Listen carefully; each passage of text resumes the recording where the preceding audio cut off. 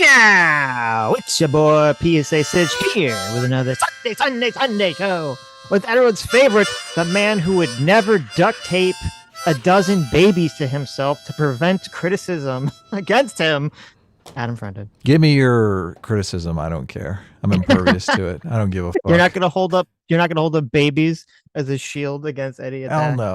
Hell no. You know what? I think this is the go-to move. Okay. From now on, if anyone ever criticizes any of us for any reason, we're going to say, listen, there's a genocide happening. You total piece of crap. There's a genocide happening somewhere in the world right now. How dare you waste a single breath talking about me, criticizing me? Yeah, exactly. People are dying. Yes. Injustices in the world, and here you are criticizing me, Hasan Piker, for lying my ass off every day to millions of people. How dare you? How dare you criticize me for dragging children down a pipeline of radicalization and advocating for terrorism? Yes. Of course I knew it was a Nazi sword. Plus, that was a real crime. Okay. Forget everything else. That Nazi sword, that was, oh man.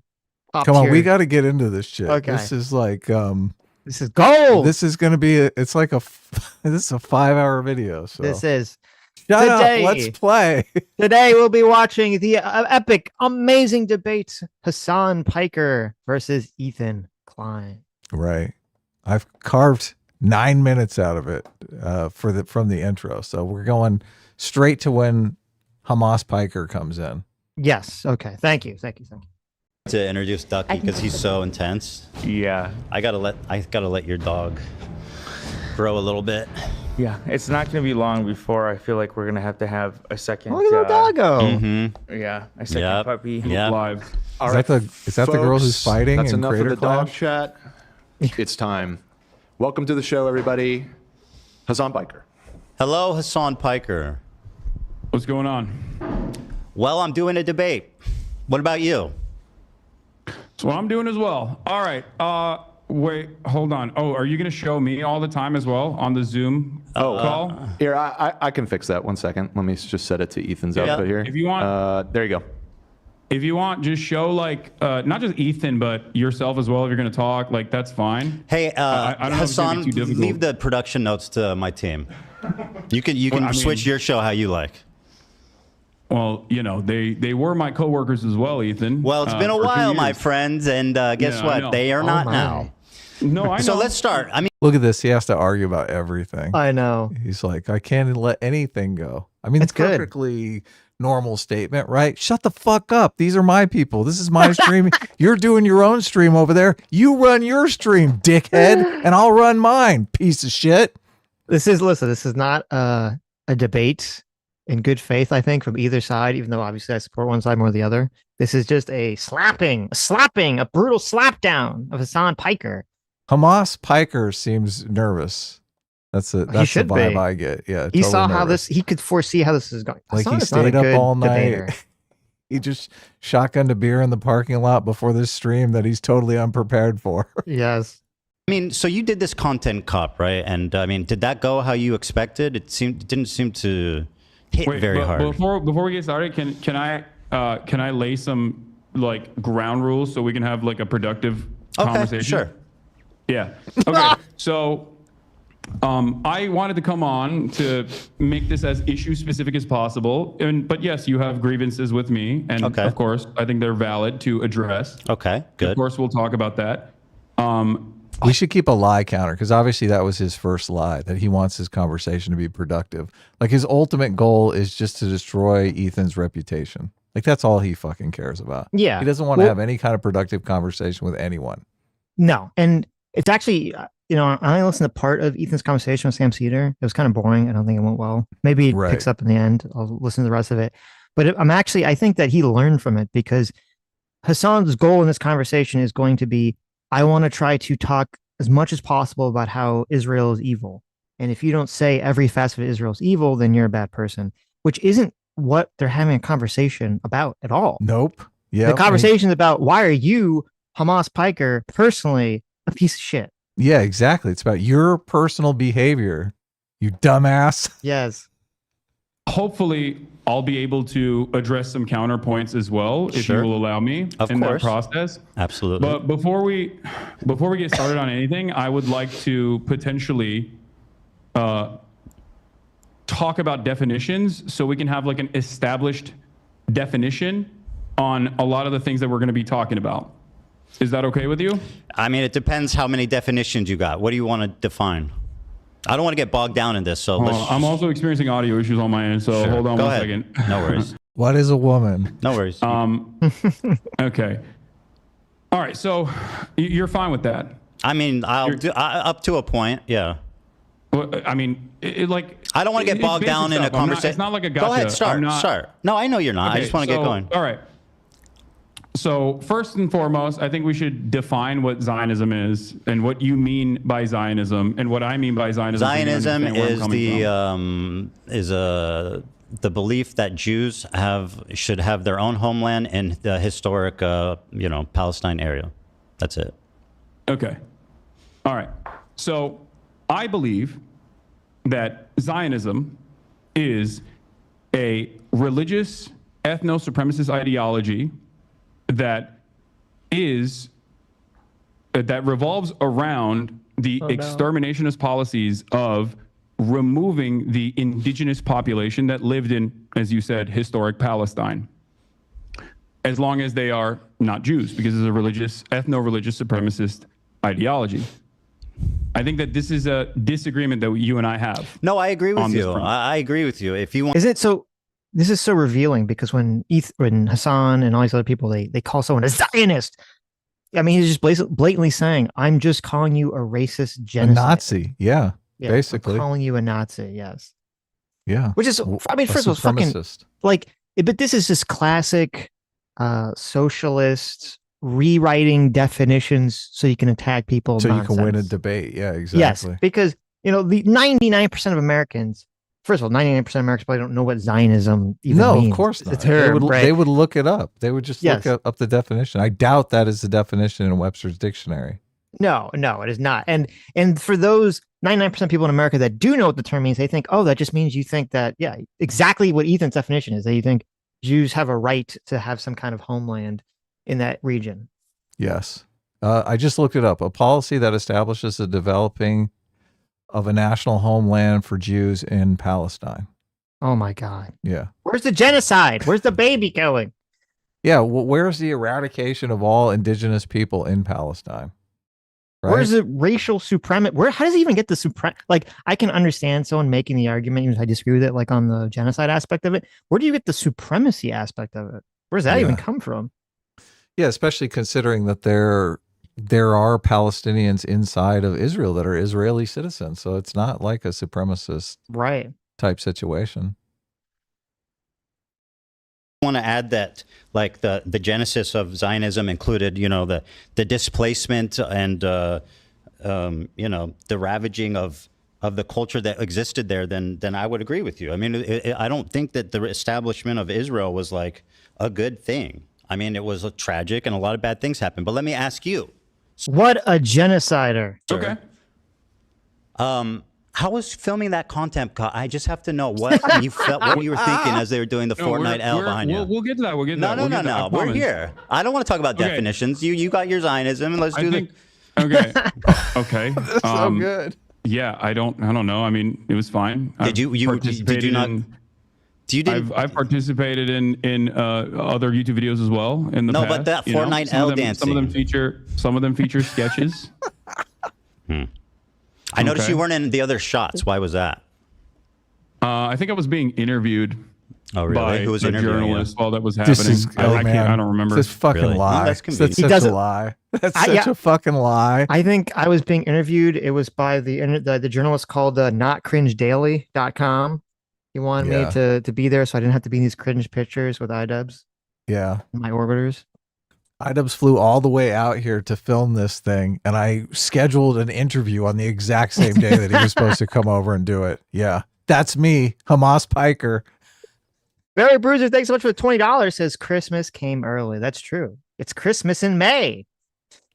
P Not for $20 says Hassan is every shit person Ian made a content cop on. Lazy react content like Jinx, bias reporting like Keem, hypocritical political takes like Tana. He can dish it out, but he can't take it like Leafy, and flexes like Rice Gum. Oh my God. That's so good. So true. Perfect super chat. Look at that. Yes. Yeah. So true. I think you were embarrassed, frankly. You were absent from every other shot. I think you saw him doing that. I think you saw him doing that Fortnite dance, and you said, "I got to get out of this." And by the way, this is exactly what we said when we covered it too. I know. We said this exact same thing. Yes. Yeah, he knew this was cringe AF, and he was like, "I'm out of here." Credit for that. I mean, Ethan, you're a comedian. You know, you participated in some sketches. You know, it happens. I mean, shit. Yeah. Really? You're one of your most famous sketches. You in a fucking diaper? Like, what are you talking about? Yeah, we've done funny things. Okay, you know what? Let's not debate the merit of our comedy. You're right. I'm very hacky, and so are you. Okay, by the way, you believe that the likes were botted on that? What? You had said you thought the likes were botted on the content cop. Do you still believe that? What? The likes were botted on the content cop? The dislikes were botted. The dislikes, sorry. Yeah, you said it was brigaded and was botted, and it was unnatural. The dislikes on the video. I don't really care about this. I don't know. I mean, I don't recall saying this, but I don't know why this is a major point of contention. All right, so no. This is like Hassan's main tactic in the conversation. Ethan's like, "Why did you say this thing?" And he goes, "What? I said this thing like yesterday?" And it's like, "Yeah, you said this thing." He goes, "Oh, I don't want to talk about that. This is stupid. Why are we talking about that?" It's like, why is it so stupid? Why'd you bring it up? And then you played stupid about it. He only said it to savage his reputation. That's the only reason he said it. He knew he was lying when he said it. So of course he doesn't want to talk about it. Why didn't you just own it? Just say like, yeah, I think you guys botted the likes. Just say it. He's so crazy. He knows he's fucking lying. He knows he's lying. He's like, of course I said that. I lie to my fucking audience every day. That's what I do for a living. Obviously, Ethan. I'm Hamas Piker. Mm-hmm. That makes sense. No. Let's get back to some other definitions. Hold on. Let me finish, and then you can do your definition. No. Okay. Do you think it was? Well, it's not my definition. I want to hear your definition. That's fine. I'll answer it how you like. I hope you know that, like, you know, I don't know if you know this, but I didn't publish the content cop. iDubbbz did. Yes, I know that, and I've addressed him thoroughly. All right, do you know that? Do you believe he should have included the context of the CPS call? What? You don't know what I'm talking about? Wait. I'm a little confused. You are asking me, just a little confused, what my opinion is on the video. iDubbbz's content cop. Correct. That's correct. About the CPS, I don't know, maybe, sure, okay. Yes. I mean, I think it was more so about like your year-long conquest of deplatforming and also harassment. Well, 90% of the clips were from the episode entitled "CPS Came to My House," Hassan. I don't know if you think that's an important detail. I sure do. Ethan, I think you know my position on this, as I made it very clear. I think it's completely inappropriate to fucking call CPS. That's obvious. I'm saying your friend Hassan you made a video with did a total fucking hit job. All right, go ahead. Ask me a question. I don't have any, like... Go ahead. Listen to me. Listen, we're both content creators online. We both have received an endless wave of harassment. You and I have talked privately about this. Hassan, I don't care. Let's just go on. What do you mean? You brought this up. You brought it up. Hold on. I know what you're saying. We've all been harassed. The internet is tough. Whatever, yada yada. Ask me a question. No. Please, Ethan, please. Because you're so boring, bro. I just want to have an interesting conversation. You know who else also told me that? Andrew Tate. Please, just hold on. Wow, God forbid. Explain my position to you. You and I are both content creators. We get an endless wave of harassment, doxing, swatting. All of this stuff, okay? Sometimes by the same people, ironically enough, by the same communities. You and I know we've had these conversations in private before we stop doing our podcast. And you know my position on this. I think it's completely unacceptable. I know you're against I am CPS. victim to the same exact things that happened to you in this regard. I would never in a million years advocate for that sort of thing, and don't think it's appropriate. Very good. And I don't know why you think that I have anything to do with this. Because you're not you're misrepresenting what I asked you. I didn't ask you, do you think it's okay that people called CPS? I asked that the video that you participated in, which was a total fucking hit job that used 90% of its clip from an episode of the podcast called CPS Got Called on Me and didn't even include the title of the podcast. Now, do you think that's fair? I think you should take. I'm really so glad that Ethan came back to this, because this is what Hasan and all these people do. They do this weasel tactic where you say, do you support this specific thing? And they're like, well, no, I don't support calling CPS. And it's like, I didn't ask you that. No one's asking you that. Okay, we know you're not going to admit to that, at least publicly. You're not going to agree to that, right? Even though he totally does support it. Yeah, but yeah, exactly. You know, I'm asking you very fucking specifically, do you denounce, or do you think it's okay to completely misrepresent someone's position in this situation by removing the context from it? You fucking weasel. Answer the question. Well, he's framing it as fairness. Do you think it's fair? Yes. Which obviously it's unfair, but 90% of Hasan's content is completely unfair to some party that he's savaging. So of course, for him, that's fair. Yeah, exactly. None of these people care about, for them, fairness is always just representing their side in the rosiest picture and representing the other side in the worst picture imaginable. That's exactly right. That's fair. Exactly right. Taking down their enemies as unfairly as possible. Take this up with iDubbbz instead of me. Okay, sure. Ask me a question. Yeah, I didn't make any editorial decisions in iDubbbz's content cop. I'm asking what you thought about it. Okay, not if you made it. It's pretty fucking. Pretty obvious. Go ahead, ask me a question. I'm sure it would have been. I'm sure that I'm sure that it would have been all right if he mentioned it. It would have been all right. I don't know why this is a major point of contention for you. I thought we were going to talk about Israel Palestine. We're talking about whatever we want. I mean, he knows this is all just this is massive dishonesty. He knows, he understands the question, he understands the context, he understands every element of this. He just knows that he can't come up with a defense for it, so he's going to pretend. Well, he's downplaying the relevancy of it. That's what he's trying to do. He's trying to downplay the relevancy of it, saying like it's no big deal. You're just getting all triggered over nothing, right? Mm-hmm. All of his examples were not CPS being called on his family, his kids being trying to take it away from him, right? Obviously. Right. Well, I mean, Hasan doesn't have kids. He has chicken nuggies. So of course, yes. Yeah. But they could first call they came for the chicken nuggies. They could call ICE on his folks, right? There you go. You want to talk about? You had said that I have problems with your character. That's what I'm talking about. Go ahead, ask me a question. But you having problems with my character. Hasan, ask me a question. I'm going to move on to the next topic. You asking me about iDubbbz's editorial decisions in his content cop. I'm asking about your opinion on it. Go ahead, ask me a question. Okay. So, do you believe that Israel is committing a genocide in Gaza? Yes. Okay, great. Awesome. So you agree with the... Wow, Hasan Piker. Got him. In favor of genocide in Palestine. Can you believe that? We got him. With numerous human rights organizations, the UN. I already said yes. Okay, great. No, that's important. Thank you. Thank you for saying that. I also agree on this. If you believe that Israel... This is so fucking smart, just because it completely throws it back in his face and shows Hasan's argument that he's completely lying about fucking Ethan, right? Because you know on his stream he's saying, oh, Ethan totally supports the genocide. Yep. Is committing a genocide in Gaza, okay? Do you feel like you have used your limited amount of time that you have as a content creator speaking out against Israel doing a genocide on the Palestinian population living in the Gaza Strip? Or do you feel like most of your commentary on that issue has overwhelmingly been to rail against people that are doing that? Sure. Pro-Palestinian advocates that you feel like you've been wronged by, myself included. Yeah.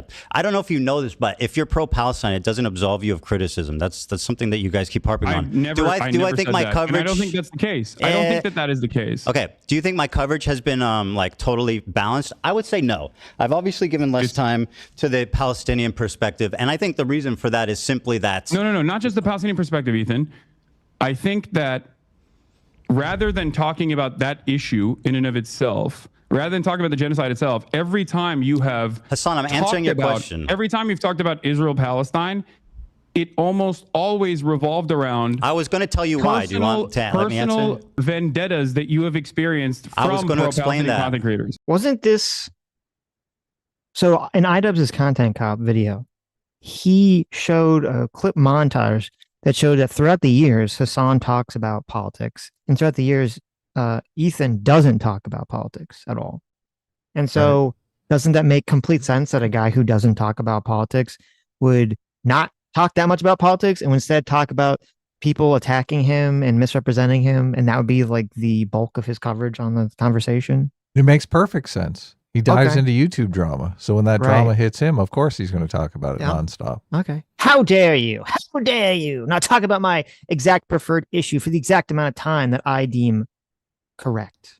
Right. And he is completely framing the issue as if you support Palestine and you talk about it a lot. You're completely absolved of any of your bullshit, evil behavior, which no, you're not, obviously. Well, this is the meme on the side of the screen here. Is just, I'm going to keep running. I'm going to keep defending. Anyone can say anything. I can say anything. I'm going to keep using the bot. And I said this when Hasan was on Piers Morgan. He's literally, for all the complaints about Israel that Hasan levies, he just uses the dead bodies of Palestinians as this disgusting shield from any form of criticism.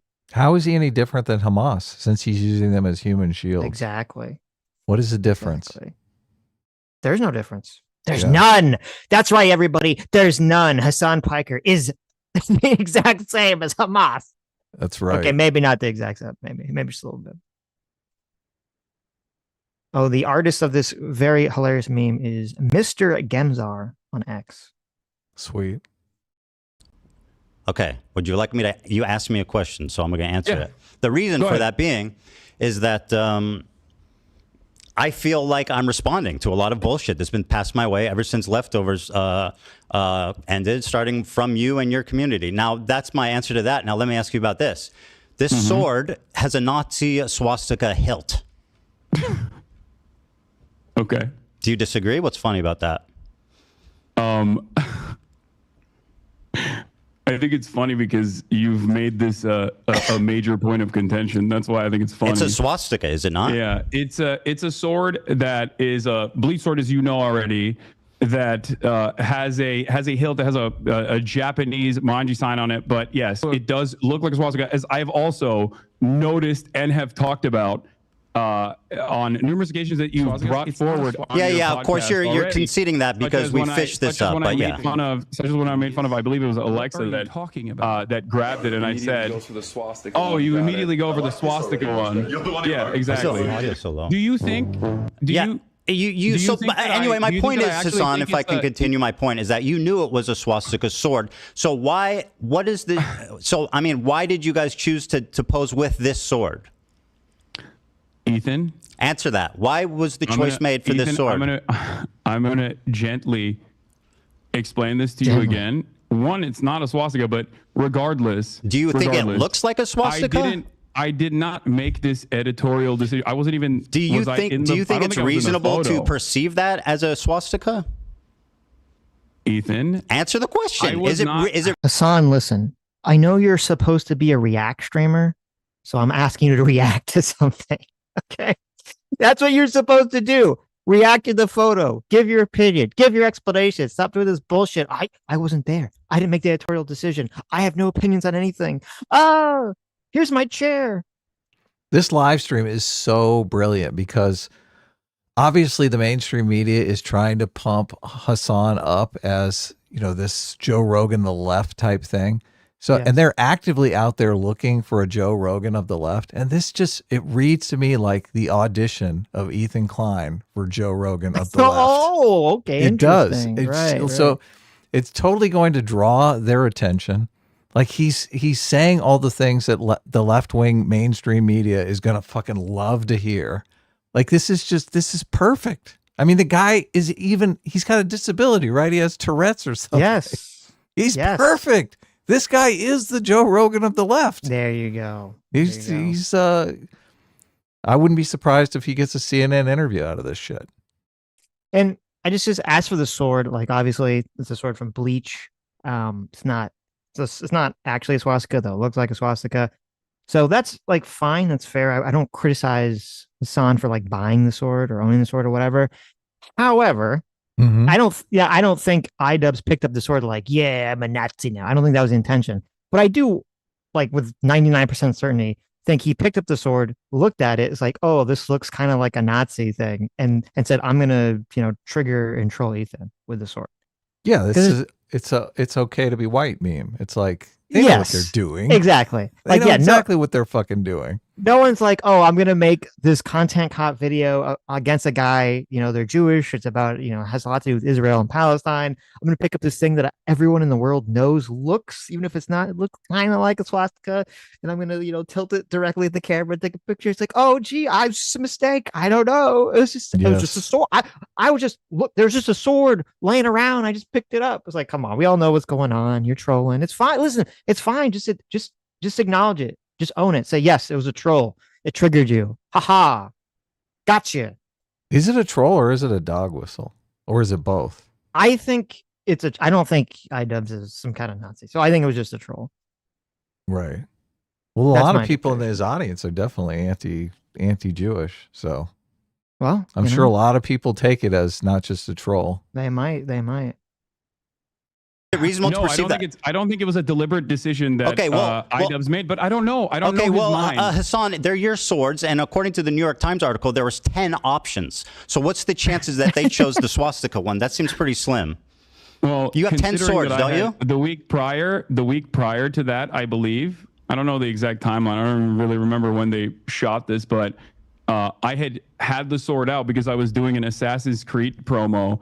Do you feel like if I thought it was like genuinely a swastika sword, I would use it in an Assassin's Creed promo shot? Yes. That's what we call a dog whistle, Hassan. And what you're doing is gaslighting somebody. You made a video. Let me make a point here, Hassan, because you're the king of microaggressions and understanding the perspective of minority groups. True. Right? So you made a video. You participated in a video accusing a Jewish. Let me finish my point, Hassan. No. Stop. You are making a video accusing a Jewish man of exaggerating anti-Semitism while exhibiting the most hateful symbol against Jewish people. Do you not see this as a problem? Or at least, am I insane for thinking this is odd? Ethan, take a deep breath. Answer the question. I don't need you to console me. I didn't even hear your question. I need you to. Well, you should try listening instead of speaking. I'm just looking for clarification here. Do you think that I deliberately was using a dog whistle in an Assassin's Creed promo, or that it was a cool sword that was laying around because it's the only long sword that I have? You have 10 swords. I know, they're heavy. That's not a real sword. So yes, I'm aware that it's not a real sword, but you had 10 to choose from. What does it matter how much they... Wait a minute. I'm confused. He said that the Nazi sword, the Bleach sword, was the only long sword he had. And then he says, but the other swords are heavier and too heavy. How does that make any sense? None of this makes any sense. He's just obfuscating. That's all he's doing.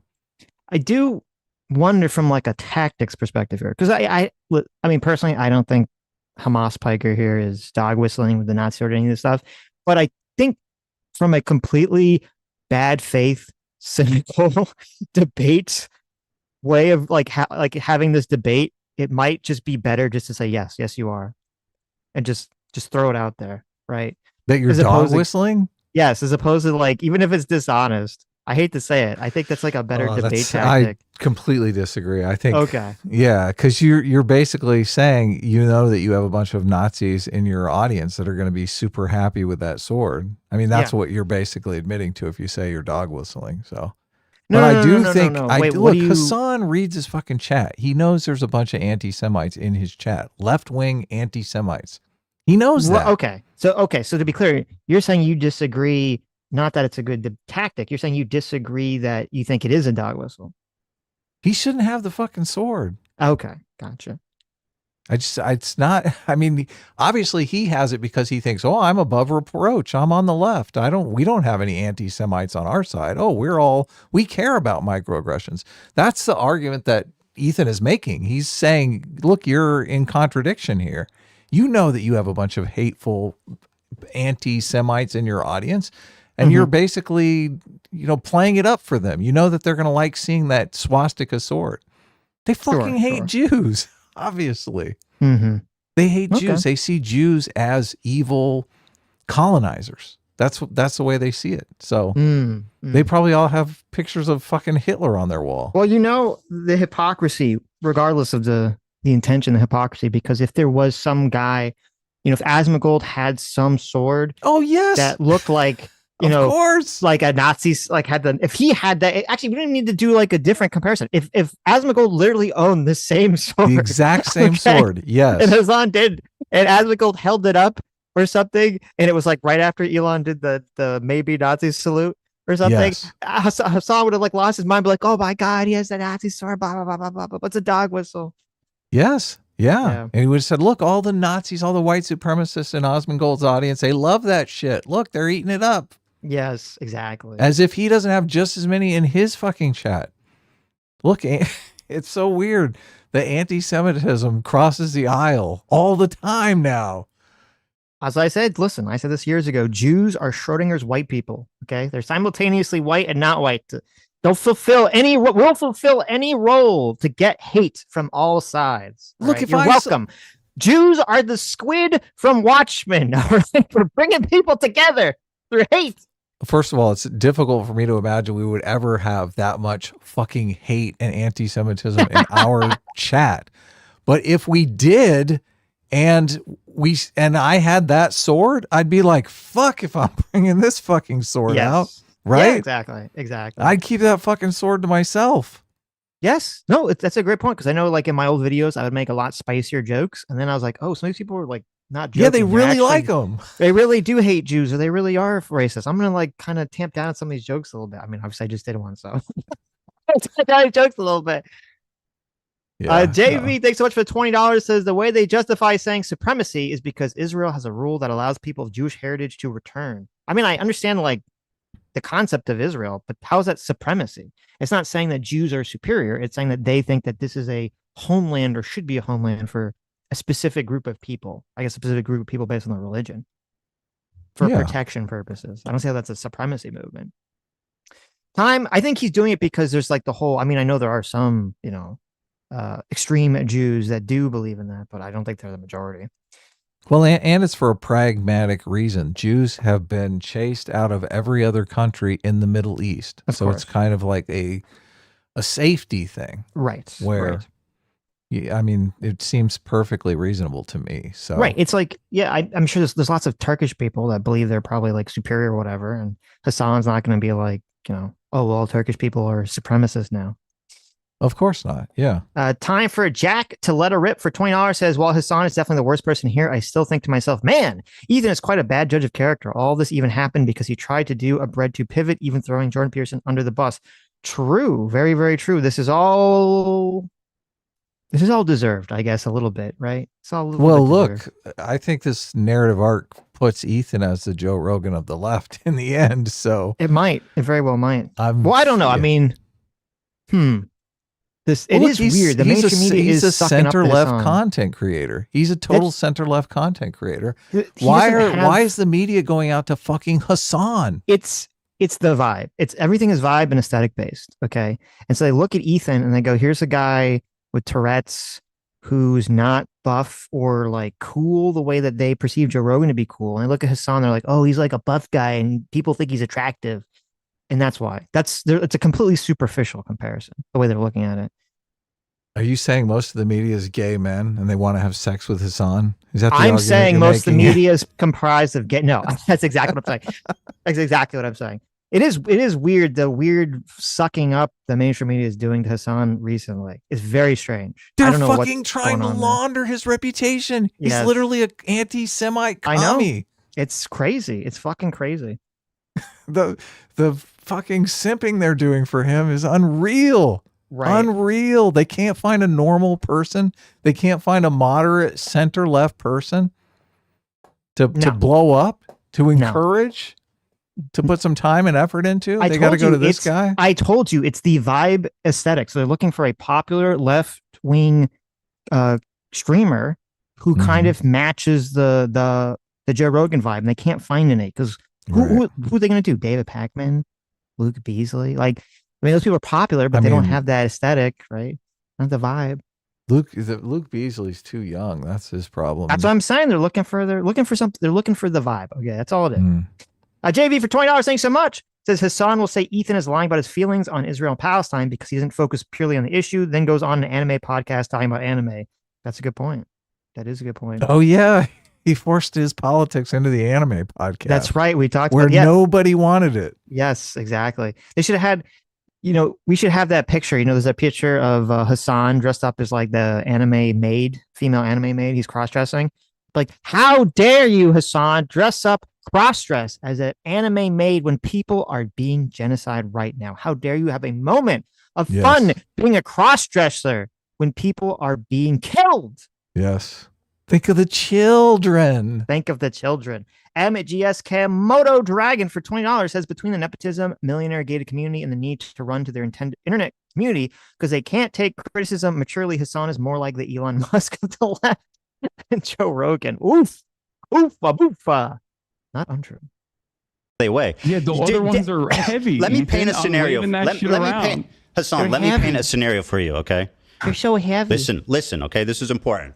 You participated in a video accusing a Jewish man of exaggerating anti-Semitism. You exhibited in that video the most hateful symbol against Jewish people. 1 out of 10 of your swords that you have previously already stated is the, quote, swastika sword. So am I insane for you're treating me like I'm insane for bringing this up, but it sounds pretty reasonable. I mean, it's a little insane. So yes. Microaggressions just don't exist for Jewish people. You're asking me why iDubbbz. It's your sword, bro. I don't believe that you weren't there. I'm not iDubbbz. You were there, bro. It's in your fucking house. I don't know why you're. This is so perfect. Like, iDubbbz basically threw his career under the bus for this dude, and this guy's thank you is like, yeah, it was all iDubbbz's fault. Fuck that guy.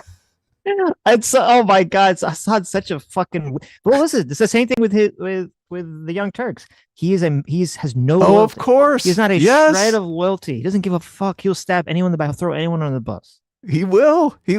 His own flesh and blood. He's thrown Jank under the bus a million times. Yes. Doesn't he literally call Sam Cedar like his true uncle or his other uncle or something? Oh like my weird, god. Some fucking weird phrase like that. And you're like, what the fuck, bro? Your real uncle made your fucking career. He started you down this pathway, you piece of shit. Oh, it's so bad. So bad. You're asking me because it's your house and your sword. But I also gave you what my speculation is, and that is that it was just a cosmic chance. I previously had it laying around because I had just done an Assassin's Creed promo. Okay, if you say so. So if it's a cosmic fluke, I'm sure the Assassin's Creed people were like, listen, Hassan, we want you to promote our video. So make sure that you hold up a sword that some people could confuse for a Nazi sign. That'll really help. That'll really help the brand. Okay. There's no way Assassin's Creed didn't go, yeah, let's just not use this Nazi sword one. Please, let's do one without the Nazi sword. What do you say? Just so we have a little variety, a little variety to choose from, right? Which you claim, then why leave the photo up? I'm not even in the photo. I know right? It's in your room though, and with your sword. Why leave the photo up if it's a cosmic fluke? Wait, why are you asking me this question? I don't know. I'm not. Ethan. I'm sorry, Hassan. Are you unable to make value judgments on situations? Like, isn't that what you do for a living? Do you think that iDubbbz should have removed? I don't think it's relevant or that big of a deal at all. If that's what you're trying to get out of me, like, yeah, I think it's not. Okay, so you're telling a Jewish man who's complaining about a very odd coincidence that I'm crazy and I'm exaggerating. With Manji on it, Ethan. Can we? Okay, you got me. All right. I don't know what to tell you. Oh, you got me. I put a swastika in the video calling you out for exaggerating anti-Semitism. You got me. I didn't do that. Yes, you did. You literally did. I didn't do that. Okay, laugh about it. Go on. It's not a swastika. And then why should you leave it up? You have that much of an issue with swastikas, considering you drew one on PewDiePie. I'm a Jewish man, you fucking moron. Oh, Oh, I didn't realize. Is anyone in that room Jewish? Was anyone in that room? Did I draw swastika one time on? Do you think that Jews have an exclusivity agreement with like being offended or not offended by Nazi imagery? You've done a Sig Heil approximately what 50 times. Why did I do a Sig Heil? Bro, there's no way. There's no fucking way. This is insane. This is psychotic. This is the entire conversation. This is from like years ago. Remember the entire arc where Hassan was attacking Destiny for the N-word? Yes, of course. And the joke. And Hassan's whole point was black people can use the N-word however the fuck they want, right? I know. But if you're white, you can't do it. You're not allowed. And so is Hassan like, oh, well, I'm like white. You know, he's another one of the Schrodinger white people. It's like, oh, I'm white, so I can call people a cracker. 100% understands this concept. To turn this around and be like, well, a Jew can't, use a swastika as a joke. Like, get out of here. So dishonest. He's such a liar. He's just totally lying through his teeth. He understands this. He totally does. He's not that fucking stupid. Well. Heil. Why did I do a Sig Heil? I don't know. Because you only watch clips on Twitter. I was making fun of Elon Musk and trying to see if it was valid or not. Oh, thank you. And by the way, as a Jewish man, are you going to tell black people not to use the N-word? Wait, what? Are you going to tell black people not to use the N-word because it offends you? Do you think this is an apt comparison? Yes. Yes, of course it is. So you think that being able to draw your anti-Semitism radar is completely out of whack. And who are you to say that to me? You pose with a swastika. You're saying that it's not a swastika, and you know it's not a swastika. I mean, it literally is a swastika. No, it's not. Let me see the swords in your background. Why didn't you choose one of those ones? I didn't choose the sword, Ethan. I don't believe you. Do you think this is a productive use of our time? Absolutely. So anyway, you say it's a weird cosmic fluke. Personally, if I think it was a weird cosmic fluke, you say basically it's not a swastika. The difference between the Hindu symbol and but it's not. Okay, right. The difference between the Hindu symbol and the Nazi swastika. On the other hand, was a swastika. I'll finish what I said. Yeah, I'm a Jewish man. I depicted a swastika, a tasteless joke on IDubbbz shirt 10 years ago. You said this is the swastika sword, and you keep it in your house, and you use it and pose it in photos, attacking a Jewish man. The fact that you can't even concede that looks bad. I referred to it as looking like a swastika when my friend picked it up. So if I genuinely thought it was a swastika memorabilia, do you think I would keep it in my house? Yes. Dude, you're being so obtuse. I know it's not a swastika, right? And I know you know it's not a swastika. But it is literally a swastika also. Because the difference between a swastika and that Hindu symbol is this. You see what I'm doing? This is the difference. If you ask a Hindu person, would they walk around with a swastika sign? Wait, so you know fuck no. They know that looks like a swastika. A swastika sword. So I'm a little confused. Ask your Hindu friends if they would walk around with like a swastika brandished. They know. Okay. Are you Hindu? I am not Hindu. Okay, interesting. No. So anyway, it was a cosmic fluke. Do you think do you think that only Hindu people have bleach swords? Like, what's going on? We're discussing the symbol, not the sword. Okay, go ahead. So you think it was a cosmic fluke. There was 10 swords. He magically picked that one. I can't. I'm speculating on he left the it up. decision making. If it was a mistake, he could have deleted it. I'm not him. Go ahead. I don't know. Again, I'm going to repeat myself here. I think I'm doing. You don't need to. Go ahead. I am not. Ask me the next question. I don't know what was going on. I'm not accusing you of being IDubbbz, Hassan, but you're acting like you're incapable of making value judgments on things because you're not IDubbbz. No, because I already made the value judgment. I think you're being crazy. Okay, well, Mr. Microaggressions thinks I'm being crazy. Very good. You have no problem telling Jewish people they're being crazy on what? Yes. It's like a blatant fuck. Go ahead. Ask me the next question. Yes. He should try that with the black people, right? Just tell them they're being crazy. Yeah. What? It was a soft A. That wasn't even a hard R. I mean, don't you know the difference? Oh my God. You're perceiving racism against a black person? I think you're just being crazy. You're just crazy. Exactly. All right? Just calm down. Do you think if you could go back, you're being crazy right now. You being Jewish has nothing to do with this. Sure, I'm sure it doesn't. Do you think going back that it was a mistake to use that sword? I don't really care about this at all. Okay, fantastic. Well, that really shows where you're at on this. Go ahead and ask me a question. Okay. All he cares about is racism. That's all the fuck he talks about. He calls him a racist later in this live stream. It's all he thinks about and cares about. Just like, I don't even care about this. Yeah, he doesn't care. Yeah. Yeah, he doesn't care. Look, I don't care. You have to at least acknowledge that many, many people in his audience, in Hasan's audience, are being openly racist towards Ethan. Openly fucking racist. Yeah, that could be true. Anti-Jewish. That could be true, but have you considered that I don't care? Oh yeah, evidently he doesn't care. That's how this whole thing started. All Ethan said was, "Hey, maybe you could put the kibosh on that kind of stuff, right? Maybe you could help me get people to tone that anti-Jewish racism down a bit." And he's like, "Nah, it'll be fine. It'll work out. Call me when CPS comes to your house." Or actually, don't call me when that happens. I don't want to have to criticize it. Yeah, exactly. So, he is so nervous. It's great. He's so nervous.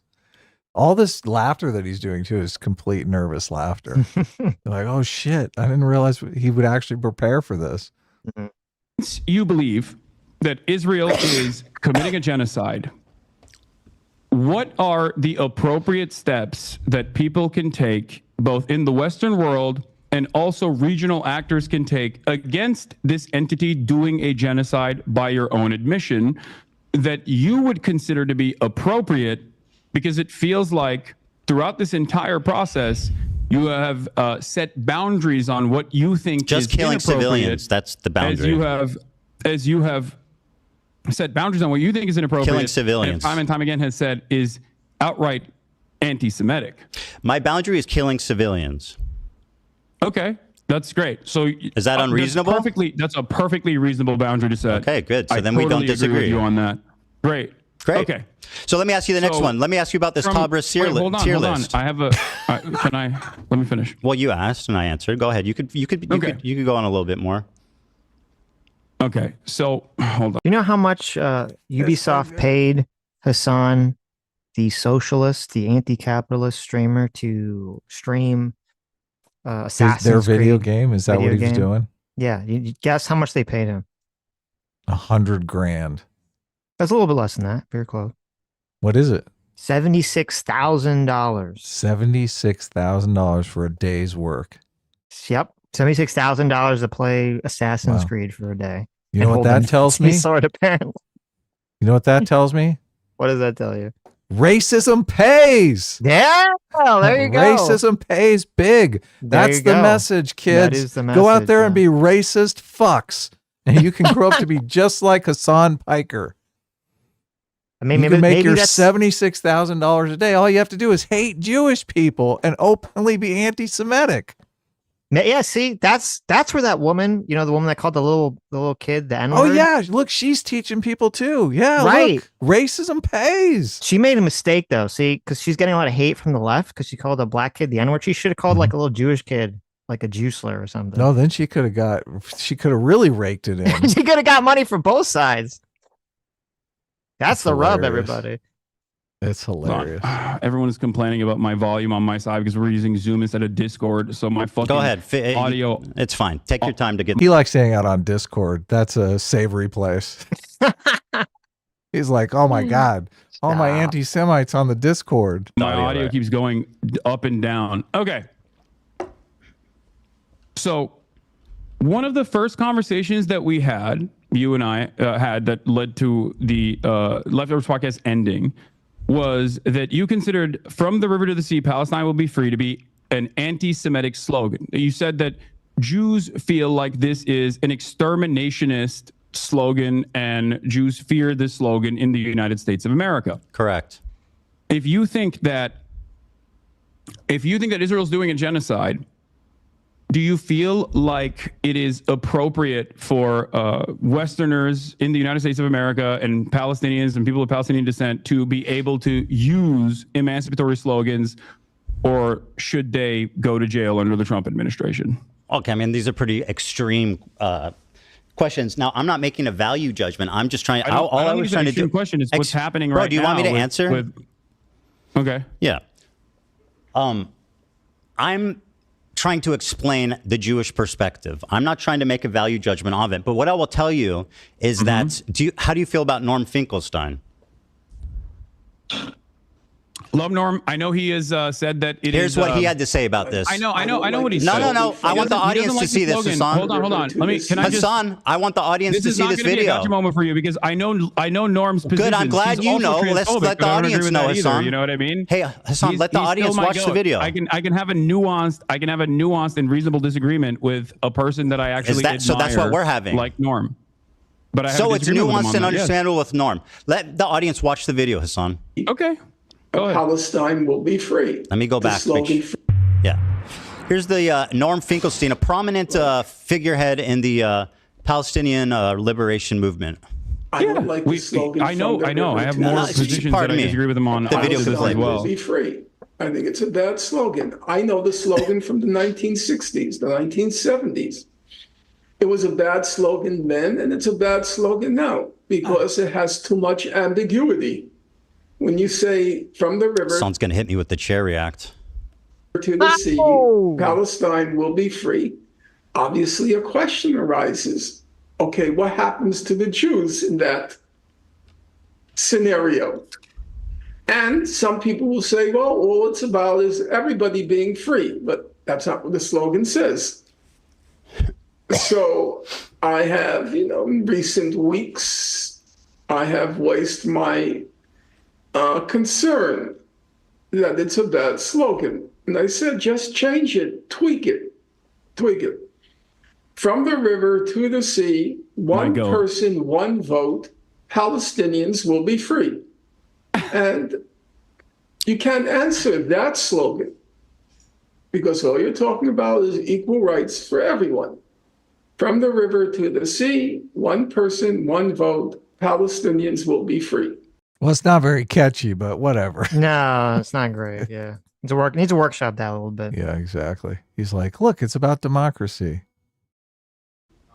Well, I don't know if he actually means the one vote thing, because I think what he's saying is good in that from the river to the sea, Palestinians will be free, which I think is good. You're laughing at Norm. Routinely talked at campus encampments, college campus, Palestinian encampments as to, I'm not going to make much hay about the slogan in general. There's plenty of other slogans. Well, you're willing to listen to him, but when I say it, it becomes a big controversy. I literally, I'm not. It's not even my opinion. I can have a disagreement with him on that, and you're forgetting one key factor. What's that? Okay, you're forgetting one key factor. Norm Finkelstein still ultimately will always say, while I disagree with the slogan because I think it scares people, it ultimately does not matter, and I'm not going to stand in opposition to it. He doesn't say it's anti-Semitic. When have I opposed it? He doesn't say it is exterminationist. When have I opposed he says it? That's what people think. When have I opposed it? If you think that Norm Finkelstein would be in agreement with you in any way, shape, or form on any issue, please have a conversation with him. He's literally in agreement with me, like verbatim. Okay. No, actually, even more. You said it was anti-Semitic. Norm doesn't think it's anti-Semitic. Hassan, do you remember me advocating against it? Do you remember me advocating against it? If he agrees with you on anything. Sure, I'll ask Norm Finkelstein. Do you remember me denouncing that statement and saying people shouldn't say it? I believe in our. I do think this is pretty lame, pretty cucks of Ethan to make this argument. We watched that stream where he had this big blow up with Ethan, or where Ethan has big blow up with Hassan about this. And it is pretty clear that, he didn't like people using the term. I don't like this sort of recasting of history. It's like, I was just saying that it was offensive to me personally as a Jew. I was like, okay. I don't think so. Just own it. Just own it. It's a shitty phrase. It could very easily be interpreted to mean white people out. I think that's what people do mean most of the time when they use that phrase. Even if there's some useful idiots out there that mean it in some other context, they shouldn't use it. That was the origin of the phrase. He is such a giant fucking hypocrite, because there's probably a bunch of streams of him talking about how all lives matter is racist. Of course. You got to consider the fucking context here, right? But as soon as it's this situation, he's like, oh, this context doesn't matter. Of course, it doesn't matter what Jewish people think of it, okay? That's not what they mean. It's like, well, no, yeah. He makes like 1,000 excuses for it. And this came up in that conversation when we watched it, which is that this is why the sort of collectivist view, whether it be the far left or the far right, is such brain toxic cancer. Is you can't actually, no one in those spaces can have any level of universal principles that they apply to everyone equally, because everything is just, if you're on my side, if I view the power structures or the enemies are against you, then I'm going to fight whatever you do to the fucking death. Yeah, which that sucks. That sucks, because how do you build a society around that? You literally cannot. Yeah, exactly.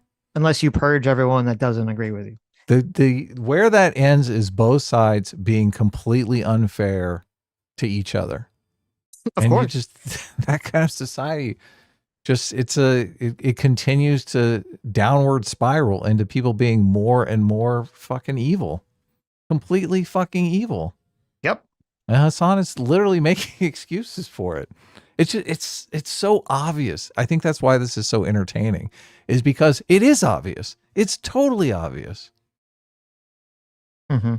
He would lose his mind if anything. That's why the microaggression framing is perfect. Any kind of just insignificant thing that was done towards a category that he thinks is one that he wants to stand up for, he'd be losing his fucking mind, right? You can't even have a realistic conversation about biological sex without it being a genocide of fucking trans people, right? But, he can put a literal swastika sword in his video and it's like, it'll be fine. It's okay. Just forget about it. You're hallucinating. It's all in your mind. Imagine if somebody said that to a trans person over a conversation about biological sex. Let the scientists talk about it. Let the evolutionary biologists talk about it. He would never stand for that. He'd be like, transphobe this, transphobe that. That's why he's a giant fucking hypocrite. Yep. And everyone can see it. It's so obvious. But look, his audience, I mean, God, he's got to have the dumbest audience in the world, because they just eat this up. They're not following this conversation. They're like, oh, look, Hassan's confused, so he must be saying confusing things. The other guy must be saying confusing things. I know. I did find a video, but it's on TikTok. I don't think we could put it in the watch together, of Hassan saying that all lives matter is an extreme racist. Oh yeah, it's racist and like an extremist, framing of the issue. So of course, all lives matter. All lives matter is basically like just going out and calling black people the N-word with the hard R. But from the river to the sea, I mean, that's just you gotta an emancipatory slogan for freedom. Yeah, of course. It's all about, Yes. It's all about love and unity. It's so ridiculous. It's so ridiculous. But look, that's his job. People eat it up. People they want to be lied to. They're like, come on, please lie to me for 10 hours a day while I play video games. It's their fucking heaven. Mm-hmm. Our conversation. No, it didn't happen. You're lying. You said it was anti-Semitic.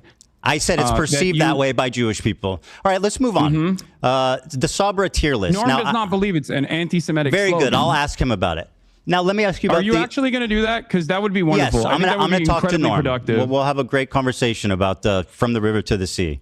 Is it? Wait, can I ask you a question? No. It's my turn. Okay, you spoke, and now it's my turn. You know what? You go ahead. Thank you. I appreciate that. That's very gracious of you. Well, I mean, it's just a back and forth conversation, but you seemingly have a lot of grievances not pertaining to the actual issue at hand. But I don't know. The issue, my friend, the issue at hand is your behavior. No, I think the issue at hand is the genocide. That is the perfect framing. 100%. It's not about Israel. It's about you, bitch. You're a lying fucking hypocrite. If Ethan was a lying fucking hypocrite, you should call him out for it too. Right. Well, we seem to be coming at this from two different angles, which is great, right? So let me ask you this. Hold on. You said it's my turn to ask, so let me do that. Hassan, is it my turn to ask a question or what? That there's a genocide. You already recognize that Israel is committing a genocide. Take a shot. I can care about two things, Hassan. It's very important to acknowledge that. Don't you think I can care about two things, my friend? Incredibly narrow framework surrounding your own personal feelings. I'm not that smart, but I can care about two things. Okay. Even if one is more urgent than the other. you think your own personal feelings born out of your misunderstandings is more important. Did I say that? I said one is more urgent than the other, referring to the genocide. Oh, okay. So you recognize that Hassan, the genocide is a more urgent Hassan, issue. please let me ask a question. This is so good. He's like, yes, the genocide is important, but your whole fucking audience being anti-Semites is also important, you dumbass. You fucking dumbass. Yes. Look, maybe you have some time to work on that, to clean that up a bit. I mean, you stream every fucking day for 10 hours. Seems like something you could work on. Almost all of your commentary surrounding this issue on talking about your own personal feelings and how you've been wronged by people. Very good. Let me ask you. So you claimed Wait, can you answer that question? No, Hassan, you asked your question. It's my turn. I talked about how gracious you were, man. What happened? Wait, but I said you're so gracious. You're going to let me ask you a question. What happened? Does that make sense? Don't make me take it back. So good. All right, let me ask you a question. Sense to you? Hold on to that. Ask me after this. You defended Frogan's use of the Sabra tier list. What was your opinion on that? Oh my God. Go ahead. Look, he's got no response. No response. No fucking response. Uncomfortable, cringy laughter at it. I know. Uncomfortable, cringy laughter. No response at all. No justification. Look, he's going to try to cobble one here together in the next 5 minutes. The Sabra hummus tier list is absolutely insane to consider anti-Semitic, and most people have already laughed about it, despite the fact that it was very damaging in terms of deplatforming a bunch of content creators that participated in this, egged on by yourself, by the way. Yes. With pleasure. And yeah, it's not. It's insane. Even remotely. Okay. It's not even remotely anti-Semitic. Very it's good. Like let me ask you a the question. Cracker band that Twitch capitulated on. So let me follow up with this. Have you seen the thumbnail? The thumbnail? Yes, that's what I said. The thumbnail? Why? Oh my! I can't stand this fake obtuse bullshit. I know he's such a liar. The Sabra list? He's such a fucking liar. What the things that everyone in my community has been talking about for like half a year? What? I don't know what you're talking about. What? This is the thumbnail that's still up. Now, let me ask you this, Hassan. Here's Frogan's thumbnail for the Sabra hummus tier list. In the F tier is me and Ben Shapiro. Ben Shapiro is. I mean, listen, you got to be a little cucked when you make a tier list, and you don't even put yourself on the S, right? You put you put your orbity boss above you on the tier list. She couldn't even put herself up there with this on. Come on. Well, it might give away the fact that they slept together. So her right. I mean, that face of it. Look, she's like. Oh. Well, what were the poll results? We did a poll. I think about 1,500 of you responded, and overwhelmingly, most of you thought, yes, Hassan has had sex with Frogan. So I don't know who was getting paid in that interaction, but in that interaction, yeah, I don't know. I don't know who took. Yeah, I don't know who was forced or being coerced into doing that, but is not in the tier list. He has never explored or used. Why do you think Ben Shapiro is on the F tier? Ethan. Whoa! Answer the question again. What you're dodging? I'm not iDubbbz. But you can't make value judgments suddenly on your. This is so stupid because he's not asking him. He didn't put Ben Shapiro on the F tier of the tier list. He's asking him, why do you think whoever did this put Ben Shapiro on there? Right. Which he should respond.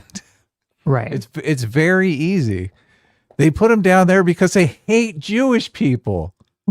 Your friends who you've spent all this time defending. No, because I don't care. Well, I do. I don't. Like, I think it's great you don't care. Why is Ben Shapiro there? I don't know. I don't care. Probably because he's also probably because he's Jewish. What? Because it's the most prominent Jewish creators on YouTube. Do you think Ben Shapiro's Judaism is the reason as to why? 100%, without a doubt, yes. Wait, I'm sorry. Yeah, go ahead. Take your time. Their positions on Israel are completely opposites. I know. Ethan's and Ben Shapiro's. Yes. Yep. But they both made the F on the tier list. They have opposite political opinions. Why are they both on the F tier? It must be a different thing. Yeah, if they have opposite positions on the political issue that's the top of the conversation, there must be some other quality, thing. Yes, some sort of effervescent quality that we can't quite put our finger on that connects Ethan Klein with Ben Shapiro. I'm having trouble here. Hasan, I'm having trouble. Maybe you can weigh in on this, okay? He can't. He won't say it. He's such a fucking pussy too. Yes, he's such a pussy. His whole audience. Oh man, he just bends over for his audience. His whole audience could run a train on him, and he'd be like, "Oh, I have to do it. Here I am. This is my life."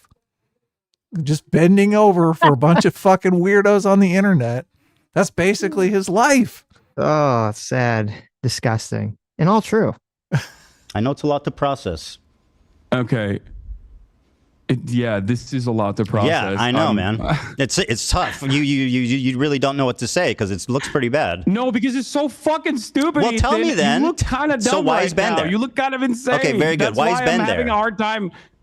Like, I don't know why fucking Frogan made this thumbnail. And why is Ben there? I don't have any issue with this thumbnail. Why is Ben there? He said he had no issue with it. Oh my God. I know.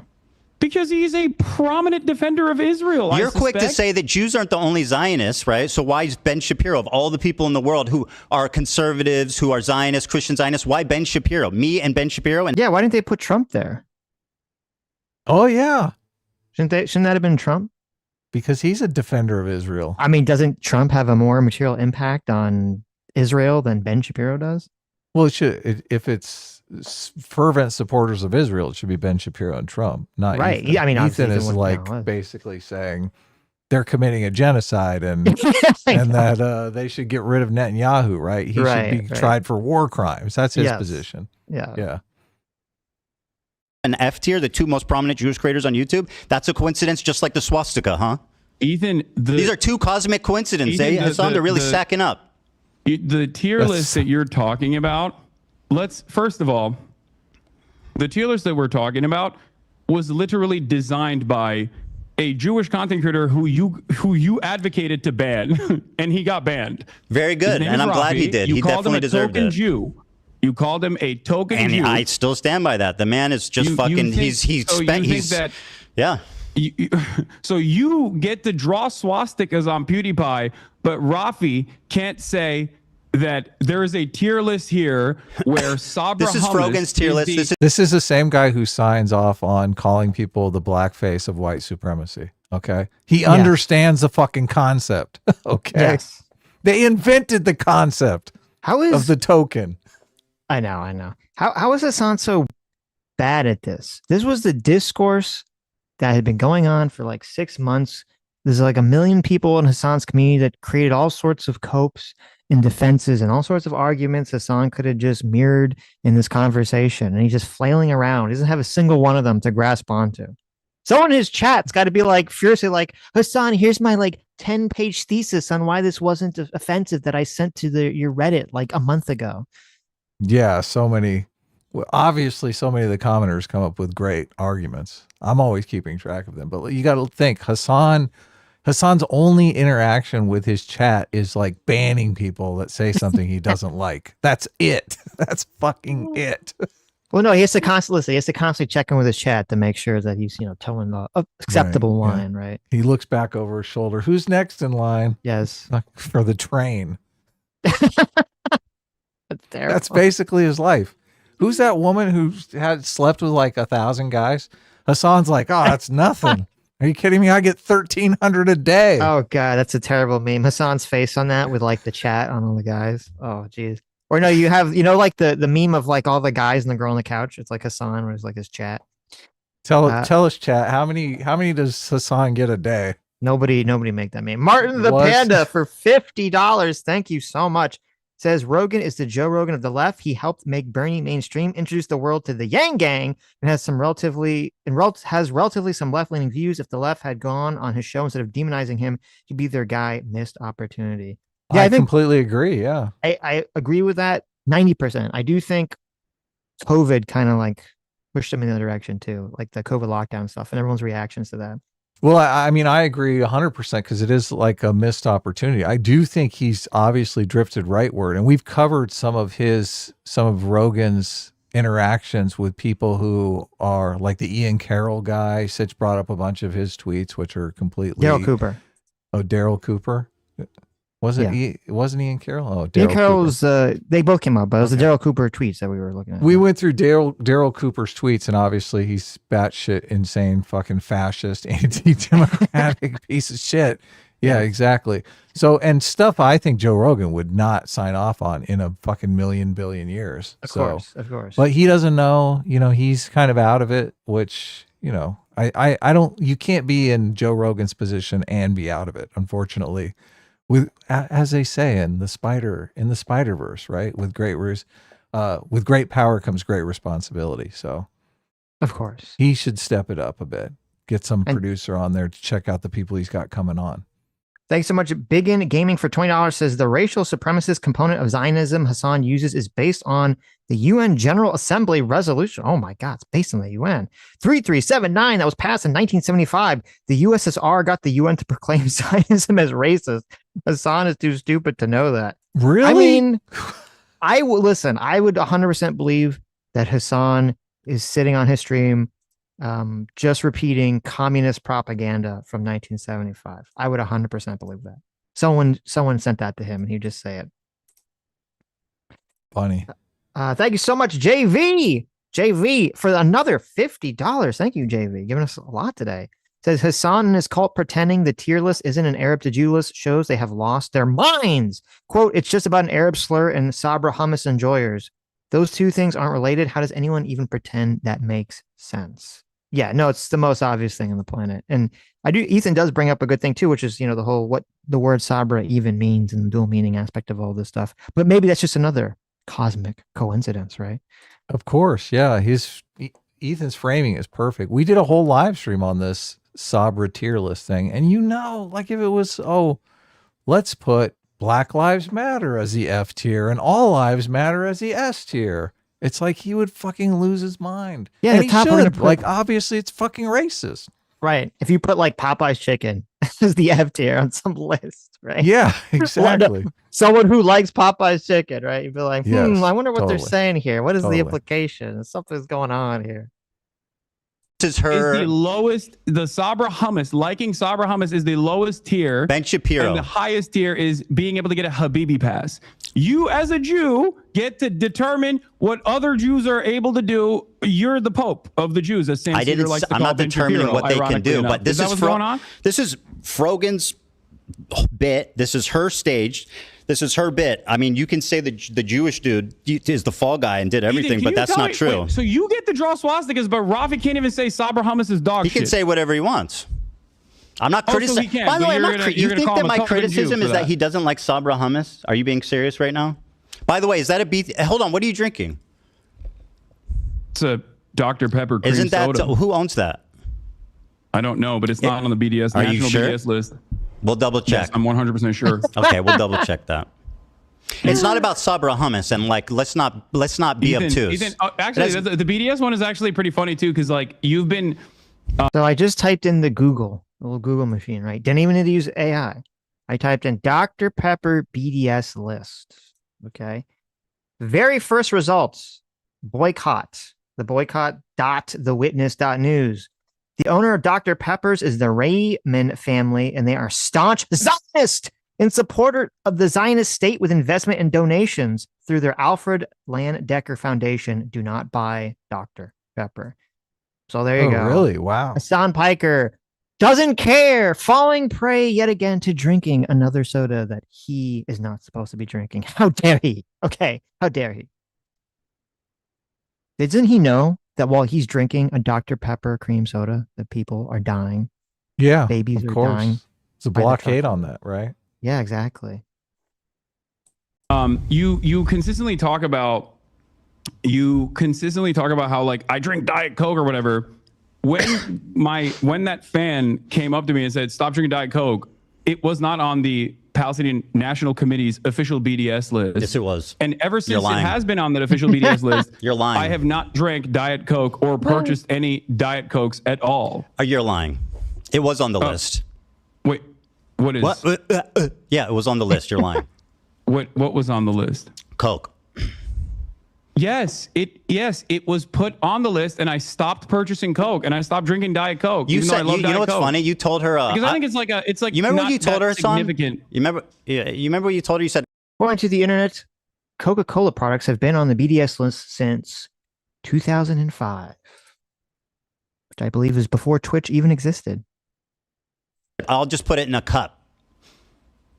Yeah, no, I was joking with her because I thought that it was a ridiculous request at the time because it wasn't on the Palestinian National Committee's official boycott, divestment, and sanctions list, Ethan. Okay. It's not about Sabra hummus, just so you know. Like, let's not be silly about this. What is it about? It's about what's Sabra means a Jew born in Israel. It's an Israeli company. Everybody knows it's like considered like Israeli hummus. It's been on the BDS list. Everybody knows the connotations of Sabra hummus, right? Nobody. Yeah, I don't like Sabra hummus either. We're not talking about hummus. What I don't like is anti-Semitism perpetuated by your friends and swept by you. Now, why is Ben Shapiro on the F tier? That's a cosmic coincidence. Okay, let's move on. Very good. Ethan, go ahead. Next question. Again, I'm not Slogan. I know it's and I don't know I know. why. How can I make value judgments on my friends I've been defending for 2 years? Also, who can say? there is a tier list in front of me, and it seems like a bunch of people, both Ben Jewish Shapiro and me, are in the F tier. On the Loves Sabra tier list. You're looking at the end. I'm looking at the thumbnail, bro. I'm talking about the thumbnail. I know, but I first of all, again, I'm making inferences about editorial decisions that other people have made. I'm just simply speculating at this point. Sure. But you know, it's a. Are you not embarrassed by this joke. armpit hair? It's so cringy, bro. It's like so weird. I'm glad you changed that finally. On a separate note. What? I find it just so weird and bizarre that this was your thumbnail for so long. Also, ironically, wearing a Rolex hat, which is like probably the symbol of capitalist excess. Yeah. I got a free Rolex hat from a friend of mine. I still wear it every now and then. Oh wow, who knew? So anyway, Ben Shapiro was accidentally in the F tier. What does this have to do with anything? What's going on, man? Yeah, I know it's confusing. Okay, well, hold on. If your entire political ideology is about one thing, it's about capitalism being bad, and you wear a Rolex hat, which is, a luxury brand, it's a symbol of excesses of capitalism under the minds of any socialist, right? Who cares if your friend gave it to you? If one of Hassan's friends like, here, Hassan, I'm your good friend. Here's a MAGA hat. Right. You think that he would wear that and be like, well, listen, guys, I got to wear this MAGA hat because my friend gave it to me. Yeah. Hassan, here's a Nazi uniform. I'm your good friend. You have to wear it. You have to wear it for the photo shoot. Yeah, no shit. I had to do it, guys. I'd be like, get the fuck out of here with your Nazi uniform. Hassan says, I had to wear the Nazi uniform, guys. My good friend Frogan gave it to me. Okay, I had to do it. Exactly. Second thought gave me this Nazi uniform, and we're such good buddies. I just had to do it. She was going to leak the last thing he did before his channel got deleted. It's the only way I can remember his spirit. If I didn't put on the Nazi uniform, she was going to leak our sex tape. Listen, that might be acceptable at that point. Okay, let's be realistic here. Confusing. It's very confusing for you. It's like a car crash, I'm sure. So why do you think there's a this is a cosmic mistake. Let's move on the tier list. If you think that it's like all about anti-Semitism and do you think that this is at least a bad coincidence? How has Hassan said anything funny? Hassan ever say anything funny? Has he ever been funny? Nothing. Okay. Nothing. Ethan is like nailing it with these jokes. They're so good. Yes, I know you're very confused. It's like a car crash. You're involved in a car crash. He's messing you up, Bo. Mm-hmm. No, I don't. Wow, I that's really fantastic. Don't. No, I don't think it's a bad coincidence at all. I think you're trying to find with a fine-tooth comb like any incidents. The Jewish man is crazy. He sees anti-Semitism everywhere. A really hard time. These are just cosmic mistakes. I'm telling you. if you want my perspective, I'm giving it to you. I think genuinely, at a time when there is unprecedented levels yes, I know. We can't talk about anything else. That's very convenient for you. At a time when there's unprecedented levels of out and about anti-Semitism with incredibly prominent, oftentimes right-wing conservative figureheads and actively left-wing talking about Jews, okay, in deeply anti-Semitic fashion, you have lasered in on people that you can't even actually catch, quote unquote, dead to rights because they're not anti-Semitic. Well, they're not wearing a shirt that says "I hate Jews," but they're walking around swastikas and doing careless with Jews on the bottom. I mean, that's as close as you can pretty much fucking get without them just saying "I hate Jewish people." Ethan, it seems to me like, and I think you're acting really silly and obtuse right now. The guy who's all about microaggressions and understanding the perspective of minorities and stuff, telling a Jewish man that he's hallucinating anti-Semitism and won't even concede that this looks bad. Okay, fantastic. No, you're hallucinating This is basically the same debate that they had when Ethan left Leftovers, only there he was actually trying to convince Hasan. And now he's just like, Hasan can't be convinced. I'm just going to dunk on him for like 2 hours. Yep, 100%. Which is great. He's making all the same arguments. They all worked back then. Hasan is just so fucking bad faith. He's not going to accept any of these arguments. How could any... I mean, I know there's just like mountains of cope and lies. This conversation is so bad, and it gets worse, but this conversation is so bad for Ethan. I don't even believe for a second that all the Hasan, I'm sorry, so bad for Hasan that I don't believe for a second that all the Hasan orbiters are even deluding themselves into thinking that Hasan did well in it. They're just straight up lying and gaslighting their audience. That's all they do. Yeah. Yes. They know they got their asses handed to them. They're licking their wounds. They're going out and trying to lie to, they're like, look, if we gaslight hard enough, people will actually believe our fucking hero did a good job. They have to do it though for the Nazi party. Oh yeah. They got, listen, Hasan, you did great. You did great, boss. You were great in that conversation, boss. Don't let anyone say otherwise. Yeah, exactly. Anti-Semitism in this circumstance. Very good. I'm not saying anti-Semitism is not a prominent fixture of American politics. Very good. In your chat. I actually do think that anti-Semitism has exploded in popularity in American politics, especially. So that's not my point at all. I'm saying you individually right now wish that these people were anti-Semitic. So you're trying to find anything you can hold on to. It's really not a stretch, once again, none of those people are me. So I don't know why. Let's stop with the value judgment thing. Like you can't make a decision. It sounds stupid as hell, dude. Wait, I sound stupid as hell? What? No, when you go, I can't draw, I'm not them. I mean, it's... I mean, I don't know what... You're asking me what their genuine decision-making is. Why would I want my best friend Idubs to be anti-Semitic? Why would I want my best friend Idubs to be anti-Semitic? Why would I want that? You think I enjoy my friends and people around me being anti-Semitic? Do you want me to tell you why? I would love I don't think you're going to like the answer. Yeah, this is going to be good. Go ahead. Uh-oh. Okay. You want everyone that has criticized you to be anti-Semitic so that it makes you feel better about your position. It's not your own personal positions that you have explained to people that come across like you're using anti-Semitism as a shield to deflect criticisms against Israel. This is and that if they are actually out and about anti-Semites, that'll make you feel a little bit more comfortable, like you won the argument. He's not fucking defending Israel, you fucking idiot. You fucking idiot. Like he doesn't care about criticism of Israel. He said at the beginning of this conversation that Israel's doing a genocide. What a fucking dumbass. I know. Oh my God. This is so off base. It's psychopathic. Look, he's saying criticize Israel all you want. I'm going to criticize Israel. Just knock it off with the anti-Semitism. Mm-hmm. How difficult is that? Oh, so fucking You're not allowed to tell someone on the oppressed hierarchy above you what to do. It's that simple. That's the rule. That's the only rule here. Yeah. This is the same as coming out and saying all white people are racist. It's the exact same thing. Yeah. Basically saying all Jewish people are supremacists, Jewish supremacist Zionists. It's exactly what you're doing. Mm-hmm. It's not true. Obviously, Ethan is not a Jewish supremacist. That's fucking laughable. In your mind, and that your community would also finally go, oh yeah, you're right, you're a permanent victim in this situation. His community.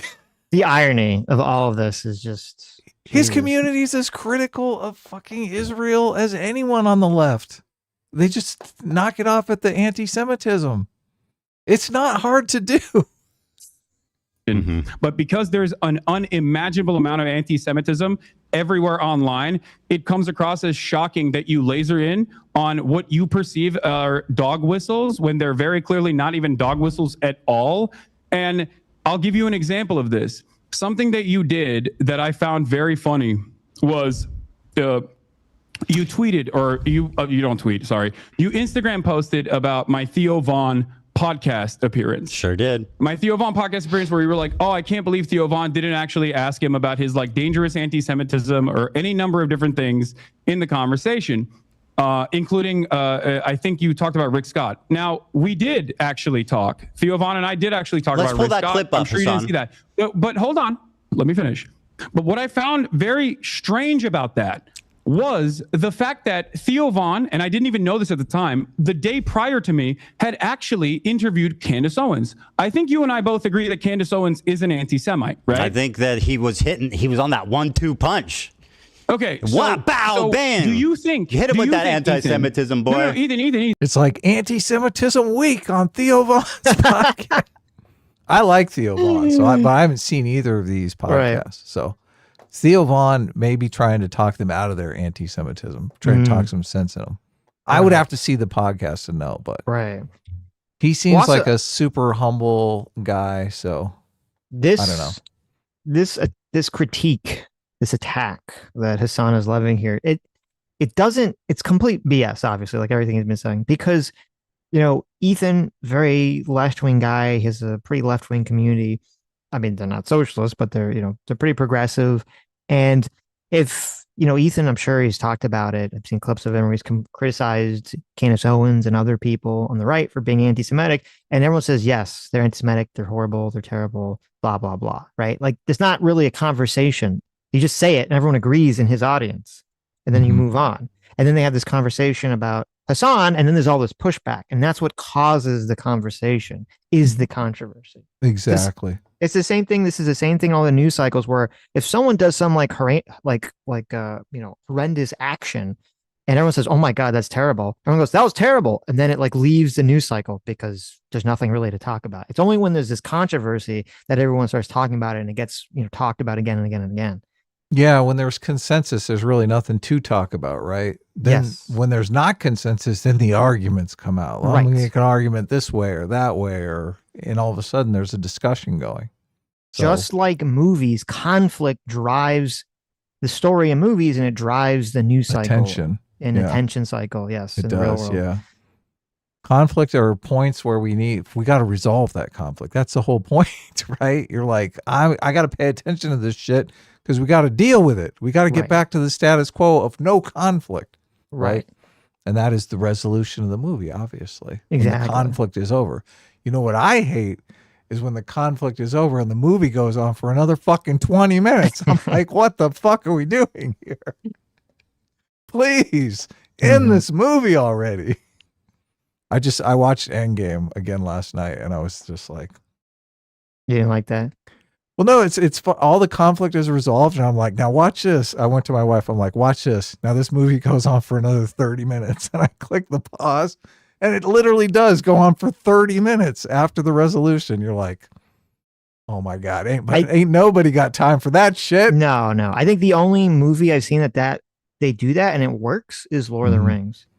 Oh, okay. I think it's because Lord of the Rings is like so long and it's so built up that like you really like, I really like the long resolution after, the conclusion of the conflict. They're all at the funeral of Tony Stark, and I had forgotten, right? They go to each of the different groups from the different movies, right? There's a Captain America people, there's the Thor people. They just totally breeze by Captain Marvel. Brie Larson is like, yes, the camera doesn't even pause on her. Doesn't even. I know it doesn't even pause on. Yes, it's so sad. Now, do you think she's standing all alone? I know. Do you think that they had to reshoot that scene to do that, or did they have like an original version where they lingered on her and then they had one where they just went right by? Screen tested badly. Yes, they're like, well, no, because like the original version, I think of Endgame, she had like a bigger role. Well, that was the rumor. She had a bigger role. They cut it out because of the controversy. But look, she's with Samuel L. Jackson all in her movie, and he's standing right next to her. They couldn't make him standing. It's like, nah, her stink is going to get on Samuel L. Jackson. He's our star. Anyway, back to the controversy. Mm-hmm. Ethan, as your former podcast co-host, do you think that I am anti-Semitic? One, and if you think I am, do you think I'm as anti-Semitic as Candace Owens? So yes, I think you're anti-Semitic at this point. I'm comfortable saying that. Are you as anti? Well, let me finish. Let me finish. You asked me two questions, and let's address. No. What you think I'm doing that's anti-Semitic? Hold the phone. You asked me two questions together. I'm going to answer both. You said, "Do you think I'm anti-Semitic?" After talking to you so far today, I can say unreservedly yes. I think that you are more anti-Semitic than Candace Owens? No. But I think your form of anti-Semitism is way more destructive and sinister. Candace Owens is outright. Hold on there, Hassan. This is an important question. Do you think I'm anti-Semitic now? Because 2 days ago you said I wasn't. I'm gonna answer. Okay. Your form of anti-Semitism is way more insidious because it's silent, it's tricky. She's out there just saying what she believes, and I respect her for that. Nick Fuentes is just out there. Nobody knows that what's his stance on Israel. Mm-hmm. Candace Owens' stance on Israel. But you're tricky. What you do is deny the heritage of Middle Eastern Jews, stuff like that. You accuse them of being always the oppressor, always everything. And by the way, you spent the first part of this debate calling me insane for what I think most people would perceive as blatant, obvious anti-Semitic acts. I don't think most people would look at what you're doing right now and let's think not worry about that. Sign of mental sanity. Well, we'll have time to pull. He basically calls him insane and just ignores the argument. Yep. His argument is so good here. He's like, look, they're not out there dog whistling. They're out there shouting it from the rooftops. You, on the other hand, are out there being all cagey about it. Keeping it low profile, talking about how, you're the gateway. You got to pretend to be moderate until you get in with these people. Like, he's literally said that on that podcast. Yep. With a bunch of fucking people who are having a party on October 7th. What the fuck? He is cagey. Cagey's the perfect word for it. This guy is so nefarious. Pull the audience afterwards. So let's continue. Okay. All right. Well, look, going back to the Theo Von situation, and you said I'm anti-Semitic, right? Yesterday you said, or 2 days ago, in the aftermath of the Sam Cedar conversation, you said I'm not anti-Semitic. So what has changed in that process? Is it this conversation that you and I had? Yes.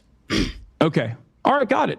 All right. Here's the clip, by the way. You accused. Yeah, because you dodged every single fucking thing he's talked about. Like, you haven't been sincere one bit in this conversation. Of course, It looks like you're completely lying and that you're anti-Semitic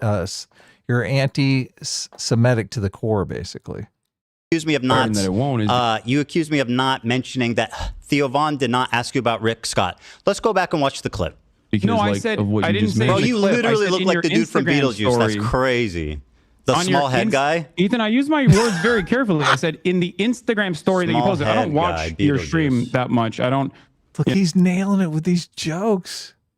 He's saying he's this shrunken head dude from Beetlejuice.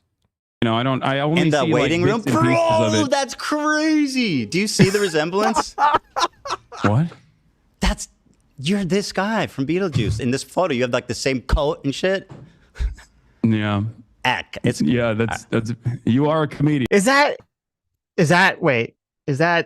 picture like digitally altered? It has to be, right? That can't be real. They set it up. That can't be fucking real. That can't be. Is that really how fucking tiny his head is? Holy shit.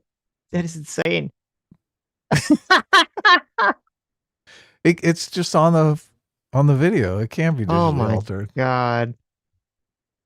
I sure am, buddy. I see you laughing. All right. Anyway, so you accused me of misrepresenting what happened. Let's play the clip. Right, $800 billion of Medicare and Medicaid that they want to cut. Mike Johnson goes on stage, says, goes on Caitlin Collins on CNN and says, "Oh, there's a lot of fraud happening." There's not fraud. Listen, I'm convinced that Ethan's team put a small head filter over this video. Okay, I refuse to believe that this is unedited, unaltered film. Happening in Medicare and Medicaid on the point of the recipient. Right. It's happening on the point of the providers. Right. And that's why I got banned recently on Twitch yesterday. Because Sorry about that one day. Yeah. So you just got back. Yeah, Libs of TikTok was like posting about how I said something. Wait, what is this? And they misconstrued it as though it was a call to action to assassinate a sitting Wait, why are you US showing senator. me this? Well, you're saying I didn't. Look, he's catching on. He's like, oh my God, he's setting me up here. Bring this up, but I'm saying that Theo didn't bring this up. He didn't. You brought it up, framed it in your own way to basically preempt a tough question. Ethan, I said on the Instagram story that you posted about me, Dan, can you switch it back to Ethan? Don't switch it back, Dan. I'm just kidding. Go ahead. I'm switching it back. Okay. 1 second. All right. Thanks, Dan. I know, man. This looks ridiculous on my end. Does, buddy. I'm sorry. Okay. So yeah, this was and it's not just because of the video. Pull up the post as well, but the post I was referring to was make sure Theo knows how you feel about hosting a terrorist adjacent content creator, and I believe there was another post about it or something. But again, I said he was irresponsible to platform you and not ask you difficult questions. Yeah. So the question I have for you once again is like he had Candace Owens on. Like, do you feel like that's a little bit more damaging in terms of spreading potentially anti-Semitic narratives, or do you think that anti-Semitism is when you feel bad personally, and that could be any number of different things that I've done in any given moment? Yes, I think you were just as bad as her in your own special way, and that's why. You guys were hitting that same flavor. Candace Owens, yes, on anti-Semitism in my own special way. Yes. Okay, got it. Very good. Cool. Very good. So let me ask you a question. Hassan, can I ask you a question? Can you now officially not talk about like Frogan or anyone else and tell me why I'm anti-Semitic? Well, we're kind of getting 2 there. 2 days ago, you said I wasn't, but I also for a year. You're repeating yourself. Well, I am, because you haven't answered this question. I have literally answered it probably 2 times. The reason that I'm saying you're anti-Semitic is because how you responded to my question at the beginning of this interview. Ethan, for an entire year, you called me a virulent anti-Semite, a rabid anti-Semite. Never did. You did. You did. You went back and forth. I have actually went back and checked you on it. I had said that you spread anti-Semitism and stuff, but I never called you an anti-Semitic. I went back and checked. You're lying. Just simply spreading anti-Semitism. Yeah, I mean, it's a difference. Okay, got it. Okay. Okay, can I ask you a question? Is about Habibi, not Sabra. You're conceding to the framing? Yeah, we're not conceding to anything. I don't want to even talk about the tier list anymore. Stop it. Okay. Okay, let me ask you. You like in the middle of this conversation,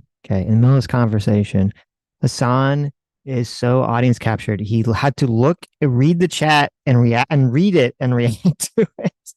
Did he really? That's what he's doing. Listen. Okay. Okay, can I ask you a question? Is about Habibi, not Sabra. You're conceding to the framing? Yeah, we're not conceding to anything. I don't want to even talk about the tier list anymore. Oh my God. Oh my God. Holy fucking shit. Hilarious. They're like, you're giving in on the tier list? The tier list is totally not racist. Even and actually, this would make sense as to part of why he's probably doing so bad in this conversation. Even his audience, I bet, like real time, a lot of people's audience were like, oh my God, Hassan is getting rolled. He's destroyed. Getting Yeah, of course. What are you trying doing, to help Hassan? him out. Swing a punch. You're getting annihilated. I can't. Is he teaching these kids this hypocrisy? Like, it seems obvious that there's so much hypocrisy here. But look, your own hypocrisy is often invisible to you. Mm-hmm. So it's very easy for them to buy into the belief that the Sabra tier list is not racist at all. No, it's completely innocent. Mm-hmm. Yeah. Or stop it. Okay. Okay, let me ask you, my turn. Do you think it's appropriate to accuse? Do you think it's appropriate to accuse any Jewish person you disagree with of working with the ADL? No.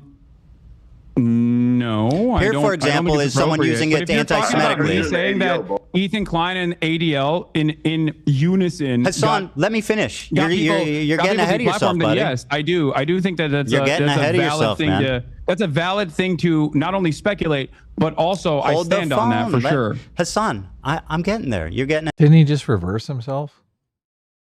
He said no at first, and now he's saying yes, it is. Ahead of yourself, buddy. Here's an example of it being used. He's trying to feel out the right answer. He's like, how do I answer correctly now? Chat. Used an anti-Semitic. Exactly. Tell me, chat. Wait, I'm sure you'll agree. Timeline on that doesn't make a lot of sense.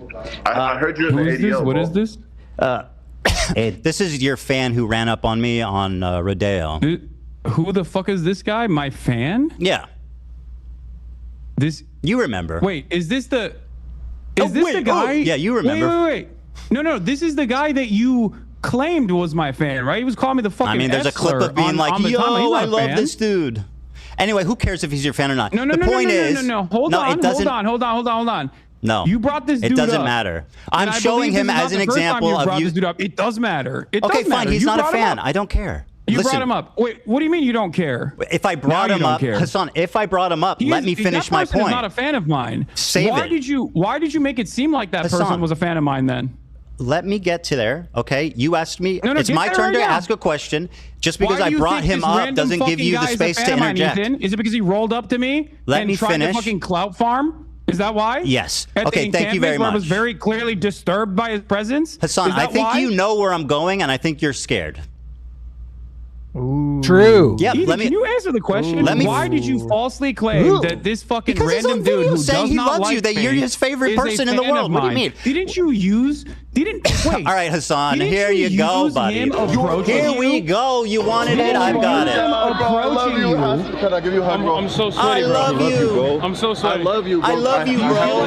You're like my girl. You're the GOAT. You're the coolest guy in the world, bro.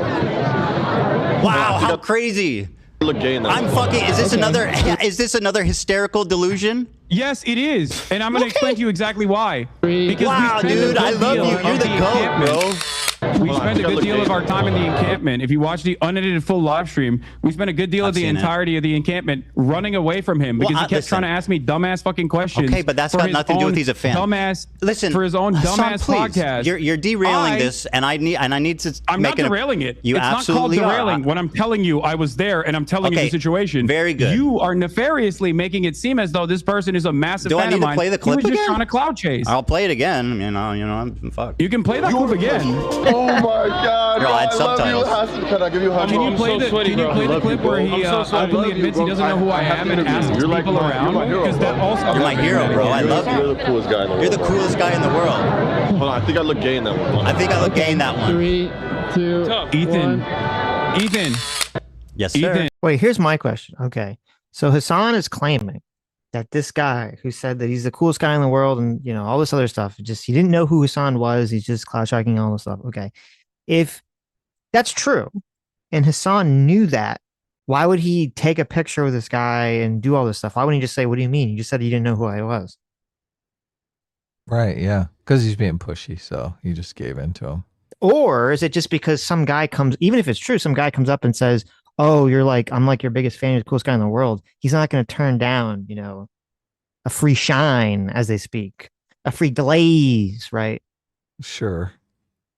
I mean, this guy's in the train in his chat every day, so he's already had sex with him like 1,000 times. What's one picture, right? Listen, Ethan, okay? That guy didn't even know who I was. I was just getting a free glaze, okay, for my ego. I didn't know who he was. He didn't know who I was. Mm-hmm. You okay? If you think he was a fan of mine, why'd you call him a Sneeko fan when you interviewed him? Because he's both. I mean, surely there's crossover. Oh, there's a crossover. Do I need to play the video again? Okay, I'll do it again. Fuck it. My producer and my camera op, March. My producer and my camera op, March. I'm so sweaty, bro. I'm so sweaty. And he's in the chat. Sneeko and Hassan are both big time pro-Palestine people, right? Mm-hmm. Yeah. Okay. This is some top tier level debate trolling from Ethan, though. I gotta get it. Oh yeah, it is. This This is kind of unfair. I just think. Oh no, this is massively unfair. This is like heroically unfair, but it's hilarious. The only reason that I say kind of unfair is because Hasan has kind of established the precedent that we're just going to be unfair here. So it's like Ethan's like, okay, we're going gloveless. All right, I'll take the gloves off. No, yeah, I 100% agree. It is unfair, but it's like this is, I think, if you're dealing with someone like Hasan or these completely dishonest actors. Unfortunately, I think this is the way to handle it. Totally. Is it just be like, troll face. This is exactly the kind of thing Hasan would do. But he would just do it in the privacy of his own live stream where he's got all the Nazis backing him up, screaming, "Oh, yeah, go get those Jews." Right?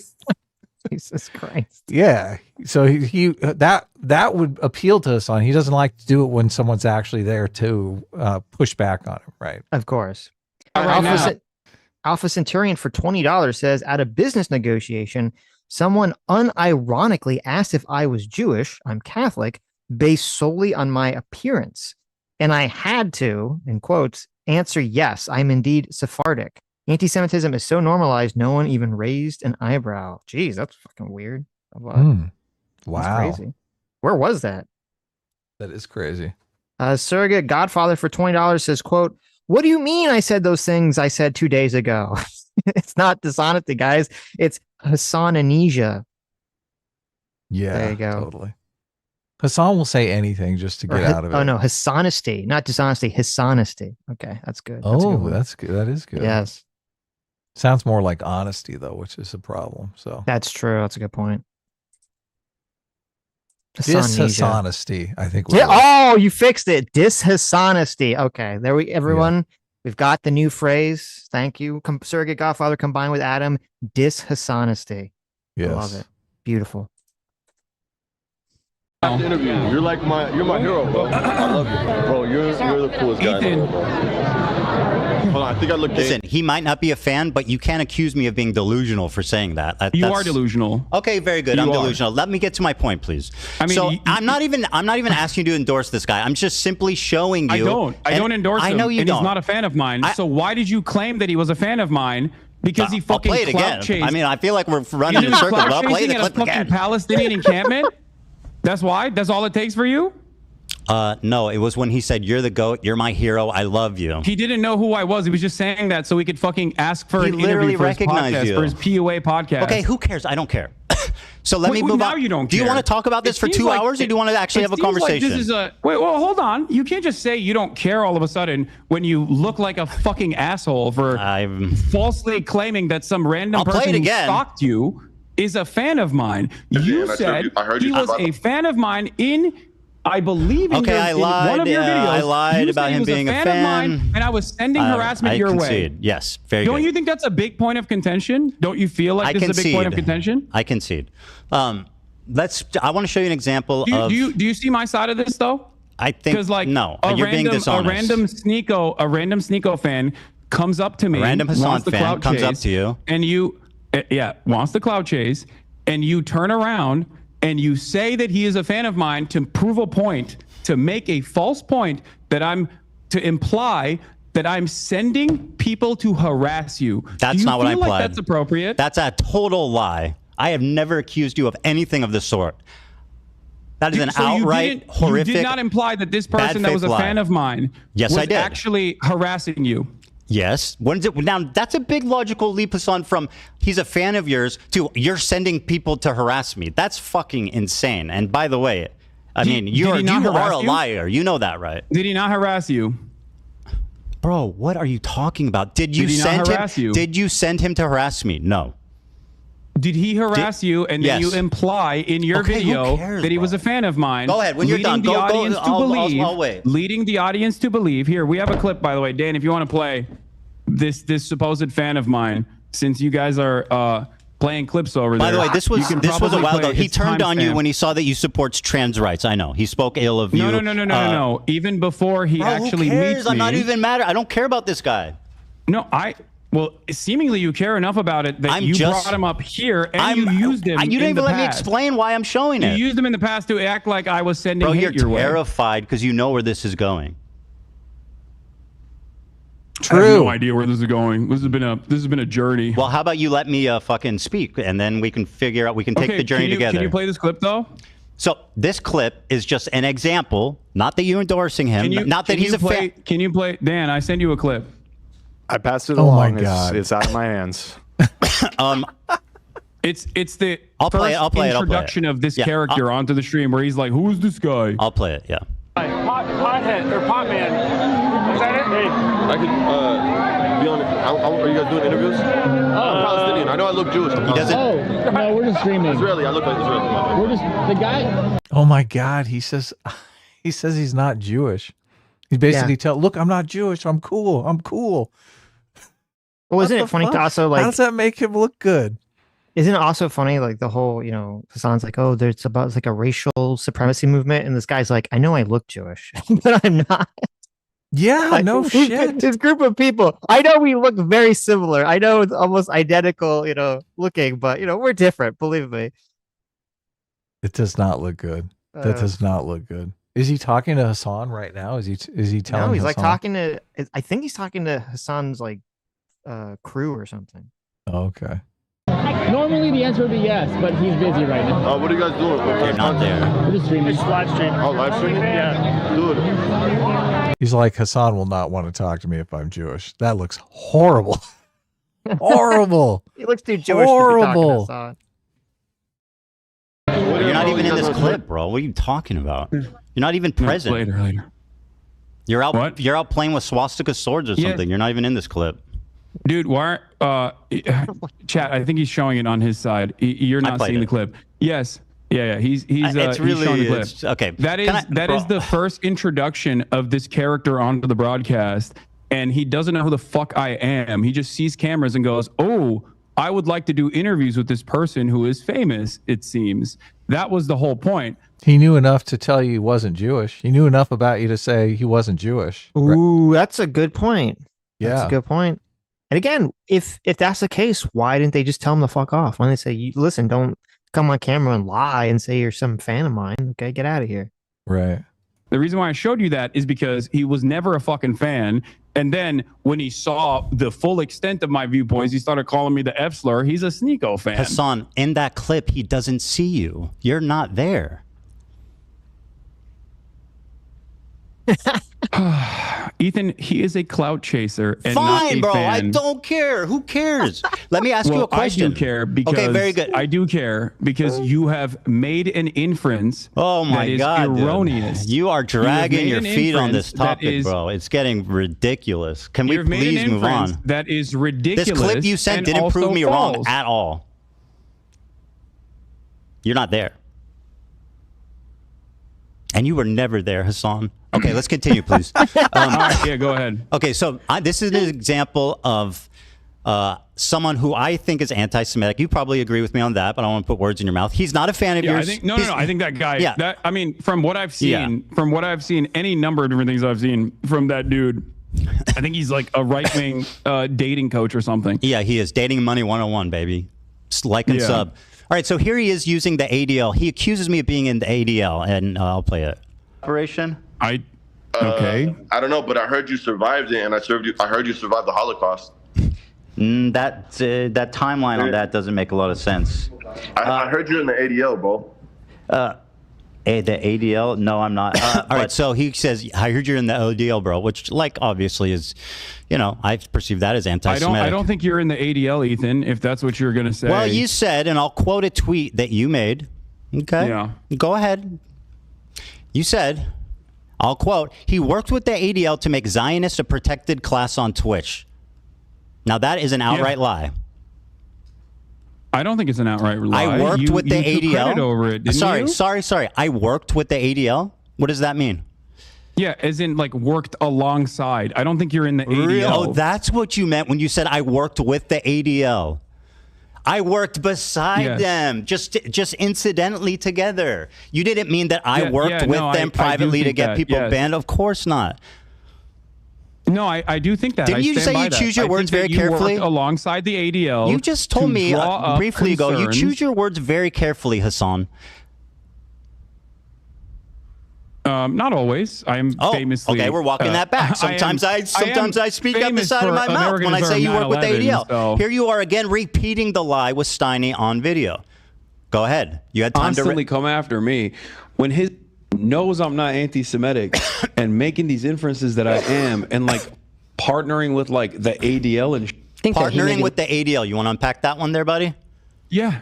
Again, partnering with the ADL. That is precisely what took place. I have never spoken to the ADL, so what does that mean? I'm not saying you directed the ADL Do you know to take how action. silly you Well, actually, look? you know what? I am kind of saying that. I am implying that you directed the ADL to take action. Well, that's a defamatory claim that has zero proof.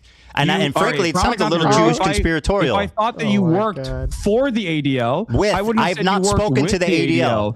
I would have said you worked for the ADL.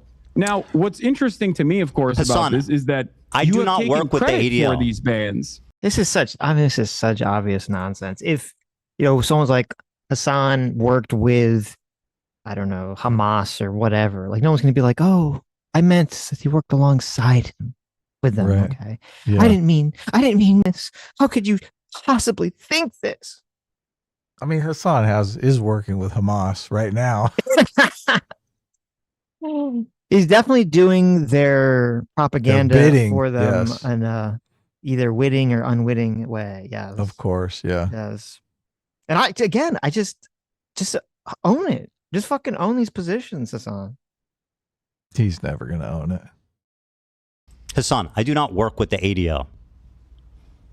You were a part of the mass smear campaign. That is not working with the ADL. Would you say that falsely I got nothing to do with the ADL? Blame Frogan for doing a racist fucking panel at TwitchCon that became a viral story independent of me. Panel, Ethan, just like cracker is not an anti-white term, except public pressure clearly works on Twitch, and they make erroneous bans when they don't want people coming after them. Here's Frogan repeating the same lie that you heard from you. Pressure on numerous instances. This is what she learned from you. Everything in your power to push people to bully and harass me, including weaponizing propaganda organizations such as the ADL to get me banned off Twitch because I made a joke. So she said I weaponized the ADL. You said I partnered with the ADL. You said I worked with the ADL, but you didn't mean that I spoke to them. You just meant that we were magically skipping along and happened to just, without even seeing each other, just working together in perfect harmony and love. And by the way, I'm pretty sure you're implying that I worked directly with them on this.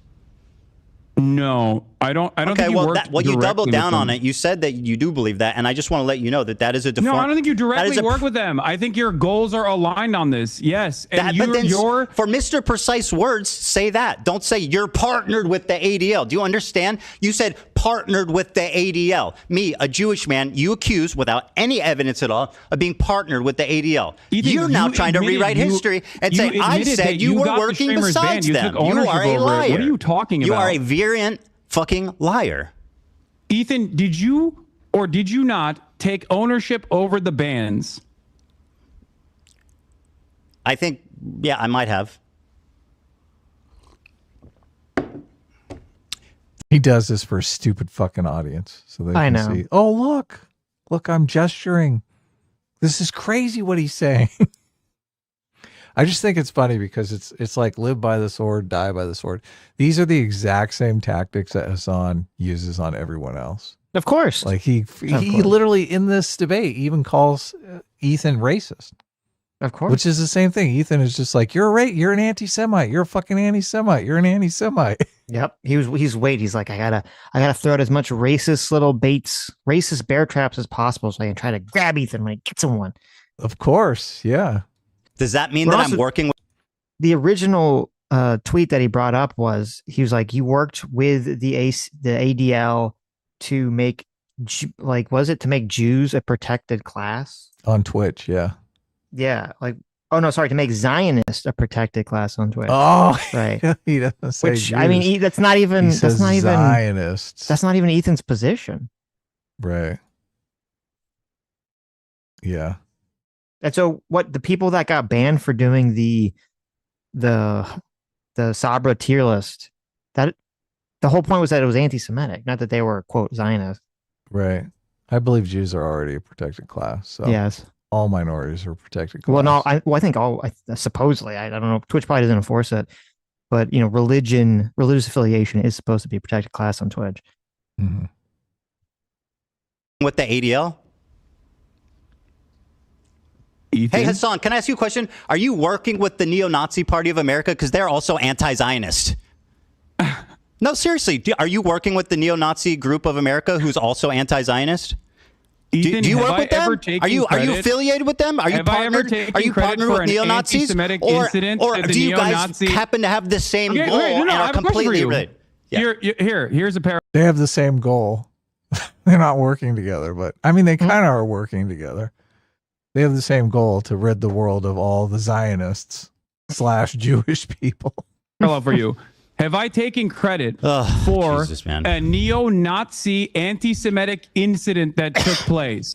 Because if the answer is yes, if neo-Nazis actually engaged in an action, neo-Nazis actually, not like your fucking hallucinations, something that he's made a lot of excuses for October 7th. I know that. Mm-hmm. We all agree. Like neo-Nazis did an anti-Semitic incident and I took credit for it and I said, this is awesome. I'm glad that it happened. I made numerous videos so that they would do this. Yes, I was on the tier list, bro. In saying that it was literally targeting me. I was on the tier list. Why wouldn't I respond? Ethan, I don't have to be a member of ADL to respond to someone harassing me. Are you fucking to my words, dumb? Please listen to my words. I'm trying, but it's just fucking lies and filth and like empty air. From your perspective, my association as a 10-year fighter of anti-Semitism, my association from your perspective with anti-Semitism is like something that is so laughable that I don't even know how to describe. Like you're like, oh, it's a swastika sword, but then you admit that it's not a swastika sword. That's how loose this association is. But on the other hand, I can't say that you have worked alongside That's not what you said. In getting you said I'm partnered with. Partnered with. You are lying. You are rewriting. You are not taking accountability. You said I'm partnered with the ADL. Ethan, I can't take accountability for your hallucinations. Hassan, do you think that the normal, reasonable person watching that will infer that we were just coincidentally working on the same, or that I was working directly with them? What do you think? What do you think the average person would conclude from saying I'm partnered with the ADL?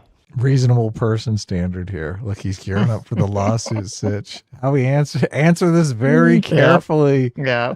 Be careful. Hassan. What do you think a normal, reasonable person would infer when they hear you, bro? You are Ethan literally Klein, gaslighting me. It's so obvious what you meant. Demanding the bans of Twitch streamers, and then after they are banned, you say, "I'm glad that they got banned. I take credit for it." What would a normal, reasonable person infer? I was on the tier that? list, dude. What would a normal, reasonable racist believe that you were working with the ADL? Yeah, but now he's completely changed tune, because at first he's like, "I never meant that. I didn't imply that," and I was like, well, I did imply that, but that makes sense that I implied that. Yeah, because it's reasonable. It's a reasonable person standard. Any racist is going to believe that. Right, which is like, okay, to just own it. And it's funny because, like, actually, Hassan has the perfect layup right here. He just completely missed it, which is, well, I don't know, maybe not, because, like, Ethan is attacking him for the whole, or Hassan's attacking Ethan for the whole, like, oh, here's a guy who says directly that he's one of your fans, right? Yeah. And you're saying that he doesn't know that. So say the same thing with the ADL, but sure, same response. Mm-hmm. I was responding to them. It wasn't like a fucking it wasn't like I went out of my way to get them banned. I responded to them. I was on the tier list. There's been 3 instances, I think, of, in my opinion, very credible accusations of anti-Semitism. You've accused me of hallucinating all 3 now, which is very convenient. No, because they're not credible. We are not in agreement. These are not credible allegations of anti-Semitism. These are hysterical hallucinations of a person who desperately wants all of his critics to be anti-Semites so he can feel comfortable in the unique position that he has created for himself. I'm so glad this is on record. That's for the lawsuits coming down. He's basically collecting for the lawsuit, it looks like. Whenever I hear that reasonable person standard, I'm like, watch out. Watch out. So you think? Yeah, I'm glad you. Yes. So you think that you think a reasonable person would hear you say he's partnered with the ADL? Dude, I think he's spending way too much time on this stuff. Come on, he's got to move on. He's got to get the lawsuit stuff. He's got to listen. He's got to bring up. On. He's got to bring. I don't know if he does because I didn't watch the rest of this. I hope he brings up the second thought stuff. Oh, that's like the most killer He thing. Probably doesn't even know. Oh, no, he does. So He's brought it. He brought up in the content cop. Oh, okay. I mean the content nuke. I mean. All right. Yeah. Let's hope. And I don't know. Not think that I was working directly with. I think a reasonable person will hear your own words and think that you probably worked directly inside of the ADL. Have I ever mentioned the ADL? Even make that inference. Have I ever mentioned the ADL? You took credit. Did I for ever mention the ADL, Hassan? Answer the question. It doesn't matter. You took credit for the ban that the ADL pressured. Do I ever mention the ADL in my entire fucking career? Actually, I mentioned them once, but I didn't even know what they were. Frankly, if you have the thing, it was even. Did I ever? Yeah, it's a clip where you are saying, okay. I did that shit. I'll fucking take credit for it. You know who did that shit? The ADL did. You are taking credit for something that the ADL did. I'm not even making that inference. Well, You're they attacked saying, me. Which one do you think? What do you think the average person would think in this situation when you are saying that you did that shit? And it's the ADL's pressure that caused these people to be banned for such I was ridiculous, being silly. I don't care. Listen, not anti-Semitic thing at all. I was being silly. They attacked me. I responded. Do I know? Do I know who? Being silly. Yeah. My bad. Okay. Well, all right. I guess we can move on. Do I then. think Now I got you're being them banned? silly. I don't know. Who knows? You know. I think that you got a Jewish content creator alongside multiple Arab content creators banned off the platform for 30 days. There's a reason they call him token, and then the my ADL friend. actually reacted. You spend time being a token, you're going to get spent. But it was just silly. You know, fuck them. You want to cash in on your Jewish friends anymore? Or can we move on? Am I what? Would you like to cash in on your Jewish friends more, or can we move on? Cash in on my Jewish friends. That's right. Do you know any Jewish people that aren't anti-Zionists? Yes. Who? I'm not going to review. I don't want to. They're normies. Okay. I don't want to dox them. You're lying. You're no, surrounded. I'm not. Yes, I'm not. Listen, I do have a girlfriend, but she goes to a different school and lives in a different state. All right. Trust me. Lying. You're absolutely lying. Dog, I live in West Hollywood. You think I'm not around Zionist Jews? What are you talking about? Do you pass Jews on the street? Yes. Are you friends with? No, I'm friends. Yes. Okay. Very good. Am. I don't believe you. And they've treated me with much more dignity than you have, as a matter of fact. Because they haven't seen your fucking chat. I can have a more normal conversation. I can have a more normal conversation with them than you, seemingly. All right. So you think that they would most likely just laugh to recap at all of this. Just to recap here, so we can move on. I mean, did the random Zionist Jews that are treated you so kindly, did they have CPS show up to their house or skulls sent to their house? Ethan, I didn't do that. Ethan. I didn't say you did that. I don't know why you're bringing that up. I know you don't, but you're acting nothing to do with me. Part of your shtick, Hassan, is acting obtuse when you're caught in the corner. Okay, all right. You've dominated the conversation so far. I think we should get back to some stuff that I agree. Let's just summarize. No. Look, can we just get back to Israel Palestine, please? Because like you I just want to put a cap on this. Just a cap. And making you're doing. Remember what you said Hassan's goal was? To talk about the genocide in Gaza as much as possible. Yep. He's utterly failed at that goal. I know. He keeps getting drawn right back, keeps getting sucked in every time. Boom, boom, boom, boom, boom. Which is great for Ethan. It is, for us. Yeah. Good content. Yeah, he's just working him. Mm-hmm. Doing the thing that I'm so critical of you on. Partnering with like the ADL. And you said, so just to put a cap on this and we'll move on. You said I am, quote, partnered with the ADL, which you now claim was just you didn't mean that I was working with them. You mean that we had the same goal. Okay, very good. We'll see how that plays. Go ahead. What's your question? Okay.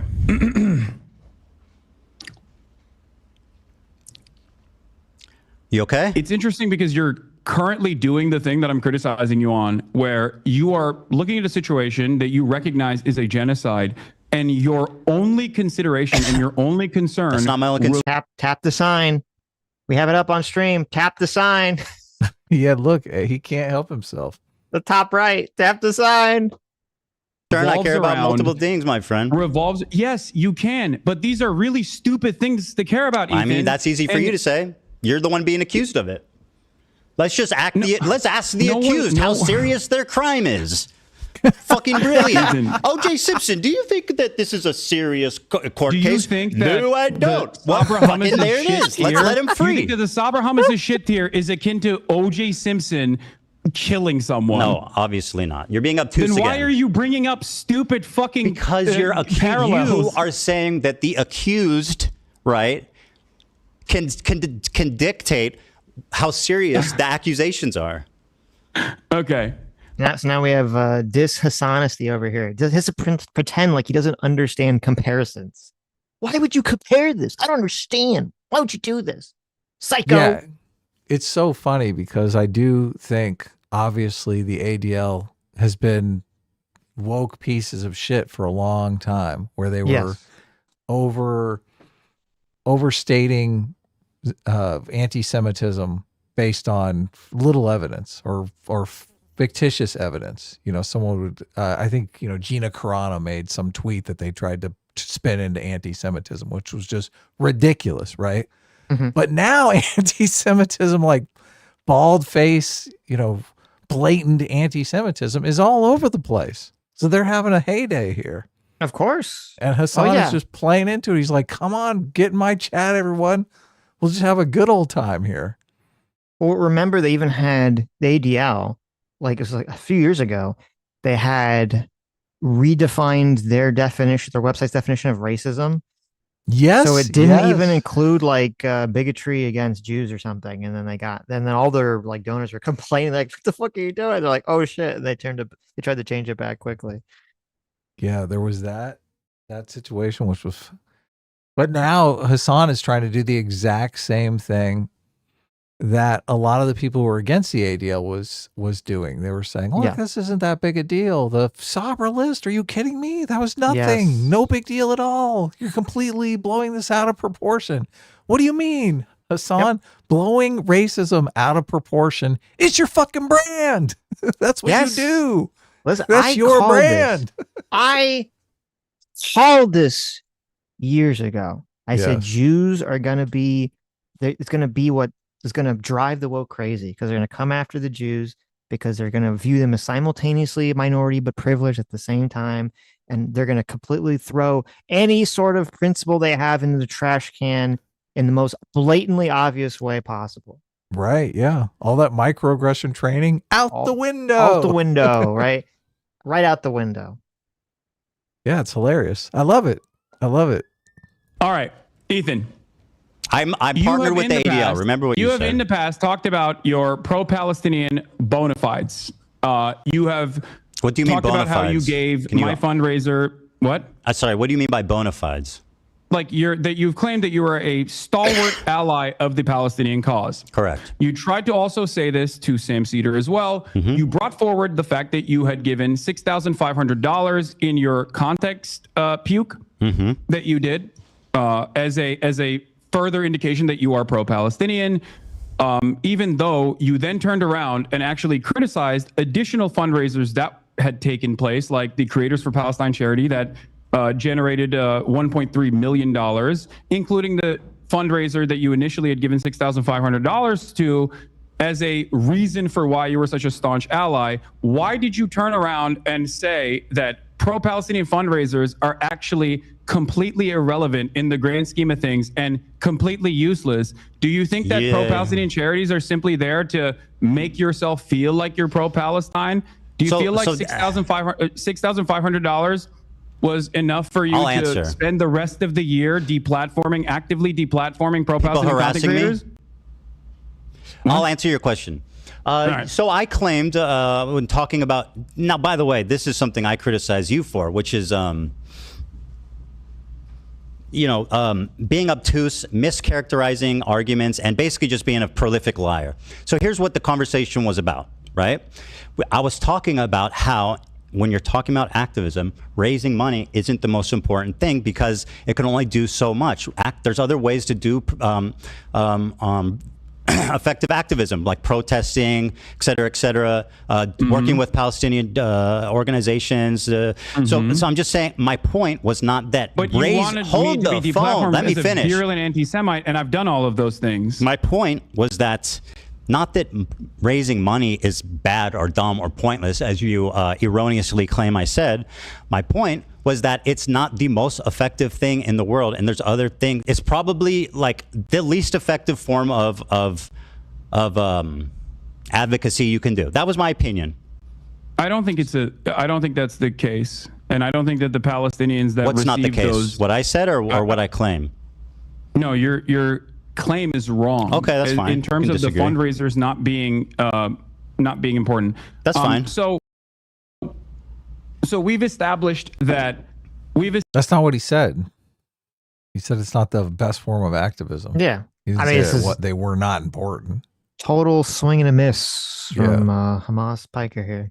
Established that you claim to be pro-Palestine, and yet you've spent all of the genocide coverage criticizing attacking people that harass me, fundraising, creating, working with Palestinian organizations. I never said it's not important. Interviewing. You know, I've been giving Hasan a lot of crap for not being consistent, but I guess I do have to even point here. This is an entirely consistently toxic, psychotic idea here. It's the same position he has with the Houthis. Okay, as long as you're against Israel, you can do whatever the fuck you want.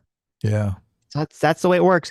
If you're against Israel, you can do whatever the fuck you want. And if you attack that person, well, you're just attacking you're just attacking people that are advocating against Israel. How dare you? There's a genocide happening right now.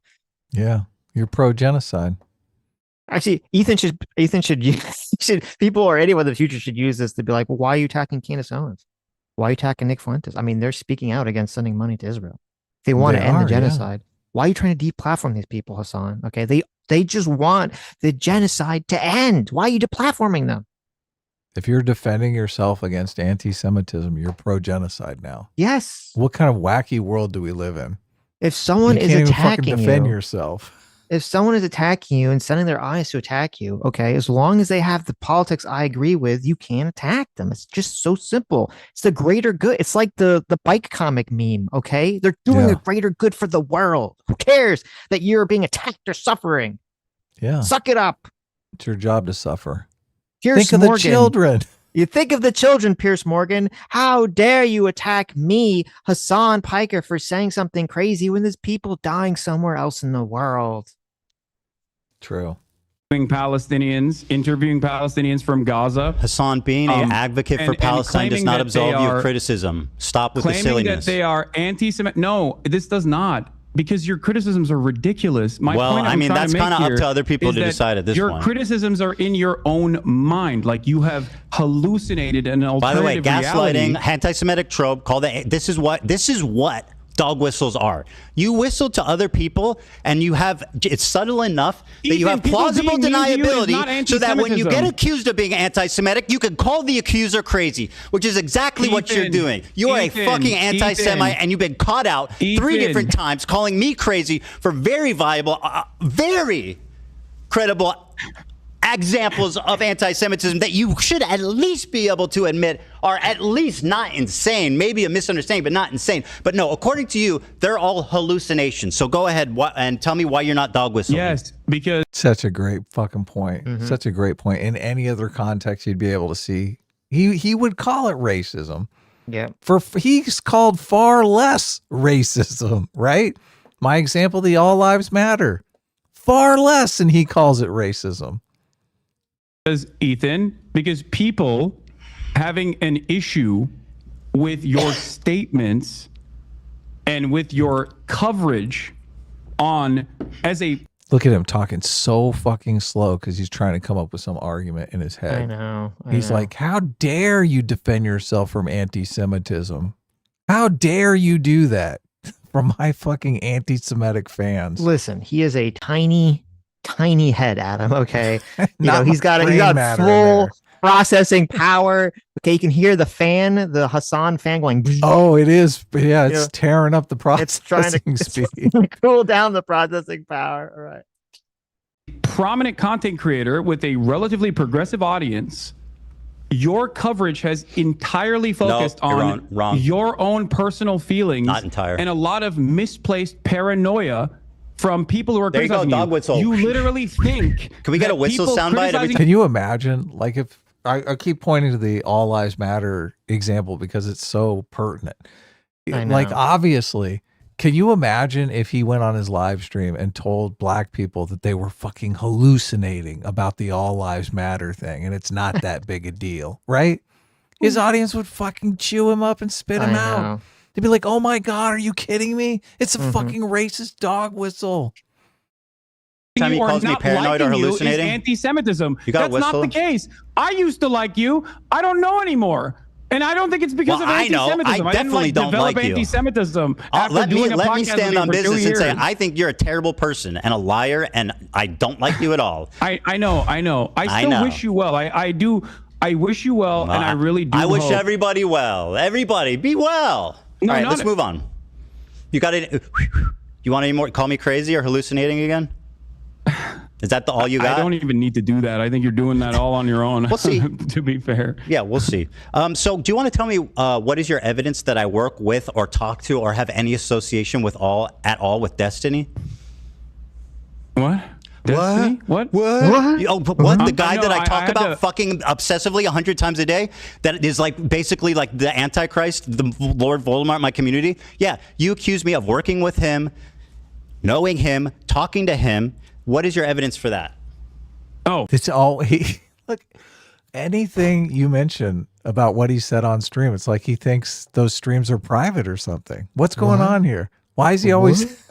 Why is that his constant response? I know. What? I said what on stream? He's just fucking deny. I told you the fan is running at full capacity. He needs time to process. He's like, oh my God. You actually heard the things I said on stream? Yeah, everyone hears fucking Hassan. Come on. Everyone hears the dumb shit you say. Thank you for asking. Oh, you're very welcome. Not only is there video footage of you corresponding with someone in your Discord that literally aligns perfectly with Destiny's own Discord, offering clips for you to pull. That sounds like a stretch. You've also used clips that are unlisted called Hamasabi when making arguments about my virulent anti-Semitism. Who gives a fuck? From I pulled a clip link that came from a Destiny fan account. So that's your proof that I work with Destiny. None of that is relevant. Okay. What's relevant is your constant coordination with Destiny's podcast co-host Dan Saltman, who you featured on your Context Nuke. So yeah, I don't think it's that ridiculous of a fucking assertion to make, especially when considering the fact that you have been corresponding with Dan Saltman, and you did, and he is Destiny's podcast co-host, and the what does he call himself? The general of the Hezbollah, I think that's what they call themselves, the Taliban and the Hezbollah, their mass harassment operation that they engage in. So yeah, I think that is not a ridiculous fucking claim to make at all. It's actually insane, and it's a really convenient way of discrediting me when I've never spoken to, I think worked with, talked about Destiny in my life. I don't need to bring that up. It's a really nice way of you. You know what? I think you're hallucinating, buddy. I think you are you pulled a meme from his subreddit once, and there was a guy in your Discord that's also in his Discord. I think you're hallucinating. I didn't say any of those things. You sound fucking unhinged, dude. Are you crashing out, Hassan? Ethan, I didn't. God, this is so Hassan, are you crashing out? I gave you. Do you have friends who are aware of the condition and can help you get the help you need? Okay, Ethan. You're delusional.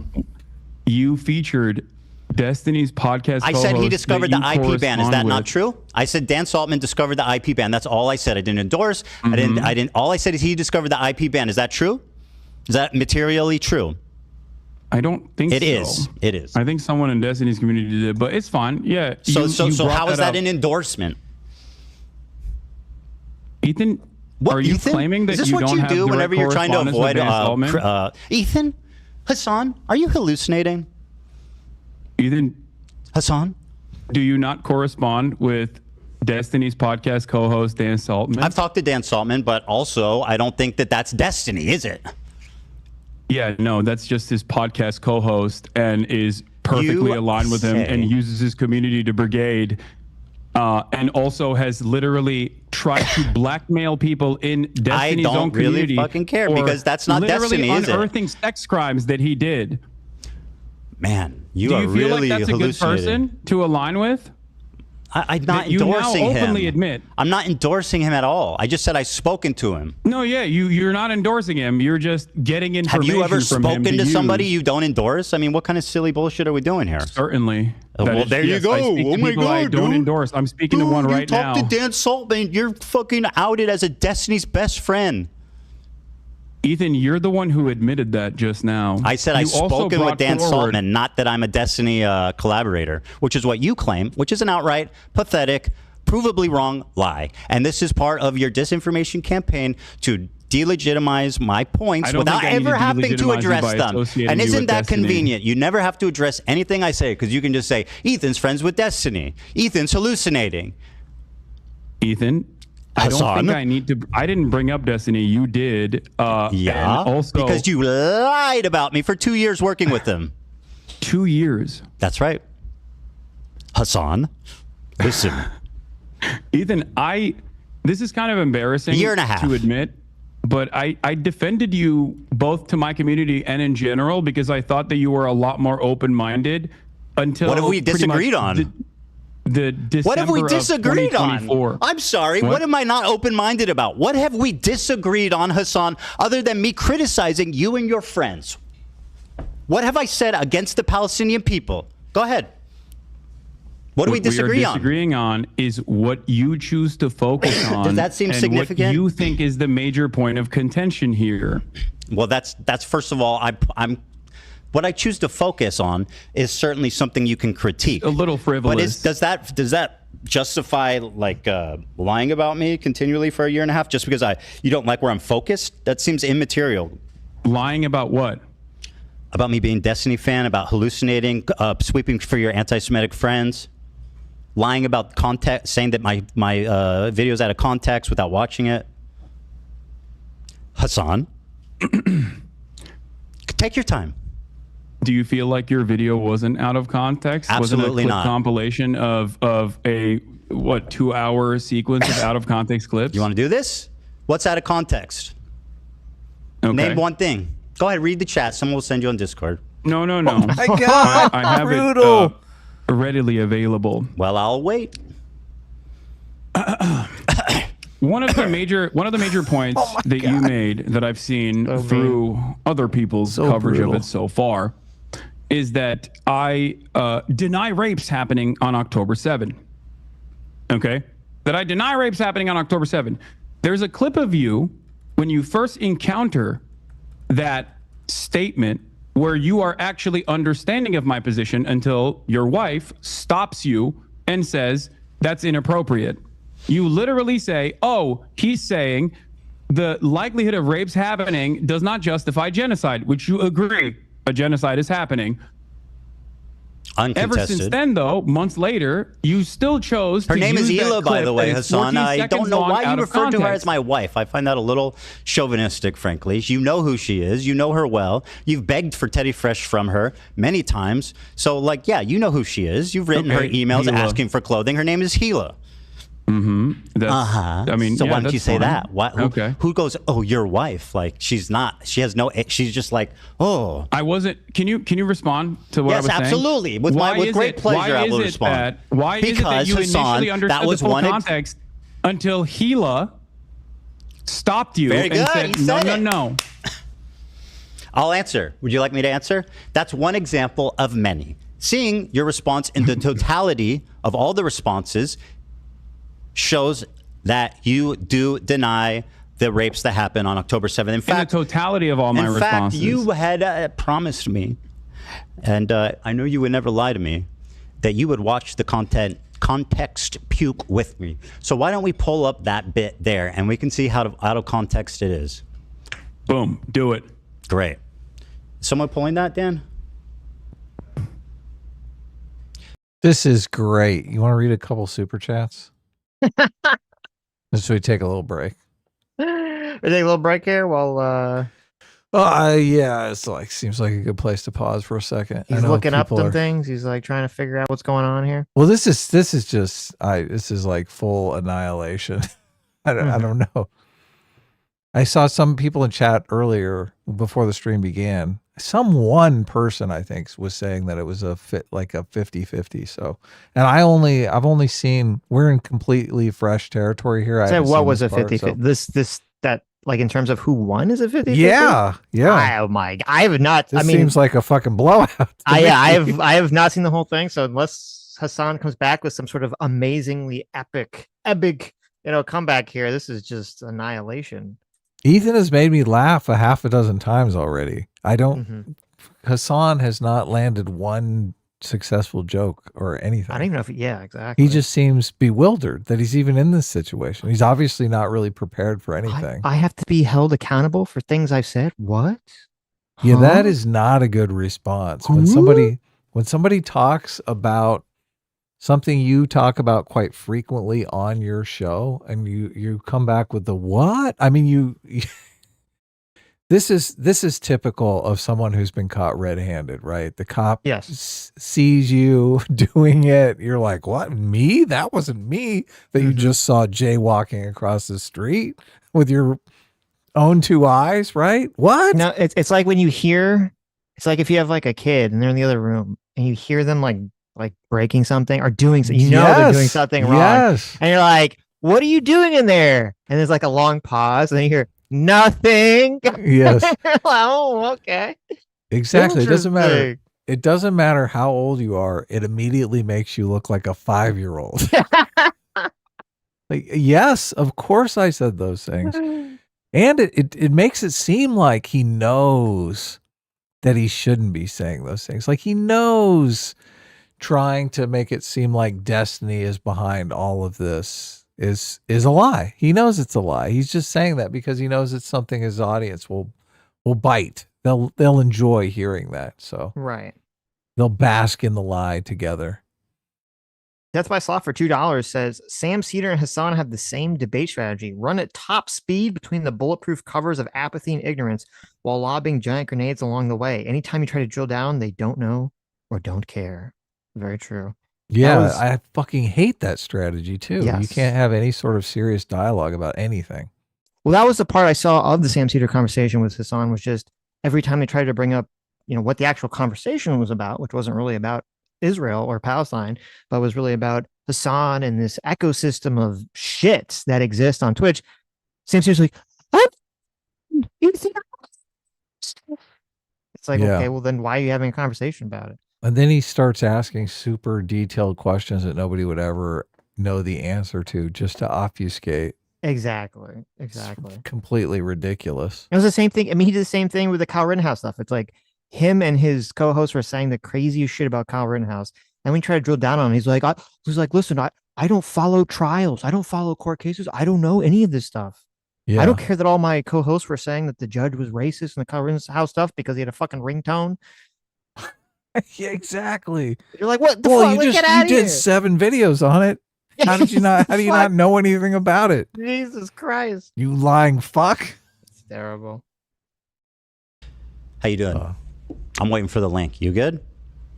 Am I? Oh yeah, I'm great. I don't think this is going the way you perceived it to be going. But sure. Oh my god! I mean, you're reading your chat. Do you think that's the most accurate way? I'll be honest with you. I was gonna be. Oh my god, it's so true. Someone in the chat probably just wrote that. Oh, this is not going how he thinks it's going. The cope, Jesus Christ.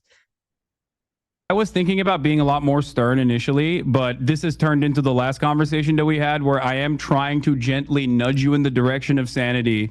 Ethan, I want you to really understand. You're crazy. You're crashing out. You're hallucinating, my friend. Come sit over here. You know what I mean?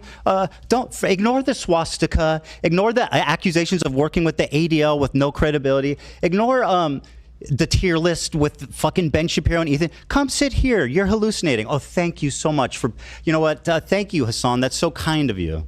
How fucking genuine of you to take off the baby gloves. You fucking liar. I mean, this is.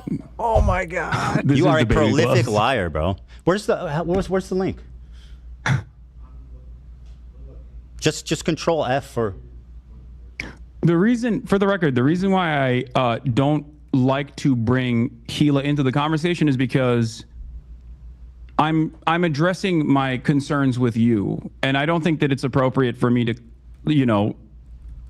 extend the lens of criticism that's a to little other silly people. considering you're like, well, actually, it was Ela who influenced your opinion, the evil IDF lady. Yeah, he brought her up. He's the one that said your wife. What are you talking about? You're the one that brought her into the conversation. He didn't. Anyway. Okay. While we're waiting for the clip. No, I got it. Deny the violent rapes that took place. That is way beyond the pale. I'm grabbing another soda, but I'm hearing you. There is one in. Oh my God. What the fuck? He's leaving. He's getting up and fucking leaving. He's like, we gotta get this clip. We gotta get this. Oh, I'm gone now. I could get up while they were waiting for the clip, right?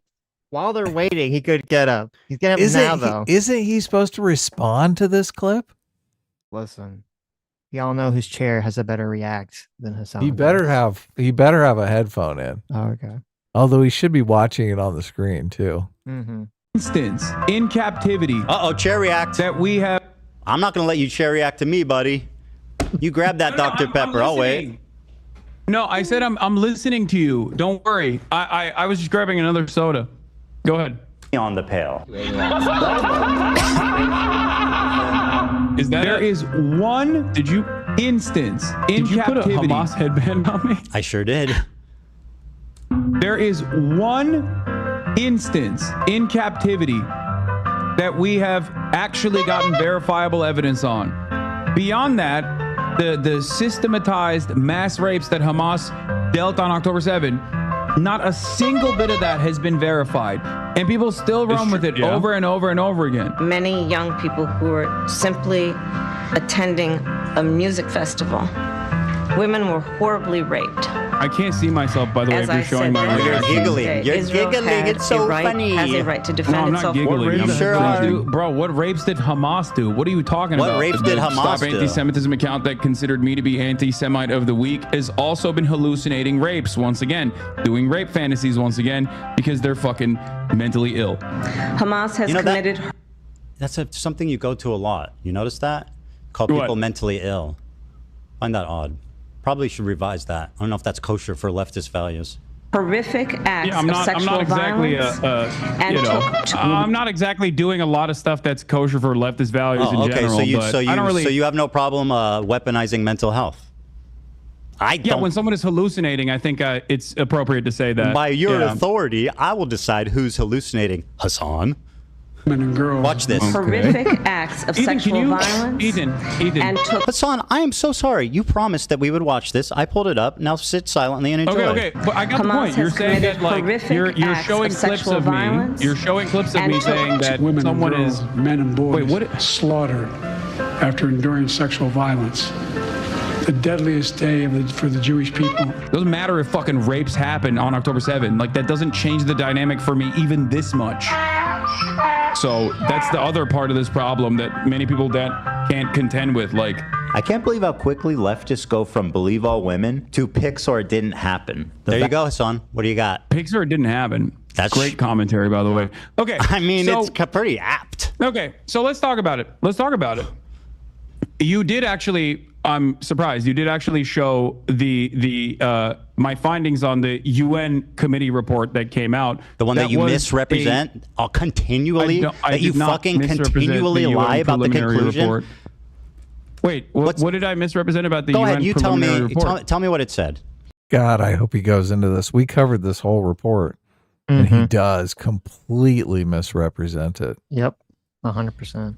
The UN preliminary report was not an investigative report, like, for example, the investigative report that came out about Israel's systematized sexual assaults that was 49 pages long. Horrible. What a horrible thing that was.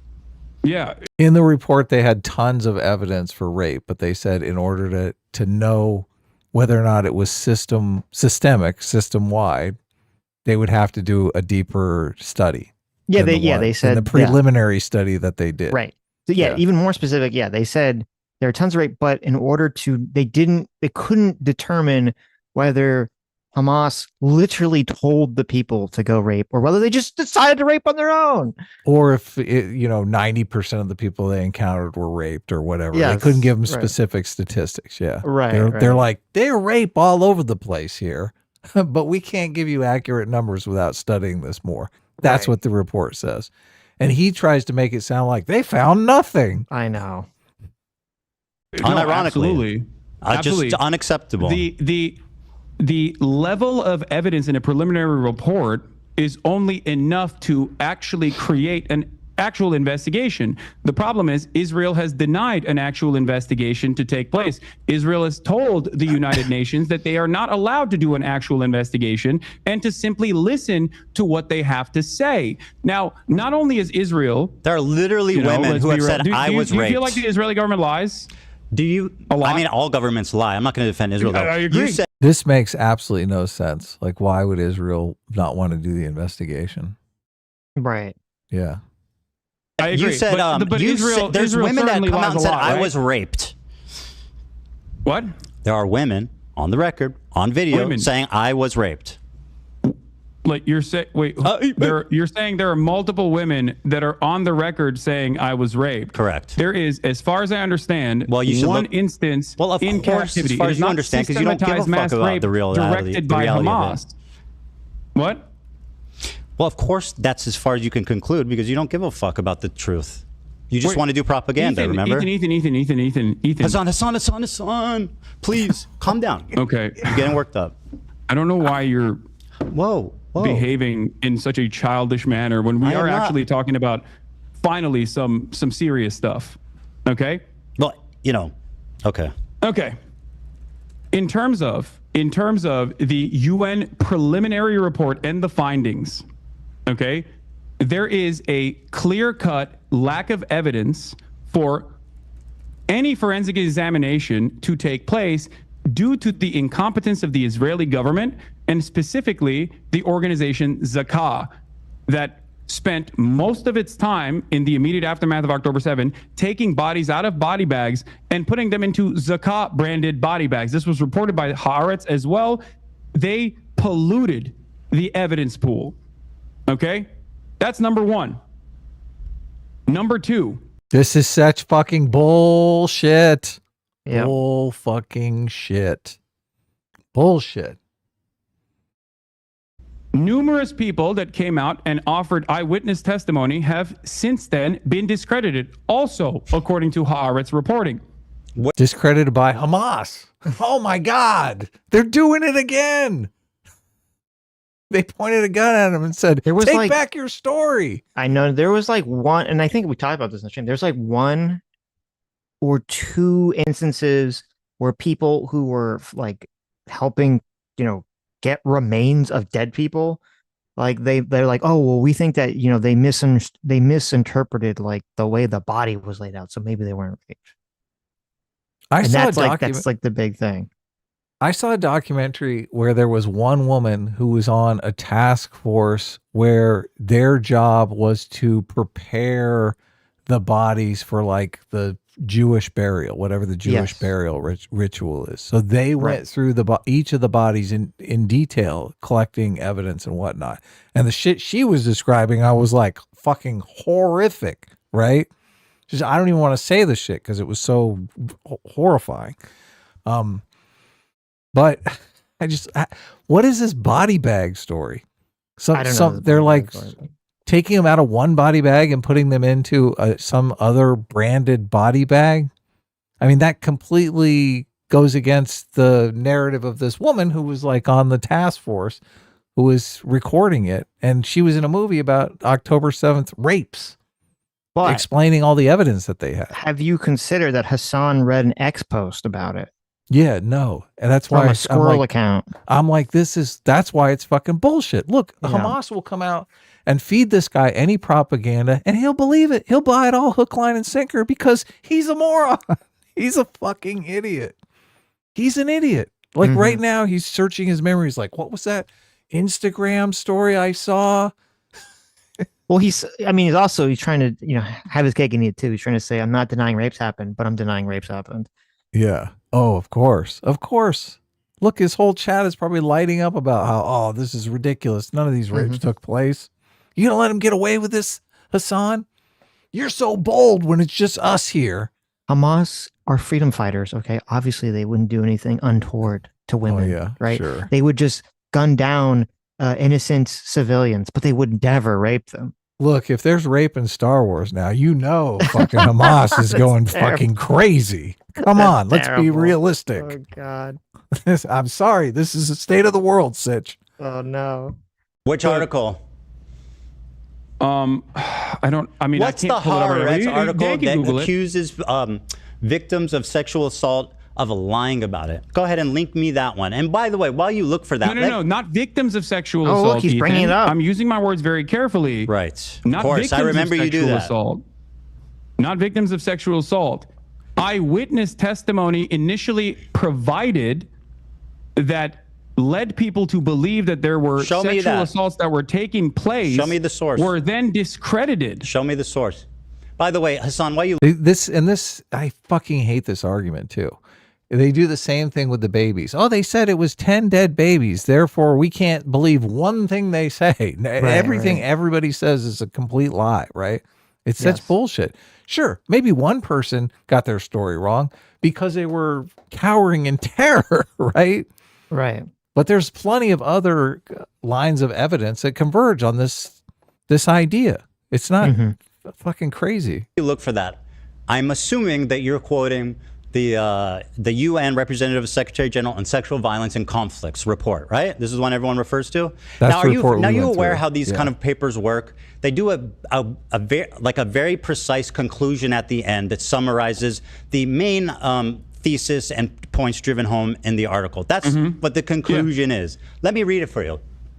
Overall, based on the totality of information gathered from multiple and independent sources at different locations, there are reasonable grounds to believe that conflict-related sexual violence occurred at several locations across the Gaza periphery, including in the form of rape, gang rape, during the October 7th, 2023 attack. Credible circumstantial information which may be indicative of some forms of sexual violence, including genital mutilation, sexualized torture, cruel, inhuman, and degrading treatment, was also gathered.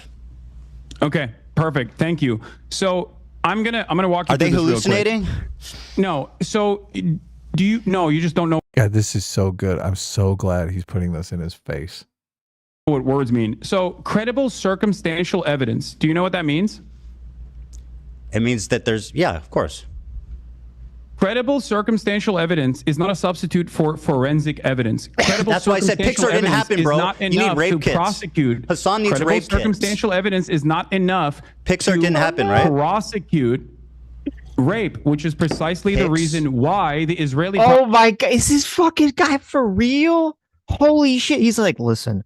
Unless Israel can name the person directly who did the raping and can bring them in a court of law, then it didn't happen. Case closed. I don't care that you found a body splayed out dead in a position that obviously they were raped. I don't care if someone saw them get raped unless you can bring me the person. It's bullshit. Yeah, now he's super litigious about it, right? Give me a fucking break. Yeah. Well, now he's put him in a position where he's literally defending himself, so he's got to turn into O.J. Simpson on this. Also, isn't DNA considered circumstantial evidence anyway? He keeps saying forensic evidence. Forensic evidence very often is circumstantial evidence. Let's look up circumstantial evidence. I mean, because like when you talk about direct evidence, you're talking like, well, it's funny because he was denying some eyewitness testimony. Eyewitness testimony is direct evidence, or a video of someone doing something is direct evidence. But like, if you find, my understanding is if you find DNA at like the scene of a crime, that's circumstantial evidence, technically under these legal definitions. Circumstantial evidence, by the law, evidence providing only a basis for inference about the fact in dispute. So I do think if there was like physical evidence of rape, that would be circumstantial evidence because they didn't actually see the crime take place. They're just witnessing the aftermath of it. Yes, so, exactly. Yeah. Right. So yes, that would be. Yeah. If you find someone's evidence DNA of torture on someone, would be, Or they're like, they say, oh, we found your DNA under the victim's fingernails. That's circumstantial evidence. Yeah. It is. Forensic evidence is circumstantial. Yeah. Right. Dumbass. You fucking dumb. Look, he's funny. trying to get out. He's just trying to get out of this shit. I know. It's so insane. This is a bed that he's made, though. Obviously. I'm so glad he brought this up. God, this is like a dream come true. Prosecutors themselves have said that in the absence of a singular victim coming out, and also with all of the forensic evidence that has been tarnished already. Show me evidence for anything you're saying. What? That's not. Show me evidence for anything you're claiming that isn't some unhinged freak on Twitter. Believe all women, hey? Hey, are we believing all women unless they're Israeli? Right after October 7th Hamas attack in Israel. You don't have to believe the women. The women are literally dead. There's fucking circumstantial evidence all over their bodies. Right. So stupid. Zaka, the disaster victim identification volunteers were among the first civilians responding on the scene. Zaka is an Israeli rescue and recovery organization primarily staffed by ultra-Orthodox Jewish volunteers, known for their work in collecting human remains for proper burial according to Jewish law. This is probably the lady from the documentary I saw. Yes, right. I think what happened is, a lot of what happened is that obviously you don't rape someone and then keep them alive, right? So most of them were murdered, and a lot of the forensic evidence. I'm sending Dan the PBS article about how 2 debunked accounts of sexual violence on October 7th fueled a global dispute over Israel-Hamas war. This is from May 22nd, 2022. This is about the witness testimony that was discredited. Okay, but so even if one account was discredited, there's many. No, it's not one account; it's 2 accounts. But the rest there's of way more than 2 accounts. Hey, Hassan, you know what you're doing? You're like, this girl lied about being raped, therefore all these women need to be questioned. That's actually what you're doing. You're saying Pixar didn't happen. I don't believe women if they're Israeli. Can you point me to actual, like, to victims that came out? Yes. Because as far as I understand, Israeli police have asked victims and witnesses to testify about Hamas and sexual violence in the aftermath of October 7. And it seems like their investigations were inconclusive because by the admission of the Israeli prosecution, show me evidence of anything you're saying. They openly said that there were no victims that came out. Can you imagine if he said, because obviously we found hate crime hoaxes. Can you imagine if he said, because we found hate crime hoaxes, hate crimes don't exist. Hate crimes don't happen at all. He'd never make that fucking claim, but he's making essentially the same claim here. He's like, we found 2 discredited accounts. Therefore, none of this happened. But the fact that they like hyper fixate on this so much. Major copium. Well, it really shows you like how dishonest Hassan is and these other people are when they talk about this. Because if it was true, Hassan said, well, I don't support October 7th. What they did was horrible and despicable and, the most evil thing ever. Right. Then why'd they be like, okay, I don't know, maybe they rape people, maybe they didn't rape people. It's horrific either way. Like, why do you need to focus on it? Why would you focus as much on it unless you want to defend the actions of those individuals on October 7th? That's exactly what they're doing. He's fucking running interference for Hamas right here, right now. This is it. Yes. He's basically the attorney for Hamas right now. He's like, I'm sorry. Can I get that report with the forensic evidence? Mm-hmm. It's such bullshit. It's so funny that he it's completely hilarious. He's so hypocritical on this. So hypocritical, it's insane. Yeah, let me guess. You read it on Haaretz. You don't wait. Do you think that Haaretz is not a credible institution of journalism at this point? No, but you guys lean on that. You just lie about what it says because it sounds credible. Guys? Who is you guys? You and all of your fucking dumbass cohorts that do the same typical rhetorical tools to just say whatever the fuck you want without ever having to back it up or knowing what you're talking about in the least bit. Yes. So show me the evidence. Haaretz boy. I sent swastika debunked narratives, and also, oh my God, out for blood. Here is the Israeli prosecutor Moran Gitz has acknowledged that 50 months after the events of October 7, 2023, Israel has still not identified any victims in which a case can be brought against an alleged perpetrator of a sexual attack. They're all dead. The admission is in line with a complete lack of any credible evidence regarding incidents of sexual violence, which is particularly notable when these claimed. I don't know what this is. I don't know what this foundation is, but there is news reporting on this. I don't know why someone sent me this link of this. Do you think? Did you see the picture of the guys going around. Remember the first girl that they were taking around? It appeared that she was dead in the back of their truck, and there's like 4 guys posing with her dead body. You remember that picture? Yeah. I saw him sharing that picture around saying Israel killed all of those guys. They didn't bring a fucking case against them. They murdered them. Right. Yes. Right. So it's Israel Israel ridiculous. killed the people okay, I got you. Right. The murderers of the girl, Israel, basically. I guess it's technically not murder when it happens during a war, but they killed them all. Yes. They drone strike their fucking asses. But why didn't they, bring charges against them? Why didn't they bring a case against them in a court of law? Well, there's this thing. It's called war. Just the things that Hasan is asking for are patently ridiculous. What is your point? What you said doesn't change anything. You're talking about. Do you think that they raped people and then didn't kill them? You said that there are victims. Can you give me the names of the victims? Yes. I will. First of all, I am not in the business of denying rape. If there are bullshit. If there are victims that have come forward in this process, I will play it for you. As I've said, there was an instance of sexual assault that took place in captivity. And it was not the. Of course, Hasan doesn't care about all the women who were actually murdered because they can't actually come forward and defend themselves. I mean, come on. If they were, listen, if just women were murdered but not raped, is it really so bad? This is just insane. This is a guy who calls himself a fucking feminist here. Like, these women were brutally murdered. They were first of all, they were sexually assaulted when they were alive. Some of the stuff they did to them while they were alive is just like repulsive, disgusting fucking shit, like genital mutilation and shit like that. They kill them to get rid of the fucking evidence, right? So no one can ID them. And Hasan Piker is on his live stream defending these fucking monsters, defending them for internet clout from a bunch of fucking psychopaths. It's insane. It's fucking insane. It's insane. Look, and we live in a world where CNN is trying to make this guy the Joe Rogan of the left. What fucking insanity is this? Clown world. Wake up, America. Look, this is like straight out of the fucking comedian. What happened to the American dream? You're fucking looking at it. It happened. It came true. This fucking nonsense. The systematized rape that was directed by Hamas, as the New York Times' erroneous reporting that did not meet its own standard, its own editorial standard, as a matter of fact, written by a person who literally was taken off the editorial board, taken off the actual paper for some of her insane tweets about Gaza.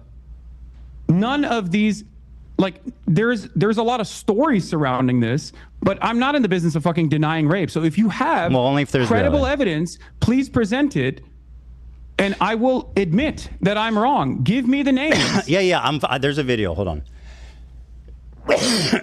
Is the video from Screams Without Violence? Is that where you're Is that where you're gonna present? No, it's because if it was, I would deny that rape. He's looking. He's like, my chat has half a dozen arguments testifying. against that one. I think it was either in the UN or to Congress. She's sitting on a bench. She's talking to a mic, and she's speaking in English. Yeah, we'll get there. But I mean, what's your problem with Sheryl Sandberg's documentary?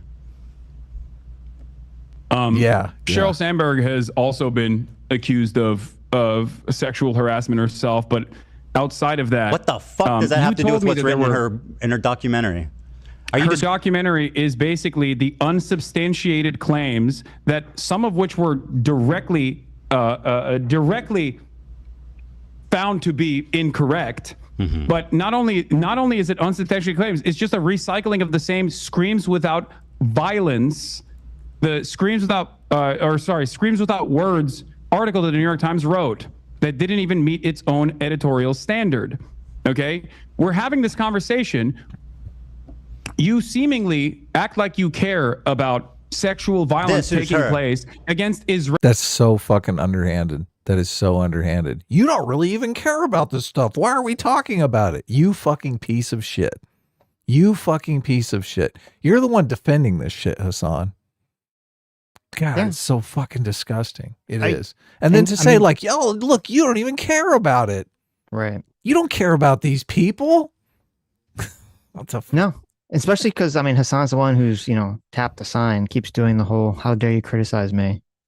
Oh, yeah. Let me use these corpses, right? Of course, yes. And look, and there's real victims here. Oh, my God, but these are Zionists. Mm-hmm.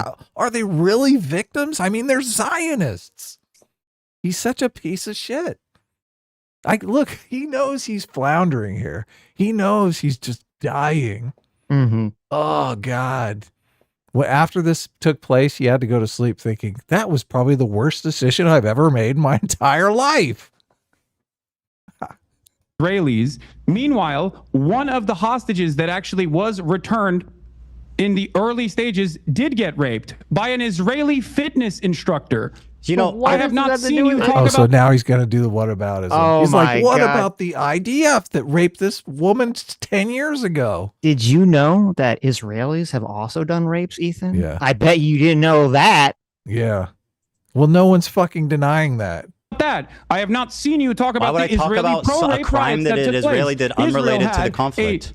Israel Do you find had it interesting? There's something that I... You never bring up the rapes that the IDF does. I'm innocent. I mean, it's like, yeah, let me go find some random rape somewhere and be like, Hassan, did you know that this person was raped? Why have you never brought this up? Obviously, you're a racist because the guy was Turkish who did the rape. Okay. No shit. You're just covering. This is so insanely infuriating. I'm so glad Ethan did this. I really am. I am. Well, now we know why for so long that Hassan didn't want to do this. Yeah, look, he doesn't want to face accountability for any of this. And look, his audience believes this shit. They've been gaslight into believing this fucking nonsense. Mm-hmm. And he probably goes on his stream and talks about all the lying on Fox News. Oh my God, the crazy shit the right wingers believe. As he's gaslighting his audience into believing this insanity. Oh, no rapes took place on October 7th. Oh my God. Well, they're such holy people. People. Maybe a couple, Adam. Okay. Oh, yeah. There's a handful. Probably by the IDF on their own people, right? Yes. Yeah. They raped them and then killed them just to make Hamas look even worse. Yeah. It's fucking insane. I wouldn't be surprised if he said that on stream. Buried in some stream that nobody's ever found. Israel had a January 6th style pro-rape riot where a bunch of rabid right-wing. Do you think I'm defending this? Did he say January 6th? Now he's he's pivoting to January 6th. Listen, I'm not a fan of January 6th, but nobody was raped on January 6th. Okay. I don't know what the fuck does this have to do. What? How would you tie that into this? We got to back that up. That's got to be a misspeak, right? He said a January 6th It's just style. He's like I have to tie it in with like something bad that my audience doesn't like. Okay, let me reach for something. January 6th, there it is. January 6th style rape fest.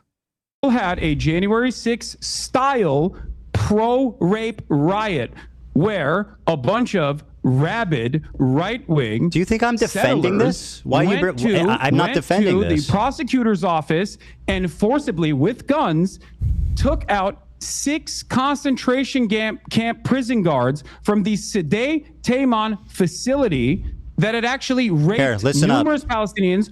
I fucking hate this argument because you're basically saying rape is okay if everybody's doing it.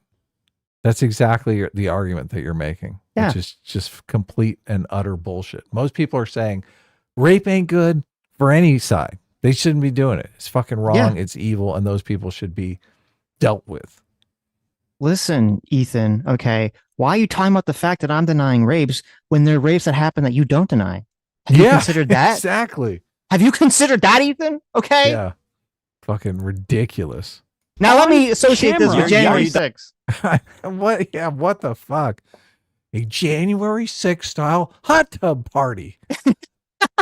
On grandstanding, here's a victim one that they raped to death. Are you done? Here's a victim you asked for. Here we go. This is from, I think there was an even more recent one than this, but where's the audio? Fuck. Hold on, let me unmute. Unable to move and had to ask for permission to use the bathroom. In that house, I was sexually assaulted by the Hamas terrorist who had guarded me. He forced me to go to the shower and entered the room, pointed his gun at me. He was breathing heavily and had a monstrous beast-like face. He meticulously planned his assault, scheming and waiting for the moment to have his way. He kept asking me private sexual questions while sitting next to me in his underwear, lifting my shirt, touching me, and constantly asking me when my period would be over. Sorry, just to butt in here. Is she lying yet or no? Is she lying or hallucinating? Ethan, have I ever said that rapes did not take place? Well, you did about 5 times. What the fuck? We saw the clips. This guy's insane. According to one credible personal testimony in captivity, not on October 7, but in captivity. Kind of, yeah. Yes. Over. You're doing it right now. What do you mean? I knew exactly what he was planning to do. You literally and yet I couldn't do anything to prevent Wait, pause it for a second. No. Listen to what she has to say, Hassan. Hassan, don't silence her. Let her fucking talk. No, because you're acting like this never happened, that it's exaggerated, that everybody's lying, that Israelis are just inherently evil monsters that are responsible for everything bad that's ever happened. Listen to her. Cry or to be sad. Listen to her words. I had no one to comfort me and was forced to act nice to the person who had just sexually Listen to this victim. Show her some respect, Hassan. Can you believe that Hassan is trying to speak over a victim of sexual violence? Okay. Yeah, because he condones this shit. He thinks it's cool. A male That's feminist. the truth of it. Let her speak, Hassan. He doesn't give a fuck about these people. Like, he's literally making money off of their fucking pain and denying it. Yes. He's making money off of denying their fucking suffering. Yes. Terrifying way. Oh, it's so gross. Not a the way day you're goes doing by this. that I don't think about what that terrible man did to me. It is. We were held in such inhuman monster, brother. That is fucking no gross. person should ever be subjected Dan, to pull such the fucking brutal plug on ruthless this. Holy treatment. shit. Now, you really have no problem speaking over a rape victim when they're Israeli. Dude, you don't give a fuck about rape. Look, what are you doing? Look at what you're doing. I never said that no one ever got sexually assaulted in First captivity male in the rape hands survivor of Hamas militant. on October 7th. I literally said in the video, a man who was stripped naked and raped by Hamas on October 7th has revealed for the first time how he was spat on and humiliated as his murderous rapist laughed. The victim, only identified as Initial D, is the first man to speak about the sexual assault he and others experienced when Hamas elite the Nakba unit massacred, kidnapped, and raped innocent people enjoying the Supernova music festival. They pin you down to the ground. You try to resist. They take off your clothes, laugh at you, humiliate you, spit on you. Said the victim, who's hold on. Okay, listen to me. Listen to my words. They touch my private parts. They rape you. You're not going through this in a dignified way, and I think it's very gross. What you're doing here is simply weaponizing a victim you are so pathetic. as a fucking prop. A victim that I also acknowledged. Silence. And you know I acknowledged it because you posted it in your video that you just showed me. Here's the clip. The irony of Hassan levying this accusation. Yeah, the thing that he does all the fucking time. His entire argument is you can't criticize me because people are dying in a genocide. Yeah. And it's like, oh, well, here's a woman who's, you're saying okay, well, he's doing the thing, oh, maybe some rapes happened, right? But it wasn't widespread. Well, here's a video of someone saying, well, no, she said it, but there were others. Well, here's a bunch of other people saying that they saw it or there's other evidence. No, I wasn't talking about those. Well, but here's a report that said a bunch of it happened. No, I wasn't talking about that. Well, then what are you talking about, motherfucker? Ethan showed 5 clips of Hassan rolling his eyes every time somebody said that rapes took place on October 7th. Fucking rolling his eyes like, oh my God, this is such a lie. Such a media lie that they're doing. Look, and he's totally being held accountable. And he can't fucking stand it. He's like, oh my God, this is gross. You sitting there actually holding me accountable for the nasty things I've said. Mm-hmm. It's so obvious what's going on here.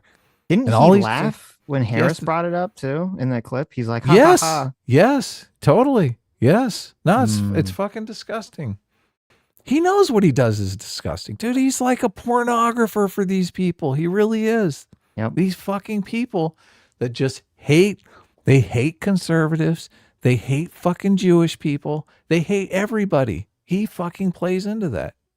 How is he any different than the fucking KKK, dude? All he is doing is fueling hatred. That's all he does. And this is so great, man. I am so stoked.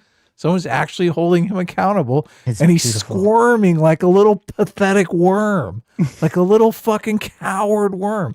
The difference is so obvious. Like everything Hasan accuses Ethan of, Ethan says, damn right. That's exactly what I did, right? Oh, you put a Hamas thing on a Hamas headband on me. He's like, fuck yeah, I did, right? Right. Like he's not embarrassed of any of the shit he's doing because he knows he's in the right. Every single thing that Ethan is accusing Hasan of. What? Did I say? Oh, did I do that? No, he's running from it. He's totally running from it. Like it's so obvious. It's obvious to everyone. Mm-hmm. Obviously, his fans are too gaslit to. They're done. I think they know. I think half of them are gaslit. Half of them know what's going on, and they just play dumb to play along. You think they might actually be waking up? You think this might be a little bit of a wake up for him? No. I'm saying like half his audience knows that he supports all this stuff, but they know that he can't publicly say it directly. How so they is play that along. not the fucking KKK with a big white hood on your face, hiding bad. your identity? How is that not the same fucking thing? Yeah. Good. These are the moral arbiters of our society. This is the next Joe Rogan. Okay, right here. This is no Of the left. God, anonymity makes people do the most horrible things. Yeah. Reveals that sexual assault and rape was a regular component of the life as a hostage in Gaza. Doesn't matter if fucking rape. That's so fucking sad. This girl looks so young. That's so fucking sad. Rapes happened on October 7th. Hasan, maybe you would like to call her a liar. Please go right ahead. You're doing it again. If fucking rapes happened on October 7th. There are dozens of testimonies from witnesses, most of who were in hiding and heard. Oh, yeah. Ethan, Are you denying that? You said in the beginning, I'm going to use my words very carefully here. More In the stories beginning, coming you out. said There's on a October UN 7th, report. there were numerous victims of sexual violence that you said, not me, you said that there were numerous victims of sexual violence that actually came forward. So I ask you for names of the numerous victims of sexual violence on October 7th. Because wait, hold on, I hold never on. said that You're there saying was no only- sexual wait, what? assault that took place. Wait, you're as a saying they matter of have to fact, have been on looked at that report. I looked at that same UN report and said that there was valid, credible, firsthand testimony on sexual assault. I that wish took you place had the in energy captivity. you That have was not on October for 7th. the Israelis raping people. As I wish you had the same energy for the fucking Palestinian terrorists raping people. I wish you had the same energy. I can't invent rapes. You have not given me any names. What are you showing talking you about? people and names. What do you mean? What do you mean? What's with my to people deny and the names? suffering I don't and trauma of understand. the victim. He's brought out two people here, or two women and one man. Right. How's he not showing? Oh no. You're not See, giving me anything. Those you don't understand, Adam. Okay. These two women they're talking about being sexually assaulted, they were sexually assaulted once they were kidnapped and held hostage against their will for over a year, right? Right, yeah. Where's the video of the woman who was raped and then killed on October 7th? Where's that video, Ethan? Yeah. All right. Where's that evidence? Checkmate, sir. It's so disgusting. It's so disgusting. I can't because you need it. your heroes. You know what? Women. This is not going anywhere. Let's just move on. Yeah, let's just. What do you mean? You can't just let's just move on from this. This is a major point of contention. This is so fucking weird because he's giving him a complete out. I'm like, don't move on from this, dude. He's squirming like a fucking wormy little bitch. Don't move on. And look, he said, "Oh, let's move on." And he has to even argue with him on that, when he should be wanting to move on desperately. Wait, hold on. Let me go back. So I want to hear Hasan says something. I want to hear this very specific way he phrases this. Showing you people and names. What do you mean? It's what do you mean? What's with my to people deny and the names? suffering I don't and trauma understand. of the victim. If there are victims, wait, did he say? Where did he say he was talking about the UN report and his interpretation of it? Was it before this? You know what? This is not going. Yeah, back it up a little more. Wait, what? Assault that took place. Wait, you're saying they have to have been on looked at that report. Victims of sexual violence said, not me. You said that there were numerous victims of sexual violence that actually came forward. So I ask you for names of the numerous victims of sexual violence on October 7. Because wait, hold on. Said that you're there saying was only no sexual assault that took place. Wait, you're saying they have to have been on October? That report. I looked at that same UN report and said that there was valid, credible, firsthand testimony on sexual assault. I wish you had the energy you have. That was not on October 7th. For the Israelis raping people. As I wish you had the same. Oh, so to be very, very clear, again, it's even weird. He's saying that the report only said that there is credible evidence of sexual assault taking place in captivity, which, first of all, the report did say that there was credible evidence that sexual assault took place on October 7th. So he didn't read the report. Okay. Yeah, lots of it. And I found the video. It's like an hour, so I can't really skim through it right now. But it's called, this is the video, okay, that now it's a Hasan fan channel to upload this. But here's the video. It's from Hasan reacting to this UN report. It's titled, UN Report Can't Prove Mass Sexual Violence on October 7th. Hasan Abi Reacts. Mm-hmm. Okay, so cast that with how he's characterizing it here. Energy for the fucking Palestinian terrorists raping people. I wish you had the same energy. I can't invent rapes. You have not given me any names. What are you talking about? I'm showing you people and names. What do you mean? What do you mean? What's with my people and names? I don't understand. Trauma of the victim. If there are just victims, because you need your heroes. You know what? Women. This is not going anywhere. Let's just move on. Yeah, let's just. What do you mean? You can't just move on from this. This is a major point of contention. You have falsely smeared me as a rape denier when you yourself, the one evidence you deny mass rapes happened, and you're doing it right now. The instance of sexual violence in captivity I just showed you two that we know of up until this point. Showed you two. You and I both agree on. I showed you two. You know that I agree with that. You know that I've talked about it. You know that I've acknowledged mass rapes happened, and yet not that rapes happened. What? You deny that mass rapes happened, not that rapes happened. Listen to my words.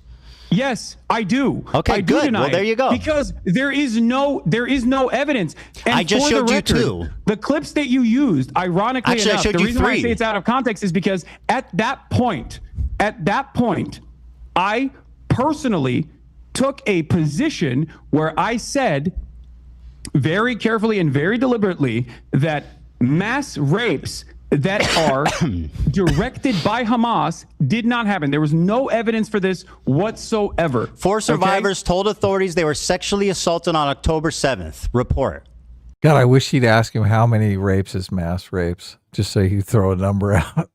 Like, where do we get into the mass rapes? Right. He's like, listen, Hasan, you asked me about the definition of Zionism in the beginning of this conversation. We need to have definitions here, right? What is your definition of mass rape? When does rape become mass? How many people are we talking about here? Okay. Are you going to let like 30 rapes go? Is that where do you draw the line? 25? Yes. Right. What are the acceptable amount of rapes before you get into mass rape?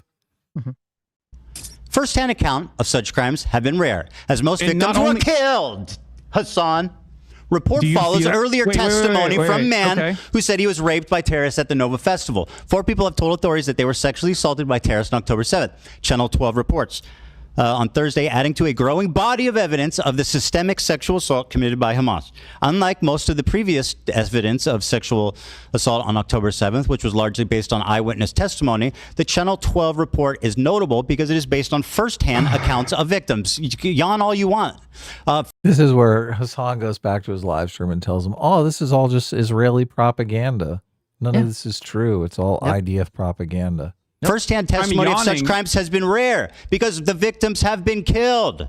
Dipshit. Okay, Ethan, they fucking kill them. According to the report, 4 individuals approached the welfare minister with their account. Sorry, no way to actually examine. Sorry, talk about being gross. Listen to these victims. When someone is murdered, there's no way to do forensics evidence. They've done it, you fucking idiot. They've done it, and you've denied it. What the fuck? You know the fucking answer to that. Actually conclude because that person was sexually assaulted. You know that the religious organization that is first responders that you cited has a policy of burying the bodies to avoid disgracing them. That's Ethan, you what just happened. said dozens of victims came out in that I'm article. reading And I don't you. know What where are that you article doing, is from. bro? I'm showing you the evidence that you're wrong right now.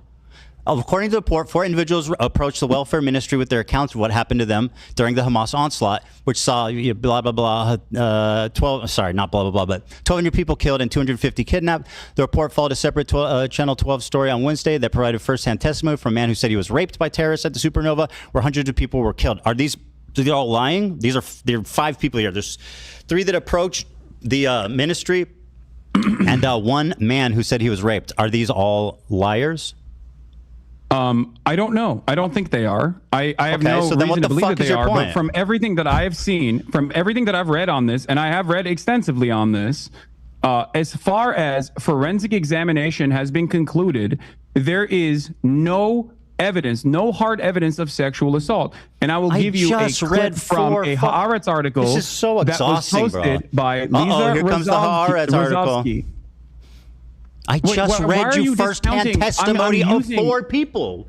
What are you doing? You're saying that you're not believing the victims. Ethan, you're asking for pics or it didn't happen. It's not that I'm not believing the victims. You said, where's their bodies? Pics or it didn't happen. You have mentioned, since you're saying pics or it didn't happen. Okay, right? Since the article that you mentioned came out, there have been further prosecutions on this. Why have they not led to any real prosecution? They're dead. They're fucking dead, you moron. What do you mean? First-hand testimony in this regard. You killed all the fucking Hamas operatives in Israel. I killed them? What? What are you? Why are you saying you killed them? I said they. Why the fuck would I say you killed them? That's insanely stupid. Are you okay? Hallucinating. Yeah, the victim's dead, the perpetrator's dead. Like, this is an insane thing to ask for. We're going to have a trial for the fucking dead perpetrator? Yes. Fuck you. We have to get to the bottom of this, okay? Or clear the good name or bad name of these Hamas terrorists that killed innocent people, kidnapped them, and, maybe raped them, right? We don't want to besmirch their name with rape. It's not going to happen. Not even a realistic. I mean, if they were just going around gunning down innocent people, right? Is that so bad? Yeah, it's horrible. Oh, okay. Maybe horrible. That is bad. Maybe it doesn't matter. Maybe this is ridiculous. Why is Assad so determined? The only reason that you would be so fucking determined to fight this to the death, this absurd fucking claim, this absurd argument to the death, is because you want to defend the action. There's no other reason to do this. Even if you honestly believed, well, maybe like for no other reason, just you're so concerned about the truth. Even if you honestly believe, you'd be like, well, I don't know if it happened or not. It doesn't matter. They're horrible scumbags. We all agree on that. Let's move on, right? But he doesn't say that. He doesn't. Can't say that. Yeah. I don't know how big Hassan's audience is. If it's 200,000, 300,000, 500,000, I don't know how many viewers regularly tune into him. But he has lied to all of those people. So he's forced to defend this position because those people believe that based on his fucking show. So that's another reason why he's going to the mat on this. He's like, look, I gaslighted all these people. I know he said in some instances that he doesn't agree, at least publicly, even though he supports everything around it. Everyone, even though he publicly supports all these people that are in favor of October 7th, I know he said that he didn't support it, right? In terms of this, what I perceive as like a mask on thing. But has he ever called them like evil or scumbags or bad people? Have you ever insulted those people? Hamas or the Hamas terrorists? Of Hamas or Hamas terrorists? Yeah. No, he's made excuses for him. He says what they're doing is, a rebellion, right?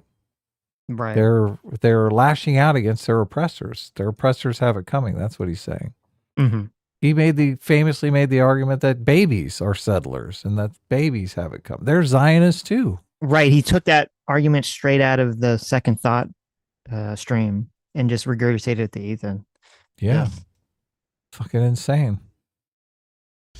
Are you crashing out? Go ahead. Maybe I misheard you. You are crashing out. Pretty sure you. It's hilarious. Said you killed them. Sometimes when you're under stress, you can mishear things, but that's okay. I understand. I might be my mistake. I have you on much lower volume because my volume is very low. Okay, fair enough. Fair enough. There's a misunderstanding. That's part of the reason why I do ask over and over again what you're saying. That's fine. I understand. I want people to hear what we're saying. So that's a fucking lie too. Total fucking lie. He keeps asking what because he wants time to think. because he knows he's been caught again. Oh my God. That's totally fair. If you're saying, are you done, or you want to keep going? Gaslighting you, just clip it and send it to me, chat. It's that simple. Okay. And if you probably said, oh, he's got to talk to the chat again. It's very important that the chat knows he's paying attention to them. Mm-hmm. Said it by mistake, even if you did. So it doesn't matter. Okay, we done with this one? Okay. No, we're not done with this at all. Go ahead. I mean, I just read 4 first. Because the question I have for you, is very simple. Okay. Oh, if I said you, I misspoke. That's my bad. By the way, I may have actually said you. It's fine. I apologize. You misspoke. I didn't mean mean that. Care. Yeah. Let's move on. I just want to make sure. Let's get back to the actual main point of contention here. The liars. Rape apology. There have been no rape allegations filed in the October 7 attacks. Not one. Okay? And this is from Ynet, speaking to Moran Gatz, who I posted about earlier. Moran Gatz is the Southern District Prosecutor's Office in Israel. Okay? She was a member of the Team 7110, responsible for cases involving captured Palestinians in connection with the October 7th attacks. On investigations related to sexual violence, she says, in the end, we don't have any complainants. What was presented in the media compared to what will eventually come together will be entirely different, either because the victims were murdered, okay, this is what they're saying, or because women who were raped aren't willing to expose it. That she excludes here another explanation, says Dropsite News, that no rapes occurred. We approached women's rights organizations and asked for cooperation. They told us that no one had approached them. There were parents who reached out to organizations asking what to do if something happened to their daughter, but they didn't reveal the abuse. So the question I have for you is this, okay? The question I have for you is this. What am I supposed to do in the situation when there are no victims that have come forward? 4 victims just gave firsthand testimony. I read it to you. Died, but there's no forensic examination. Pixar didn't there has happen. been no justice for these victims in Israel on October 7 due to the fact that the government completely ruined. Okay. The government completely ruined any sort of forensic examination that could have taken place. There is no way to actually. Are you actually? Wait, there's no justice for the people that were killed or raped on October 7th because the people that did it got killed, but they didn't go to trial first. What the fuck is this argument? It's completely ridiculous. Like if you're a woman who got raped by some terrorist and that terrorist has been killed by the IDF, yes, you're like, what's the point of me bringing charges? Like, what's the point of anyone even knowing about it, right? I wanted them to see their day in court. All right, look, that's real justice. I'm sure you've got justice, and you just assume. Look, we have people in our court system that we label as Jane Does because they don't want to be identified when they testify against their rapists, right? Right. Yeah, it makes perfect sense why they would not want to have a trial about this if the guy has already been killed. Yes. This is so stupid. This argument only works on fucking retards and the typical Hassan viewer who is a retard. I was going to say there's no doubt. It's the same thing. Yeah, exactly. Exactly. Who's buying this shit? Bring justice to these victims. Your assessment on this is so off base. Hassan, are you listening? You think 4 first-hand victims. I just read it to you. Okay, but you know what? You're right. You know what, Hassan? You're right. Let's err on the side. I mean, listen, you only brought me 4. You said a dozen. I want 8 more, Ethan. Okay, give me 8 more, and then I'll admit maybe I was wrong. Of these victims lying. Then why are Let's there? err Why on the have side. they No, not? you're totally right. This is the progressive way.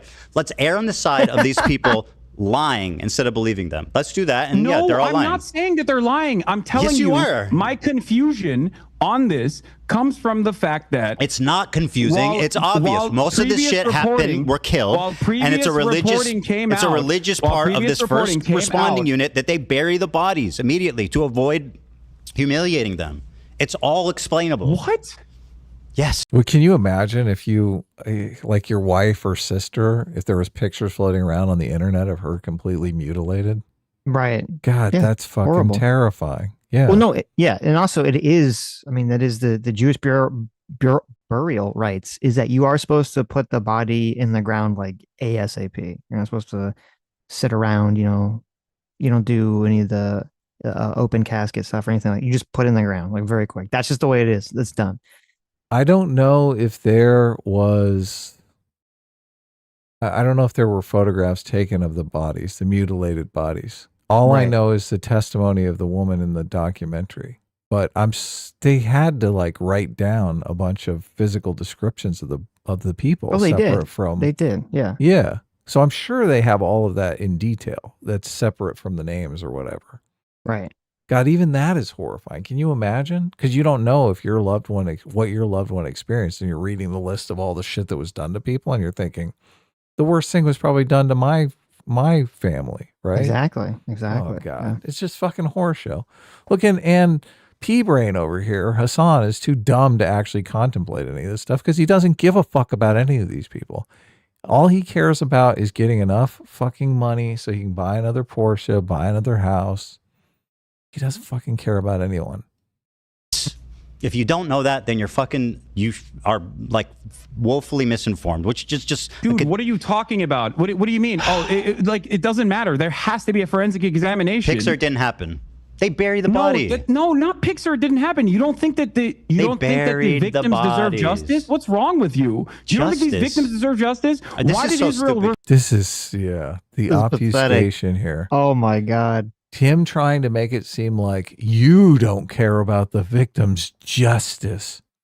This is like they're playing Uno and he just pulled out the reverse card, but it wasn't actually a reverse card. It was like a piece of toilet paper that he like drew crudely with crayon that said reverse on it. And you're like, that's not a real Uno card. He's like, no, what are you talking about, bro? Reverse. So ridiculous. It's so ridiculous. Like the IDF fucking drone striking their murderers. It probably feels like justice to these victims, right? Yes. When they look at the Gaza situation and they see all the rubble and devastation, they're like, oh yeah, I feel like I got some justice here. Mm-hmm. Right? Right. Yeah. Can we please move on? An outside investigative committee. How do you explain these four accusers? Under normal circumstances, how do you explain these four accusers? Or a third party. How do you explain these four accusers? Conduct an investigation. Look, this stuff too, it doesn't even serve Hassan politically because it does. Just listening to this stuff makes my empathy for the Gaza situation just fucking nosedive. Like, I don't give a fuck about, after hearing this, I'm like, yeah, turn it into a parking lot. Like fucking, I don't, this kind of stuff does not garner any empathy in people. If you're not willing to empathize with the other side, if you're not willing to acknowledge the suffering that the other side has had, there's no way that they're going to fucking empathize with your suffering. It's just fucking ridiculous. Well, it makes you not have empathy for Hassan and the audience and the people that are trying to advocate on this other side. If this is like the insane levels of cope spiraling that we're witnessing here about this, which it seems entirely pointless. Even just as a purely cynical, piece of propaganda. If you just want to appear to be on like the correct side of things, just say like, yes, people were violently raped and horrible things happened and all those people are scumbag, blah, blah, blah, blah, blah. Right. You do all your, say your all little talking points, and then you go into why what Israel's doing is wrong. Even if you don't believe it, just for like a cynical like ploy to do it for propaganda. That'd be the technique. Yeah, just do it to let people know that you empathize with that you're not a psycho. That you're a fucking human being. Exactly. To foster empathy in the other side, you have to show some empathy first. You really do it because he can't fucking do it. No, he knows that a good chunk of his audience supports October 7th. Yeah. I mean, I just like Ethan did a good job in the beginning drawing the line. He's like, killing all these civilians is not good. But is it like very weird that the October 7th supporters, they would struggle? They'd be like, yes, it's totally fine to like run in and just mow down innocent people, but to rape them first, like that's well, hold on there. Well, he knows that is even worse, right?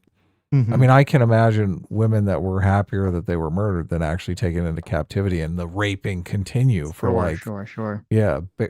With barely any food and water for weeks on end. Yeah, it's just fucking sick. How do you explain the four accusers?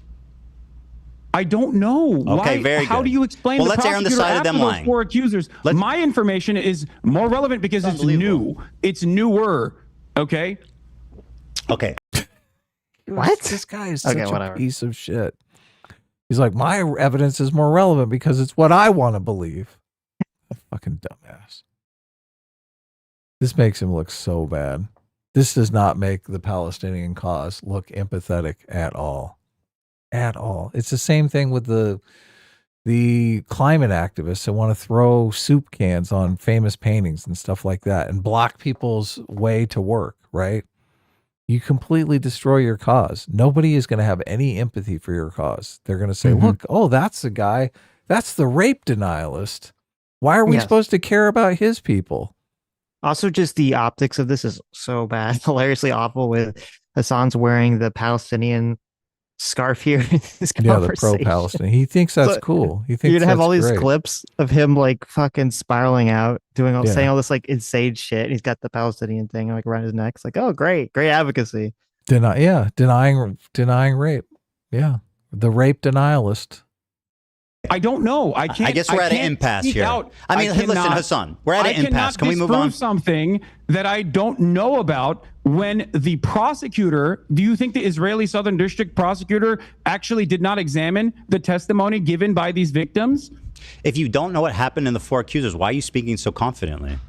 Because I'm speaking you're a liar. About you're a propagandist and you fucking hate Israelis. Thank God. Yeah. Yeah. Why doesn't he just say, well, I don't know? Right. He doesn't even say he doesn't know sexual assaults happened en masse. He's been pretty clear that they didn't. Can we move on, please? This is obviously at an impasse. No. Oh my God. I'm just trying to consider the audience. Everybody wants something else. I'm telling you, dude. This is exhausting. You have claimed falsely that I do not recognize the testimony of a sexual assault that took place in captivity. Yes. That was false. Yep, do you admit was false. that? Yep. She lied. It was false, etc. No. It's a falsehood that you claim that I don't recognize that. Do you admit that? Yes. 100%. Can we move on? Wait, so you're admitting that you falsely smeared me as someone who is denying a verifiable claim of rape from a first-hand account, and it's not from October 7th. Okay. Yes, I'm smearing you. Can we move on, please? You deserve to be smeared, dude. You're a fucking piece of shit. Okay, very good. All right. Can you explain this tweet to me? This is your the total stun. Wait, that was hilarious. The total just like stun. He just stunned him here. Okay. Yes, I'm smearing you. Can we move on, please? Okay. Okay. That's right. You deserve to be smeared. All you do is smear people, you fucking piece of shit. He's the worst. He's the worst. It's hilarious. Very good. All right. Can you explain this tweet to me? This is your tweet, and I'd like you to summarize it for me. Here it is. You said, go ahead. You can read it for me and explain the picture. I can't. I don't know where it is. So you can't see it? Oh. Okay. Yes. Okay. Fantastic. Okay, very good. I guess what's it's just a little delay for him, Dan? Or? No, I can see it. Bro really said my lived experience in Israel proper. Great. What's the picture? This is zone of interest. You're familiar, yes? Explain for the audience what this picture entails. This is Zone of Interest, which is a Oscar award-winning movie depicting the banality of evil during a literal Holocaust taking place, the monotony of the day-to-day existence, the beautiful garden. And your implication is what? Rudolf Hess and his family put together. And your implication in the backdrop, you can see there is a concentration. There's a concentration camp, Auschwitz. Your implication there's to a train me that is what? Most likely inferred to be sending. This Jews is the into clip you're responding camp. to. Hold on. Like it's completely based on my. I actually don't know where it is, but I said we know what it was. I just said Israel proper, right? I said my lived experience in Israel proper. Can you explain play the clip? Play the clip. It's 2 minutes, and I don't know where this happens. If somebody can find out. No, play the clip. Play the full thing. We have time. I'm not going nowhere. Well, let me see. Yeah, I mean, I want to watch it too. It's just. I know you do. Let's see here. I don't. Here, I'll just play it. Oh, this is a clip from the critically acclaimed Content Cop. How's that working out? You think Ian's happy he made that video? I don't know. I mean, you don't know? What a fucking dumbass. He can't answer anything honestly, Sitch. What the fuck? He doesn't know, man. He's not doing nothing. What do you mean he doesn't know? He doesn't know. He knows that he got a bunch of blowback for it. Oh my God. He knows iDubbbz is calling it up like, listen, Ethan, you got to give me shout outs for Creator Clash. Please, please, please. He's probably on the phone with him going, oh my God, that was terrible. Creator Clash is dying. Please, will you do Creator Clash's song? He's like, no. Fuck you. Supposedly, Hassan has finally agreed to watch Ethan's content nuke live and react to it, but only with iDubbbz next to him. Really? Yes. Is that going to happen? Are we going to? That's supposedly going to happen. No way. Supposedly going to happen. Oh, well, that's great. That's going to be more juicy drama. The two dumbest people on the internet. The two dumbest people with the biggest followings on the internet are going to look. We're going to be covering it. That's for sure. I haven't talked to him about it. I mean, he put out a really big video. I mean, I would be stoked. I don't know why you're asking me about what iDubbbz is thinking, but I mean, I assume. I mean, it performed pretty well. I think it doubled your video. So yeah, I mean, it's not that bad. If anything, I think it just means that more people are interested than me than you. Yeah, no, definitely. I believe that for sure. Very good. I think a lot of people. I think a lot of people, some falsely and some for decent reasons, wants to. Do you want to look at the like ratio? Someone put you down a peg. It's probably the reason why there's a lot of people watching this conversation as well. Do you want to watch the Do you want to watch the? Oh my God! He's like, a lot of people are watching because they hate you, Ethan. There's absolutely nobody watching because they hate Hamas Piker. That's not happening. That would be too much for him to even comprehend, Sitch. The like ratio on this? Damn. The like ratio on this? That's correct, my friend. Here it is. Wait, what? Ethan, play the video. This is also been reported even by your favorite. What is it? Nicholas Eat Oreos. My favorite. To be false. Okay. Well, here. The dislike metric is not correct. Let's just watch it. Why am I arguing? He's like, it's not correct because it's been botted. God, he's got an excuse for everything. Any piece of evidence you bring to him, he's like, no, that's not really evidence. That's not good. On behalf of Ian's video's performance, I don't give a fuck. Come on, play the video, dude. Come on, Jesus Christ. Play the fucking clip. I mean, it is ironic that he came and did this whole show of doing it with you and it like just completely humiliated him. I think that's kind of funny and interesting, but I'll play the clip. Not on Leftovers. He's now talking about it on his podcast. What I want to do is show you. Are you not? Hold on, I'm sorry. His entire Creator Clash is in ruin. The event is going to be fucking absolutely canceled. He's probably not even able to reimburse most of the fighters for the time they trained. How is that not a train wreck? Ethan, I'm just saying. I am not iDubbbz. I don't care about your petty vendetta against iDubbbz. Play the. Don't you care about the success or failure of your friend's business venture, Hassan? Oh wait, no, he doesn't. He doesn't. Yeah. What do you mean, no loyalty, friend? No care. Yeah. You don't care about the guy who you used to go after Ethan Klein? Of course not. What am I saying? Yeah. What am I saying? Obviously, dude. He's used up. Yeah, I used him. That's Hassan's position. Yeah, I fucking used him. Of course I did. He did a great job of immolating himself in the service of me. In the video, guys, how I see Israel, because you're in the video. When you listen to Hasan and you hear all these fucking you ruined a charity event. I hope you're proud. Oh my God, bro, you have no idea what you're talking about. He's now talking. I'm talking about Israel proper. What I want to do is show. And you're showing headlines about Gaza. I literally say in this clip that has nothing to do with the conditions of Gaza and the conditions of the West Bank, which I consider to be like apartheid. Like it's completely based on my lived experience of 5 years living in Israel. My lived experience, bro. You are so fucking out of line. You have no idea. How do you have the confidence to make this video? Again, I don't know where it is, dude. the phrase. Show you guys how I see Israel, because you don't see that when you listen to Hasan. Israel blocks, and he shows these headlines. Israel again blocks Gaza aid. Again, I'm not talking about Gaza, which I say clearly in this clip, but go on. And you hear all these fucking mega lefties talking. Israeli authorities block healthcare to Gaza. Again, I'm not. Do you think that I'm talking about walking around Gaza? When I say how great multicultural it is, did you think that? How Israel attacked Gaza since October 7th? Not even. Shield your eyes. We never co-signed what they did. Is that not the point he's making, though? It already happened. I said it. Oh.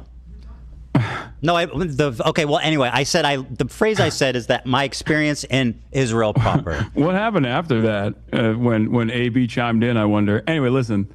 Who knows? I mean, you like to make inferences based on. I'm just asking. I don't know. You know it's so funny.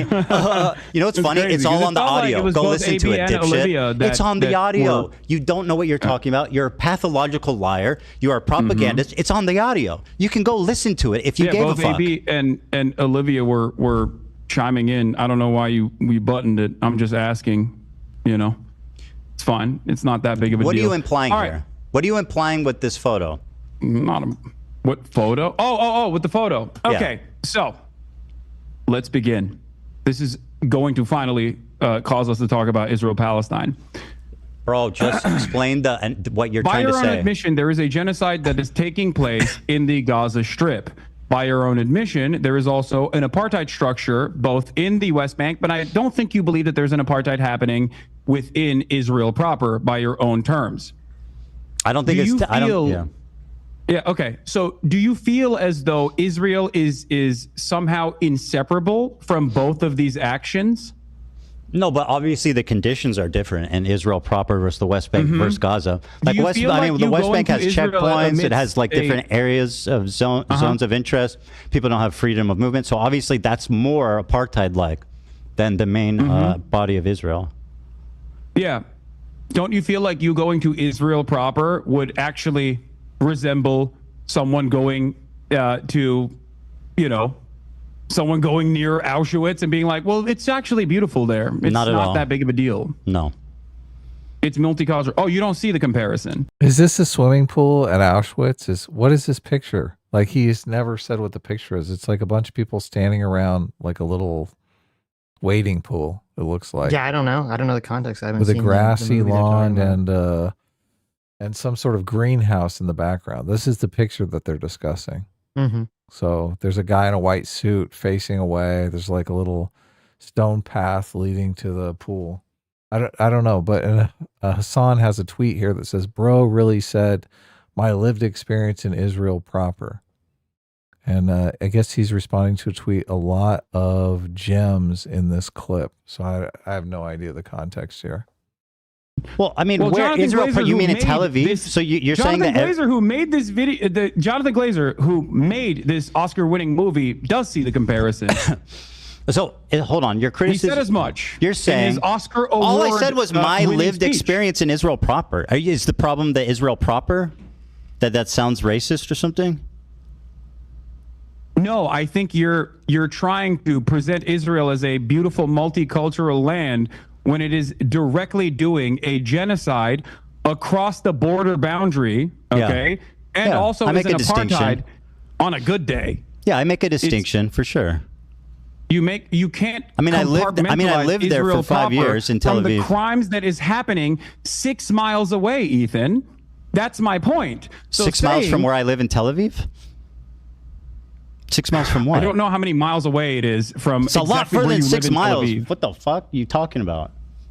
I don't know how many miles away it is. That's not the point. It's close enough that you can see it. If you go to Sderot, you can watch it. The point you're making is that everybody living in Israel is living next to a concentration camp. Yes. So I said, I think the picture was a concentration camp. So, or people next to a concentration camp. Well, this is, ironically, this comes back to some element of the Murray conversation. Of course. Why it can sometimes be useful to go to a place that you're talking about. This whole idea that Gaza was a concentration camp, before the war happened on October 7th is just so stupid. Yes, it was a place that was, had a blockade. Yes, it was a place that was poor and had a lot of poverty and a lot of things that were not great, but a concentration camp, that's fucking retarded. That's insane. And, that's why, we watched the video of like, the tourist video, like, here's 5 things you can do if you're visiting Gaza. Doesn't look like concentration camp. Okay. Yeah, look, South Central looks more like a concentration camp to me than anything in that video, that Gaza video. So, yeah, South Central. People were driving, you saw people driving cars on busy roads and everything. People walking around, going to stores, buying food, doing stuff like that. I don't know. Doesn't really strike me as a concentration camp, but the Los Angeles hood ain't no safe place to be, but it ain't a concentration camp. That's for sure. Right. Yeah.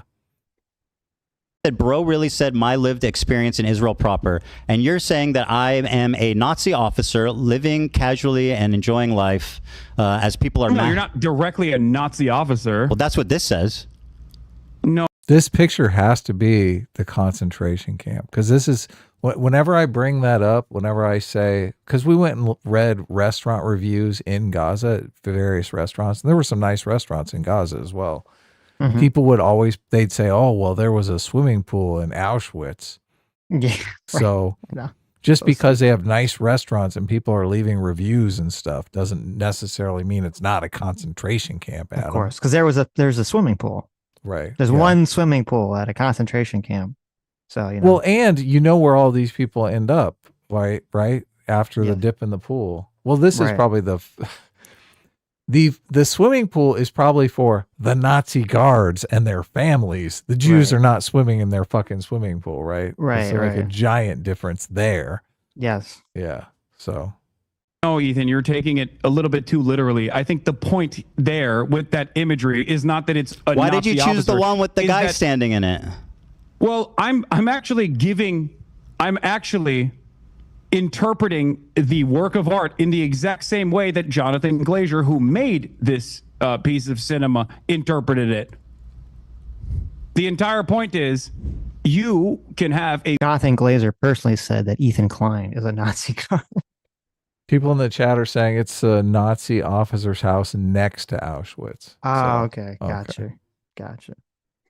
Wonderful life as an American Jew in Israel. Of course you can have a wonderful life in Israel. That's the point, because Israel is a ethno-religious supremacist apartheid state that is currently doing a genocide. It is the entire underlying principle of why this nation state was founded. That's what it was founded on. It was founded on exterminationist principles of the indigenous Palestinians, which you seemingly agree to. So yes, if you actually think Israel is doing a genocide, then it comes across as rather odd that you would go to Israel to show how multifaceted and how wonderful Israel is. I mean, yeah, it would be exactly like someone saying, you don't understand. I'm German. I am going to Poland. I'm going to go to Warsaw. I'm going to go to Auschwitz. It's not the same at all, dude. How wonderful Auschwitz looks like, because it's German territory. I lived in Tel Aviv. I worked beside Palestinians. I worked with them. I took the bus with them. I walked around the streets with them. I went to the restaurants. They worked with me in my businesses. It's not what people expect. That's my point. You don't see... Yeah, that would be lying. That would be lying to your audience about the actual totality of Israel. You want to talk about my totality of anti-Semitism inferred off of like hyper specific... It is kind of hilarious that he's like, listen, Ethan, I don't care about your personal experience of what it was like to live in a country for 5 years. I'm going to tell you what was happening in a place nearby that I've never personally been to. Okay? Yeah, it's infuriating. Yes. Narrow definitions that you have invented in your mind. Talk about the totality of a country that you recognize is doing genocide. You think it's appropriate? You think it's appropriate to go to Israel while there is a fucking genocide going on by your own admission? You did a show with me and you consider me your friend, and you knew that I was apparently a Nazi officer that whole time.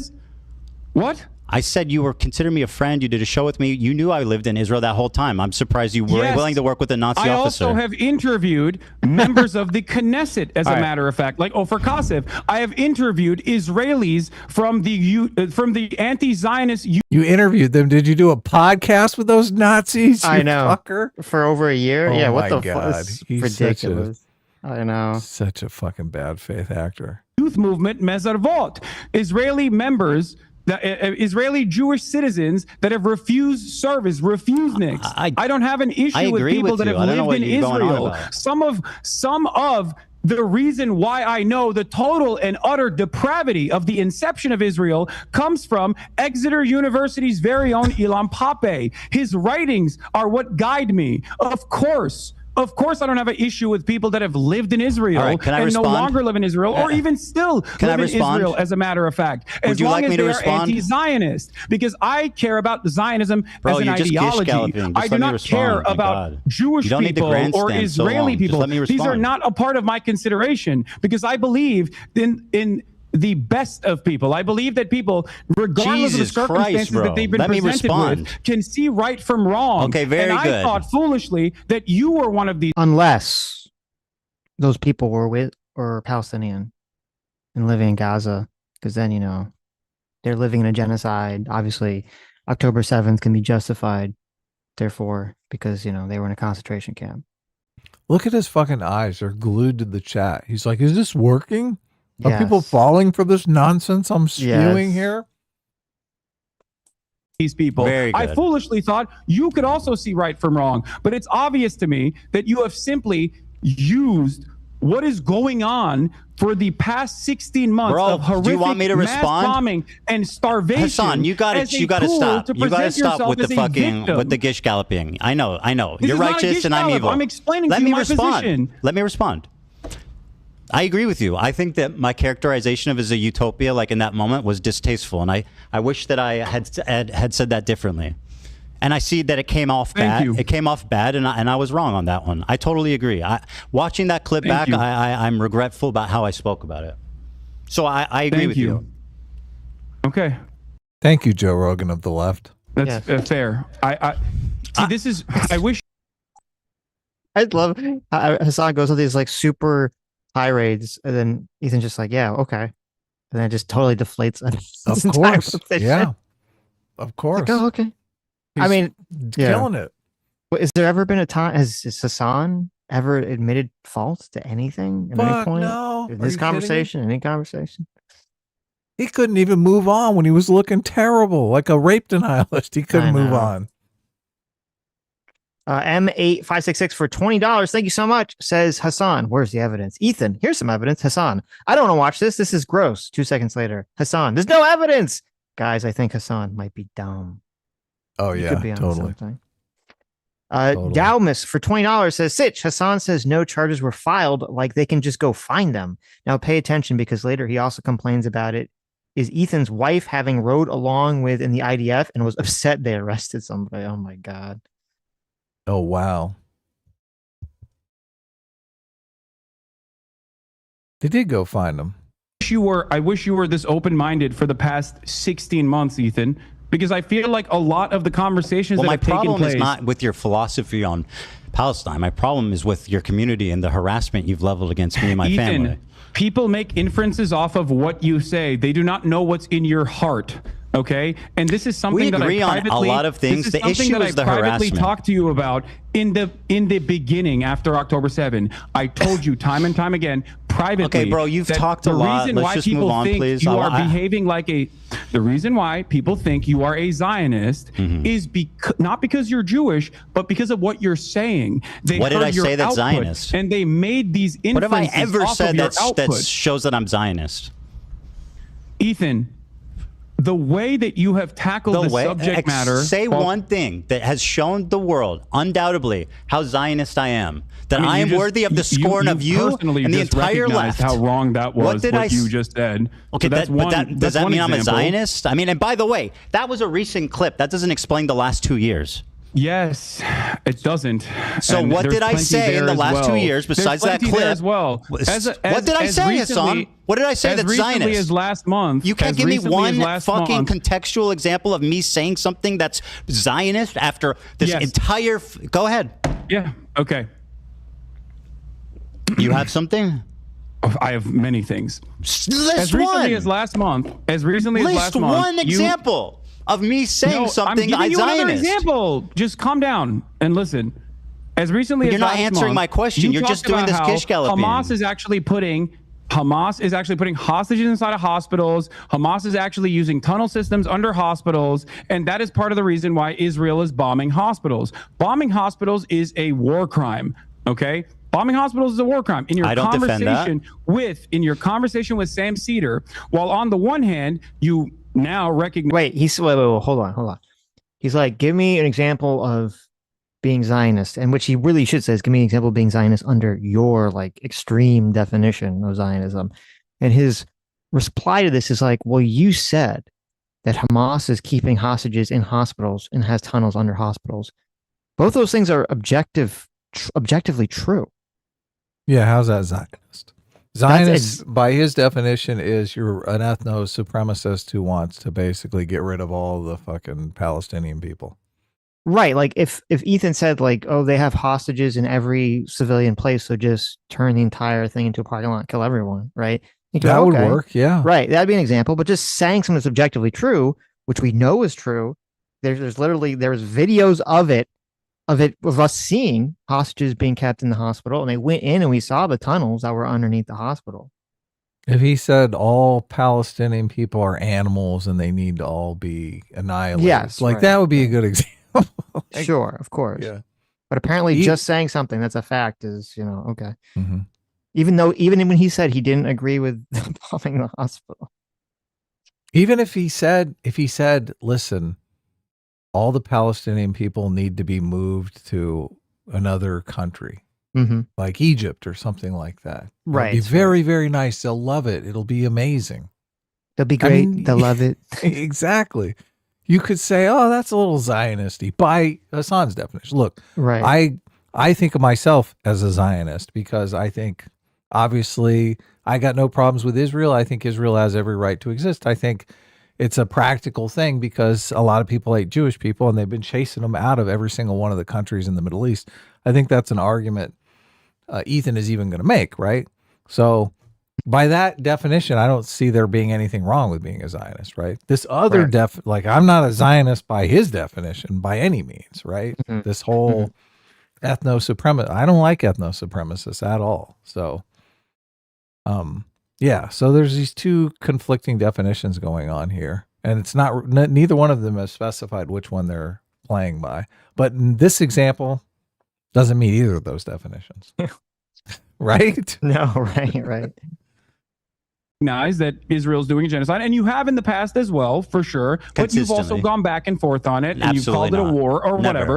But having said that, in your conversation with Sam Cedar, you thought you had a gotcha where you said that, well, I find it very strange that there's not a single bomb shelter in Gaza. That's a condemnation of Hamas.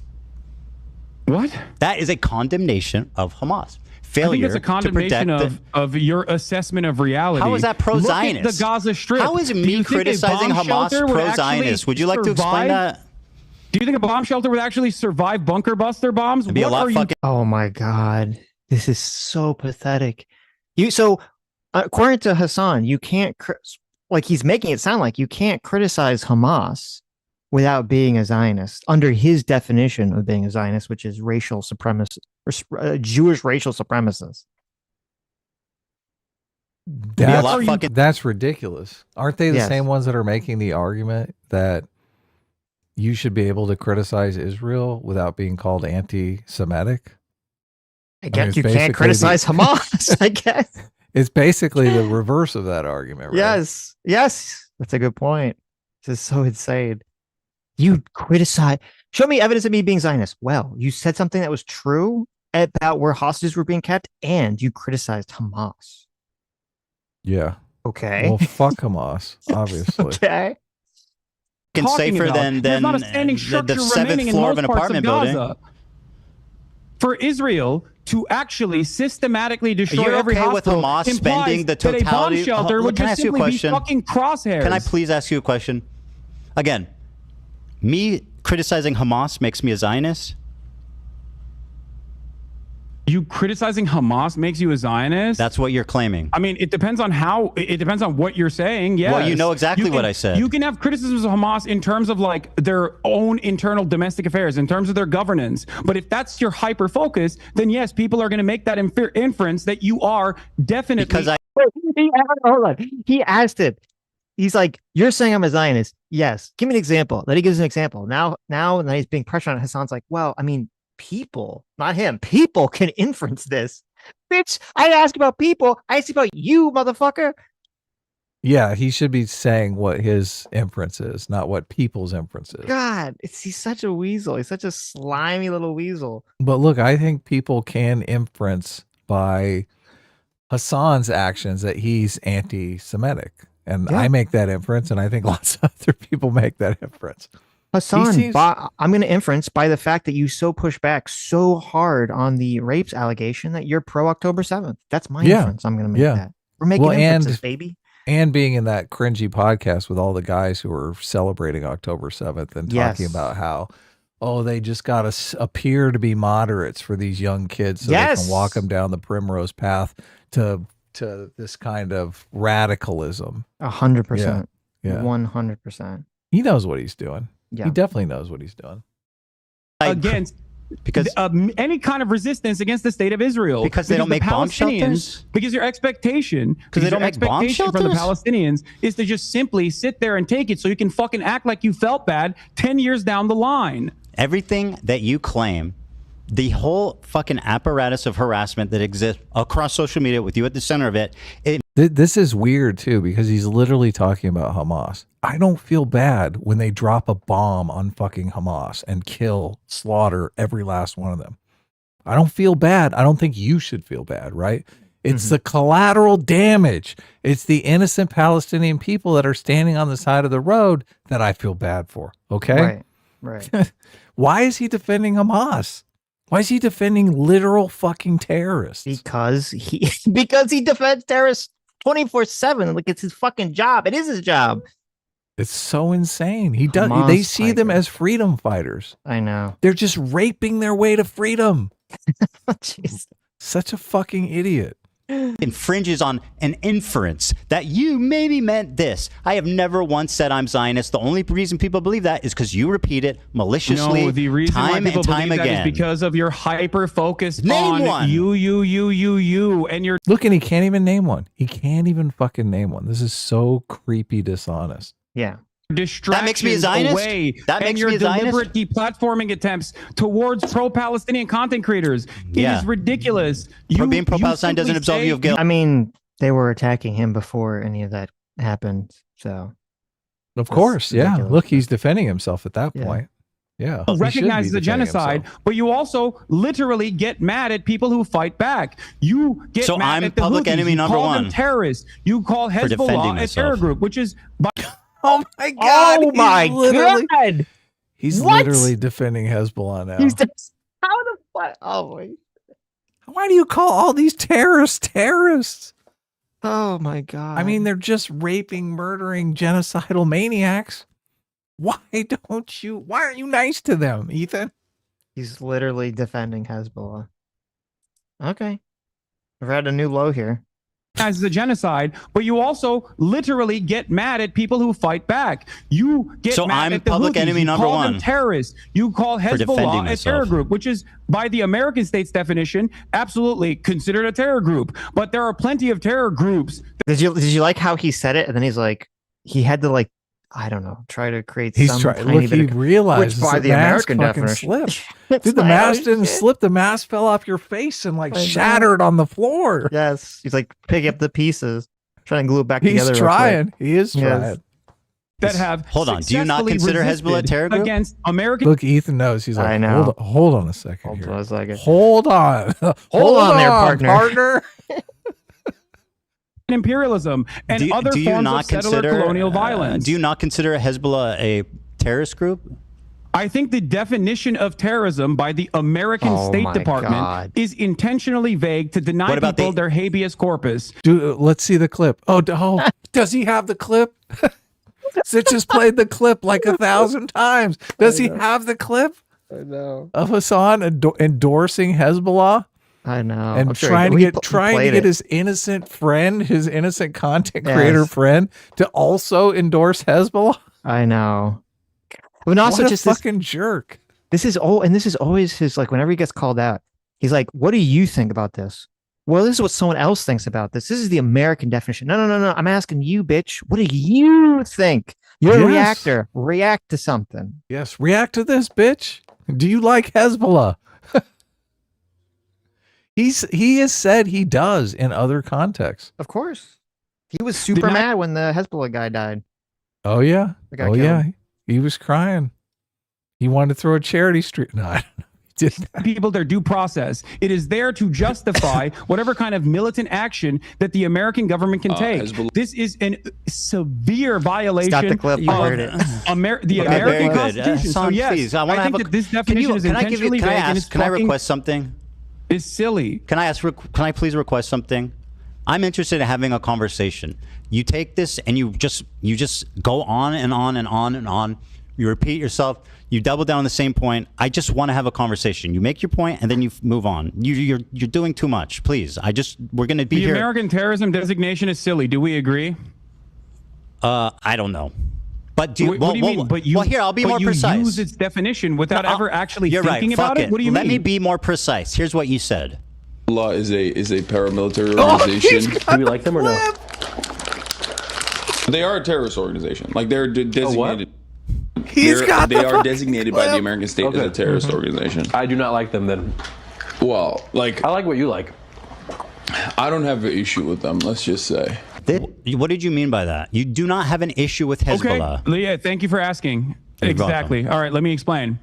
I do not have a single issue with the way that Hezbollah has defended southern Lebanon. Me neither, I do not have a single issue with Hezbollah as a form of militancy trying to incur penalties on the genocidal state of Israel. Because if you recognize that it is a genocide, then what is the expectation from other parties involved in the region? The very fact that other countries, other countries are not trying to incur penalties. What exactly does that mean, Sitch? What does that mean?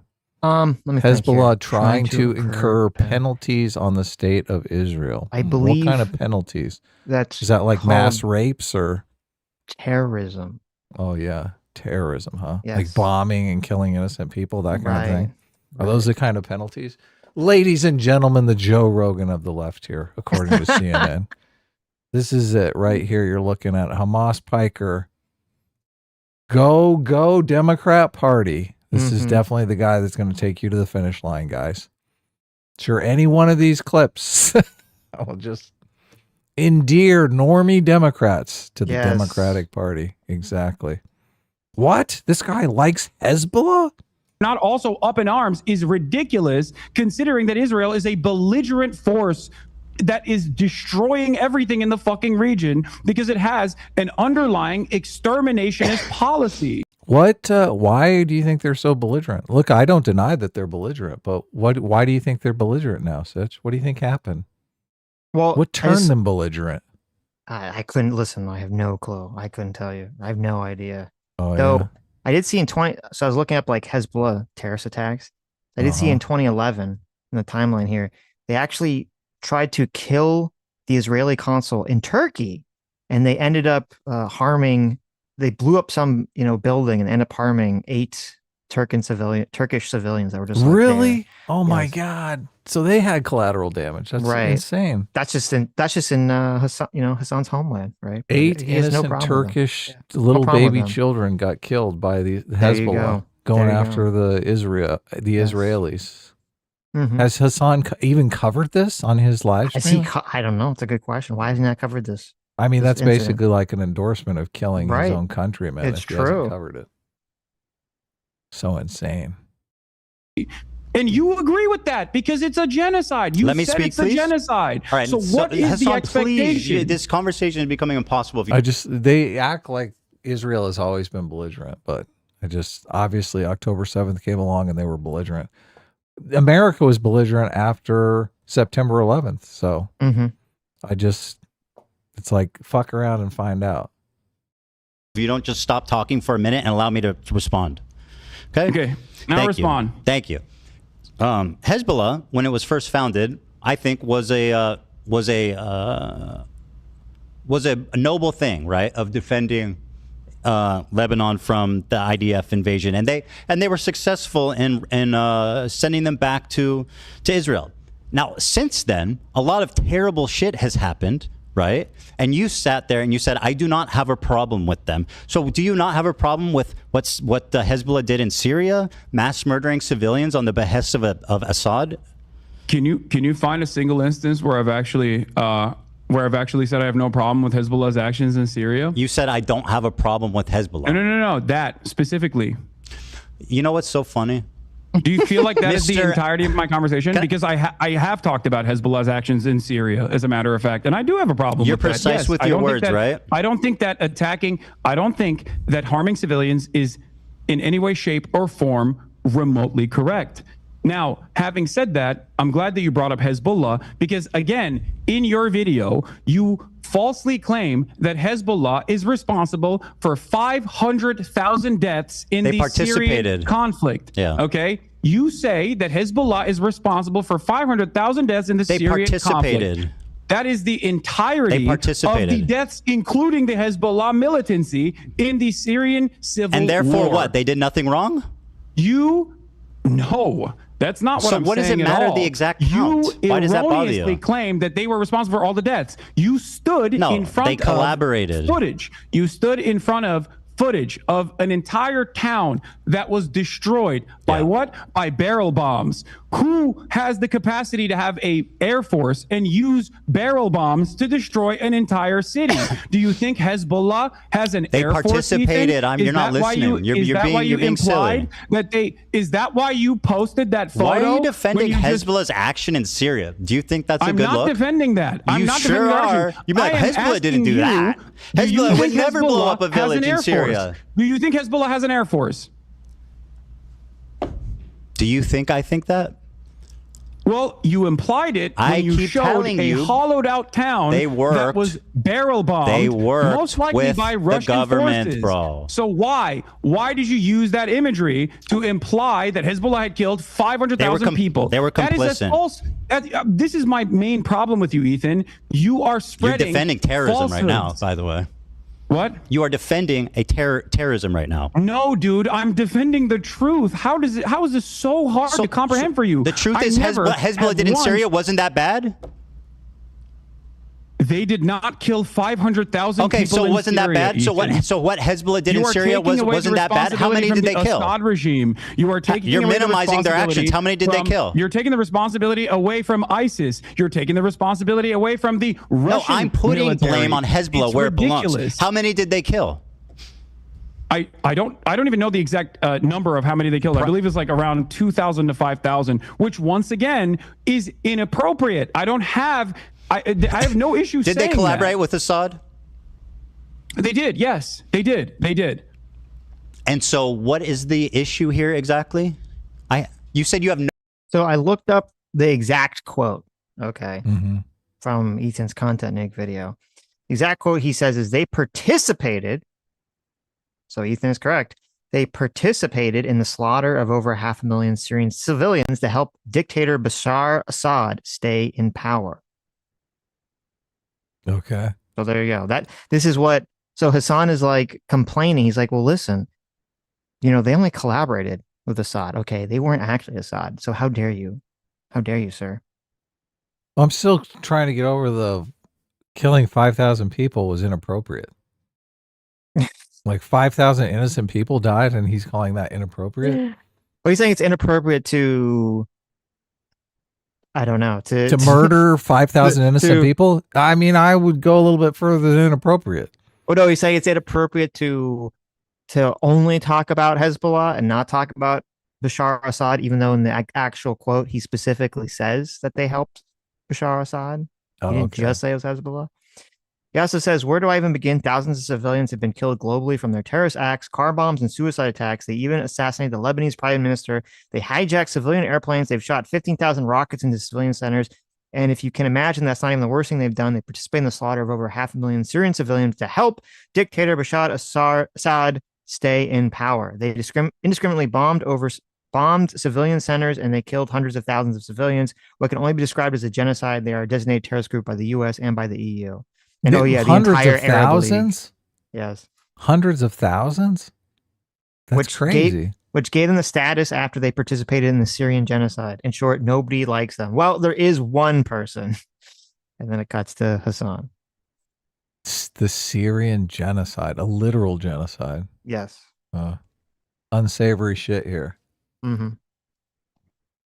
Okay. Things are getting weird. No issue with them. I think that's a problem. I think I'm going to run to the bathroom. I'll be right back. I've described it numerous times at this point. I have no issue with Hezbollah's militancy against a state that is conducting a genocide. That much is very clear. You didn't say any of that. You said I do not have a problem with Hezbollah. Talked about. You're lying. As a matter of fact, there are plenty of instances where I mean, even he didn't say that, but even if he did, it's so silly. It's like, listen, when the terrorist murdering psychopath organization is attacking the civilians of the country I don't like, it's okay. But when they're attacking the country, I don't think they should. Well, that's bad, right? That's bad. You're lying. Talk about Hezbollah's militancy in Syria. When you're done lying, I'll explain. Axis of wait, what? When you're done lying, I'll explain. You didn't say that. Not. You what do said you mean I'm lying? You said I'm I telling don't. you You were what my talking position to a is right normie. now. You were talking to a normie who didn't understand anything about the conflict, and he said, "How do we feel about Hezbollah?" A general question. How do we feel about Hezbollah? Your answer was, "We don't. I don't have a problem with them. Let's just say." And then, by the way, Hassan, you start trying to minimize their inclusion in this fucking wanton slaughter of Syrian civilians. Wait, what? I'm minimizing their inclusion of the wanton slaughter of Syrian Here's what you civilians? said, because you want to be precise. You made up I like what you like. Ethan, you I don't have an issue with them. Let's just said that they killed 500,000 civilians. What are you talking about? I did not minimize their wanton slaughter in the Syrian civil war. Do you think that they didn't participate with Assad to make that happen? I mean, they were allied. They participated. Okay, so then why are you defending them? I'm not defending them, sounds like Ethan. it. I have already described to you that I am critical of their actions. You are misquoting me. You are misunderstanding. I am verbatim repeating what you said, you liar. I'm having a conversation directly with you, so I don't understand. How can you lie to people? Like we just watched the clip. The arbitrary number that you put there because you don't do enough research. No, that number was based on the totality of deaths. My claim was that they participated in it. You were not critical of their actions in this clip. Why did you put so you're telling me you've never claimed that Hezbollah has killed more Muslims than Israel has, that IDF has? I don't know when I think I did say that, and I think that was wrong. I was incorrect on that. You said that numerous times. You actually said you ChatGPT'd against AB when AB was like, I don't think that's correct. Yeah, by the way, I that's something I looked into, and I was actually wrong about that for sure. Okay. Don't you feel like this kind of misinformation is somewhat don't you think that saying stuff like that is going to make people infer that you might be more pro-Israel than you let on? Yeah. Oh my God. This is so bad. Oh, it's all just like, this is what the way that all these spaces operate, these extreme psychopathic spaces operate is, and this is why all these people, including Hassan himself, get cowed into carrying the most psychopathically extreme positions. Is they all this is what they do. They all police each other with these fucking struggle sessions.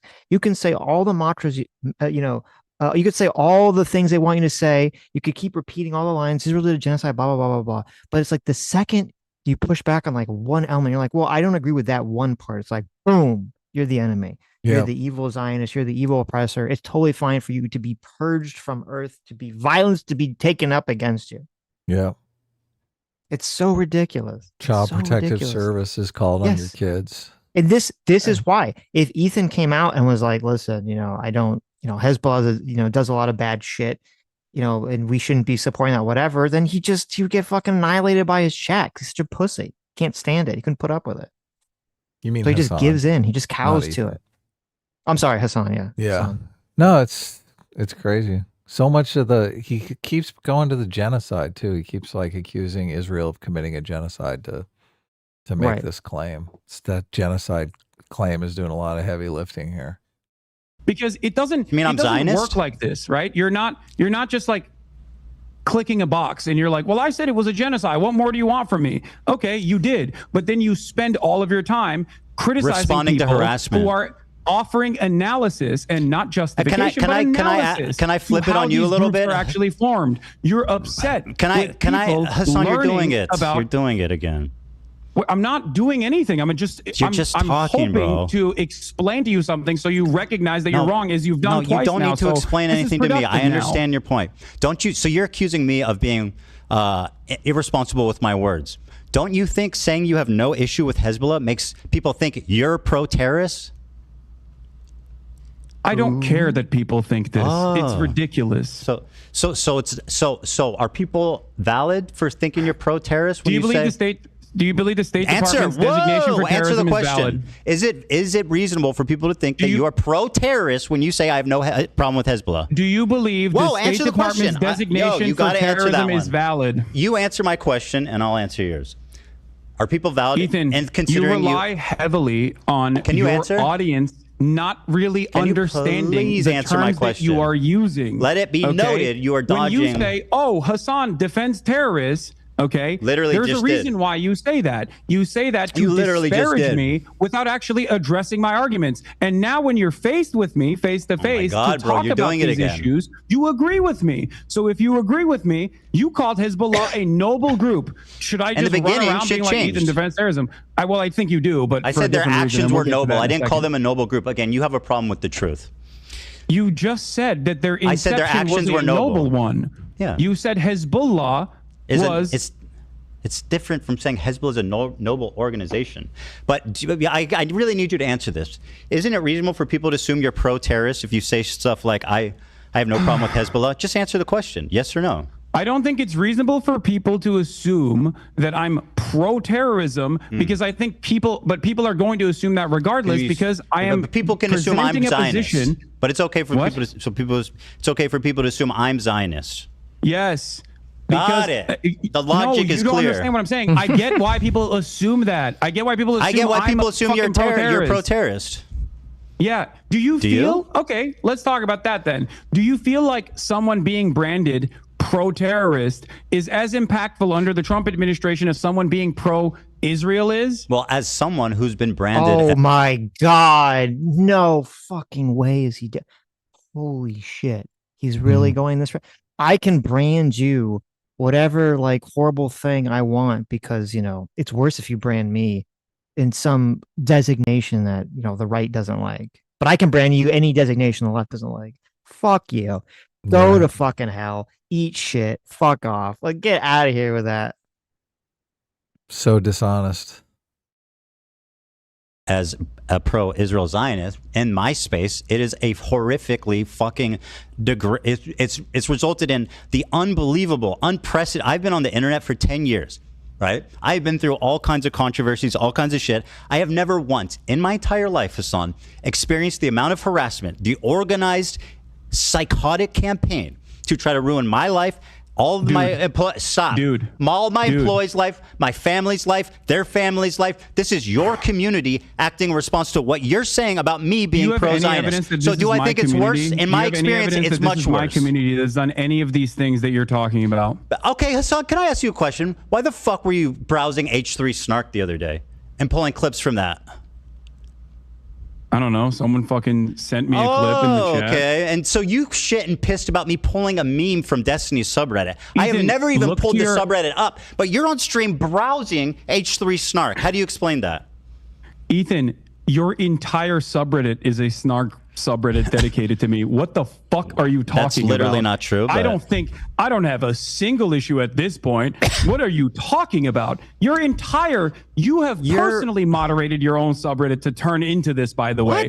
So many people that have criticized you from your own fan base have Hassan, left your you community said your for community this has reason, nothing to do with this. You can't this. take a fucking ounce of criticism from your paying members. How many people are like, I love Teddy Fresh. I have so many fucking pieces of Teddy Fresh clothing. Now I feel embarrassed to wear it because look at what he has become. There's plenty of fans. Don't worry about that. Problem. If you want to talk about it, from the perspective of psychoanalysis, the real reason Hassan, why you've gone on this endless vendetta is because you can't comprehend Jesus the Christ, reality. Bro. I just want to have a conversation. I don't want to just gish gallop forever. Cultivated has a difference in opinion in the way that you've presented yourself throughout Hassan, this conflict. Please, and if let me just talk. This is you say your community has nothing to do with the harassment that I've received. Ethan, if you please, Hassan, let me finish a point. If you demonstrated, dude, you gotta let me finish a point. This is ridiculous. I'm gonna mute you and just keep talking. Okay, that's great. I think that means you won the debate.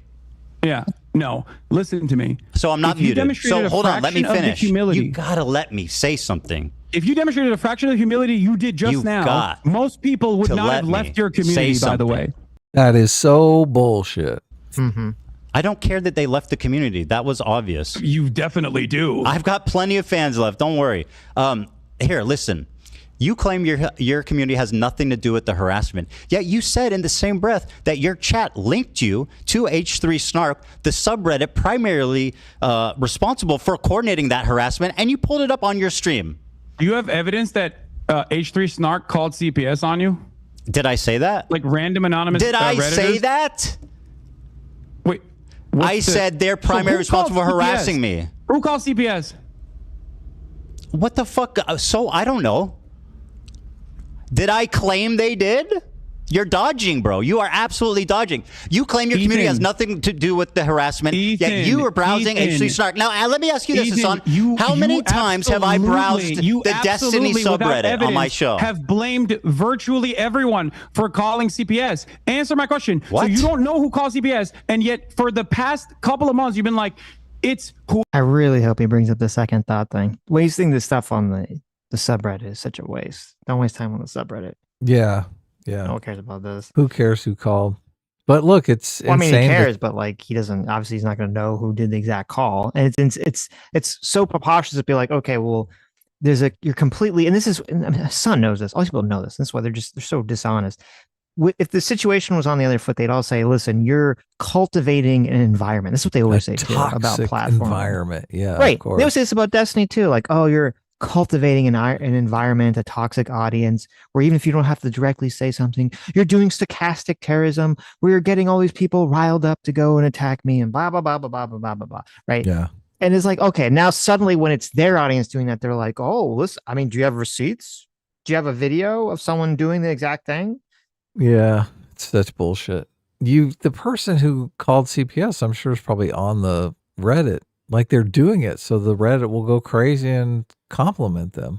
Of course. And they can be like, oh, I did that. Everyone's complimenting me. Right. Yeah. It's fucking pathetic. Whoever I don't like that is called CPS. No. And now you're claiming that my community is responsible for it. I think to deny that is just, I mean, that's rich. Who else could it be? Who else would it be? Of course it's your community. I think it's the Did tone. you see? No, maybe we'll watch it during the week. It's so insane. iDubbbz made a response to Ethan's talking about the content cop, the content deputy. Yeah. It's like it's so insane. iDubbbz is like, maybe it was your own community, Ethan, that called CPS. Does he? Oh, I didn't watch much of it. Fuck? He comes out in the very beginning and he's basically like, this is just going to be a boring video that you've right. There's not going to be anything entertaining in this video. Yeah. I'm not going to do it entertaining like I usually do. It's not going to be funny. I'm not going to dress up. No cringe for you to viscerally vomit. Yeah. I'm just going to make the normal shitty iDubbbz arguments that you've come to expect from my channel now. Mm-hmm. Bro, what is wrong with you? Did I say your community called CPS? The harassment campaign is much more broad than that. Yes, you're inferring it. You can't address an actual issue, so you turn it into you're straw manning, basically. I'm saying your community is responsible for this participating in this harassment campaign. You said chat sent you this link, did they not? Yes, last week. What are you talking about? Okay, so your chat is involved with H3 Snark, which, by the way, funnily enough, the new Snark page is called Leftovers H3, and it's got a picture of you in the avatar. Giving it a shout out. Shout out to Leftovers H3. It's got a picture of you, Hassan. You don't need to shout him out. You're already doing it. Don't you think that's odd? You did it. No, I think it's.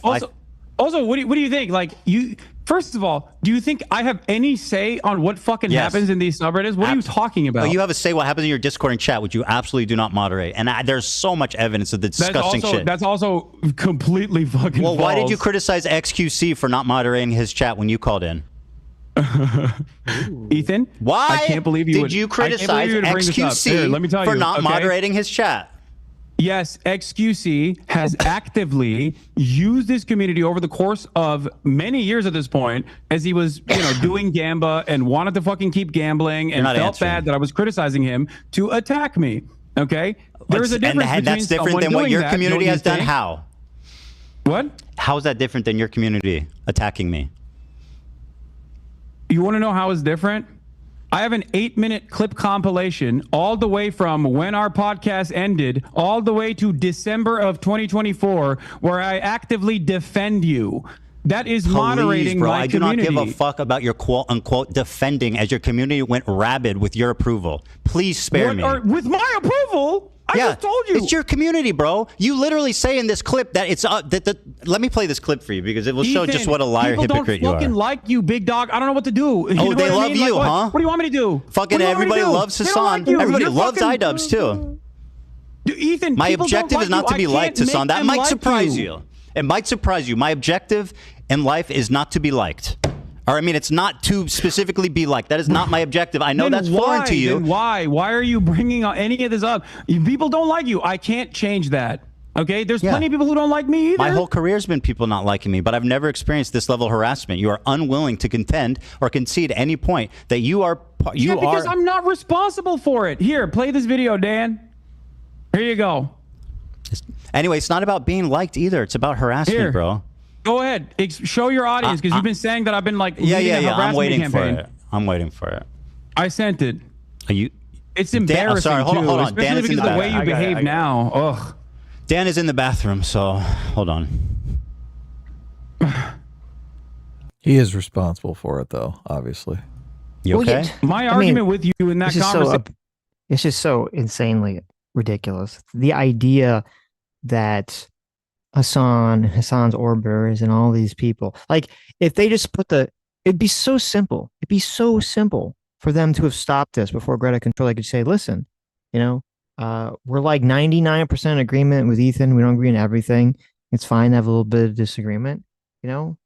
Everyone just chill the fuck out. Just stop. Yeah. Just relax. Right. Don't send any hate. Okay. That's all they had to say. That's all they had to say. But even in the conversation that was like the breakup conversation on their thing, Hassan was like, this is why people say this about you. This is why people say this about you.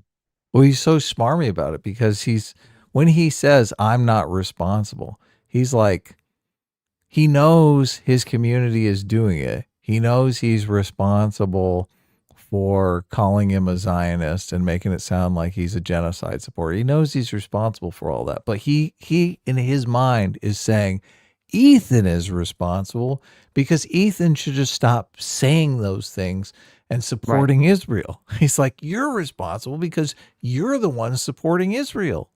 Exactly. Like, what the fuck, dude? What the fuck? So you basically are you giving yourself a license to harass anyone who disagrees with you on the Israel conflict. Yep. Yeah, fuck you. Fuck you. How about that? How about you fuck off and die? How about that? It's just so stupid. Mm-hmm. Stop harassing people. Stop being a dick. Stop supporting terrorists. That's very difficult. Stop being a rape denialist, okay? This guy gets under my skin because he's such a fucking smarmy piece of shit. And he's literally rewarded for it. Mm-hmm. He's not particularly good at anything. Like, he's just a grifter. Where I said there's not anything I can do was literally because of the way you were presenting yourself. In the conversation that we had, you inferred that JVP was akin to capos. You said that from the river to the sea, Palestine will be free. I'm not going to let you stun lock me. Again, another pathetic fucking lie. Holy shit. You literally fucking posted about a pro-Palestinian dude on Twitter saying that he would be thrown off of roofs like fucking Hamas is ISIS. If you say all of that, if it walks like a duck, it quacks like a duck, most people are going to not think that you're a chicken. They're going to think you're a duck. Okay. I'm not going to get stunlocked by these insane accusations. I never called them capos. That's what you said. That's part of the harassment campaign. You put those words in my mouth, and now it's something that I still hear. I have never called them capos. Wait. So you haven't, as recently as a month ago, still called them token Jews and that they are completely off base with the rest of the Is that the same as capos? Of the movement. Do you have a problem with like levels? It's all or nothing. Is criticizing someone be a token the same as calling them capos? Why would you call Jews who are standing against genocide, which you also recognize as a genocide? Can I play this? This is the clip. Token Jews that are not representative of the broader movement. They're statistically You also called Matt Lieb a capo. Matt Lieb's a disgusting human being who platformed Bad Empanada, who's like you. So you do have a problem. You do have a problem with Matt Lieb specifically. Jews yes, that you don't like, and you are quick I have to a call problem them with Matt Lieb, who's like that. He's like, I have a problem with this specific person for this specific reason. Oh, well, you don't like Jews that you don't like. Yeah, it's fucking ridiculous. I hate that. So it's like I have a problem with Candace Owens. It doesn't mean I hate black women. Right. Right. It's ridiculous. It's insane. Platforming Bad Empanada? Yes, clearly. Is there you don't like Bad Empanada? You understand? A year ago, you were talking about how crazy he was. But I'm not. But suddenly, when he starts talking about me, he's your best friend. Interesting. Yeah, you're right. You're right. I think Bad Empanada is insane. But you know what? I also and all of a sudden, you love his videos. Why is that?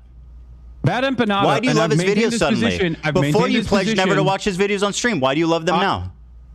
Oh, because he did not want me reacting to his videos. That is insane, pathetic, bold-faced lie. That's what it is. No, he said. You literally told. Oh my God, dude. I have. Okay, first of all, let me play this clip of you criticizing XQC. Okay, wait. You can't all these other creators. You asked for it. Actually, hold on. You asked for this. Here's what you said. Because it's not something. Oh my he would God! ever Wait, ask I sent for. you a clip. All these other content creators actually, whipping their communities when their chat is going fucking absolutely bananas over random dumb shit and bringing my name up for no fucking reason. That you were just allowing that shit to run rampant in your chat, and I thought that was fucked up. Ethan, I love you, but there's only so much I can do, especially as someone who thought we were fucking friends. I think that's a reasonable expectation from someone who you consider to be a friend. The problem wasn't that he was pro-Palestinian. You have to show my clip now. It makes sense. Okay, no, great. Show my clip. Sure. Show my clip that I sent Dan. Yeah, no problem. But here you go. I'm gonna pull it up for you.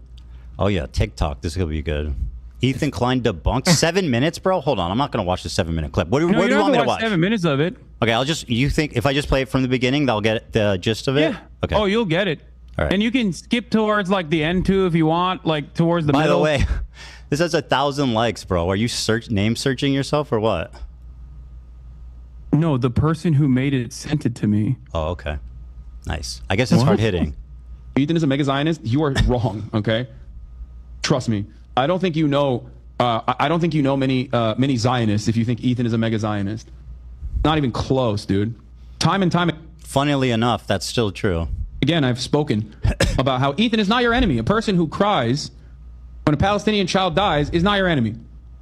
Okay, he's not. I've said these exact words over and over again. The problem is that your community is obviously an unhinged, and if you don't defend me, my community is going to get mad at you. It's definitely just an optics play, which, by the way, you never stuck to. Shut up. Keep playing. Let me guess. It's more videos of you defending me? Keep playing. Enough.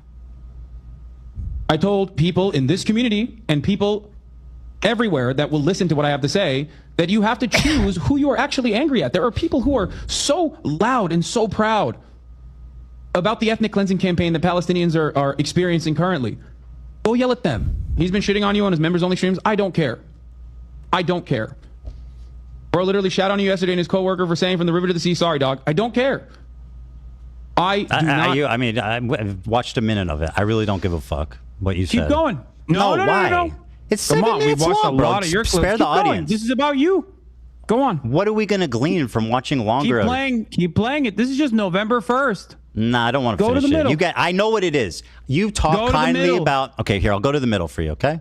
You think I'm not moderating my fucking community? You think absolutely I'm are not trying not. to get people to stop yelling about you at that point? Okay, let me go to the middle so you can have your thing, and then we'll move on. And it frustrates me to no fucking end. I've told you this time and time again in this time frame, just like I kept telling you, Ethan is not your enemy over and over again. That's why I love iDubbbz, Ethan as well, people that have actually changed course, recognize their mistakes. Okay, I mean, yeah, we get the idea. It's fine. You know what I mean? You're the best friend ever. By the way, whoa. No, whoa. My turn. Well, I was You were just screaming, play the video. You told me to just said shut I wasn't up. moderating my community and claiming that you screamed to shut up and play the video. So I'm going to ask you to return the favor at this moment. You claimed that you didn't watch. Here's what you said about Bad Empanada. You lied to me and said you don't watch his videos because he asked you not to. Magically, when he started talking about me, you became his biggest fan, and you watch his videos on your stream regularly, which has resulted in an explosion of his popularity. Here's what you said about him a year before this conflict. Banana video on nice shirt, by the way. I'm just letting you guys know. If you think I'm gonna fucking watch a YouTube essay from a dude literally openly antagonistic towards me watching fucking YouTube videos, you're out of your fucking mind, okay? You think I want him to write like 700 hours worth of new YouTube essays about how I have wronged him? I don't want that. I don't want that at all, okay? Say genocide propaganda will come. Thanks for watching. That's in the clip, Free Ethan. Palestine. You keep doing this thing. Thanks for watching. The clip. Yeah, go support this. I'm playing the clip. Just chill out. I said it. I told you why I wasn't watching that. Oh my God, Hassan, you're talking over the clip. You need to let it play, okay? You think Hassan basically got bullied by his audience? He showed, I think, 3 clips of him pushing back on his audience for hatred against Ethan. Mm-hmm. But I mean, he could easily ask one of the people in his audience to go back through his live streams for the past fucking 3 years, whatever, 2 years, I guess, since October 7th, and find clips of him saying nice things about Ethan and put them together in a compilation, right? Right. It's not going to get the kind of viewership or make any kind of impact unless he makes a sustained effort to turn the ship around, right? Yeah, and if he's constantly saying contradictory shit that goes against what he's saying at these piecemeal moments. Go ahead. Right. And he could so easily, Hassan could so easily just shut down, tell mods, give anyone a week ban or longer if they, bring up Ethan. Stop all, don't put any Ethan talk on the Reddit. And he could tell all these orbiters. He has all these people on the BreadTube space. They're all trying to suck up to Hassan. Okay. The idea that he couldn't be like, hey, listen, don't attack Hassan. Don't attack Ethan. Right. It's ridiculous. And he knows it's ridiculous. He could ban Ethan's name in his chat. Yes. So he can't even say Ethan. No. Yeah. But this is exactly like his conversation. Because I remember we watched the clip of it. It was exactly like his conversation with, it was about like some of the trans issues where he kept saying like, oh, I don't really care about the trans issues, but I don't like to bring them up because my chat just goes crazy. My audience goes crazy if I disagree with them on anything. Right. Yeah. He brought it up a few times. Chat slapped him down like the bitch he is. He said, get back on your knees, bitch. Right. And he stopped doing it. He's like, oh my God, I can't do this. I'll lose half my audience.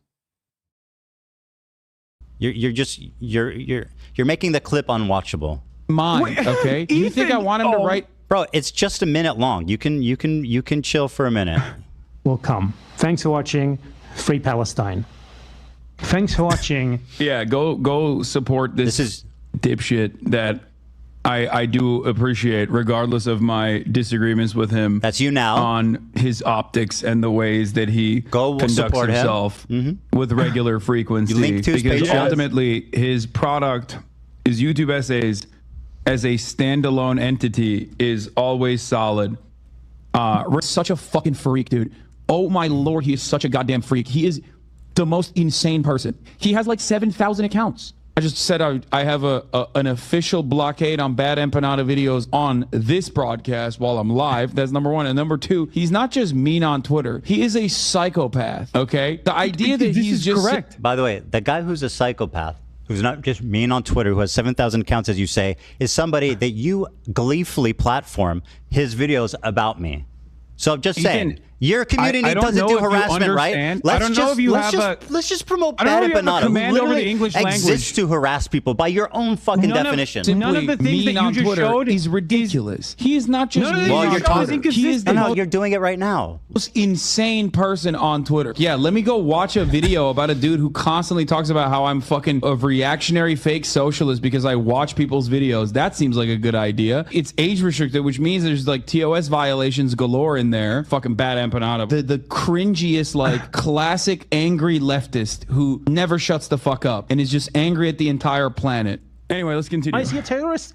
He's an Arab in Yemen. Why else would he be a terrorist, right? Someone who, by the way, yes, like, you're.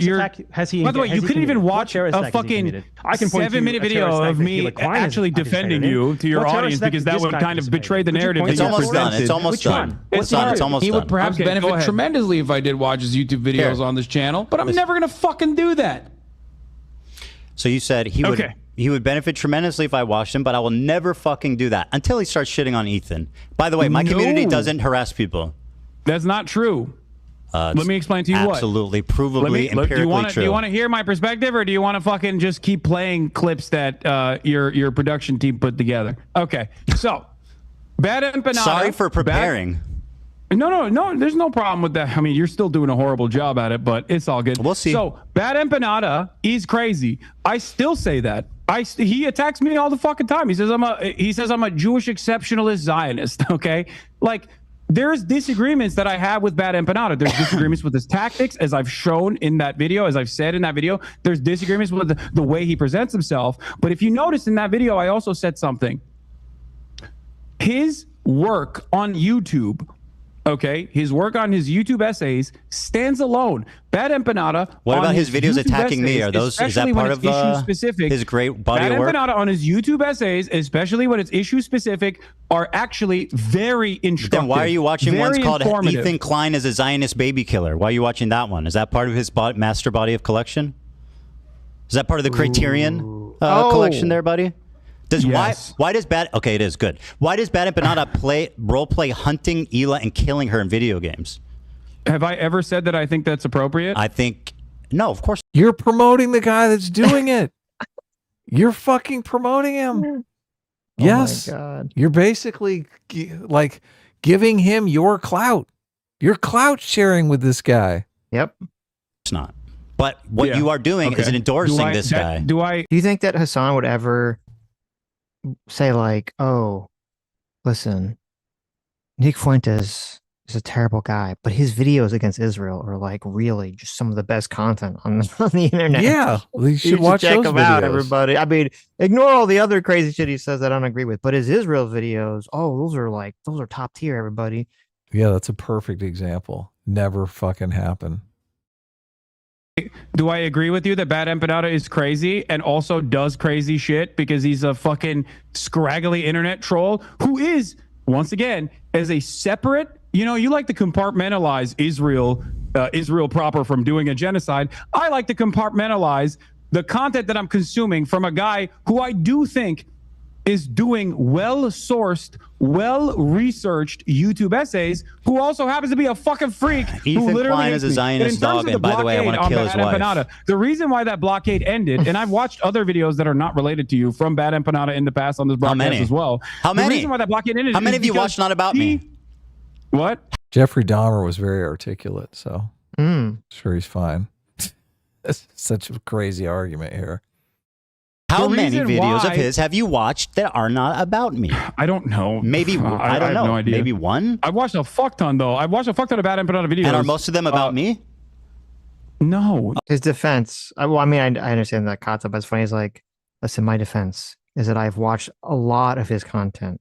Really shown all his content to my audience, so they really enjoy it. This total psychopath that I don't like. That's not a defense. Not at all. It's pretty not bad. a good defense. No. Now he's just lying. He's obviously lying. Right. He's like, I'll just lie. Oh, no, not all of them are about you. Actually, this segues perfectly. You claim I'm obsessed with you. That's part of the narrative, right? This is me claiming that, Ethan. I think at this point, a lot of people see it, right? Very good. Well, let's see. Ugh, God damn it. Well, I got to refresh this.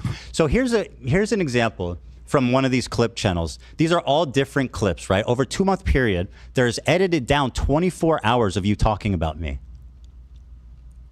24 hours. That's over the. These are most likely. Hold on. These are fan channels. Let me. Over 60-day period. That's 24 minutes per day. Ethan, these are fan channels. This is disingenuous. You are presenting the same. You're presenting. Okay, first of all, I'm just showing how much you talk about me on stream. Second of all, that the fan channel defense is a. Let me finish. The fan channel thing is a clever part of your disinformation campaign to avoid any responsibility. And the fact is, if I wanted to show all your fan channels, this is how many fucking videos was uploaded about me in the last 22 days. You think that's regular? Oh shit, he came prepared. Oh my God, that's hilarious. He anticipated the Look dishonest at Hassan's pivot. reaction. I know. All Hassan can do is laugh. That's amazing. He fucking anticipates. He's like, I know exactly where this is going. Get the screenshot ready. Okay, I know the defense. Regular?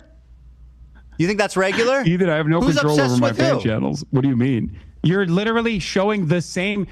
I say one thing on 66 on my Twitch videos stream. about me. I say one thing on my Twitch stream. Fan channels make the video of the same thing over and over again. It's all part, so you don't ever have to accept responsibility. A lot more than it actually is, but it's actually the same fucking video. Yeah. No. Well, so yeah, this is the total. No. It's the same moment. No. This has same moments. The last one does not. The same moment multiplied. No, Go this back one to the does not have this. photo. No, this one does not have the same moments. This one is unique times you talked about me on your stream. Well, why are you to deny that you talked about me for 24 hours of unedited content the past 2 months, 24 minutes per day, 7 days a week? For the past 2 months. Yes, 24 minutes a day. I don't deny that. Obsessed. So, and because I think you are up until this very moment, you have presented yourself as someone who is actually playing a formative role in deplatforming pro-Palestinian content creators. That was the reason why I'm having this conversation with you. Also, now, I'm glad that you brought up the obsession. Do you think this is reasonable? I have some numbers as well. Hold on, you're accusing me of being obsessed, Hassan. Is this reasonable? Or is this obsessed behavior? At what point does it become obsessed behavior? At 30 minutes per day? Because I don't talk about you that much, not even close. Ethan, I have some information as well to present to you. Go ahead. And by the way, just take this in, okay? On your Instagram stories alone, since January 1st, 2025. Hold on. Let me pull this up really quickly. You have on your Instagram stories, not including clips, since January 31st, you have mentioned me 110 times. What? Based on what? I don't believe that. On your Instagram wait, hold on. story From what period? From what period of time? January 31st. Hold on. Since what date? No, that's you, not fan channels. I'm asking you for what date? Instagram. What's your date? What's the date? I'm asking. January 31st. 2023? January 31st on your Instagram stories. What year? Not including clips. What year? You have mentioned what year? me. 2025. So you're saying I storied about you 100 times this year? That's an absolute fucking lie. Show me the evidence of that. Show me your evidence. I've got pictures. What do you got? I talked about you 110 times. Show me. Clips. You have basically 1. He's counting like how many times per post by sentences. Oh, you think that's what's going on? He's like, look, all 3 of these sentences mention me, so that's 3 times. 2 posts per day about me, 9 stories per week. I mean, I think this whole going on like someone's obsessed with something. I mean, this is cringe. It is totally cringe and nonsense, and it's bullshit, and it's just, wasting opportunity to talk about something that's far more important. Unfortunately, but we have to look up Ethan Klein's Instagram now just to. I mean, I'm sure he talks about him a lot. I wouldn't be surprised at all. Where are you? Show me the evidence. We tabulated it. Hold on, let me see if I can find tabulated it. Oh no! Someone had to guess. It's shocking. It shocked you, it seems. Sure, yeah, but this isn't a somehow. By the way, this doesn't surprise you. 66 videos about me in the last 2 months. They're not my channels. They operate with your approval, under your direction. It's part of your disinfo campaign to avoid responsibility. It's so obvious. Within the context, it's almost always within the context of you literally fucking Houthi, when are we in agreement? Hassan, you say called me stupid, and I said my video is bad. You're streaming it, but bro. wait. You're streaming the hate videos. You're streaming. This is what you stream. I make a Ethan, your entire fucking stream is a hate video. What are you talking about? Your entire subreddit is a hate subreddit against me, which is fine. You want to do that? You can do that. That's precisely the reason why Reddit literally got back to you when you fucking cried to them about the snark channels and said, "What are you talking about? You basically have a harassment channel on Reddit. How are you complaining about this?" Not only that, but you also tried to sue anonymous Redditors to dox them. When did I try to sue? Whoa. You wanted to dox them to their families. What? This is on your frivolous lawsuits to Redditors, to anonymous Redditors, knowing full well that they would be scared into submission. You also posted about that on your Instagram stories as well, Ethan. Can anonymous Redditors defame you and harass you? Can anonymous posters who literally posted fake, they doctored posts, posted it on our subreddit saying I was banning people who are wishing a happy Ramadan. Okay, and that went viral. I don't even know what the deal was. I don't even know what the fuck that was about. Well, it's an outright lie. Hold on, dude. Let me respond. Did you or did you not get your lawyer? You need to stop because I'm going to. Did you or did you not get your lawyer to try to bully, extort people? There are anonymous Redditors. Who's extorting? They said some shit about you. Bro, let me answer. Are you just going to fucking get? Okay, you want to make this interview unwatchable? Is that your goal? Yeah, go on. Kind of, right? So let me talk. These anonymous posters, okay, were showing pictures of the front of our office, organizing to meet there. They were what? I know you haven't seen it, but it's true. They have documented. I have proof of them faking a post saying I was banning people wishing Ramadan. That was posted to Snark that went viral in your community. It was picked up by people in your community, leftist Twitter, TikTok, etc. It was an outright lie. It was defamation. And by the way, fuck yeah, those people should be held accountable. Can find one instance where I've talked about you, Ramadan, whatever the fuck. I'm explaining the context, dude. You're accusing me of something. I'm this moment. What are you talking about, bro? You're unreal. I'm explaining the context. How's that weird? You accuse me of something. I'm explaining why. Because you're saying that I'm responsible for this. Wait, how is this? Wait, okay. So he's like, Ethan, you tried to dox or sue someone on Reddit. You're a bad person for doing that. And then Ethan is like, well, yeah, because they did this thing. And then Hassan's like, I didn't know they did that thing. This is an own against you. And it's like, but wait a minute. If you didn't understand the context of the thing, like you didn't bother to look up the context of why he was going after these people before you attack him with it. You should always look up the context, dude. It's a very interesting defense. I say there's only like one thing I could find, and it's on his Instagram, and it's basically him saying Israel's bad for killing so many civilians in Gaza. I can't find anything with him going after Hassan. Maybe I got the wrong. I don't know. I don't have an Instagram account, so I can't log in and check through any of that. Well, I just looked it up. I mean, I just looked up Ethan Klein Instagram. It's his H3 Productions. I've seen people share him do Instagram stories complaining about Hassan on X. Yeah. So I do think it's funny that this post you sent me, this is from 2021. Yeah, I know. Okay. It's yeah. From all the way back in 2021, and Ethan is complaining, says that the Israeli government is making him sick, and that Netanyahu is a piece of shit, and saying all this stuff. And it's funny because if you look at the comments, there's someone who's in the comments who a month ago, see, this is 2021. Someone in the comments a month ago says, I don't think you're actually pro-Palestinian at all. The only people in Israel that matter are people that are conscientious objectors that are willing to go to prison to not have to be part of the genocide. Like my God. Wait, listen to this comparison, okay? Like the trans women who decided to go to a men's prison because she refused to join the occupation services. He has to go to jail before they'll believe him. Yes. These he people lives in are America. so fucking bad faith. I know. All these people. I have no fucking clue. No, I'm not. What you're talking about? I only saw the litigation. Hassan, is it ever okay to sue a random Redditor for a reason? Yeah, he was attacking him for doing this, and he didn't even know why he was doing it. I mean, I think it's pretty cringe, but that is he's crazy. attacking for doing it. He didn't even look up like, well, why was he doing it? I just saw the litigation. I didn't actually see the reason why you were doing it. What? Jesus Christ. That's the defense? Typical. That's typical Hassan, though. Oh my Attacking God. someone, not knowing anything they're doing, not knowing the context or anything. It's hilarious. Ever a good reason?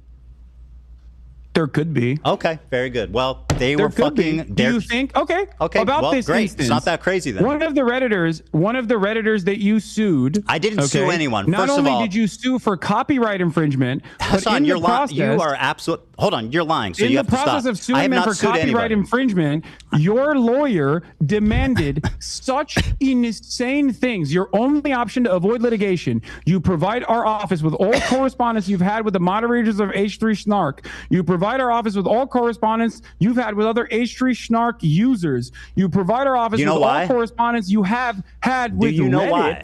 What does that mean? Do you know why? You provide our office with information regarding the identities of H3 Snark moderators. Do you know why? What does that mean? And then I'm trying to tell you. You just asked me what does it mean, bro. If you do not or cannot satisfy all 5 conditions, TEI will sue you for copyright infringement and misrepresentation. Okay, so first of all, does your lawyer think that you can just like make people dance? All right. If they got him on a copyright do you have claim? a conversation, or do you want to just talk uninterrupted? I mean, that's what you do every day. Let's have a conversation. Okay. All right. Sure. Do you know why we sent them that letter? I don't. Well, well, I mean, do you think that the context might be important? Sure. No. Okay, so then what the fuck are you doing? I'm listening. I'm waiting for you to explain. Just like you didn't explain why you had 110 Instagram stories, by the way.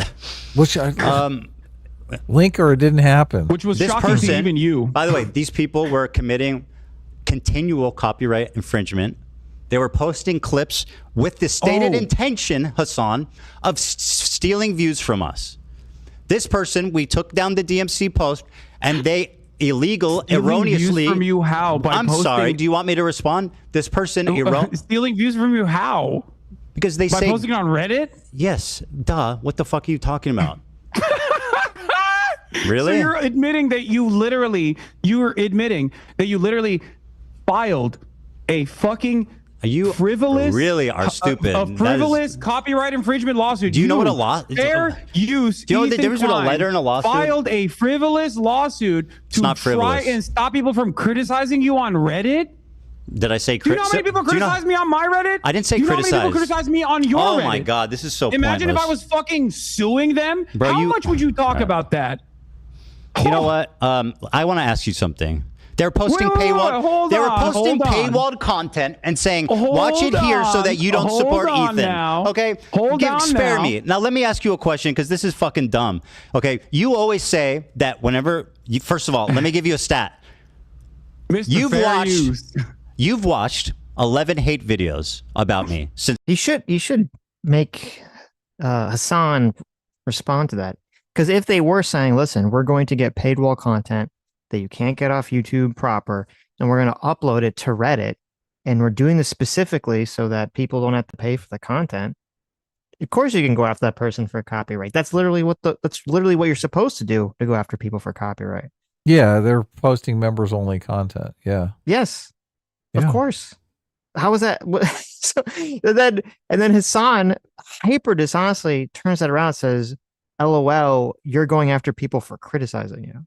Yeah, he doesn't have any paywalled content, I guess. Right. Yeah. So he doesn't understand it because he's retarded. Okay. I mean, that's possible. That is possible. That makes sense. Yeah. They're just posting your content. Well, no, they're posting our paywalled content, you dumbass. Right. Which is different, obviously. So yes. When he's claimed, I don't have any paywalled content, but maybe we'll come up with some, right? Right. I don't know. I don't know if it's true, but he's claiming that in the post they specifically said that they're posting it with the explicit purpose of taking money away from them. If they hate Ethan so much, why do they even want to watch his content? Much less his fucking paywalled content, right? They're doing it to fucking get people to their Reddit. Right. They're saying, look, this Reddit's popular. We have content that's like pay content for free. Mm-hmm. Yeah. No, it's bullshit. It's total bullshit. Hassan doesn't care, though, because Hassan's a fucking communist. He's like, everything should be free. Right. Since this has started. Do you know how many I've watched about you on stream? Your whole stream is a hate video. Zero. I've had zero people hold my hand through some obscene hate videos. You've watched 11 of them. Now let me ask you this. Whenever I make a response to these videos, for example, the content cop, you say you don't have time because you need to get to the news, which is something important. Then how the fuck do you have 19 hours straight, uninterrupted, to watch 11 hate videos, but you're not willing to show my response? Don't you think that's a bit cowardly? No, I don't. Wow. Because what's cowardly is ducking me for the past I'm sitting in front of you. When you dropped the content nuke, I said I'm willing to talk to you, and you knew it wasn't going to look good, bro. as today has demonstrated. I said just and watch that's precisely why you tried to add additional qualifications to it, like, oh, just watch my video, just watch my video. That's super reasonable. Why the fuck would I have a conversation with you about a video you haven't seen? Because it's me. I'm speaking. I it's know not the a clips biography. You understand that, right? Can I ask Do you a question understand for the you? difference between a biography and a video that's critical of your positions? Do you understand the difference? Ethan, hold on. Do you understand? Because I'm not sure you understand. What's interesting? It's not a biography, Hassan. Right it's not now, about the points in your life about your mom and your dad and growing up with your family. I'm making specific arguments that I've articulated that you have not seen. So how the very fuck? Poorly. By the How way. do you know that? You haven't watched it. Because I'm talking to you. Because I've watched 11 hate videos. And you haven't articulated a single good point yet. But by the way, I said I would debate you if you watched it. It's very simple. I'll tell you why. You were dodging as fuck. Because I responded to your context nuke before the nuke came out. What you can't provide, by the way. There's a video on my channel. There's a video on my channel that I urge all of you who are interested to go and watch. It is sitting at like, what, 600,000 views? Not that many people watch it as opposed to the content nuke, okay? In that video, you will notice that months prior to Ethan's context puke, months prior to that, I addressed every single claim he made. You didn't watch the video. How do you know that? Do I have the capacity to? You didn't watch the video. Do I have the capacity? So to where'd see you the get the future? list? Do someone send you a list of all my points? How? Why not How just did watch I the answer video all then? of his Why not questions? just watch the video? It seems Wait, cowardly. did You're I like, get a I list don't want of to all watch your the video. points? Just send me a Did I get a list list of of all all your the points, things. So Ethan? I don't want to get my feelings hurt. And maybe Ethan, he was making a good point. You have, in Why the not watch the cringiest ways video? possible, considered yourself to be Kendrick Lamar in this beef, this one-sided beef that you created initially. That's That I right. didn't respond to until you tried to deplatform me and people who are pro-Palestine. Okay, Who cannot? So By let the me way, explain to you being something. pro-Palestine. It is kind of unbelievable that Hassan is so bitch made that throughout this entire, controversy, back and forth, whatever, he literally refuses to watch a video so he can actually respond to the allegations. Yeah, because he knows he's guilty as fuck. Or he's just so sensitive he couldn't even watch the critique. Even for his own benefit. Like, how could you go to this conversation blindly and not be like, oh, I should probably, should probably say what he's going to say. Should probably have my defenses right. This is why he was floundering so much in the beginning of this conversation. Yeah, most of the clips he's showing are just from the content nuke. Yes. Yeah. So you would have known all this stuff is coming. You could have responses to all of them. But is there really responses to all this shit? Hassan doesn't have any response. I can bet you, I can guarantee you that Hassan has some orbiters or someone in his space that he literally had watched the video for him and like write up a report. Probably. And write up talking points for him. Yeah. But that person is a retard because they listen to Hassan regularly. Well, so. that is true. Immortal Mechanism, thanks so much for the $20. Says, I think Hassan is really the Andrew Tate of the left, considering he exhibits the same toxic behavior but scams people with communism instead of red pill stuff. That's true. Agree. That's a good assessment. Means you are infallible and can never be criticized. That's awesome logic. You want to talk about the content nuke, Hassan? Responded to. Hassan, you want to talk about the content nuke? Can you name one clip that was out of context? You call it the context puke. Name one clip that was taken out of context. Go ahead. Watch my video and you'll find out. Name one. Watch my video. Go ahead. God. It's about me. No, I'm kidding. I'll show you. Okay. So one of the best examples that we were initially going to get to, and then we went on a long drawn out sequence over what's out of context sexual assaults, is that one of the clips that you used, in your context nuke was the claim that I deny rapes happen. It was from I showed evidence. That wasn't out of context. That was an opinion. At the time. Wait, they literally talked about that for like 30 minutes. And he denied them happening live in front of us. We're going back? Oh, God. That why thing that you clipped were me being like, rapes happening do not change the dynamic for me, which was about... We talked about this, bro. Can we please talk about something else? Hold on. Yeah, thank God. That argument, quite literally, why are we going over this again, defending the likelihood of rapes happening, Ethan. I want to do talk you feel like that was an appropriate way to show that I was a rape denier? Bro. It literally wasn't out of context. What else do you have? I showed you. Feel like... I what do you mean? You you... can't just say that wasn't out of context. How was it out of context? How was it out of context? Because that was an argument that I was having with a chatter who was saying, why don't you deny that rapes have happened? And I was saying, there is a likelihood that they might have happened because rapes are actually... Rapes are actually commonplace. Sexual assault is commonplace in conflicts in general. So without evidence, I am not going to immediately dismiss these claims. So here... Do you feel like that was sufficient to show that I was actually that I was actually at that moment saying, I think I showed sufficient evidence, yes. But the video's an hour and 40 minutes long. It's very long. Wait, that's one example. That's one small... That was out of context. What else is out of context? Go on. Okay, great. All right. Let me give you the master list, okay? If you want to watch the context of it, we can also go through these videos as well, or you can just take my word for it, up to you. What do you want to do? You want to go through the videos one by one, or do you want to... Give me examples that was out of context. Okay. One of the other things that you've consistently done, aside from also the dude that you claimed was my fan, who now you admit wasn't my fan, that you falsely said was my fan. Jiminy fucking cricket. Okay, was the usage of the term inbred. I use inbred as a what? Because I have that, because I knew you were going to do this, and I have the clip pulled. Let's play it. And then you can play it. The Jewish KKK brigades out there. Just a bunch of fucking inbred hicks. Imagine the most inbred white supremacist guy you can imagine, okay? Every week there was another fucking psychopathic settler, inbred fucking douchebag. Oh, these inbred fucking douchebags in the background, dude. A nation entirely comprised of messianic, inbred, ultra-orthodox psychopaths that these inbred don't understand. Educated, inbred, fundamentalist hicks. Calling us in the middle of campus, calling us inbred, that we have no culture. One of them grabbed my friend's Israeli flag in the middle of campus, carried it to a mob by the gate that were communicating with the angry mobs outside of campus. Oh, that's untrained, awesome. Inbred asses shipped into southern Lebanon, telling us that we are all inbred and that we have no culture. You want to... You gotta watch these clips too. Inbred, inbred, inbred, inbred, inbred, inbred, inbred, inbred, inbred, inbred, inbred, inbred, inbred, inbred, inbred, inbred, inbred, inbred, inbred. Happy birthday from Sitch, Hassan. The clips are, and that's not necessarily the algorithm. Okay, so yeah, go ahead and defend your continual use of the word inbred to describe Jewish people. Go on. Wait, do you think I'm describing all Jewish people as inbred? Is that what your assessment is here? Microaggressions, my friend. We're pretending they don't exist.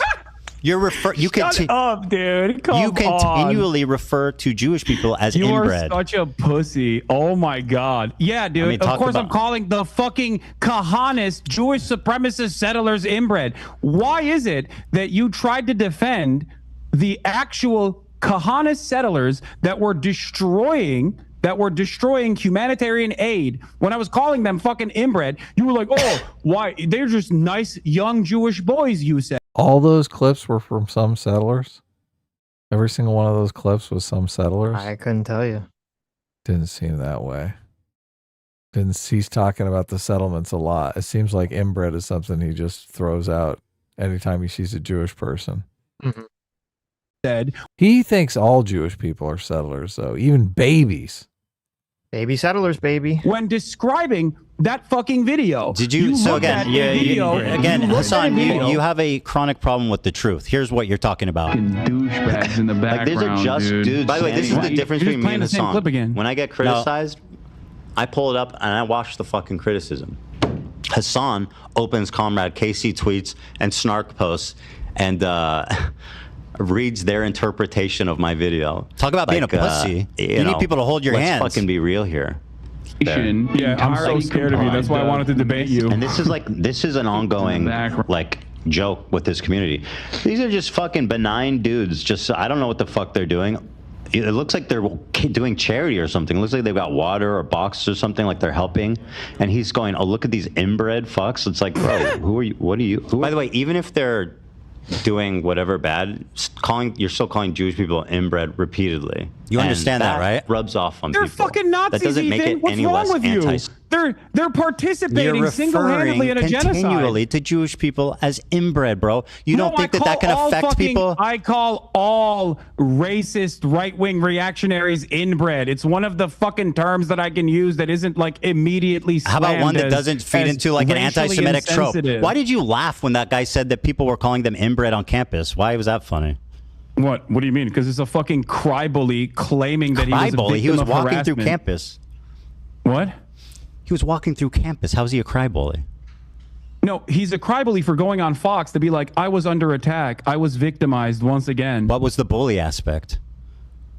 That guy wasn't a settler. Sounds like he was an American student, right? Well, yeah, but remember, I mean, we covered this. There's a lot of protests where they're literally telling people to go back, Jewish people to go back to Europe.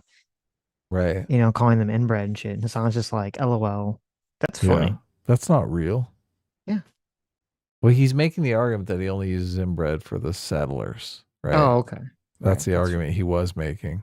He's like, I don't call all Jewish people that, just the Jewish settlers. You know, the West Bank settlers. So he's fucking lying. Sitch, he's lying. Hello, he's so lying. Shocking. So shocking, right?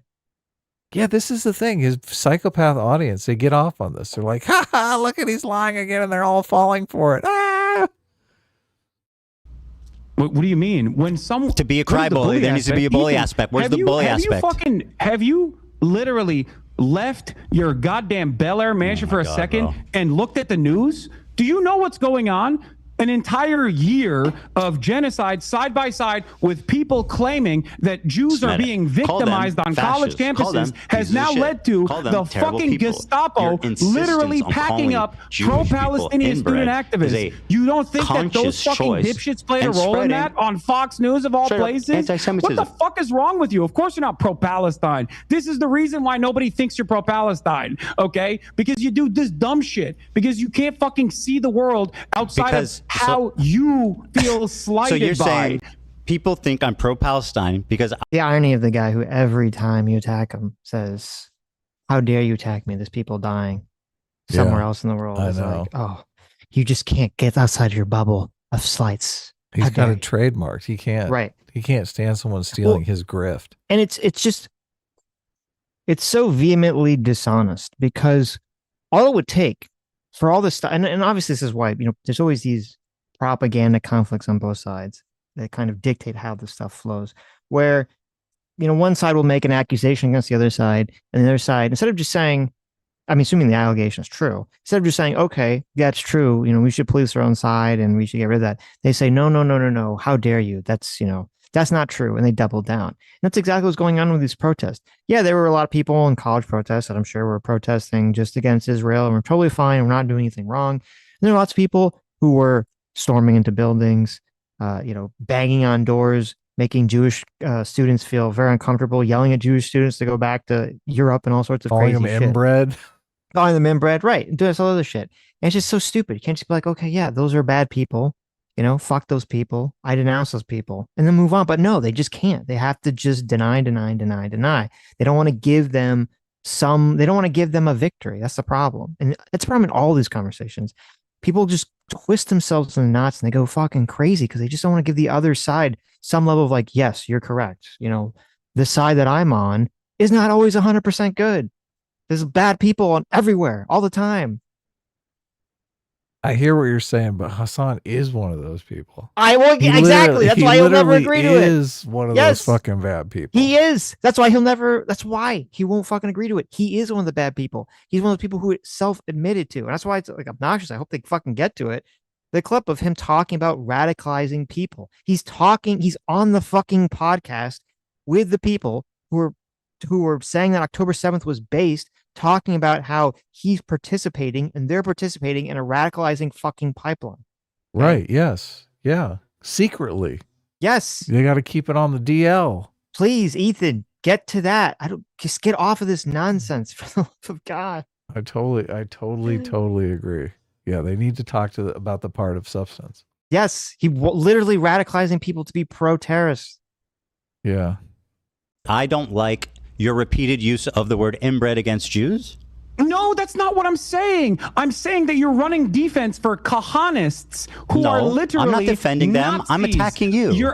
How is me saying why you are fucking crying about me calling Nazis inbred in the process of them destroying humanitarian aid, going into Gaza, and then you're going, they look like kind. He's just basically saying all Jewish people are Nazis now. Nice. Yeah. Excellent retort.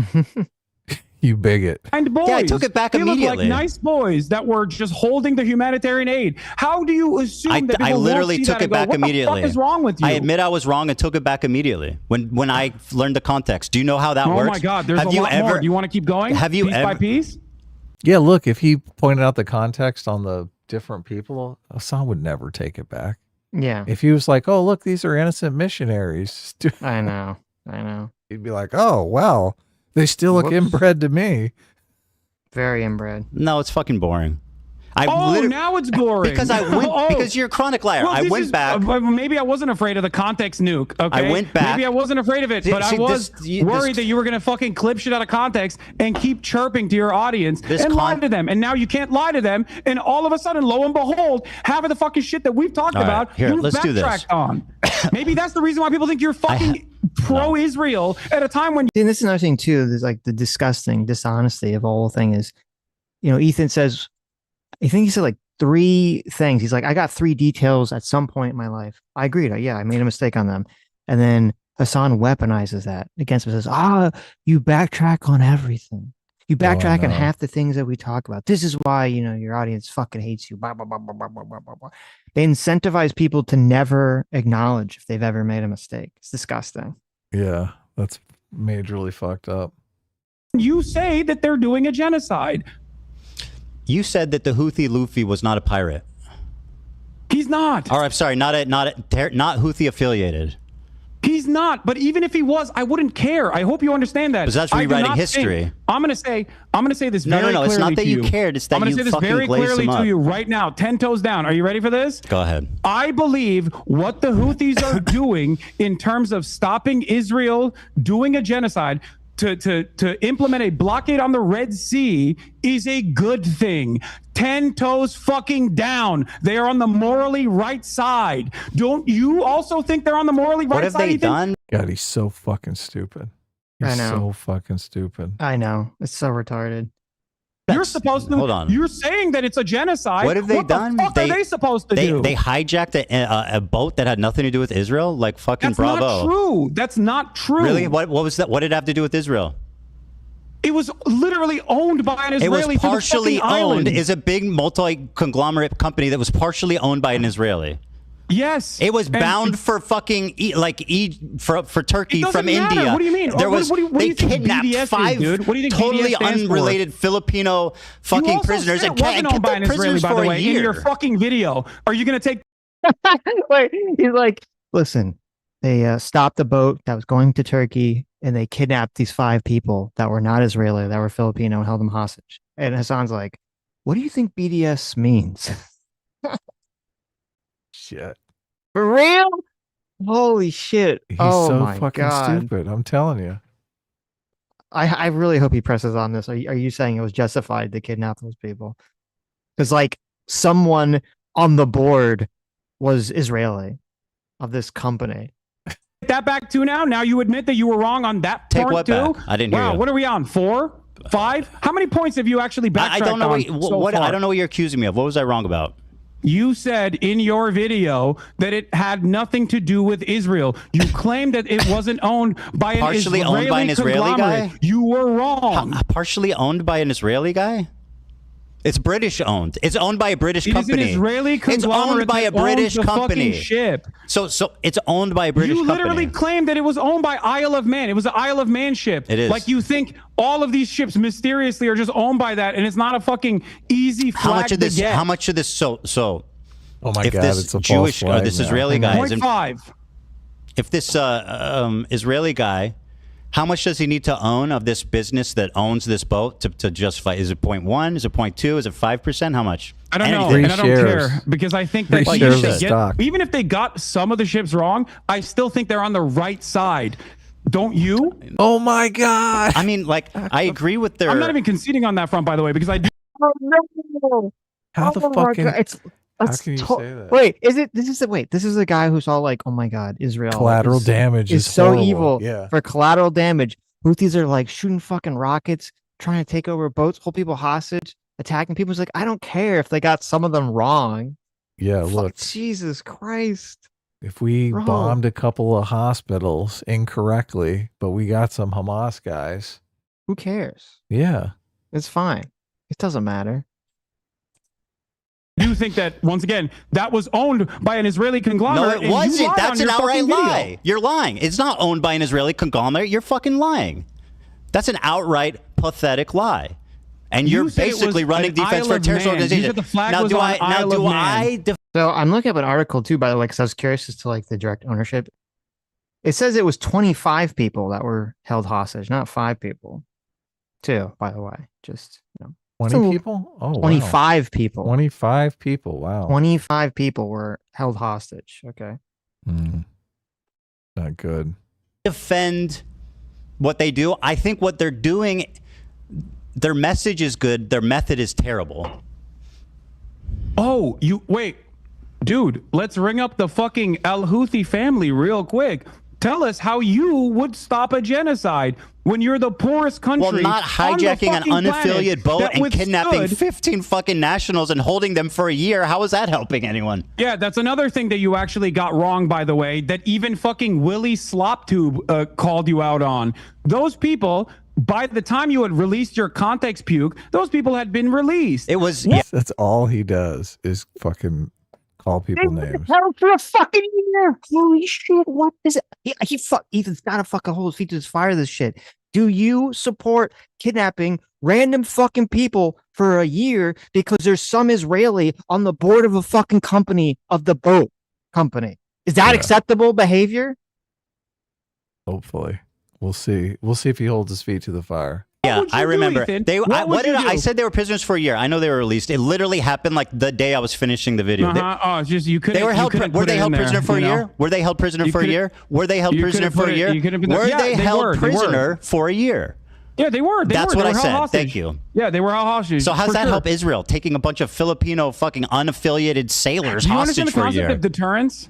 Well, how's that deter Israel kidnapping fucking? Do you understand the concept of deterrence? Sailors?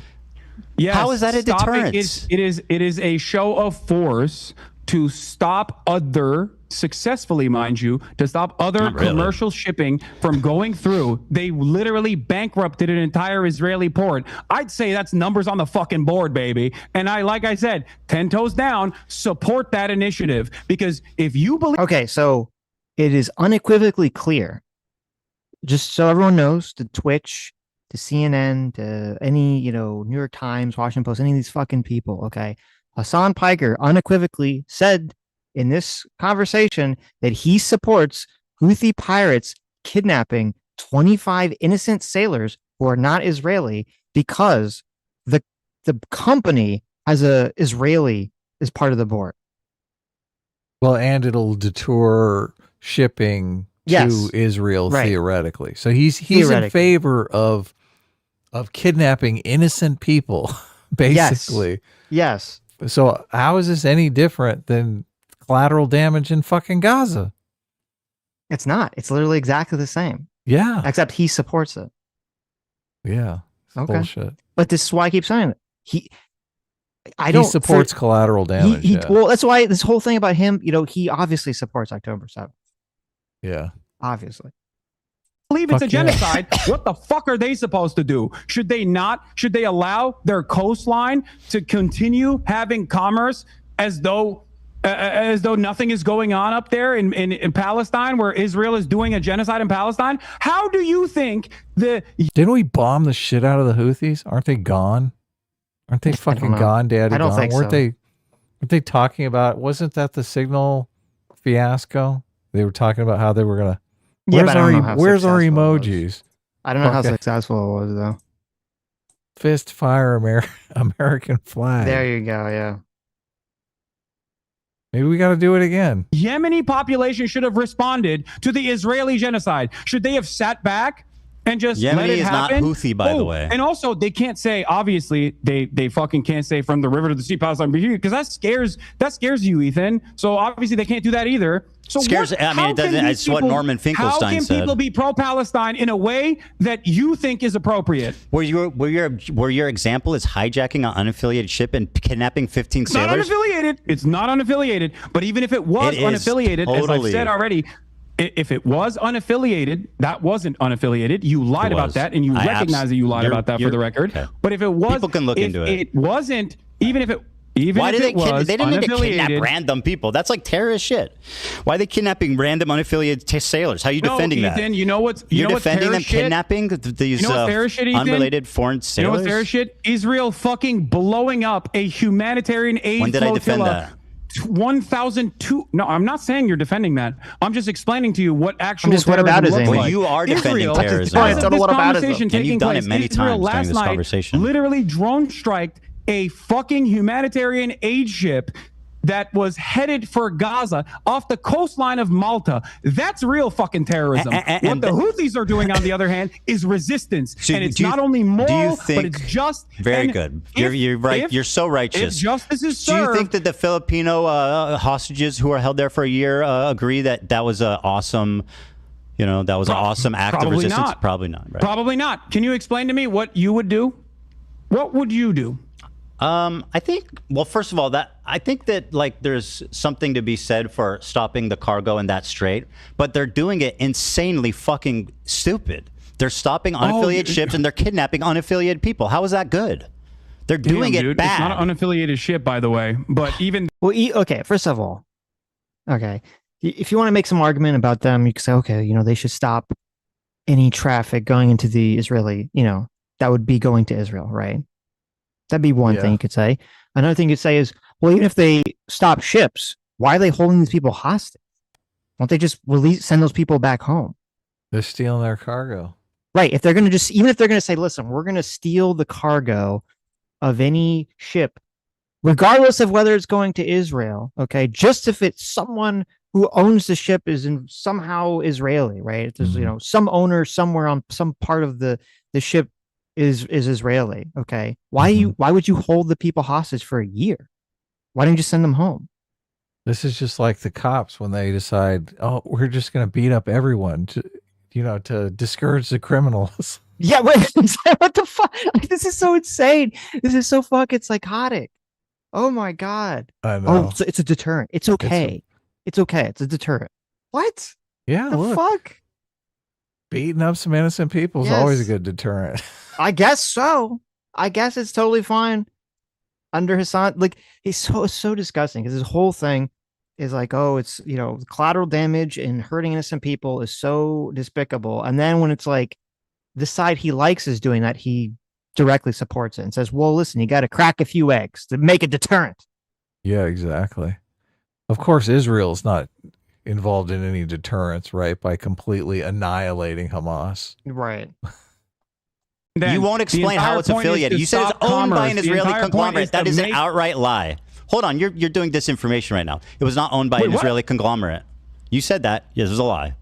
Galaxy Leader is a vehicle carrier that was owned by a British company, operated by a company connected. It was connected. It wasn't even, he didn't even own it. It was connected to an Israeli businessman. It was co-owned by a business that this Israeli guy was involved in. Yeah, co-owned by Abraham Ungar. So what? You know his name. What do you mean? It's co-owned by an Israeli. What are we talking about? No, it's co-owned by a company that has an Israeli dude affiliated with it. Well, you asked me how it's connected. It's owned by a British company. You asked me how it's connected. I'm telling you how it's connected. Well, you're lying. And now you don't like that connection. No, you're lying. That's what I don't like. What do you? I'm not lying. The ship info is readily available, Ethan. Yeah, I agree. You know what I mean? It doesn't matter anyway. The problem for me, really, it doesn't. Oh, it doesn't matter. Well, okay, so that's the point number 5 that you also presented falsely on your context puke. The problem is more the Someone's kidnapped sailors. somewhere. I just don't understand you can justify kidnapping a bunch of unaffiliated sailors. I don't, Ethan. You are. You absolutely you go. Ethan. Have you ever heard of deterrent? Yeah, walk with me through this carefully. Yeah, please explain to me how it's justifiable to kidnap 15 sailors. What would you do? Are you ready? Are you ready to walk down the pathway here? I'm ready. Ethan, what would you do? You have a better way to do it, I think. We're going to figure it out. Well, like I said, you can do it without kidnapping unaffiliated, holding them for a year. There were militancy, resistance, okay, that cut off supply lines, okay? Supply lines for the Nazis, or even sometimes supply lines that actually impacted the civilians. It wasn't even a fucking supply line. It was going to Turkey. Jesus Christ. Okay? Impact the civilians. Do you feel like that kind of resistance was unwarranted? It's completely irrelevant. Why did they hold them for a year? I don't know. Okay, because they're terrorists. What? Because they're terrorists? Yeah, they're terrorists. They kidnap innocent civilians. Are they? So Filipino. Remember when Hassan said that he like had problems like hearing things, like the volume's too low? You know, it's like whenever he thinks he's on a roll, he never ever had a problem hearing anything that Ethan said. Of course not. Yeah, but when then he gets stuck for a second, he's like, "Wait, what? What? What do you mean? What?" Yeah, I don't know. Okay, I don't know. Do you feel like that kind of resistance was unwarranted? It's completely irrelevant. Why did they hold them for a year? I don't know. Okay, because they're terrorists. What? Because they're terrorists? Yeah, they're terrorists. They kidnap innocent civilians. Are they? So the Filipino guys? The people that are resisting against the Israeli genocide that you call a genocide are actually terrorists. He's like, all Israelis are genociders. But these Houthis, we can't call them terrorists. Because you don't agree with kidnapping their innocents? Fucking methods. But you have no... Wait! Listen to listen to this. I know, this is fucking insane. The Israeli genocide that you call a genocide are actually terrorists because you don't agree with kidnapping their innocents? Fucking methods. But you have... That's the literal fucking definition of terrorism, is not agreeing with the fucking methods. What are you fucking talking about?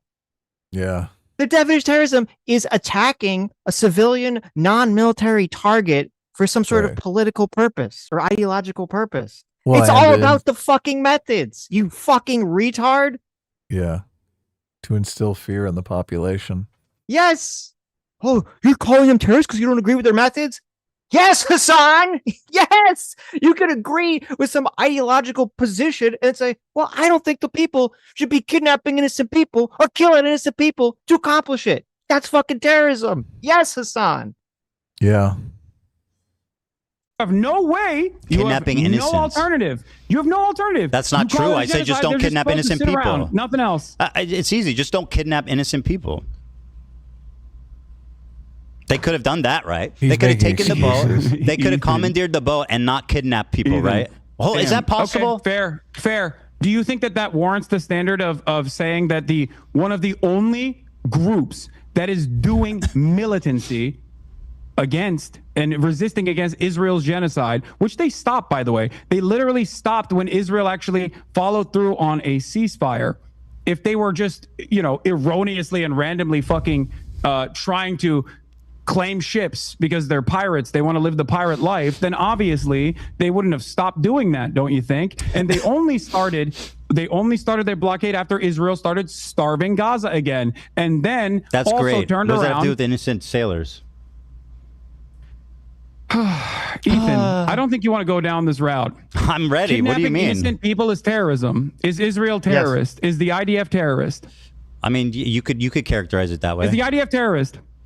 I mean, it's an army, so it's a different thing. It's like why is it a different thing? You think the Ansar Allah movement doesn't have a standing army? They have an army. The Houthis are to like a hostile takeover of like a portion of Yemen. They're at odds with the government. It's different. They also own slaves, by the way. We're going to talk about the Ansar Allah movement's history. But I'll say yeah. Israel, the IDF is terrorist. Yes, the IDF is terrorism. Hold on. Talk to me about how the Ansar Allah movement actually came to power without getting any notes from your Discord or anything like that. Explain to me the process in which Ansar Allah actually came to power. I don't know. What? I do not know. Oh, you don't know? Yeah, you should try saying that sometimes. It's really interesting because in your video, you also used a lot of Saudi outlets to be like, these guys are actually doing slavery. Give me one. And it turned out that actually... Give me the Saudi outlet. The videos that you used did not even suggest that it was Ansar Allah that was doing slavery in the fucking poorest country on the planet. Okay? The Houthis have slaves. That's not even contested. They weren't the ones who were doing the slavery according to your own fucking video, but you still used it. The Houthis have slaves, undisputed. Saudi propaganda papers that at a time when Saudi Arabia was doing a fucking genocide. Having slaves and kidnapping innocents. It's just so unnecessary. What are you talking about? Just acknowledge dude? that they do terrible shit. The Saudi-backed government was the one that was actually doing slavery. No, well, if they did, then the Houthis also have slaves. That's just a statement of fact. No, the Houthis don't have shit. Okay, it's they don't have shit. They don't have slaves. They don't even have slaves. They don't even have food. Like, what are you talking about? That's not the point I'm making. They are the poorest country on the planet that just came out of a and how's that blockade, by the way, helping the country? Saudi Arabia how is the blockade helping the famine in Yemen? Wait. Okay, what does that have to do with whether they have slaves or not? Like, well, they're really poor. Okay. Yeah, they're allowed to have slaves because they're oppressed. When I check non-Saudi, because I did on that stream, there's some human rights organization. It's like literally like the global slave, watcher of human rights organization. Then they say, okay, yeah, there's a high level of human slavery going on by the Houthis in the areas of Yemen that they control. And he says, yeah, but they're so poor. They can't possibly have slaves because they're poor. What? Okay. Okay. It's an interesting argument, I guess. How's the blockade helping the famine in Yemen?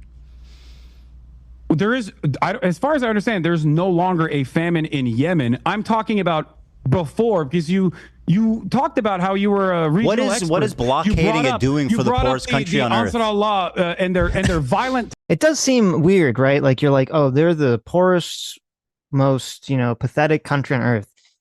It's like, well, shouldn't they be spending their resources helping their citizens be able to eat food instead of kidnapping random sailors and going after random ships, right? Shouldn't that be how the resources are dedicated to actually helping the people? Kind of like with Hamas, right? Shouldn't they be spending all their resources instead of building all these underground bunkers and tunnels that cost millions and millions and millions and millions of dollars, channeling all this money to a bunch of Hamas leaders who don't even live in Gaza, who are just living up the high life as they suck up all this money? Shouldn't all that money be going to like actually making Gaza be functioning and a good place for people to live, right? Would that make sense? Maybe. Yeah, possibly. that would be great if they actually did that, but of course they're not going to do that. Just wondering, maybe. Houthis are Yemen, right? Yeah. Yemen is the 10th poorest country in the world, so get it right. Oh, I'm so sorry. So sorry. South Sudanese is the poorest country in the world. Right. Well, they should, I think if they spend all those resources, trying to help build up their infrastructure and economy or doing something other than kidnapping random, sailors, maybe they move up to only being, the 11th poorest country in the world, right? Yeah, they could get off the list completely. They're pretty close. Get out of the top 10. Yeah. of Yemen. So I was like trying to figure out what you know about this. Maybe you know something that I don't know. So I was trying to pick your brain a little bit. So explain to me why it matters. It seems like you don't know shit. Sure, I don't know about this specific thing. Tell me why it matters. Why it matters? What their blockade? Yeah. Clearly, their blockade is. Their blockade is awesome. Why it matters? How they came to power? Such bullshit. Oh, because you used Saudi newspapers in the time when Saudi Arabia, according to Human Rights Watch, Amnesty International, all fucking NGOs, was doing a Western-backed blockade that was killing hundreds of thousands of people, and the headlines that you used in your context cube were from Al Arabiya and numerous other outlets that had their own personal investment in vilifying the Ansar Allah movement. Having said that, of course, I also think that there are plenty to criticize about the Ansar Allah movement. I don't agree with everything that they're fucking doing, as I've said time and time again, like their banner, right? Their banner says first to Jews, which you also presented in your video, except remember when you talked about Norm Finkelstein and how Norm Finkelstein doesn't agree with From the River to the Sea, You Palestine agree with will kidnapping be free? civilians. Can we play the clip of Norm Finkelstein talking about the curse the Jews and how what he thinks about that? Let's do that. Let's pull up the clip of Norm Finkelstein's thoughts. How is that relevant? These actions and the blockade against these. How is that you relevant? used him as a primary source earlier because you thought he's a reputable guy, which I think I agree. He said something that I've said that I've been criticized for. And what does that have to do with every other take he's taken? It doesn't mean that I support that. Like we're aligned with every other take in the. Well, no, okay, this is so absurd. You have someone who's massively pro-Palestine. Even he was agreeing with this From the River to the Sea thing. It shouldn't be surprising of anyone that the massively pro-Palestine guy would have the same position Hassan does, which is like, yes, kidnap a bunch of people if they're innocent sailors, whatever, it's fine. That shouldn't be even remotely surprising. And it's irrelevant to the conversation, 100%. Yeah, Finkelstein was using some slave revolt as justification for October 7th. So yes. That's true. I don't think Finkelstein is the guy to go to. No, he would. Yeah, he wouldn't even denounce October 7th. Yes. Yeah. He said it wasn't his place to denounce October 7th because obviously they were living in a concentration camp. Right, right. A literal death camp where they were committing a genocide. I mean, I would think if you're living in a concentration camp, right, you would, and you had like a bunch of armed people like break out, wouldn't the goal be to like help the people escape to like go somewhere else? It wouldn't be to kill a bunch of people, rape a bunch of people, and then kidnap a bunch of people and take them back to your concentration camp. Like, why would you want to go back to that place? Yeah. When you just want to like get out? Can you imagine if the Jews in the Holocaust got out and started raping fucking German women along the countryside? I think they were just trying to like get away. I think if they managed to get out of the concentration camp, I think they would just like flee, right? I don't think they would have like started trying to kill and rape people and then bring them back to the concentration camp. That doesn't make a lot of sense. They're going on a rape safari. Okay. Fucking bullshit. Such bullshit. The world. Dan, can you play this clip real quick? Sorry, this is 50 seconds. It's irrelevant. I passed it along. It's totally irrelevant. What do you mean it's irrelevant? Because who gives a fuck what he said about it? Wait, what do you mean? You want to talk about? Here, listen. You use this perspective on From the River to the Sea to imply that he agrees with you. He does. I want to see if you agree with him on this. Just play it. All right, I'll play it. Thank you. So here, I'm going to play it, okay? And then when this is done, let's move on to something I know we both want to talk about. You claimed, I'm going to play it. I just want to set this up. You claimed that the worst thing I said in the context puke is that I wrongfully portrayed Jewish people fleeing from their countries, and I denied the Nakba somehow, which is crazy. So let's talk about that after this clip. Okay, perfect. Yeah, perfect. And by the way, you're not going to scare us. You're not going to. I'll just say up front, we can end on that point. No. Oh, I can keep going. Ethan. All I'm day sure if you you can. want to. Yeah, I know. I know you go to bed tonight in a cool race car bed, but I have family. Okay, kids. no, that's fine. Why are you thinking about? Oh my God, what my bedroom looks like. It's kind of weird, man. Oh my God, that's just complete annihilation. He's like, yes, you're a giant fucking man baby that sleeps in a race car bed, and I have to go to sleep with my wife, and then get up and go to work tomorrow. Yeah. No, you're right. You fucking badass fucking sports car bed.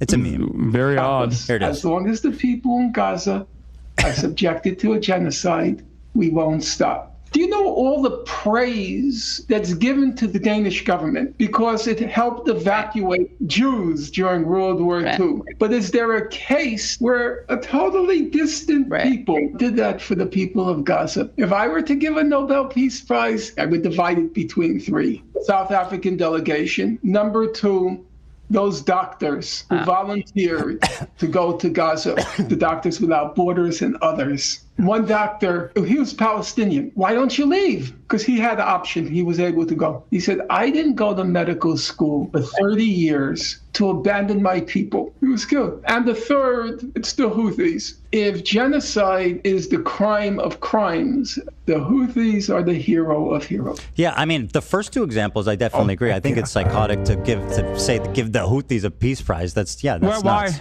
Well, also, his comparison is like, oh, we really call these people who helped, get Jews out of the hands of concentration camps and Nazis and lead them to safety. We call them heroes. Okay, well, why? Like, are the Houthis? Why aren't they doing that? Right? Why weren't they helping evacuate people to Yemen? He says, see, isn't that interesting? Hassan's like, what should they do? What should they do? Why don't they get why don't they help resettle people to Palestinians? Yemen? Yeah. Right? Why don't they take in Palestinian refugees? That's what you right. do. Right. Why don't they mount a rescue operation or something, right, to get people out of there? They got a ship, fucking driving on over there, right? That seems interesting to me, right? That would seem to be a little bit more productive. Maybe you save some people's lives, right? Instead of just kidnapping random fucking people with nothing to do with anything. It's bullshit. I don't know. They're fucking, they're pirates. They want to sit around and snort cocaine and fucking have sex. That's what they're doing. Whoa, Adam. Okay, it is not cocaine, right? It's brown drug that they chew in their mouth all day. It's disgusting. I don't know what. Look, they're on some fucking drug. They always are. Yes, it's cod. It was cod. That's what it was called. They chew cod all day. Yeah. Yep. They don't want to do. They're not activists. They're like, look, we're fucking stealing from people, you dumbass. We'll come over your house and steal from you, Hassan. They would. They don't give a fuck. I mean, if the Houthis are like, listen, we got to kidnap Hassan and hold him hostage for a year in order for people to pay attention to our cause, is he going to be like, oh, yes, I support you guys, right? Yeah. This is good. It's good for the cause. JV for $20. Thanks so much, JV. Says, so if a man starts killing people because he wants to end world hunger, Hassan thinks you can't complain unless you can solve world hunger. Hassan supporting literal terrorism. Very true. True. Exactly. Very true.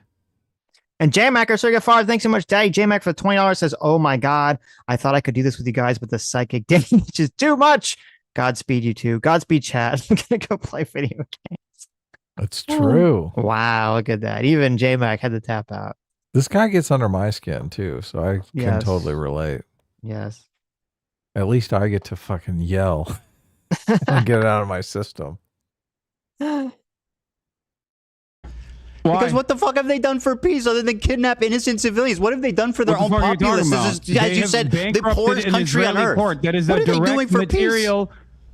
The Houthis have with the river to the sea material consequences for Israel as it has implemented a genocide. All right, let's give them a peace prize. Whatever, I don't care. Let's give them a peace prize. I think they deserve it. Yes, absolutely, without a doubt. Wait, also, don't ask the unaffiliated prisoners who are.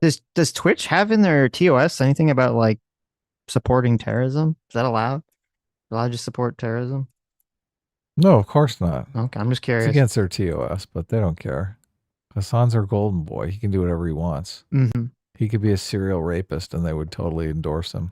I mean, he's literally said he supports kidnapping innocent people for political messages. Right. So that's very interesting. We're held for a year, though, if they do. No, I don't. I think you're missing the broader point here. You're missing the forest for the trees. Right. Here, I'll give you a great example of this, by the way, because you spent a lot of time being like, the Houthis are bad. They're homophobic. I'm like, I'm sure they are. Holy shit. Also, Dan, it keeps pushing back to me on my end. Sorry. Let's talk about the issue of the Nakba and stuff. Okay. Hold on. I know you keep saying, "Oh, it doesn't matter. This is boring." Whenever you come across a it's irrelevant, you have to admit and is you wrong. just talk But and listen, talk and listen, talk. It makes listen the to video me. unwatchable. You said the Houthis are barbaric. They're homophobic. They hate women. All this shit, right? And I'm sure a lot of that is correct. Of course it is. It is the fucking poorest nation on the planet, and all it is known is fucking death and destruction. This doesn't justify having that sort of opinion, of course, but it certainly understands, don't you think? Is like, it doesn't justify. I mean, I've been justifying them for, saying that they're poor justifies them having those horrible opinions. But he always does this. I know. He justifies for like 2 hours, and then he's like, "Oh, I'm not justifying this. I only came up with 100 different excuses why this is actually good." Mm-hmm. It's fucking death and destruction. This doesn't justify having that sort of opinion, of course, but it certainly understands, don't you think? Certainly, but it certainly just. I almost said it. Is part of the point, part of the problem. And the best possible way to probably get them to have a civil rights movement to give gays rights would probably be to stop fucking bombing them, as Joe Biden did and as Donald Trump has done. So it does say, I mean, this is ridiculous. It does say in Twitch's TOS, you're not allowed to, it says terrorism and violent extremism promote unlawful violence and spread messages of intolerance. Twitch does not allow content that depicts, glorifies, or encourages or supports terrorism or violent extremist actors or acts. Mm-hmm. So I guess despite the fact that he keeps glorifying the Houthis, the fact that he glorified, all those music videos and all the other shit, none of that, he just skates by every time. None of it matters, right? Okay. Rules don't apply to him. As long as the terrorists are, commie sympathetic, it's okay. Yeah, that wasn't my chief criticism. Man, again, my criticism is that they are kidnapping civilians. Yeah, I know. You don't like their methods, but you have no alternative method. I said just do it without kidnapping civilians, dude. It's not rocket science. Let's get back to the IDF. You said the IDF is maybe not a terror organization, but the IDF is a terror organization. I didn't say that. Wrong. Through and through. Wrong. Again, a liar. Okay, so you think the IDF is a terror organization? I said yes. You believe the IDF is a terror? Okay. I think it's fair to characterize them that way. Okay. Your wife was in the IDF. Yeah. Oh, no. Do you believe your wife is a terrorist? Of course not. You have considered a 19-year-old Yemeni TikToker who is not even a part of the Al-Houthi family with no Houthi affiliation, but simply a person that says he stands with the Houthis, and I do too, a terrorist over and over again because he has a gun in the second highest gun ownership density per capita. Well, wait a minute. I mean, you could say, well, I consider him, first of all, you consider him a Houthi pirate. That's why you want to interview him. Yeah, true. And because he responded to a fucking Instagram comment saying he's a soldier, a dude who doesn't even speak English. Let's watch this. You kept claiming that he was a terrorist over and over again. He is. His name is Rashid al-Haddad. He is not even a fucking Zaidi Shia. He's not even a part of the Houthi family. Let's because watch if he was the a part evidence. Of the Houthi family, his last name would be al-Houthi, not al-Haddad. Okay? Let's watch the evidence. This person, you looked at a 19-year-old fucking teenager who's a TikToker, terrorist, in the poorest country on the planet, who's only known death and destruction, and spent countless fucking hours looking through whatever his social media was to be like, this guy is bad. Let's look at it. Yeah, of course he's fucked up. He lives in goddamn Yemen. Do you know what the bigotry of low expectations is? Bel Air like you, dumbass. Do you know what the bigotry of low expectations is? You're saying because he's poor, he hates Jewish people? Let's watch. Ready? No, let me show you. It's not because he's poor that he hates Jewish people. It's because he lives in fucking Yemen. And in that part of the world, the only thing that people see is the dangerous conflation of Zionism and Judaism. I'm sure the Yemenis. The fighter jets that blow up their fucking schools have a Star of David next to them. And when the Palestinians are kidnapped, when they're fucking forced to go through military trial detention, they get fucking Stars of David carved on their head. And Hassan is going to do his damnness to make sure that sticks here in the West, in Western audiences. Unfortunately. Oh my God. Israel is the one that dangerously and falsely claims to be the nation state of Jews. Israel is the one that... If Israel just didn't exist, if it just didn't exist anymore, no one would be anti-Semitic ever again. Be peace, love, and understanding. Yeah. Yes. But hold on a second. Did the region Israel would be exist? Totally peaceful. I mean, there was this thing called the Holocaust. Did Israel exist before the Holocaust? No, probably. I mean, listen, the Jews were causing problems, obviously, right? That kind of goes against the whole narrative that if Israel didn't exist, there would be no problem. There would be no anti-Semitism. Right. Evidently, there was anti-Semitism all over Europe. I mean, the Yemeni civil war that the Houthis, are participants in, like that's, it's obviously Israel's fault too. Mm-hmm. Having child soldiers and slaves is obviously Israel's fault too. Yeah. Them being the poorest nation in the world, obviously everything in the world, it's all Israel's fault. I don't know if you know this. Israel controls everything in the world, right? Now, obviously, Hassan's position. Candace Owens episode is very different from Candace Owens' position. Right. Oh my God! Look at this. We're totally. You knew where I was going. Jokes. Okay. Obviously, very different, right? I'm so glad that Hassan's like, "How dare you compare me to Candace Owens?" I know. Same song and dance. I know. Candace has a bigger immunity idol, though. Obviously, she's a black woman, and that's true. And Hamas Piker's just a white dude, a terrorist supporting white dude, anti-Semite. Right. Anybody think that this action, all of the action, the genocide that you called a genocide, is actually being done at the behest of Jews? That's not true. Of course, for everyone Israel in that doesn't side claim of the they're fucking doing world, it on behest when they of say Jews. Jew, it's interchangeable with Israel. Many of these people, Do including you think he's like Anne Frank? What? Do you think he's like Anne Frank? Oh, of course, absolutely. Did he Anne has withstood genocide? He has withstood genocide by the Saudi government. Of course I do. I think that talking to, but my Anne point Frank. that I was fucking presenting, Anne Frank is famous for being a pacifist and seeing the good in people despite a fucking Holocaust that took every member of her family but her dad. That's why she's inspiring. This guy went on Twitter and said, fuck Jewish people. Would you think Anne Frank would be less inspiring if she somehow was able to get out? If she was like, I want to kill Germans and hang them, yeah. And took up arms against the Nazis? Would you say that Anne Frank is bad for that? Say Anne Frank is bad for that, Ethan. For something that didn't happen? Anne Frank would be bad if she took up arms against the violent Nazi occupation. Say it. It wouldn't be the same for sure. It wouldn't be the same. She's Why wouldn't famous it be? for. I think if Anne Frank decided that she was going to start kidnapping random innocent civilians, whether they're German civilians or whether they're like people from a completely different countries, and she thought it was totally fine to hold those people hostage for a year. I think it would change people's view on Anne Frank. Yeah, I do think that's true. Yeah, of course it would. I think people would be like, I don't know if this is the person we should be pointing to here as like, holding up here. Yeah. Being a pacifist and seeing the good in people despite living through a Holocaust. You understand that? That's not what. Let me show you. Let me show you. Do you think that if Anne Frank... Do you think that if Anne Frank took up arms against the Nazi occupation, Israel you would isn't call her a occupying bad Yemen person? anyway? What? Israel's not occupying Yemen.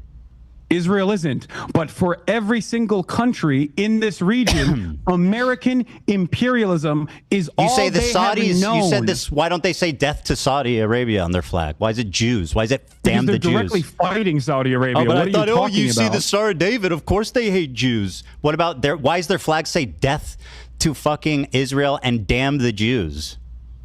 Their flag says death to America, death to Israel, a curse upon the Jews. Damn the which Jews, I have curse said upon time the and time Jews. again is kind of gauche, not acceptable, not That's appropriate nice. by Western standards. But if you listen Why to, does it say Norm Saudi has a Arabia? clip on God, that by too. Western Norm has a clip on that too. Do you want to see? No, Do you wanna see it? let me show you. Listen, I mean, saying death to the Jews is kind of gauche. Yeah. Okay. By Western standards. I mean, Yeah. But by Turkish standards, oh man, based. Not great, right? Not the greatest thing you could say. This because you've been You going want to on hear and on. Norm Finkelstein explain that? No, I want to show you this. Okay, you've been talking and talking and talking and talking. Very good. Let's watch this. Do you condemn the Warsaw Ghetto Hassan, Uprising, Ethan? You got to stop. Do you condemn the Warsaw Ghetto Uprising? I'm going to play this video. Okay. He says, ready for maybe I read sacrifice and eager for martyrdom. Maybe he's talking about football. Here he is singing a song with the words, do you threaten us with what we are waiting for, son of a Jew? Meaning of Houthi is a title, and it's not something to fear, but for the Jews. They are very afraid of this title. The execution we will carry out on all Zionists, with the lovely depiction of a man impaled through his asshole and out of his mouth with a pike, or how Hassan likes to say it, a pike for a cut. Okay, why would he retweet this article called Houthis use social media to boost global prominence and support? Israel falls. Okay. Wait for the new operation in Tel Aviv. The Jaffa drone, which no Israeli defense can stop. The ships we bombed and sank. I know the red arrow is supposed to be a cool military Hamas thing. This is a butt plug. Just saying. To every Zionist, I will put this into your stomach. And let me state the obvious. Jew and Zionist is clearly interchangeable to this guy. Okay, but hating Jews doesn't make you a Houthi. Are you a soldier? Yes. That seems pretty definitive. Why did he say yes to are you a soldier? Bro, he doesn't even fucking speak English. You're like, oh, he's a soldier. Wait, even if he is, I'm going to ask you a question very clearly and very deliberately. If Anne Frank, just like Anne Frank, by the way, if Anne Frank lived, if we had the internet during the time of the Holocaust, and Anne Frank posted about this is what we're going to do to the Nazis, would your analysis of Anne Frank change even a little bit, even an iota? Yes, of course it would, because she's famous for being a pacifist, not tweeting out death to all Zionists. She's famous for seeing the good in people, not fucking tweeting out that we want to nuke Israel. What do you mean? That one, because I would not give a fuck. I would be loud and proud going, hey, that's what she said. That's what we're going to do to the Nazis. Fuck yeah, girl. So after watching that compilation, you still agree that he's just like Anne Frank? Did you not hear what I asked you? I'm just summarizing. Yes. Okay, very good. Anne Frank died before she could resist. But if she did, I would never hold that against her. She was fucking killed in a concentration camp, you psychopath. But if she was exterminated with her whole fucking family. Her dad's the only one that survived and recovered her journal. Are you fucking mad? Either, Ethan, right? Would you hold that against her? Would you hold that against Anne Frank? So, listen, I don't know. I'll say honestly, my Yemenis history, okay, it's not the best, right? Mm-hmm. Don't know much about Yemen. Hassan keeps saying that like all these people in Yemen know is Israel like killing them. And I'm wondering, I'm thinking this is a little weird because like, I mean, Yemen's not on the border of Israel. Okay. They're not directly involved in the conflict, to my understanding. And I'm like, I mean, they're pretty far away. If you look at a map, right? Yeah. They got the entirety of Saudi Arabia separating Israel and Yemen. And so I'm a little like, okay, this is very interesting. So where does this claim come from? I'm trying to like find like, you Wikipedia, usually you can find like deaths and casualties and things. I'm trying to find like this massive war, the massive campaign that Israel is engaged on the Yemenis people before, I mean, I know they're attacking them now after, what's going on, but before October 7th, like where does all this come from? And I can't find anything, right? I'm asking ChatGPT, I'm like, was there any sort of conflict? Was Israel killing anybody in Yemen before 2023? What's going on here? And I can't find any information whatsoever about this. Why is it exactly that who are all these people that Hassan's talking about? These Yemeni people that their entire life they've known nothing but Israel killing them. Yeah, oppression from the Jews. It seems very strange. It seems very strange. I think Ethan should kind of focus on it. It's a very good point. He said. It's like, okay, listen, if they're at war with Saudi Arabia or whoever, why does it not say that on their flag? Why does it say death to the Jews on their flag? What do the Jews have to do with it? What's going on? Why do they hate Jewish people so much? Seems a little weird. Seems a little weird to me. Maybe they were taught that. Maybe it's all bullshit. Maybe it's all bullshit school just to get people to side with them in their own regional conflict. Oh, yeah. That's probably it. You nailed it. Against her, but she wouldn't be the same historical figure that said, despite my family being killed in concentration camp and everyone being murdered, I'm still a pacifist that sees the good in people. What the fuck what's so confusing about that? Not kill Zionists, not nuke Israel, not a pike through Zionist assholes. I can't believe we're once again discussing the posts of a dude in Yemen. You really like to do that. 19 fucking years old. Well, you said he's not a Houthi. I mean, you literally brought him onto your show as a Houthi pirate and interviewed him. And your stated goal to interview him was to make people sympathetic to him and his cause. Yeah. And then when covered that. I know. And then when someone like goes, hey, look at all this fucked up shit this guy's saying, you're like, how dare you look into this guy that I brought onto my stream and made you sympathetic, made my audience sympathetic to. How dare you look into his post? What are you, psycho? You're crazy. It's just silly because obviously Israel is fighting back against the people who attacked them on October 7th. So according to Hassan, that's just fine, right? It's just they're fucking lashing out against their attackers. Just like Anne Frank should have done, right? Exactly. Just like Anne Frank would have done. Yeah. Yeah, fucking they should. They should kill every last Hamas person. Just like Anne Frank should have done. On and on and on and on about how he's just some random fucking innocent kid that you platformed and glazed the fuck up, by the way. Which is, by the way, just terrible journalism. Like you have KFC in Yemen? Is that the fucking best question you have for someone who's apparently surviving a genocide in Yemen, who's been with the crew of kidnapped hostages, who has apparently partied with the captains? That wasn't even correct. You say, is there KFC in Yemen? Are you fucking kidding me? Just insane. Here's some clips but hold on. haven't Besides shown. Being like wrong, it's insanely incompetent. We're going clip for the Joe Rogan of the left, ladies and gentlemen.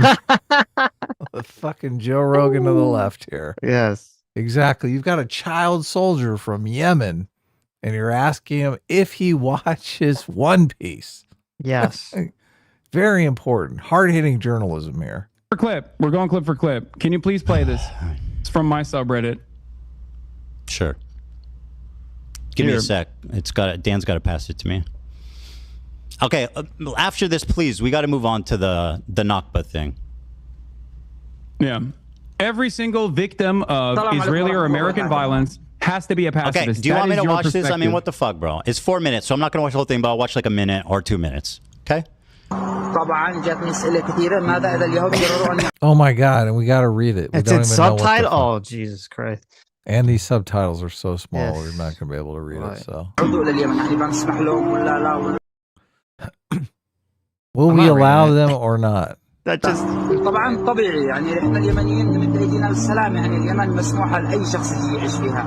This is like shot like by a fucking like propagandist. What are you talking about? Like he's all fucking dolled up. He's got makeup on. The lighting is perfect. Yeah, he's like, guys, please, we love the Jews. Give me a break. Our problem is not with the Feeling Jews, like a guys. big man, buddy, dunking on a fucking 19-year-old living in Yemen. You pick and choose what you think. You pick and choose what you think is appropriate. Well, what do you think about all the shit I showed you? Which do you think he believes, this or that? I think he believes both. This is not. He both believes that Jews are our friends and also we need to murder them all. He believes that Jews are our friends and we need to murder them all. Is that correct? Is that what you're saying? No, he said Jews. He, in the tweet, said this is what we're going to do to Jews. From a Western perspective, for them, when they talk about Israel, they. Did you know that 19-year-olds and people who live in poor countries can't do bad things? I didn't know that. All innocent little babies. They're all innocent little baby angels. Okay, they can't do anything wrong. Not at if you're, I mean, if you're a 19-year-old and you're living in a country that is poor, obviously. You're immune. You have the immunity idol for any bad thing that you've ever done or could do. Right. Right. How dare you attack someone who's 19 and poor?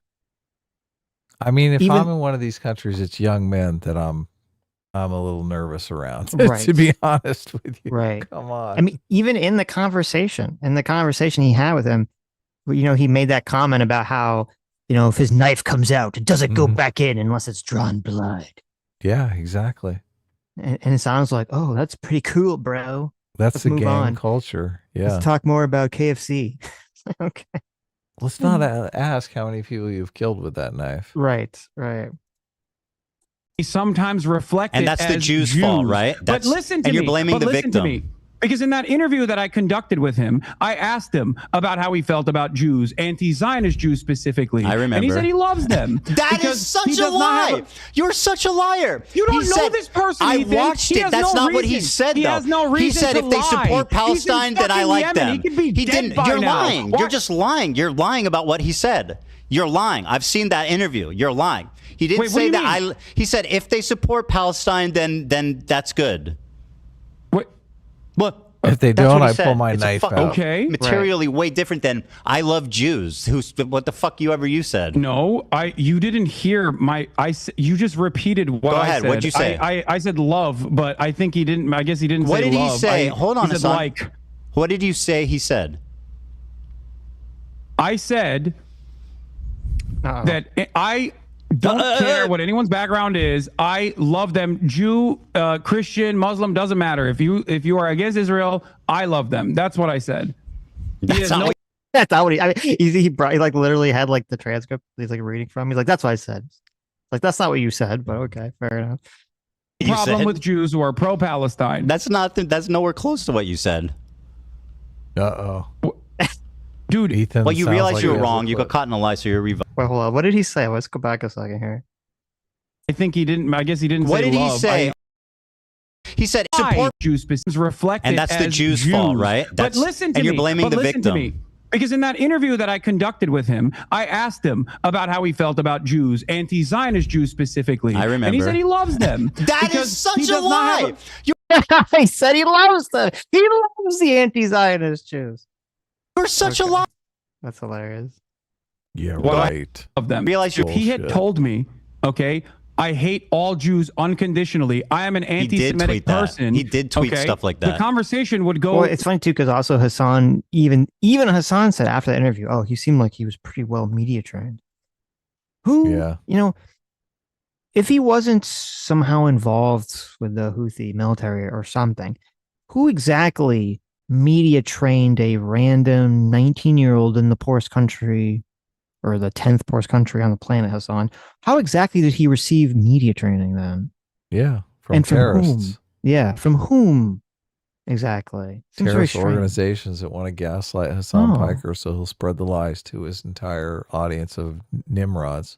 That would make sense. Right, yeah. Very differently, but even then, I probably wouldn't be as vicious as he you literally assume said that I on would, social media or you want me to continually. be, because I understand the material conditions and kill all what Jews. plays a role in people's recognition of the world. Nobody what needs to their fear us but upbringing looks Jews, like. he said. I'm going to shove my gun and kill Jews. I think that's a real feed from outside their studio of downtown Los Angeles. I noticed that it's getting dark. Like it started light and now it's dark. So wonder if it is. What? No, he didn't say that. I'll play it again. You want me to play it again? Oh, God. Okay, dude. You just play the fucking clip then. God damn it. Just play the clip. He said Zionist, but play the fucking clip, Ethan. Yeah. I'll play it. Play the clip I sent you without fucking complaining. He's too dolled up. Wait, you want me to watch your clip? I thought, no, we're going to watch my clip. No, play the fucking clip I sent you. By the way, is this, I don't know if this is... No, we're going to watch the clip where you're lying. I don't know if this music's claimed, by the way. We can. It doesn't. It does fine. matter, unfortunately. It's most likely you're not on Twitch fucking where claimed. stealing Come on. content is fucking regular, but on YouTube there's standards. Mm-hmm. True. Yeah. Yeah. God forbid someone might copy strike you, and then their lawyers might demand erroneous. Which you admitted is things sometimes out of you. warranted. Where's the link Mr. of Fair Use? Mr. Fair Use. Yeah, do you know what fair use is? You fucking moron. It's using it fairly. There's a big difference between. No, I know. Fair use is when you get mad at Redditors criticizing you, so you fucking. Fair use is when you play someone else's content and then you get up from your chair and your chair just watches the stream for 20 minutes. That's fair use in the Hassan world, right? He's so dumb. Well, it's all he knows. It's just all dishonesty. Right. You get of course your I care about my monetization status. Sue them and make demands about how they have to fair use, man. release information about their about their allegiances. Let me play to this Reddit. for a minute and then we'll move on. All right, play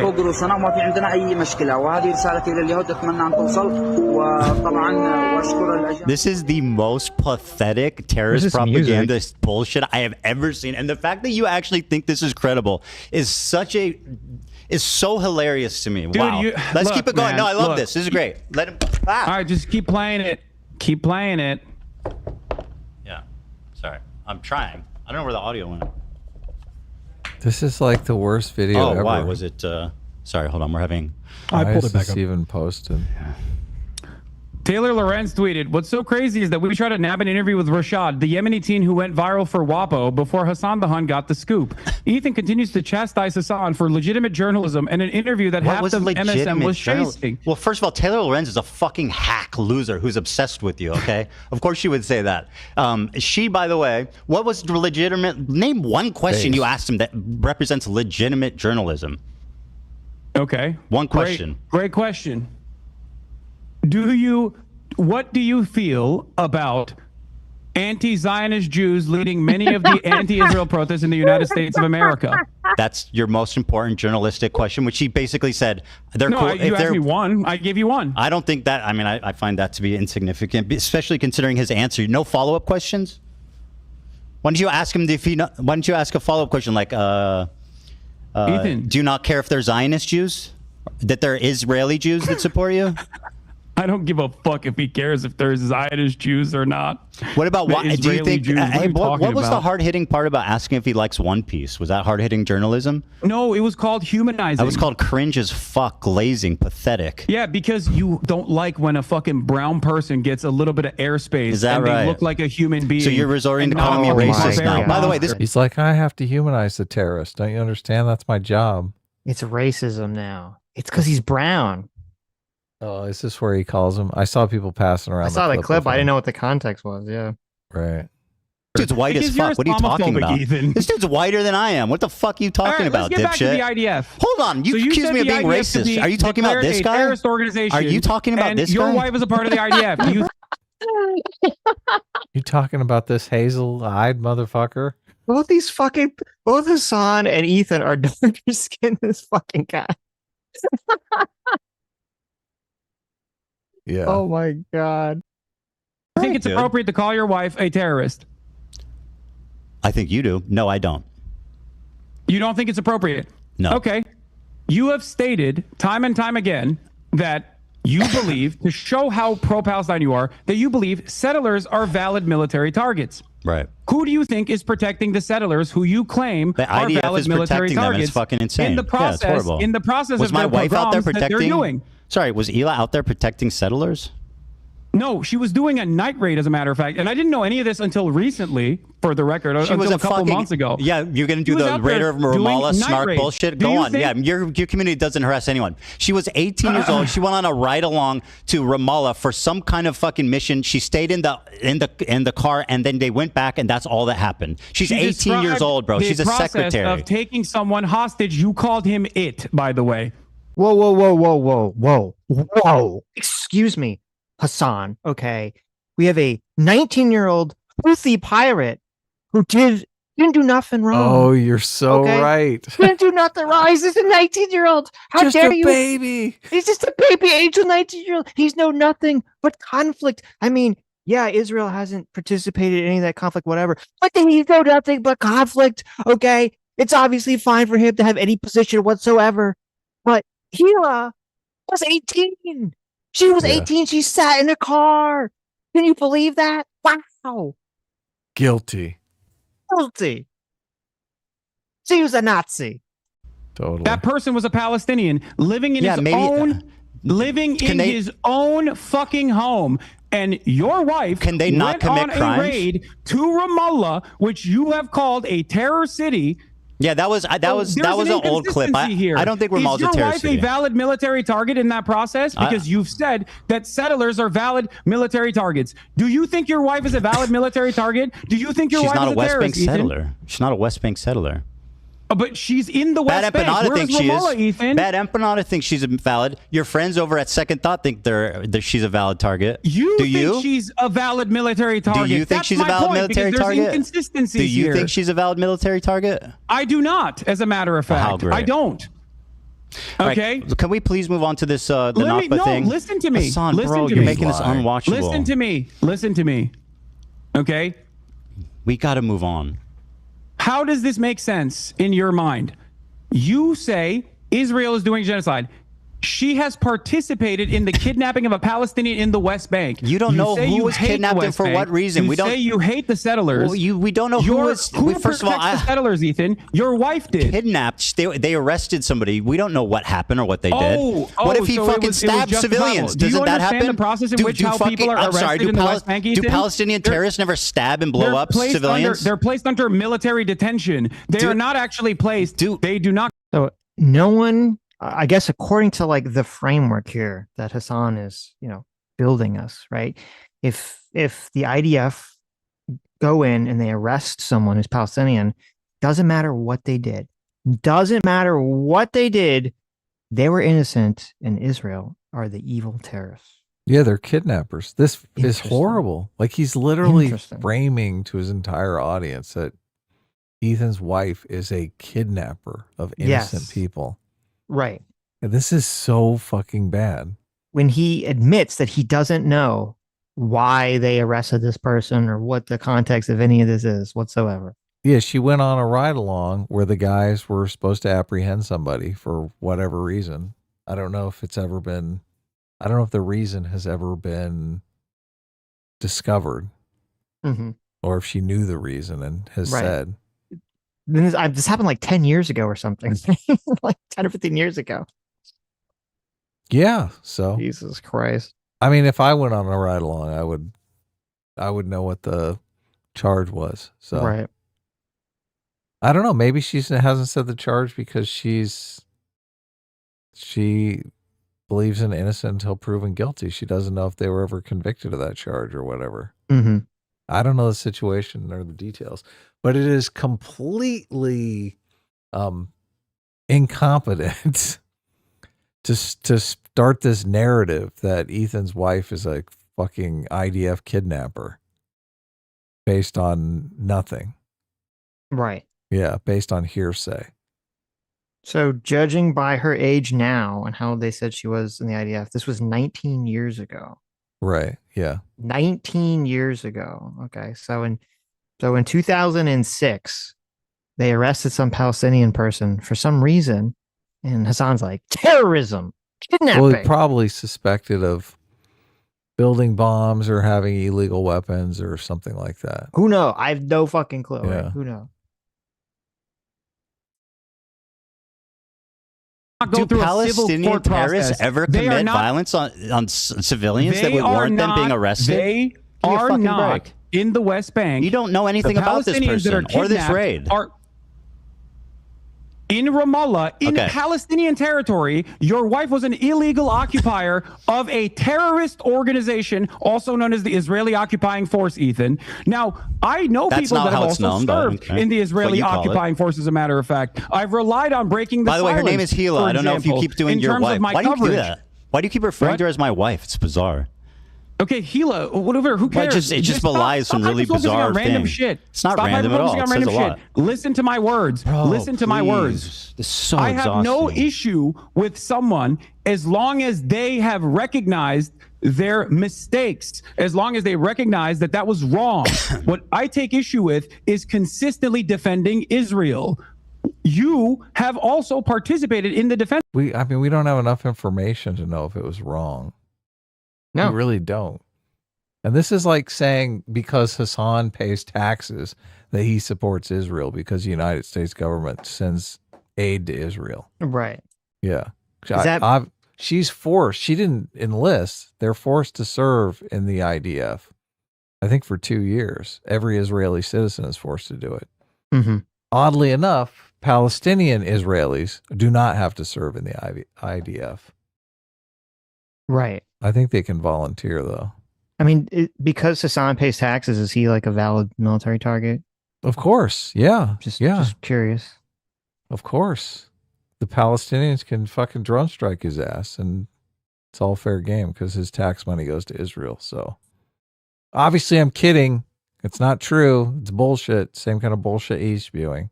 Mm-hmm. I can't believe. God, it's so irresponsible to spread this kind of nonsense.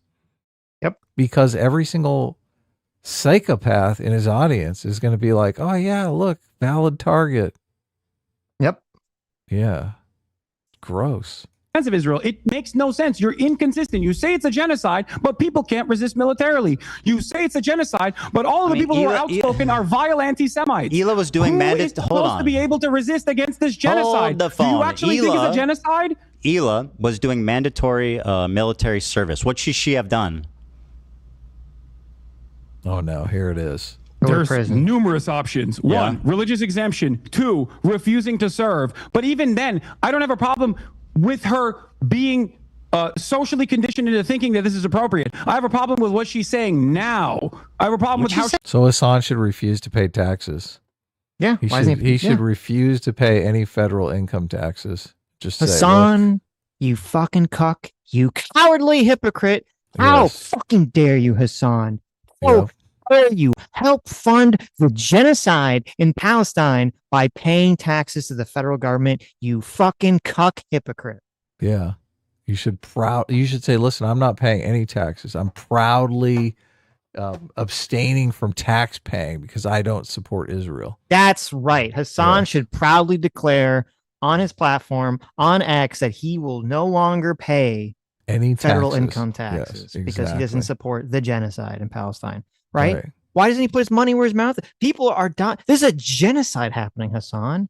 Okay. And you're going to do nothing about it. You're going to keep materially funding it with your tax money. Yeah. He's basically responsible for all those dead children. He is personally responsible for that. He's using as human shields. Exactly. And the sad thing is he's not going to get in trouble until Trump is out of office because he's basically gutted the IRS. But once there you go. It doesn't even matter. Yeah. It's totally fine. But once the IRS is back on its feet. What's a Democrat makes the IRS hires IRS agents again? They're gonna go after him, and Hassan is gonna go to prison. There you go. I don't know. He'll probably just get an attorney and probably get out of it. Just pay a fee or something. Fine. We probably shouldn't give him any idea. Yeah, exactly. He's gonna stop paying taxes.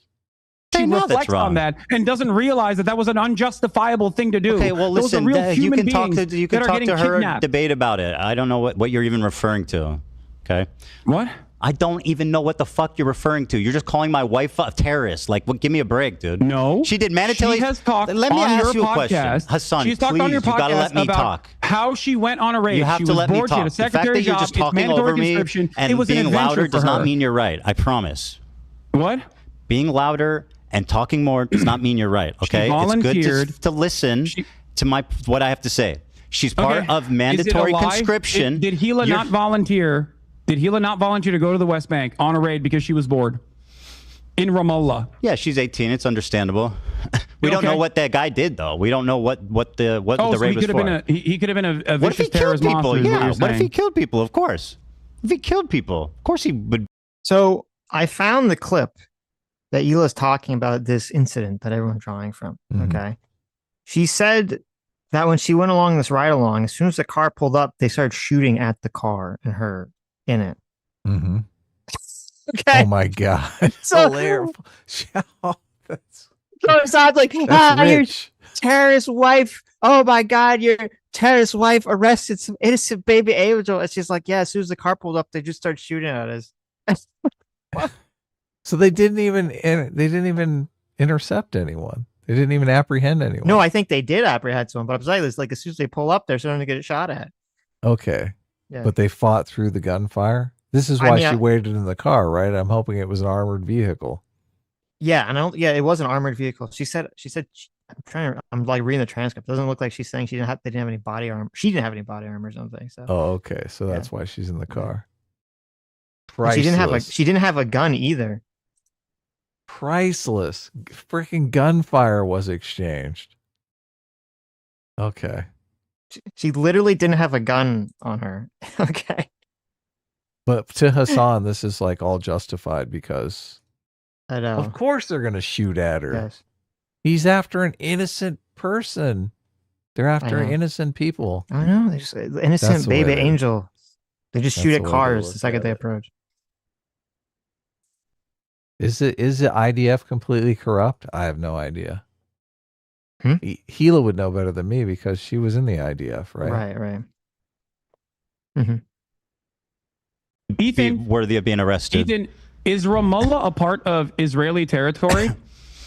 I mean, it's complicated, right? It's under occupation. No, I don't think so, but it's under occupation, right? Okay, so why was your wife in Ramallah? Maybe wait. Are getting a terror. And then she says in the video, okay, maybe we'll watch it. She says that she went with them, when they arrest this guy. Okay, the soldiers go into the house and they arrest this guy and they find a bunch of guns and stuff in his house. Right. Okay, so I don't know. It's just, Hassan is making it sound like they're just like, they're just disappearing like random people off the streets of Ramallah. Well, they probably were doing terrorist attacks inside Israel and then retreating to Ramallah. If Ramallah is not inside Israel proper, so right, yeah, so they're probably intercepting the perpetrators, and they want to run some tests on the guns to find out if the guns were used in some drive-by shooting or some terrorist attack or whatever. Mm-hmm. Yeah, look, it's kind of standard police work. So this was a big controversy with us during the election. Remember, are we going to go into Mexico to fight the drug cartels? Like, if the drug cartels come and do some shit in America and then run across the border, are we going to follow them into Mexico? And Trump was like, fuck yeah, we're going to follow them into Mexico. We might send some drones in there. Mm-hmm. So who knows? Terrorist that killed civilians. She sat in a car. It's not complicated. She sat in a car and didn't even leave it and never did it again. Your wife participated in an illegal raid according to international human rights. That is the reality. Now, are you upset if this? Oh my God. International human rights. They specifically knew the exact raid that she was in the car with and walked in the house with. And they're like, that was illegal. They knew the specific one she's talking about. He's so bad faced. It's so ridiculous. He can't possibly know any of this shit. Oh my God. It's so insane. And look, he thinks Israel, his position is Israel should just take a bunch of terrorist attacks. They should just turn the other cheek and not do anything. And if people are out to kill them, they should just leave the Middle East. That's what they should do. Right. Go back to Europe. That's his take. Although many of them are actually from Middle Eastern countries, so go back to Iraq, right? Where there's no Jewish people left, where there's 0 Jewish people left. It'll be fine. This person killed like a child. Would you be upset if this person they arrested stabbed people? You don't know what you're talking about. If she were to talk about, okay, fine, my wife's a terrorist, bro. What the fuck? It's so boring. No, stop. Listen to my words. No, my wife is a terrorist. How fucked up that is. As many former IDF vets. Ethan is so taking us like a champ. All these fucking lies. This is horrible shit. This is really detestable. I know. Shit. It's so insane. Can you imagine? Oh man, I'd be losing my mind over this. It's like a 2-minute clip. Saying my wife is a fucking terrorist to all these crazy psychopaths that follow him. I know. These insane people that have no lives, literally nothing to lose. Mm-hmm. And you're sitting here calling my wife a terrorist. You served in the military. Like they're going to blow their clout up if they come after her. Oh, I know. This is found the clip. Yeah, it's like 2 minutes. This is so just so you can get this is her talking about, and this is what Hassan is just blowing up here. Okay, this 2-minute clip. This is crazy. They took me with them one night, even though they weren't supposed to. Did they armor your ass up? You're driving in. All these guys are like, cute girl, come on, it'll be fun. God.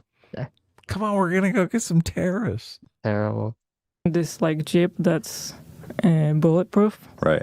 So I was in the Jeep, and then as soon as we entered Ramallah, the people in the city started shooting us. Wow. And I heard a bullet hit the Jeep right next to my head. Did it dent or just no, you just hear it? It's a gnarly armored Jeep. Mm-hmm.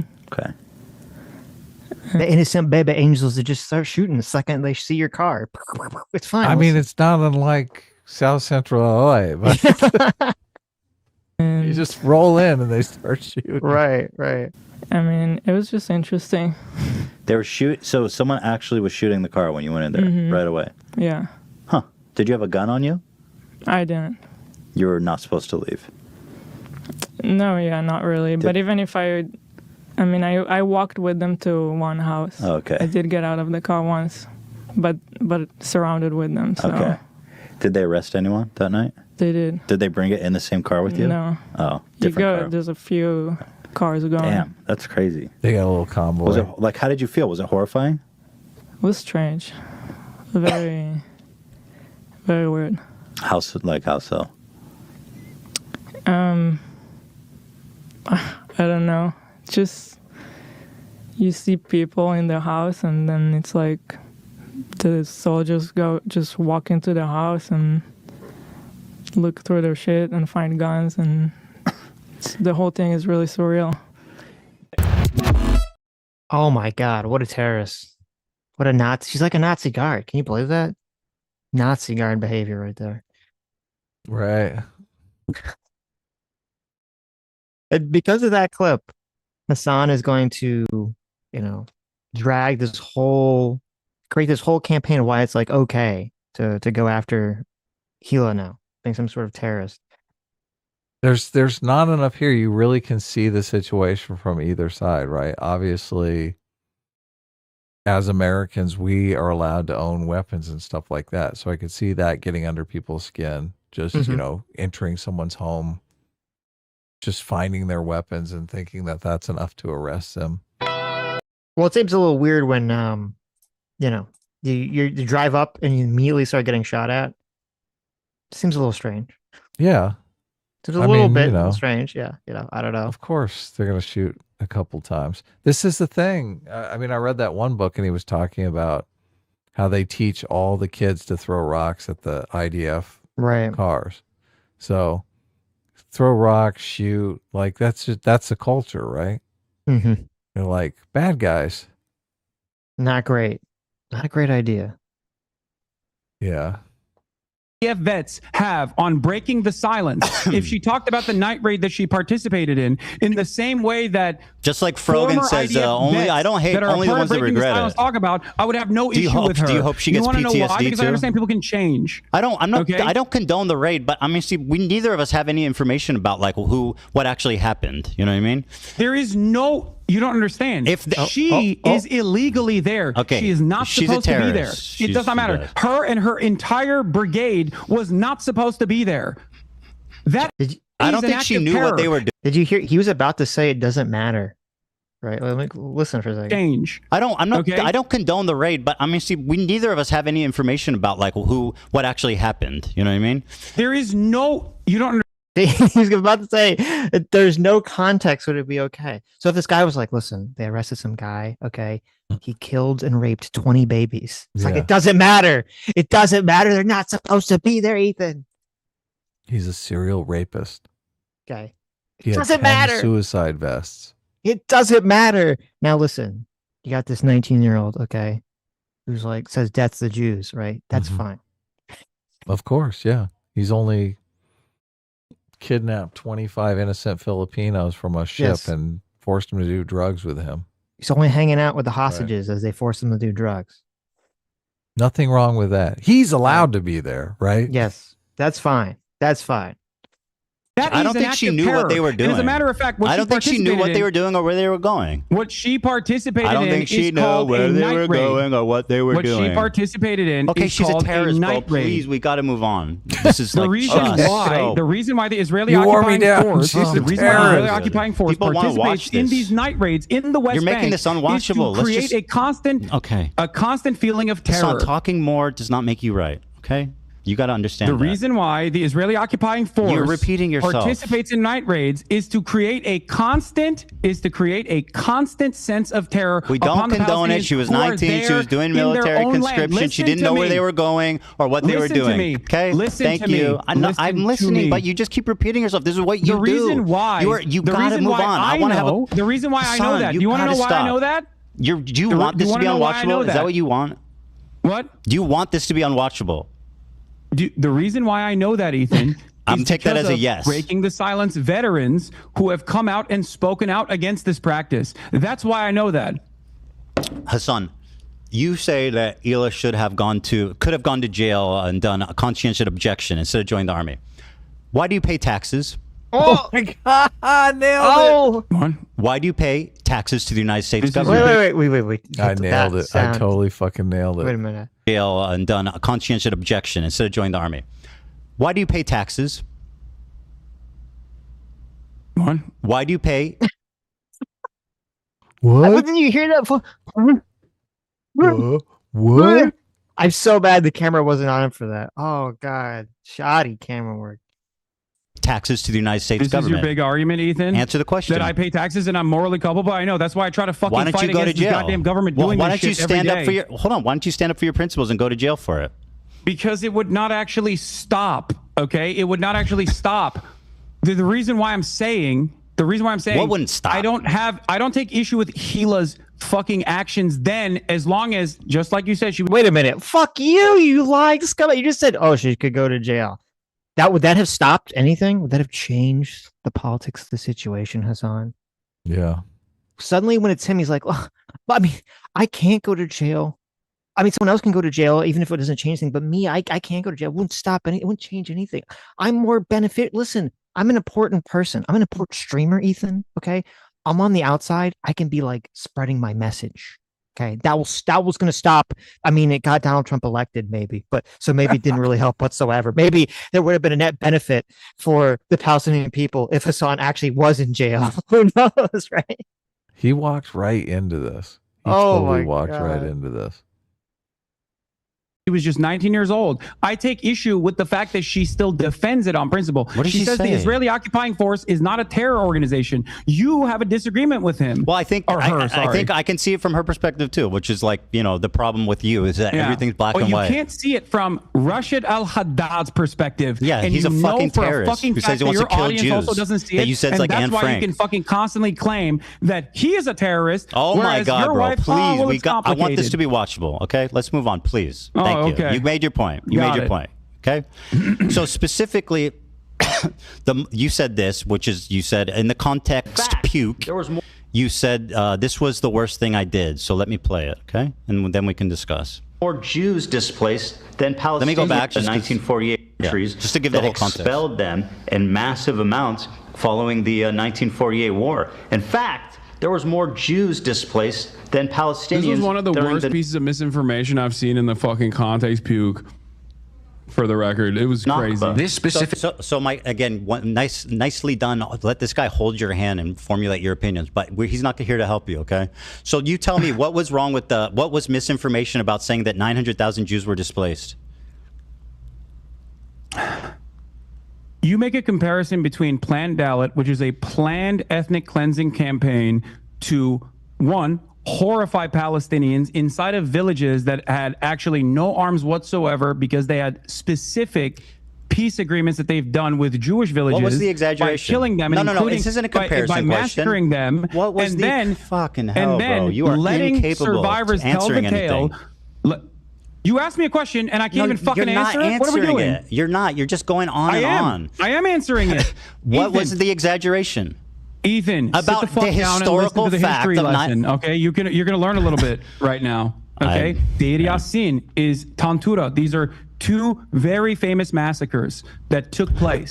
the brigades, the militant brigades, the Zionist brigades that then formed the IDF, including some that personally called themselves terrorists, by the way, Lihi and Irgun, went in and did horrifying mass rape, kidnappings, throwing people in ovens. And then the survivors left to tell the tale. In that process, these brigades would go to each individual city and forcibly ethnically cleanse 750,000 Palestinians. This is known as what the the Nakba. fuck does that have to do with the Jewish refugees? Answer that question. I know what the Nakba is. I don't deny it. Do you think that is even remotely comparable to Jewish people How is it not? leaving sometimes voluntarily and sometimes because their governments had made How deals many left with voluntarily? either Israel or many, France. How many of the 900,000 left voluntarily? I don't know the exact number of how many left voluntarily. guess. Do you? Take a guess. I would suspect that a big chunk of them, you're going to say, did not leave voluntarily, but that is not the case. Well, you're lying and you're fucking dead wrong. Let me, you brought up the fact that I talked about what happened in Iraq. So let me give you a timeline of what happened in Iraq. 1932, they gained independence. 1945, 1934, Hebrew is banned. Jews are fired from government positions. 1938, Zionist activity is outlawed. Crimes as trivial as possessing a biblical map of the Holy Land will send you to jail. The Farhud pogrom, inspired by neo-Nazis, Rashid al-Khalini killed 180 Jews. Hundreds were injured, widespread looting, property damage. 1947, Jews were banned from immigrating because they didn't want them to go strengthen the state of Israel, and they wanted to hold them prisoners against Israel and the West. In 1948, the war begins. Jewish banks were forbidden to transact with foreign countries. Jews were arrested for Zionist activity, for economic crimes. They were fines that were paid to the Ministry of Defense. In 1949, a month after taking office, the British learned that they were planning to expel the Jews from Iraq before they even left. Does this sound like volunteer? Does this sound voluntary? Does that sound voluntary? Here, I sent you a clip. No. One of the most important scholars on this issue. Oh my God! Is please. an Iraqi Jew by the name of Avi Shlaim.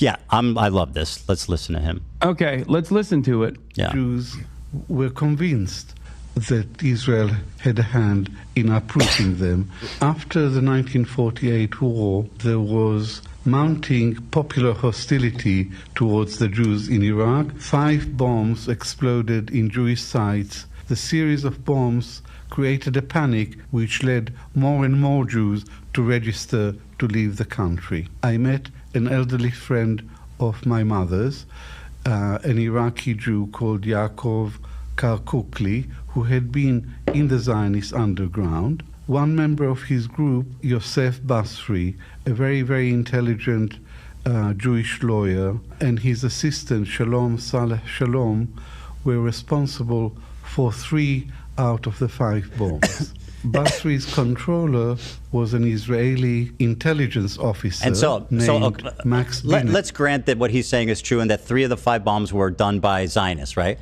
How does that explain 150,000 people leaving the fucking country? What? Thousands of years of civilization that have been there, 2,000 years. Just. What's up? You're muted. Oh, okay. Thanks. I do like that Ethan's like reading off all these government actions that the government at the time was taking place against the Jews. Okay. Doing all these things. And then Hassan's like, listen, I have this clip of this guy who says that actually 3 of the 5 terrorist bombings against the Jews were false flags. Right. It's like, what the fuck? It's so fucking despicable. It's so disgusting. Holy shit. That's crazy. That's fucking crazy. Yeah, but he doesn't deny any of the actual government actions. Yes, no, that's all. Listen, that's fine because there's some guy here who made some claim, okay, that there's some false flag bomb or something that went on. Right. Get out. All this other massive hostility. Right. Jesus Christ. I don't know if the AI is right, but the AI is saying reports from 2019 to 2021 state that there were fewer than 6 adult members in the Baghdad Jewish community, and estimates that there's 70 to 80 Jewish families in Iraqi Kurdistan region. I'm surprised it's that high. So there's 6 left. 6 people left in Iraq. Some Jewish families may be afraid to publicly acknowledge the region due to fear of persecution. Yeah. Yeah. Okay. I mean, look, we have anti-Semitism now in America, pretty rampant anti-Semitism, and I don't know, it's probably off the hook in Baghdad, right? This one guy said it was a false flag.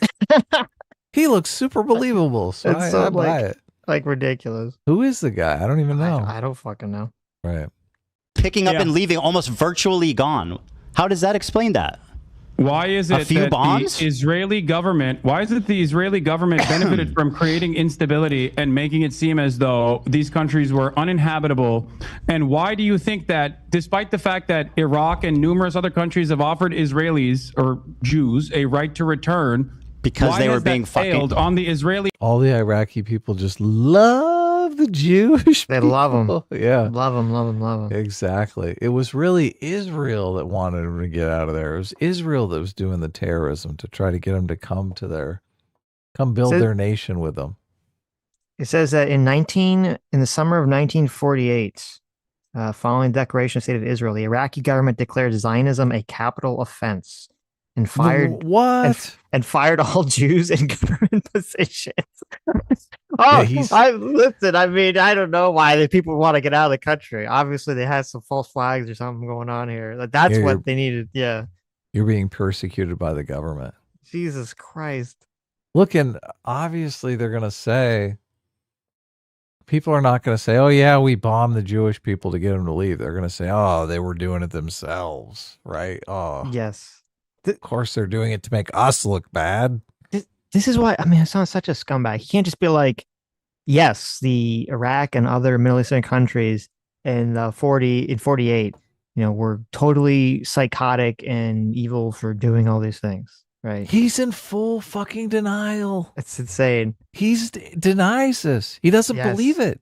Yes. He thinks all these Middle Eastern countries are just open arms. Oh, come in.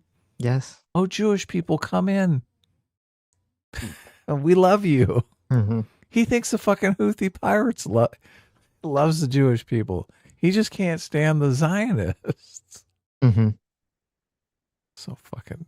So ridiculous. Front for numerous reasons. Let me tell you an inconvenient fact for you, Hassan. Hassan. At that conclusion. Let me tell you an inconvenient fact. I wonder why that happened. Before right the as bombs Israel went was off, being established. Before the bombs went off, 100,000 of the 125 Jews were already registered to leave. Do you want to explain that? Yes. Jews wanted to go to Israel, Ethan. They like the idea So let me hear what Avi. Okay, Israel. so you like Israel. Yeah, you're what a liar. You you're a disgusting fucking propagandist liar. Here's what Avi Schleim actually said. My research, I established that one bomb was lobbed, one hand grenade was lobbed by a young activist in the Istiklal party, which wanted to expel the Jews from Iraq and confiscate the properties.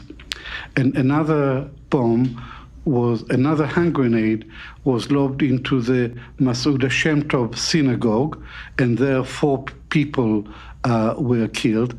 And he was a criminal who had a grudge against the Jews, and it had nothing to do with the Mossad. Did you hear that? The first 2 had nothing to do with the Mossad. But let's continue to listen to the respected scholar, Avi Schleim, you fucking liar. Hold on. No, you listen to this fucking historian. Yes, you said they left by choice. They left because of Zionism. They left because they were being threatened. They had a place to go, Let's hear what your respected historian has to say, you liar. That's right. Wait, even listen. If all this is true, the main reason for the exodus was not the bombs, it was persecution by the government.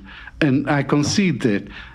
It's not part of my argument that the bombs were the main reason for the liquidation of this community. But my answer to my Zionist critics is, even if I knew for certain that not a single Iraqi Jew left Iraq to go to Israel because of the bombs, I would still think this is a real indictment of the state of Israel, because Israel was created to provide a safe haven for Jews, not to be harassing and threatening Jews in other countries. By the way, he said, and I'll quote it for you, we did not leave Iraq because we were Zionists. We left because we were no longer safe. He wrote that in his book, 3 Worlds. Have you read that book? No, I have not read 3 Worlds. Okay, well, you're using a lot of source from it. It's a book that he wrote about his migration. It's not the only book he wrote about this. But go on. Have you read any of the other ones? Yes. Really? Which ones?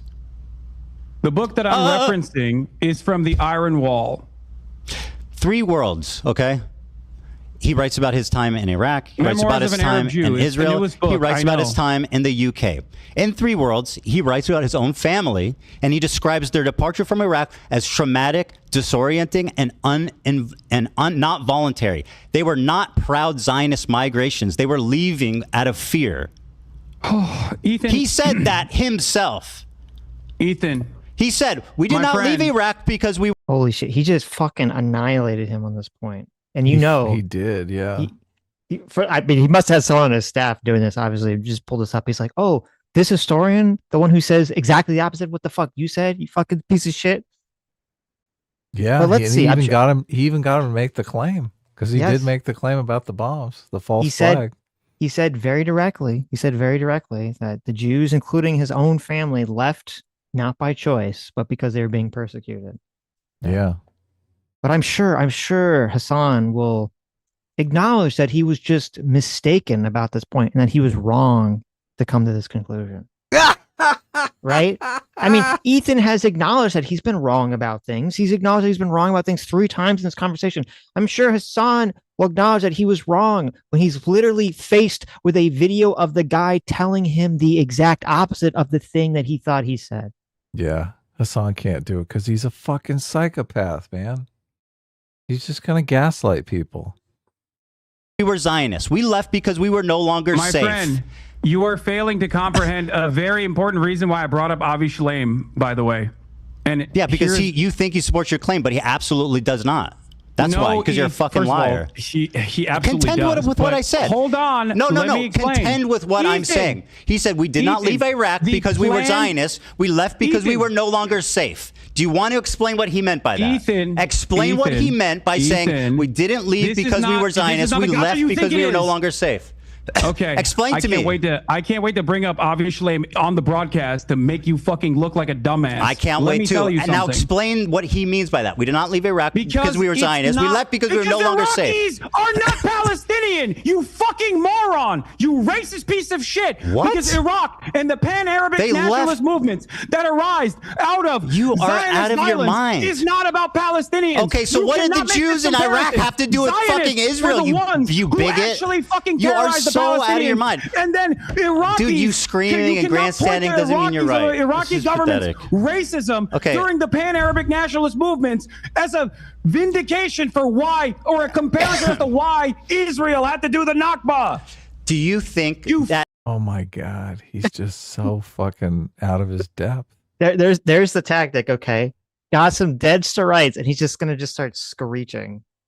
He's gonna start screeching. That's the tactic. Okay, it's like when a Pokemon catches Screech. It's like, oh, it's disoriented. I'm trying to lower your defenses. Okay, I'm just gonna screech at you.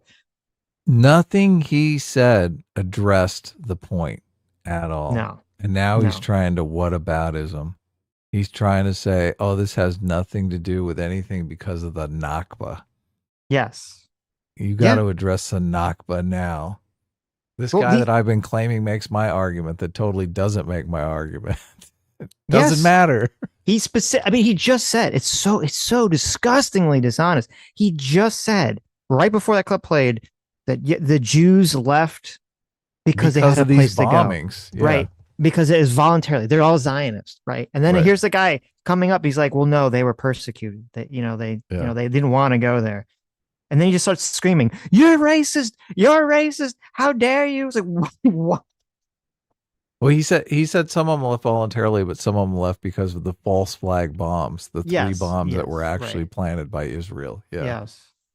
It was a combination between the two. Know. It's but so now ridiculous. they're saying, no, it was government persecution. Yes. Yeah. And now, oh my God, he's fucking losing his mind. He's like, oh, let me just divert, obfuscate. And just It'll to be all clear, go away. So I'm looking back in the transcripts here too, just to make sure that we're all tracking the conversation here. So Ethan says, he says, "You said this is the worst argument that I made in my video," and it's the argument about saying that 900,000 Jews were displaced after 1948. And they're being kicked out, forcibly removed from the surrounding Arab countries, and they fled to Israel. Yeah, and he's saying, how dare you compare that to Palestinians being displaced in Palestine or parts of Palestine that became Israel afterwards. Right. And then that led to the conversation where Hassan makes the argument where he says, well, you can't make a comparison between a planned ethnic cleansing of a specific place and people that just want to go to Israel. Okay. And that's what led down this conversation about like, what was the motivation for the people to go? And was it being planned, and was it government persecution, which obviously it was. And even the guy Hassan brought up said it was literally fucking government persecution. Well, he doesn't like this argument because it is a type of ethnic cleansing. The fucking Iraqi government said, we're going to ethnically cleanse this area of Jews. That's exactly what they said. Yes. Yeah. So he's like, oh my God, they got ethnically cleansed. I don't have any moral ground to stand on here. He wants to make them the aggressors. Yeah. When they were fucking fleeing for their lives. Yep. Such bullshit. Fucking racist piece of shit. Thanks, Hassan. And then he pulls the racist out. This is one fucking trick pony. The argument doesn't make sense. He's like, you're racist. You're saying that Palestinians and Iraqis are the same. He's like, what? The fuck are you talking about? No one ever said that. Yeah. He's lost his mind. He's fucking in such a cope spiral. Do you think all Arabs have one fucking mind? Why Is that what you think? Were that Iraqi? You think all Arabs have one mind? You think all Arabs are the same? You racist? Please don't make me answer this question. Jews leaving Iraq in fear. Of course there were Iraqi Jews that left Iraq in fear. I've never said that there were no Answer Iraqi the question. Jews that left You want to Iraq call in me fear. racist? Why were Iraqi Jews leaving? So he specifically said, because I'm looking back here, he specifically said, okay, he says, Ethan says, why do you think, they left? And Hassan says, he says, he said people sometimes left voluntarily and sometimes because their governments made them. Okay. And then Ethan said, well, how many of the 900,000 do you think voluntarily? And Han said, I don't know the exact number. And then it got into the argument of like, but I bet you're going to say that most of them, even though I don't think it was most of them, and that's not true. And that's most of them were forced out. Yeah. And that's what led to this entire conversation. He's saying right. he wants to say most of them left voluntarily. He said, I would suspect Zionist. He says, I don't know the exact number of how many left voluntarily. You take a guess. I would suspect that a big chunk of them you're going to say did not leave voluntarily, but that is not the case. Okay. So that was literally Hassan's position that got them down this pathway. This argument is saying that that wasn't the case. And then when he gets shown a clip of his own source telling him that that was the case, he starts calling Ethan a racist. Yeah. Because he showed how fucking wrong he is. That's insane. This is insane. He had wasn't the clip of the guy saying that 3 of the 5 bombs were false flags? Yeah, that was Hassan's. Right. That was Hassan's clip that he wanted him to play. Right. Yeah. He played up. What the fuck? Yeah. Yes. Which, first of all, even if that was true, it would still go against his own argument that they left voluntarily. It's like, well, no, they didn't leave voluntarily. They got tricked into it by a false flag attack. That's so. I mean, you could easily see people claiming it was a false flag because they don't want to deal with the fact that, like, Jew haters were basically bombing them to get them to leave. Nobody wants to admit that. Yeah, I mean, I don't know anything about that guy except that guy that was being interviewed. He was being interviewed on that communist channel. So he said he admitted even if the bombs were right. Even if the bombs were false flags, it was really the government that forced them to leave. Yes, but whatever, doesn't matter. Iraqi government's racism during the pan-Arabic nationalist movements as a vindication for why, or a comparison as to why Israel had to do the Nakba. This guy is so bad. Insane. He's like, you're bringing this up as an excuse for the Nakba. Do you think fucking racist piece of shit? Thanks, Hassan. Do you think Iraq? Do you want all Arabs have one fucking mind? Why Is that what you think? Were that Iraqi Jews leaving Iraq in fear? Of course there were Iraqi Jews that left Iraq in fear. I've never said that there were no Answer Iraqi the question. Jews that left You want to Iraq call in me fear. racist? Why were Iraqi Jews leaving to go to Israel? Because you're a fucking moron. Dude, this is like cognitive dissonance embodied right here. Well, I mean, listen, just cannot deal with this shit. Obviously, in 1948, there were Iraqi Jews who could foresee the future of 2025, and they knew that Ethan Klein was such a fucking moron, that they had to leave their own home to go to Israel. That's the answer. I just think he's so fucking struggling with cognitive dissonance. I know. He's such a fucking moron. That's why they left. They left because I'm a fucking moron. That Arabs are Hassan, not you one-minded. coward. That there You were numerous coward. pan-Arabic Answer nationalist the question. You're going to call me racist, but you won't answer. Region, Why Ethan. did the Iraqi Jews leave Iraq? There were numerous because of reasons. Why did the Israeli anti-Semitism. government- They hated Jewish people that had nothing to do with Israel. They were forced to leave. They were chased out. They lived there for thousands of years. They had businesses. They had homes that they were forced and abandoned to go to Israel because it was the only fucking place they could. Why would Iraqis hate the Jews living there if they had nothing to do with Zionism or Israel? Why? Because settler colonialism that has nothing to do with them, you absolute fucking dumbass. Palestine, Ethan. What does that have to do with the Iraqi Jews? Do you think the Aliyahs were happening initially? So it was there. So you're blaming them? Are you blaming the Iraqi one... Jews who had nothing to do with it? What the fuck is your point? You call me racist. I'm not justifying the racism. I'm not justifying it. You're not yes, comprehending you are. my point. They left. I've never justified because that. Iraq turned on them after 1948. Ethan, you're materially wrong. You're a liar. I have recognized that there were numerous reasons why other countries, I know, hard concept, all Arab, they all have the same mindset. I know. Let's go other over them, countries genius. And their pan-Arabic nationalist movements as states Let's were go over being them. designed In Egypt, mostly by Western you want to talk nations. facts? Let's talk facts. Ethan, and you don't... My God, this is Jesus fucking Christ. This is insane. He's like, it's not, listen, it wasn't their fault, okay? Those countries were being designed by Western powers. So they just had to kick the Jews out. They all became pan-Arab nationalists, and they just were like, we have to kick the Jews out because of Israel, because of the Western powers.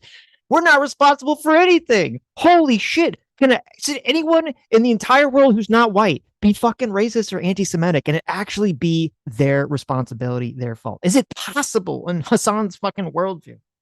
He's so carrying water for anti-Semites. That's all he's doing. Fucking making constant excuses for them. How it's just not their fault. Totally not their fault.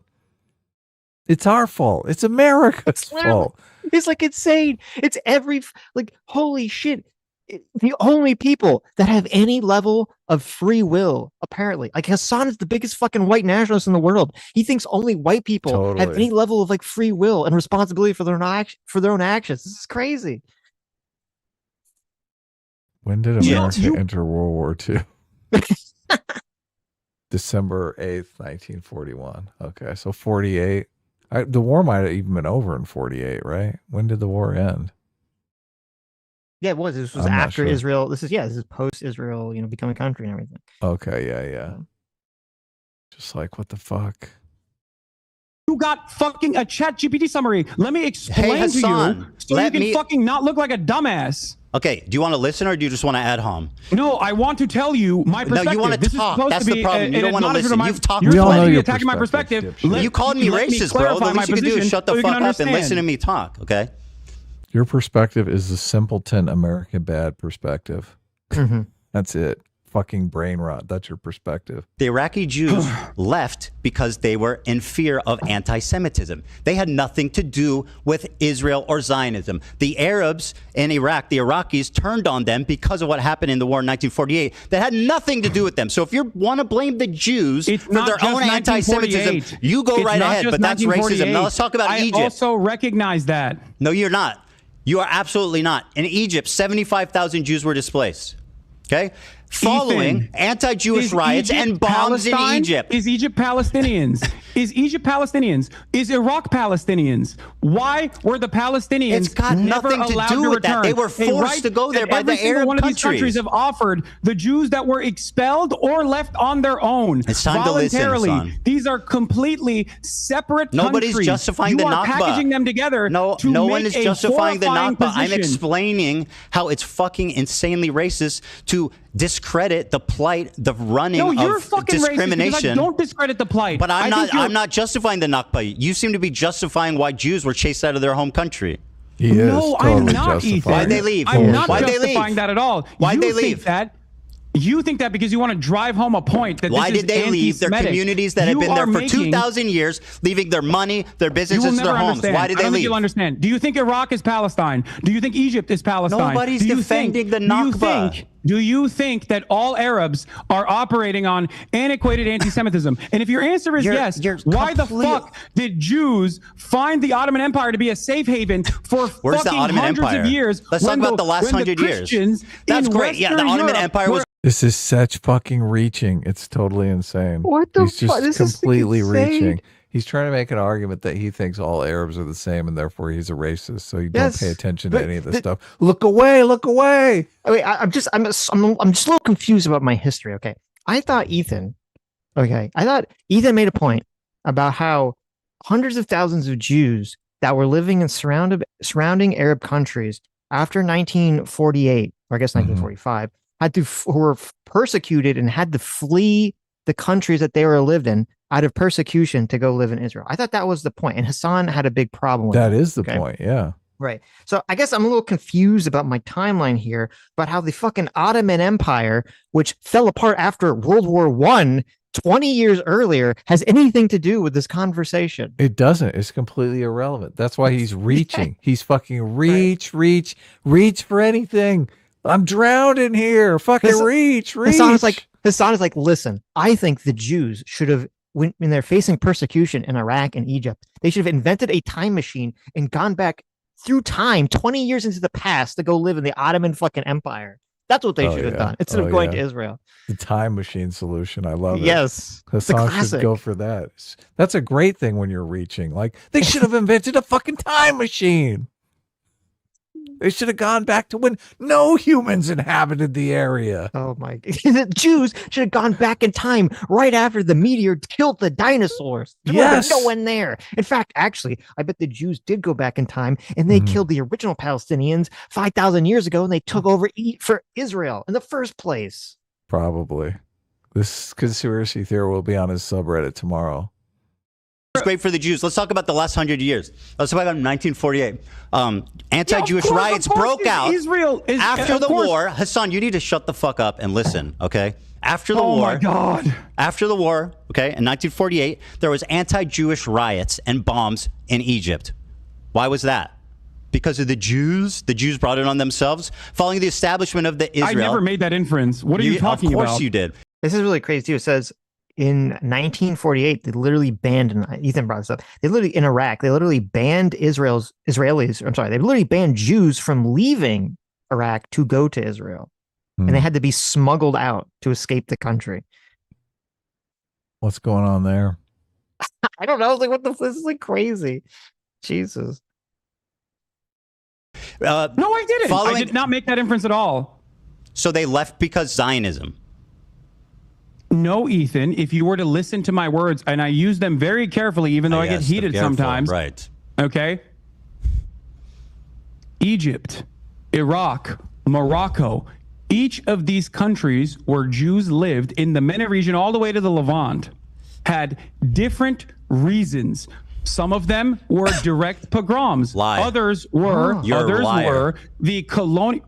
You are a tangibly, historically proven liar. Do you think that Jews, and I feel I just said that some of them were because of pogroms. You're not hearing anything I'm saying. You're so conditioned into saying liar the amount that you're undermining your own point. The amount that left because of Zionism was minute. They were chased out. They were forced to become Zionists by their oppressors because they had nowhere else to go. This is insane, because if you asked Hassan why so many black people left the American South, what do you think he would say? What do you think he would say? Yeah, of course. He'd say fucking racism. No, they were all black nationalists. They're all Pan-African nationalists. Yeah. It's just so, look, he sees racism everywhere. But here, oh my God, no. Of course this wasn't racism. In Egypt, following the establishment of Israel in May 1948. Ethan, none of these countries are Palestine. That is an insanely irrelevant point. A series of bombs targeted Jewish areas in Cairo between June and September. They killed 70 Jews. That's my point. Injured 200. They confiscated Jewish-owned businesses and synagogues were attacked and destroyed. Okay? Ethan. In 1956, the Suez Crisis. One is direct violence. Direct planned violence and an extermination campaign. Approximately 25,000 Jews were expelled from Egypt. Falsely misplaced hostility. 25,000 Jews were expelled from other countries. So are you blaming them? You don't understand. Hold on. Are you blaming the Jews for getting? Are you blaming the Jews for being expelled from Egypt? 25,000 of them? No, Ethan. If you listen to my words, you would understand. So what is it I exaggerated about? 900,000 Jews were displaced. Because you are making a comparison with different countries. No, I'm not. Versus one singular force that planned an extermination campaign, planned an ethnic cleansing campaign. Other countries and their reaction to it, or other countries and the previous hostility towards Jews have nothing to do with Palestinians. So of course not. That's why it's anti-Semitic. That's why it's anti-Semitic. It has nothing to do with Palestine, but they still got kicked out for being Jewish. That's literally what anti-Semitism. I don't think you understand. 1,000 Jews in Egypt were arrested and detained without charges. The government seized 500 Jewish-owned businesses and froze bank accounts. The expelled Jews were compelled to sign a declaration donating their property to the Egyptian state and were allowed to take only minimal personal belongings. In Algeria, 130,000 Jews were expelled. Upon the independence... That's not Palestine. They're not... They're just Arabs. They're not the same fucking people. So my point is very simple. They were expelled from their homes because of anti-Semitism. Ethan, you used Egypt as an example. What is wrong about that? Half of these countries... Is he trying to make the argument that Palestinian people are not anti-Semites and that these are Arabs and Arabs are anti-Semites, but you shouldn't blame Palestinians for their anti-Semitism? No, what he's saying is he has this big.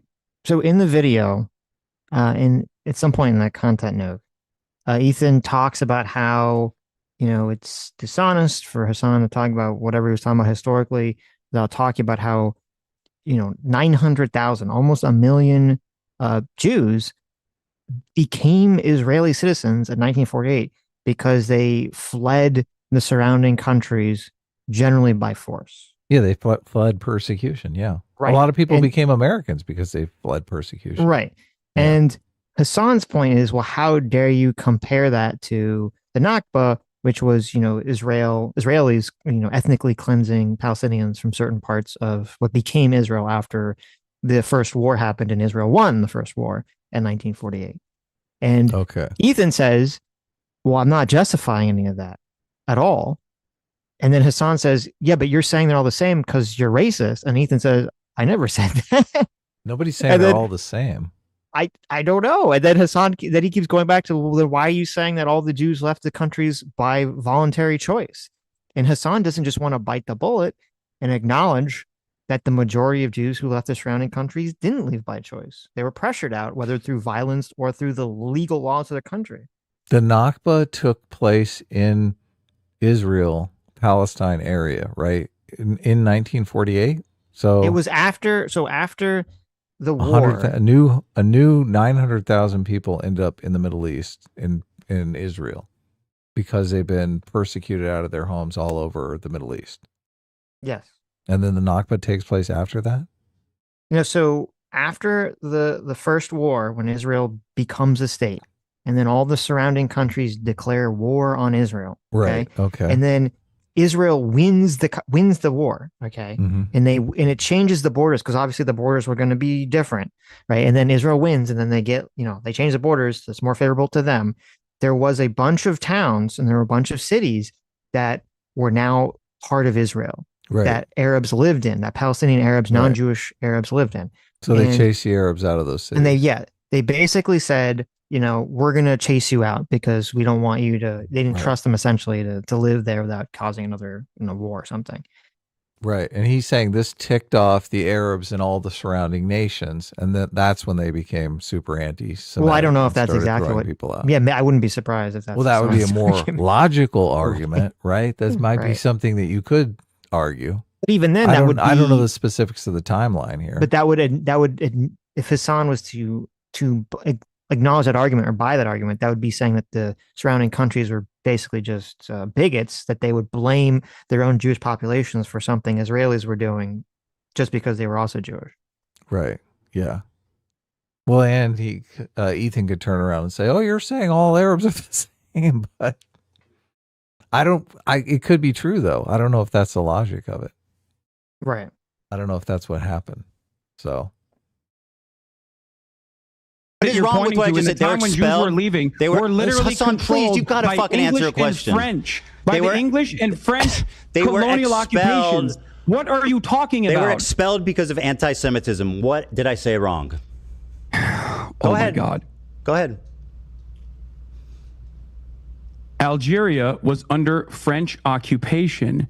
It is the design where the French occupied Algeria did not squash the attempts of expelling Jews. I'm not saying that there wasn't. Most Algerians were French citizens and went to France. That caused Jews to feel unsafe, Ethan. 95% of Algeria's 140,000 Jewish population. Individual, sometimes Western powers and what they allowed in those countries on the Palestinian plight when you make this comparison.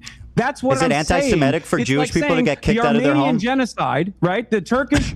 So in Algeria, they were French colonialists, and so they just went back to France. The Jews from Albania. I don't know what he's talking about. This is a part where Hassan just screams and doesn't make any fucking logical, coherent argument or anything. Right. Ethan seems to be pretty easy to follow here, but yes, Hassan is just like reaching for anything. The Ottoman Empire and the forces and the Ottoman genocide that they conducted, a mass extermination campaign, is because other fucking random countries where Armenians Iraq happened after independence and as a equally dispelled, or Turks were getting dispelled in other countries. The pogrom happened as a direct the same fucking thing that that's the way that it was taught in the past. That it was a by the way, did you say necessary voluntary migration? By the way, did you because oh my god, bro, did you say Anne Frank died before she could resist? I don't know if that was a fever dream. Wait, I'm saying that like, would you have an issue with Anne Frank if she actually was able to? I just thought it was an insane thing to say. I'm not trying to litigate it. And Tripoli. Wait, anti-Jewish rights broke out amid post-war unrest. Synagogues. It is interesting that like, so you have these surrounding countries, Iraq, Egypt, Libya, Yemen, and Hassan ignores all those, but he hones in on Algeria, which was being controlled by France. And the Jews didn't leave Algeria until the French left and it became an independent country. Then they left Algeria. That's in 1962. So that's the one that he hones in on, apparently. He ignores all the other ones, right? Because he can't finger wag and blame, white Europeans somehow. Were they French Jewish people? I'm not sure. I'm sure some of them were. I'm sure some of them were. But I'm sure some of them were. I'm sure a lot of them were Algerian Jews. I mean, if you're French and Jewish, like you might just go back to France, right? France is not a society that's hostile to Jewish people, so. Right. Well, I don't know. Maybe they are. Maybe French people are racist as fuck. Well, And according to this, they're saying that the majority were not French. They're not French Jews that migrated to Algeria. They were Algerian Jews by origin. Algerian Jews? Yes. Okay. At the time, yeah. So did they go to Israel or France? The ones that were chased out. I don't know. It said some went to France and some went to Israel. I don't know what the exact number is. They're like, French people are nice. We'll go to France. Well, look, a lot of Jews fleeing the Holocaust came to America. Right? Right. America. They're like, we'll take our shot there. And I think America was a lot more anti-Semitic then, right? Obviously, 1940s. They were like, keep the Jews out of everything. So, yeah. And now America's anti-Semitic once again, thanks to Hassan. Thank you, Hassan. Were burned. Jewish institutions were shut down. What's your point about Anne Frank? Why are you trying to deflect away from what I'm saying here? No, I just think that statement was insane. The Six-Day War backlash. In 1967, another Israel victory. Jewish communities got mobbed. 6,000 Jews were evacuated. Homes were destroyed. Synagogues were burned. In Morocco, 250,000 Jews were expelled. Anti-Jewish riots broke out in 1948. You'll notice all of these, most of these pogroms are happening in 1948. See, I want to know if there was a lot of anti-Semitism before the creation of Israel, right? Yeah. Or if the creation of Israel kind of sparked it. Maybe it made it worse. I'm sure it made it much worse. Right. Well, I guess as soon as they said, oh, yeah, a bunch of Jewish people are going to move here, weren't they? They were moving there and buying land from Palestinians. They weren't just Right, but a lot of that was even before the 40s. They were just moving there and buying land voluntarily from people. Right. So a Jewish population is growing and growing and growing there. And the Jewish population is saying, okay, we're going we're going to carve this area out for our own political power. And that's what everyone was like, no, you're not. Fuck you. And they attack. The Jews fight back and win. They have a bunch of other people that they expel from the area because they have already gone to war and whatnot. And then everyone else gets angry. Right. And starts throwing Jewish people out all over in all of their countries. The direct result of the war. The Arabs turned on their Jewish populace out of anti-Semitism. Period. Point blank. June 7 to 8, 1948. In northeastern Morocco, following the declaration of the state of independence, the state of Israel on May 14, 1948, anti-Jewish riots erupted in the town of Jarada. These towns were significant transit points for Moroccan Jews seeking to immigrate. 47 Jews were killed. Many were injured. Jewish homes and businesses were looted and damaged and destroyed. In 1950-1960, harassment and immigration. The year following 1948 riot, Moroccan Jews faced increased pressure. These factors contributed to a significant immigration of Jews from Morocco. Immigration to Israel was banned in 1959, but before that, 274,000 Moroccan Jews immigrated primarily to Israel. Yemen and Aden. Remember when you said you weren't a 50,000 Zionist? Remember when you said you weren't a Zionist? These are direct Zionist talking points. This is historical facts, literally spread by your very own Avi Schleim, who, if I'll quote it back to you, said, we didn't leave because we were Zionists. We did not leave because we were Zionists. We left because we were afraid. Appropriate, Ethan. That's the difference. If you asked... These people are not even Zionists by his own definition. His definition of Zionist is cultural supremacist, basically a Jewish supremacist, where you think Judaism is better than any other society or ethnicity. Right. Nothing about this says they believe that. Right. No, it says they want to be fucking safe. Yeah. Right. They want to go to a place where they're not going to be fucking persecuted. Which most human beings would want to be in a place where they're not going to be persecuted. Right. Makes perfect sense. If you're a bigot, maybe. Look, we had this at fucking Harvard when all this broke out. The Jewish people were like, now we're being persecuted at fucking Harvard. People are calling us inbred. Avi Schleim, whether it is comparable to say the Nakba and the 900,000 Jews that I'm not defending the Nakba. From separate countries, he would laugh at you. Failure Do you not understand? To acknowledge nobody is making the argument that they're comparable. What a fucking dumbass. That's the only way he keeps saying that. Because he has to just keep strawmanning. Nobody's saying that. He just has to keep strawmanning. He has to. He can't just actually deal with the argument. He has to make up an argument. It's so insane. The trauma of both groups is the reason why you are a radical fucking propagandist liar. Both trauma needs to be acknowledged by both groups. There's two things that need to be true for this ever to be resolved peacefully. You're right. Palestinian self-determination and Israelis' right to have secure borders. Zionism as long as you ignore that, there will always be war. Palestinians will always die, and you will continue to make money from it. True. Operation. Did you hear what he said? Zionist inevitability. Okay, so that's the only way there's going to be peace, right? Is if we have Zionist inevitability. So just to be clear, Hassan's position is that all the Jews should be killed or driven out of Israel. Is what his position is. Okay, that's just exactly to be what he completely fucking clear. said. Yes. Right. Okay. Yeah. Basically, this is so fucking mask off. Yes. Magic carpet. Jews were secretly airlifted to Israel due to rising hostility. 50,000. It's so interesting. 50,000 were relocated in Tunisia. The PLO did recognize that Jewish harm, as a matter of fact. The PLO did recognize that, and they wanted those countries to actually do a right to return for all Jews. Why did Israel stop that from happening, Ethan? Don't you think that Zionism is the problem here?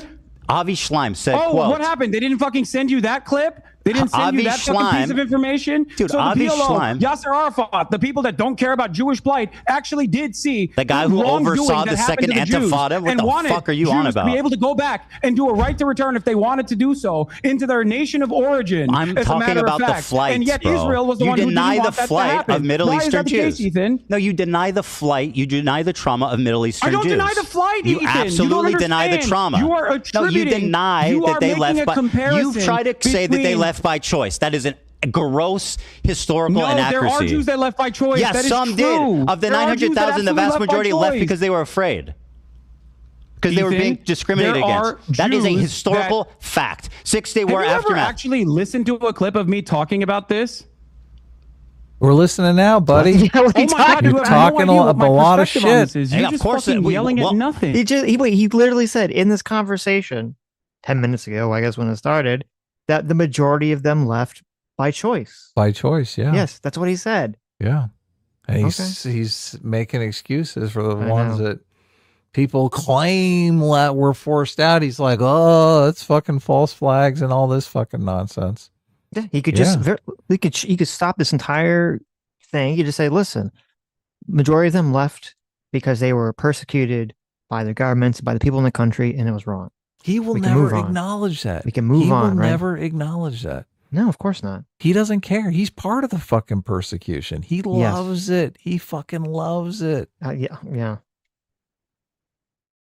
Well, what are you doing right now? What are you wasting time for, buddy? This is the reason why you're I have heard you talk about it time and time again. That I don't actually believe. Bro, you are continually, okay. Dude, wouldn't it be hilarious if he's just complete anti-Semite, like him and his family in Turkey? All they do is sit around and bitch about the Jews.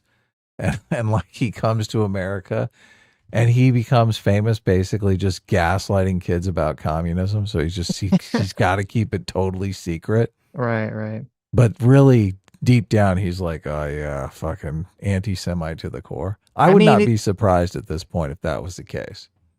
Yeah, it's I don't know. It's hard to tell if it's like a anti-Semitism, a hatred of white people, or just the communist brain rot of the progressive stack and the hierarchy, and sort of having this disgusting communist worldview that America and Europe is the fault of everything in the world, and that every other country is just an innocent baby angel victim that has no responsibility for anything they've ever done. Yeah. I mean, you know, obviously, I mean, I lived in the South and there were people who were just openly fucking racist. I had a boss and another coworker in particular that were just, I mean, openly. It was like they could not get over black people constantly talking about black people this, black people that. Right. Just saying insane fucking shit. It's just, so I can superimpose that onto other people who know, like, not to say things publicly, right, because of the environment we're in. But, you know, when they're private with their family, who they know are all also a bunch of racists, they just let loose. They cut loose. Right. And I could totally see Hassan being one of those types of people. He can't, it's like impossible for him to even comprehend this.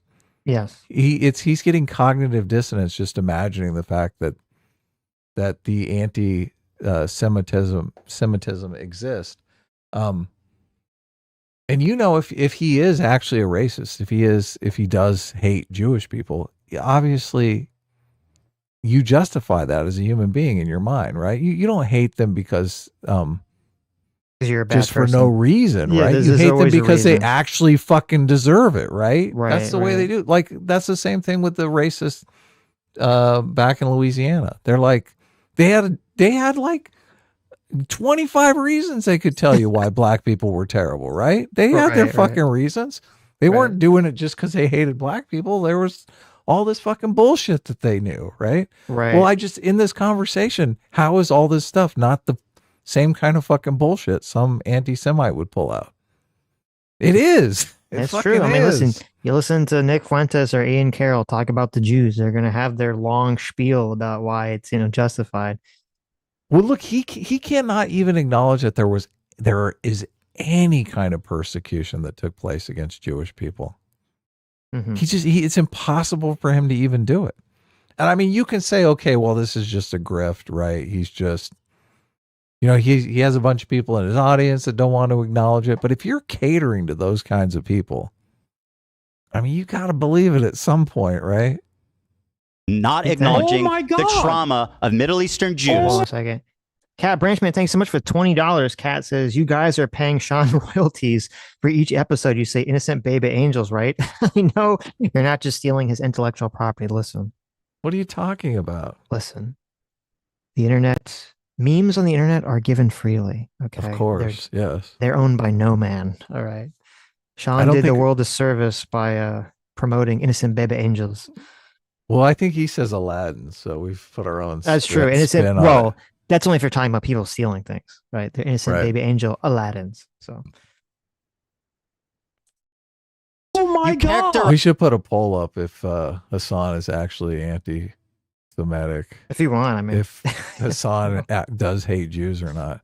I mean, I'm curious. I mean, at this point, I'm not giving him the benefit of the doubt. No. Rise it like they left. Have you ever listened? Yes, I've seen it. Have you ever listened to anything that's not 30 seconds long? Bro. That's so ironic that you're saying that as you misquote Avi Schleim, who said he fled because he was afraid and not because of Zion. Here's the clip. Over and over again. But you're too busy trying to get a gotcha here, so you can fucking farm a clip. But everyone's still gonna think you're a fucking loser, dude. I'm sorry. Look, he's so God, he's crashing out. He is totally crashing out. He's like, you're totally farming here. You're just trying to get a clip out of me. I got bad news for you. He's got like 5 hours of clips here. I know. It's insane. Just shut up and listen if you want to actually hear my perspective. I'm shutting up and listening to you. Okay, thank you. The Iraqi Jews. Because when anti-Semitism increases in the West, Israel sees that as a complementary tool to its Zionist project, the Zionist ambition of bringing either all Jews to Israel or at least make Jews in the Western world that are outside of Israel, Jews in diaspora, support Israel, because it gives additional credence to the argument. It gives additional credence to the argument that no Jew is ever safe if there is no Jewish state. That is the underpinning of the Zionist project in general. I'll be right back. Why did you not mention the anti-Semitism? You exclusively talk about Zionism being the reason for forcing them out. Why do you deny that they were expelled by force, the vast majority of them? Ethan, if you think that that is the entirety of my perspective on this matter, illuminate me. You please need to stop talking and listen to the amount of times that I've talked about this. Bro, just explain yourself. I'm trying. I just watched a clip of you being pretty dismissive about the flight. And by the way, you've done it this whole time. You say that Zionism was the main force. No, I'm dismissive about the aspect that this is beneficial to the Zionist project across the board, because Israel wants all Jews to be constantly fucking terrified in any other country that's not Israel, so that they can actually go and either support Israel if they're not in Israel or just move to Israel. That is the entire point. That is what Jabotinsky wanted. That is what Herzl wanted. And that is precisely what Benjamin Netanyahu wants as well. So in terms of my explanation, or what I come across as dismissive, is precisely the role that Israel itself played in this process. Which was minuscule. Because it was a mutually beneficial relationship. That anti-Semitic pogroms. Minuscule. What you fail to acknowledge is that the Jews were forced to become Zionists, not by choice, but by necessity, because the Arab countries turned on them after the war and forced them to go to the only state that they could go to. It's a necessity for Israel to exist, which is what your position is, right? No, it's not about what was allowed or not. The Arabs created a million Zionists because they're anti-Semitic after the war of 1948 and fucking the rise of Arab nationalism. Do you deny that? You brought up Do you deny what I just said? Wait, say it again. Do you deny what I just said? Say it again. I wasn't listening. 900,000 Jews, approximately 700 to 900,000, were forced to become Zionists, not by choice, but because they were forced out. The vast majority went to the fucking Arabs. The anti-Semitic Arabs. There you go. There you go. What? That's my point. Are you okay? I rest my case. Okay, well, I mean, you can... No, you're too fucking delusional to realize what kind of racist nonsense you're fucking chirping on. That was my entire point. Historic. Thank you. I mean, it's historical. You don't know anything of what you're talking about. Avi Schleim... So, because he said Arabs in reference to a group of people in the Middle East who colloquially describe themselves and other people describe them as Arabs, because he said as a group that these various countries, these Arab countries, pushed the Jews out, that proves Ethan is racist, apparently. Okay. Makes absolutely no fucking sense at all. You cannot say Arabs to refer to a group of Arab countries and the actions that they took around the same time period, that and describe that in that context, if you do that, that's racist. That is fucking ridiculous. Interesting. Got him. Totally got him. You got him, Hassan. Once again, because you don't want to contend, you like to accuse him when it's convenient. He left not because they were Zionists. They left because they were afraid. Yeah, fucking Arabs. What was Avi Schleim, by the way? Yeah, he was an Arab Jew. They didn't see him that way. They kicked his ass out. I'm not saying fucking Arabs. There's a reason for it. There was a rise in Arab nationalism following the 1948 war. They blamed their own Jewish populace for what Israel did. That's anti-Semitism. They had nothing to do. Do you think the Iraqi Jews left their 2,000-year-old communities, left their businesses, left their houses because they wanted to go to Israel? Are you fucking mad? Ethan, you remember a while back I tweeted and you got really mad when I said that there's a double standard between Islamophobia and absolutely anti-Semitism? a double standard, and you exhibit it, my friend. And you're participating in it right now without even recognizing that you're doing so. I mean, I'm just telling you literally what happened. It's historical racism. All Arabs are not racist. Responsible. Do people never get racist? Do people never be? I'm explaining why. I'm not blaming anyone, but I'm just explaining why. After the 1948 war, the rise of Arab nationalism created a lot of anti-Semitism, and that's why the vast majority of the Jews, the 900,000 of them, were forced to immigrate. That's a fact. That is a historical fact.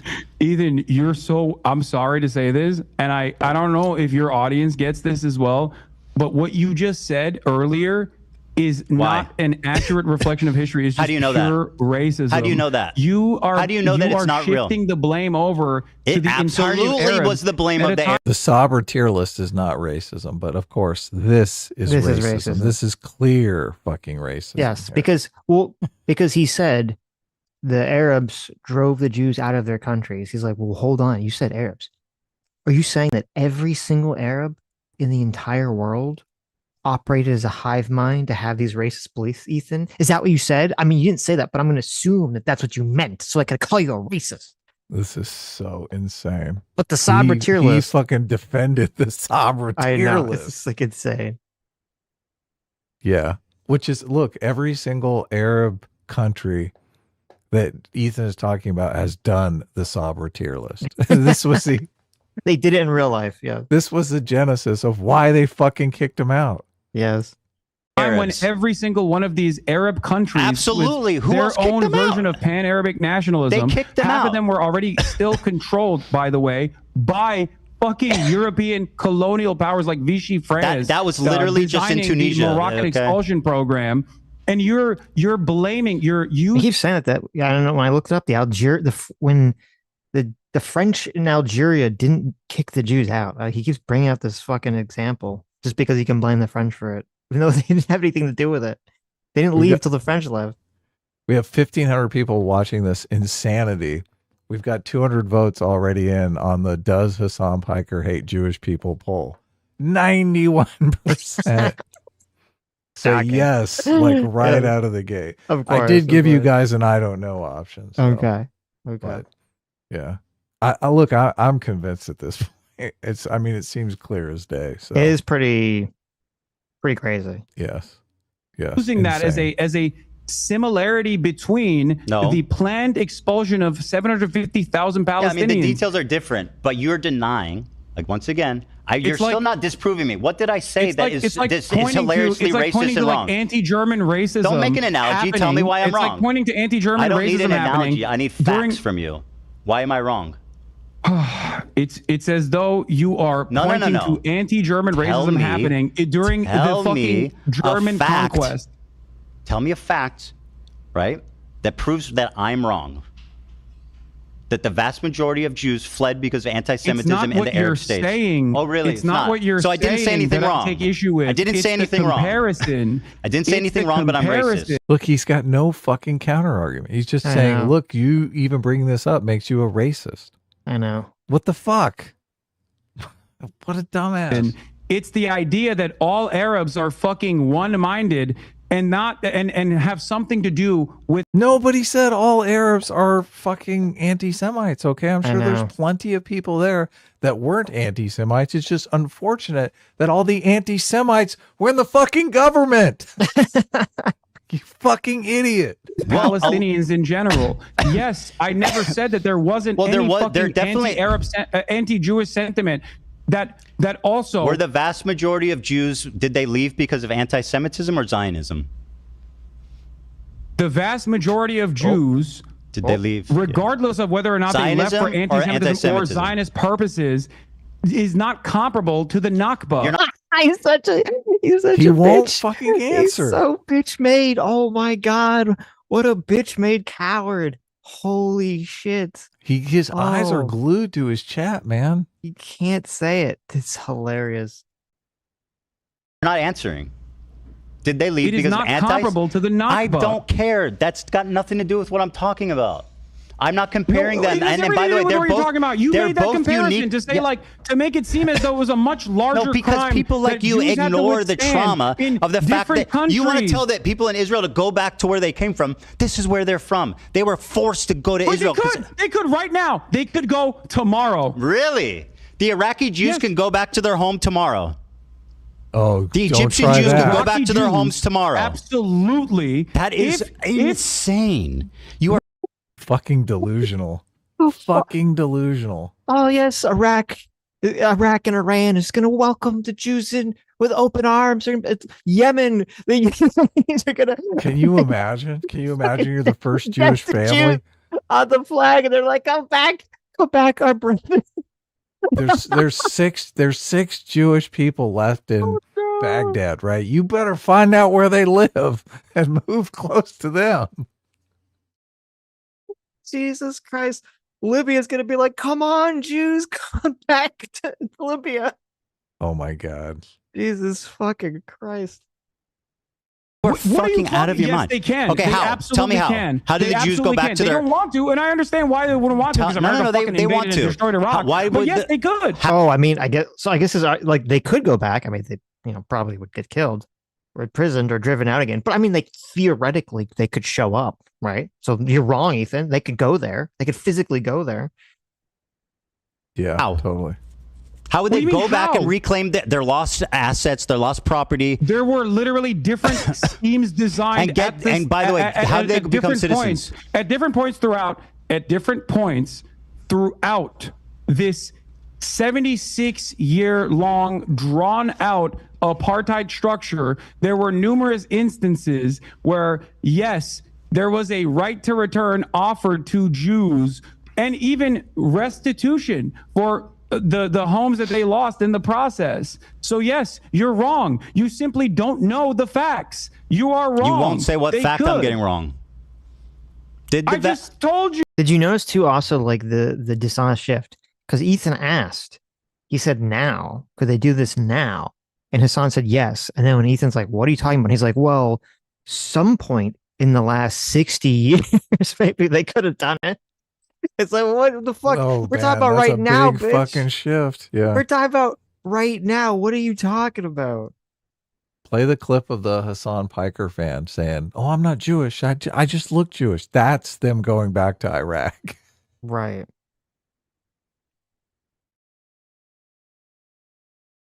Did the vast majority of Jews immigrate to Israel following 1948 because of Zionism or because of anti-Semitism? No. Don't run away Answer from this point. Answer the fucking question. I don't discount anti-Semitism as a direct consequence of pan-Arabic nationalism that took place in numerous... let me... Oh, now he's finally going to say it? I know. So I don't discount that. What? So I asked ChatGPT, I says, was there a right to return for Jews by any of these oh countries my in this time God. period? I was curious. Because I've never heard, I don't know, maybe, I was assuming maybe he was saying something that was true at some point. So it says Iraq, explicitly barred. In 1950, denaturalization law allowed Jews to leave if they renounced citizenship. In 1951, a law froze their property and barred them from return. So no. Okay. No to Iraq. Okay. Egypt, Jews were expelled during the 1956 and 1967 crises. Most restrictive citizenship, no path to return exists currently. Libya, after anti-Jewish pogroms and full expulsion in 1967, Jews were barred from returning or reclaiming property. Syria, Jews live under severe restrictions until the 1990s. No formal invitation or return process for exiles. Yemen, most Jews emigrated via Operation Magic Carpet. No formal, that's a good name, no formal return policy. remaining Jews pressured to leave. Oh my God, they're still trying to get rid of people. Right. Okay, here we go. Partial or informal tolerance of return. Okay, so finally, Morocco. Morocco never formally expelled Jews, and a few thousand have visited or returned over the decades. So there you go. There's Morocco. In recent years, Morocco has restored Jewish sites that permitted Jewish tourism, even in limited resettlement. However, no formal legal right of return exists. Tunisia. Is Morocco Arab? Yes. Is Moroccan its own ethnicity? I don't know. Oh, that's a good question. Yeah, I mean, it's thought in it North was, Africa. yeah. Yeah, I don't know what I thought it was considered. Is it considered Arab? Oh, Yeah. I guess, yeah. I'm not sure. It is considered to be both Arab and African, according to the Google. Gotcha. Tunisia, similar to Morocco, no expulsion, and some Jews remain. However, there's no structural legal return policy or restitution process. Algeria, after the 1962 independence, Jews were considered colonial collaborators. Those who left and took French citizenship were barred from returning as Algerians. Algeria has not acknowledged any right of return for Jews. Right. No Arab country has issued a formal apology or offered a state-level compensation or legal return process for Jews who fled or were expelled. Of course. Yeah, why would they, right? Some Jewish organizations and Israeli initiatives have called for recognition of these displaced Jews as refugees, but most Arab governments deny responsibility, arguing Jews left voluntarily or part of Zionist plans. Oh, just like Hassan. Right. So They're I guess same story. Right. So I don't know what I am curious to hear from Hassan what he was talking about. Maybe he'll get to it. Countries. Answer the question. I have issues with your comparison. Okay. Who's comparing? You keep saying that. I'm not talking about the Nakba. I'm talking about your unwillingness to recognize Jewish plight. And you brought really that up deliberately to say more Jews were displaced than Palestinians I think that's were. an interesting fact that you clearly don't fucking ever want to mention because it really messes up your beautiful little narrative. Why would you? So what? Why did you bring that fact up right after you talked about the 1948 war? Because the point is that two people were traumatized. I think that comparison There was is disgusting. 2 people that were traumatized. There was 2 people that were displaced unfairly. It was the Palestinians and it was the Middle Eastern Jews. They both have trauma. You failed to acknowledge one group. You shit on the other one. Unlike you, acknowledge both lives groups. Mattering the Nakba, I acknowledge Ethan. both groups. You're all lives you mattering the one. Nakba. What? That isn't. That's what you're doing. And you're also attributing. How am I doing that? You're attributing anti-Semitic violence in different countries at the same time following 1948. I have not heard him make excuses for the Nakba at all. Not once. All I've heard is Hassan making excuses for all this fucking bullshit. Pan-Arab nationalism. You said that yourself. These 5 Arab countries were defeated in 1948, and they turned super fucking anti-Semitic as a result. They became ultra-nationalist Arabs. It became popular. As Israel declared independence, they said, "Fuck no, we don't want this country here." And yeah, they all became anti-Semitic. That's a historical fact that you denied. You also failed to recognize that Iraqi Jews have been allowed to return to Iraq, and there have been numerous instances where Jews were given an opportunity to return if they wanted to. How many Jews live in Iraq? What? How many Jewish I don't know. I think people? It's 0 right now, but they can. How many Jews live in the Middle East outside of Israel? Why would it? Virtually none. Where'd they go? Why would Iraqi if it was Jews so not want to fucking go? great for Why them? would Iraqi Jews not want to go to Iraq, you think, right now? 0 Jews, virtually 0 Jews live outside of Israel in the Middle East. Why is that? You don't think that none of them wanted to fucking stay at home? I don't know. Maybe because there was a religious ethno-supremacist state that was backed by a lot of Western states as a direct destabilizer in the fucking region with mass migration happening. Israel created all of this anti-Semitism. Well, it sounds like he's making the argument that all Jews obviously want to partake in a racist, ethno-supremacist, colonialist movement, which, seems a little anti-Semitic.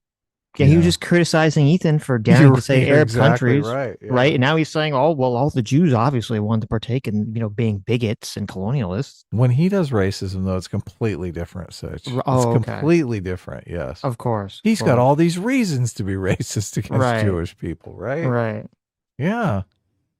Especially, of course, mass migration happening, and then in the aftermath of the Holocaust, with a shit ton more refugees coming in, was a much more viable state for them. Here's the problem. The viability of said state, of course, is partially a consequence of the other countries and the hostility that people felt towards Jewish people. You don't want to blame the Arabs. But this in and of itself, is the heart of the problem, because people conflate Zionism with Judaism, and that's what the Arabs did when they kicked them all out. I know, and I don't think it's appropriate. And so why are you blaming the Zionists and not the fucking Arabs for being racist? Why do you deny the Jewish trauma? Why do you deny the 900,000 traumatized Jews that were forced, including, by the way, what you keep ignoring, Avi Schleim. Avi Schleim said we didn't leave Iraq because we were Zionists. We left because we were afraid. Are you here? I mean, if my last name was Schleim, I think I would. I think I'd marry out of that name. Okay, terrible fucking name. Schleim. Ethan, do you blame the English for the Holocaust? Oh, this has got to be good. What? Who did the Holocaust, Ethan? Just fucking make your point. I'm not playing this silly game. Come on, who did the Holocaust? Just say it. Make your point, dude. I'm not a fucking. Why not? I'm asking you a question. It's a super simple question. Avi Schleim said we left Iraq because I asked you who was responsible for the Holocaust. Why would I answer such a stupid rhetorical question? Just make your point. But you know the answer to this, right? Like, come on, what are you looking at on your fucking computer? Like, which country is responsible for the Holocaust? Anytime you want to make your point, I would appreciate. I would appreciate if you. What is happening, dude? When you already here, whatever. You said I would appreciate if you would just listen to one thing I would say. You already said that it wasn't the English, right? It's not the responsibility of the British that the Holocaust happened, right? You understand that. You recognize that, right? Well, I would say the nation most directly guilty for the Holocaust was probably Nazi Germany. Okay. Did you just read that from your laptop? No, I'm eloquent. Okay, I'm like your dumbass. Yes, it is. Okay. Notice how you don't actually. Did the English kick out all the Jewish people in England during the Holocaust? Did they take? No. Did they take the opportunity to exile all Jewish people from England? And we just missed it. Yeah, but I guess in Hassan's like fucked up worldview, even though the English literally fought against the Nazis. Yeah, that's what I thought. Right? I was like, weren't they on the weren't they part of the Allied forces? Right. Even though they literally fought against the Nazis, which none of these countries that he's talking about that kicked out Jews did, he does in his mind see that the Brits and the Germans are white people. And since Hassan is racist and sees them all as like the same, he thinks that Ethan is seeing all the Arabs as the same. Yeah. That's the argument he's making. Ethan's argument doesn't require that you see all Arab people the same. Yeah. Like I said, they could have had a great number of Arab people that fucking loved Jewish people and wanted them to stay, right? Did business with them, intermarried with them, all kinds of shit, right? But if they're in the minority and there's a bunch of fucking anti-Semites that are controlling the government and controlling the culture, that's not going to matter. So fucking stupid that he just won't acknowledge that. He won't acknowledge that. There is a tipping point. Look, and he acknowledges this about racism in America, right? We're cautious. We don't want to get past the tipping point, right? Where the majority of people are fucking racist against any particular ethnicity. We don't want to be in that situation. But that is the fucking situation in these places. Yep. Yeah, at least with anti-Semitism, right? They are probably generally racist against all people, right? I'm fabulous, bitch. Put every single fucking country. There was plenty of anti-Semitism in England too. Notice how you don't fucking say all Europe. All of Europe is responsible for the Holocaust. Concentration camps? He's just fucking so fucking bullshit. Such fucking bullshit. You say all Arabs? Okay. The point is, there's no Jews in the Middle East. The anti-Semitic. Can you listen to one thing? I have one thing important to say that I really want you just to listen to, okay? Avi Schleim said they did not leave Iraq because they were Zionists. They left because they were afraid. Yes. You are denying his family's trauma. You are blaming his family's trauma on Zionists. Will you talk to him about this? Sure. I mean, he's going to agree with me. I read it from his fucking book. If you're so confident in everything, if you're so confident in all of this, okay, that would be great. All right. Perfect. Okay. So listen. I'll debate all these people instead of you. I have time. Unfortunately, like I said, England has the 5th largest Jewish community in the world, almost 300,000 people. Mm-hmm. And just what the fuck is this argument?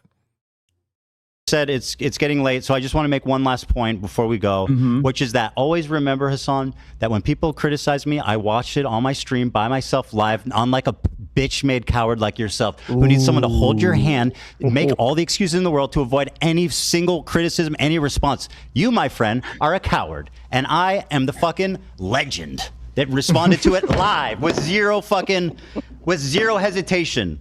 But you know why? Because I'm not a liar. I don't have to think about the shit that I say and justify it. You lie. That's why you can't do it, because you'll get caught in those lies. 5-hour endeavor made you look good, then congratulations. You don't think it was good that you don't think that it was a supreme confidence that I responded to it immediately live? Ethan, it took you 4 months to actually entertain the notion of having a conversation with me. I don't give a fuck about watching YouTube videos. I don't know why you think that I'm afraid of watching your fucking YouTube videos on your video. channel. 11 hate videos. I've watched 0 about you, Hassan. Do you want to actually discuss who's the coward? You made the hate videos, dumbass. Your fucking community is the hate community. Why the fuck would you? Wait, okay. Does he not get? Yes, that's the point, Hassan. That's the point. He watched the video and then criticized you, and then other people reacted to it. He's making the content. You were too much of a fucking coward to actually watch the video, either privately or publicly. You had to literally, the only way you would consume it would be to watch other people react to it and criticize Ethan. That was the only way you would watch the content. You couldn't actually watch it live and formulate your own arguments and opinions. You had to listen to other people make the arguments for you. He's got to know he's a fucking liar. He's just got to know he's just lying. So he knows he has no argument, because he knows he's just fucking bullshitting. He's bullshitting and deceiving people, and he's content with that. That's his gig. Yes. Look, I completely agree with Ethan here. Look, and Ethan has had some super bad episodes too. Ethan is not completely innocent. Ethan has done some fucking crazy, stupid shit. Of course. But look, Ethan is Ethan is in the right here. He totally is. And Hassan doesn't have a fucking leg to stand on. He's not willing to acknowledge any of the reality of the situation. He isn't. Because he's sucking up to a bunch of people who do hate Jewish people, who fucking, and have no qualms about admitting it. They make this excuse that, there's the ordeal going on in Palestine because they were fucking attacked on October 7th, and they won't even acknowledge that. Look, he was basically defending rape through half of this thing. So fuck this guy. He's a complete incompetent buffoon. Yep. You have to watch hate videos or whatever. You Hassan, are the one just who's doing remember, it.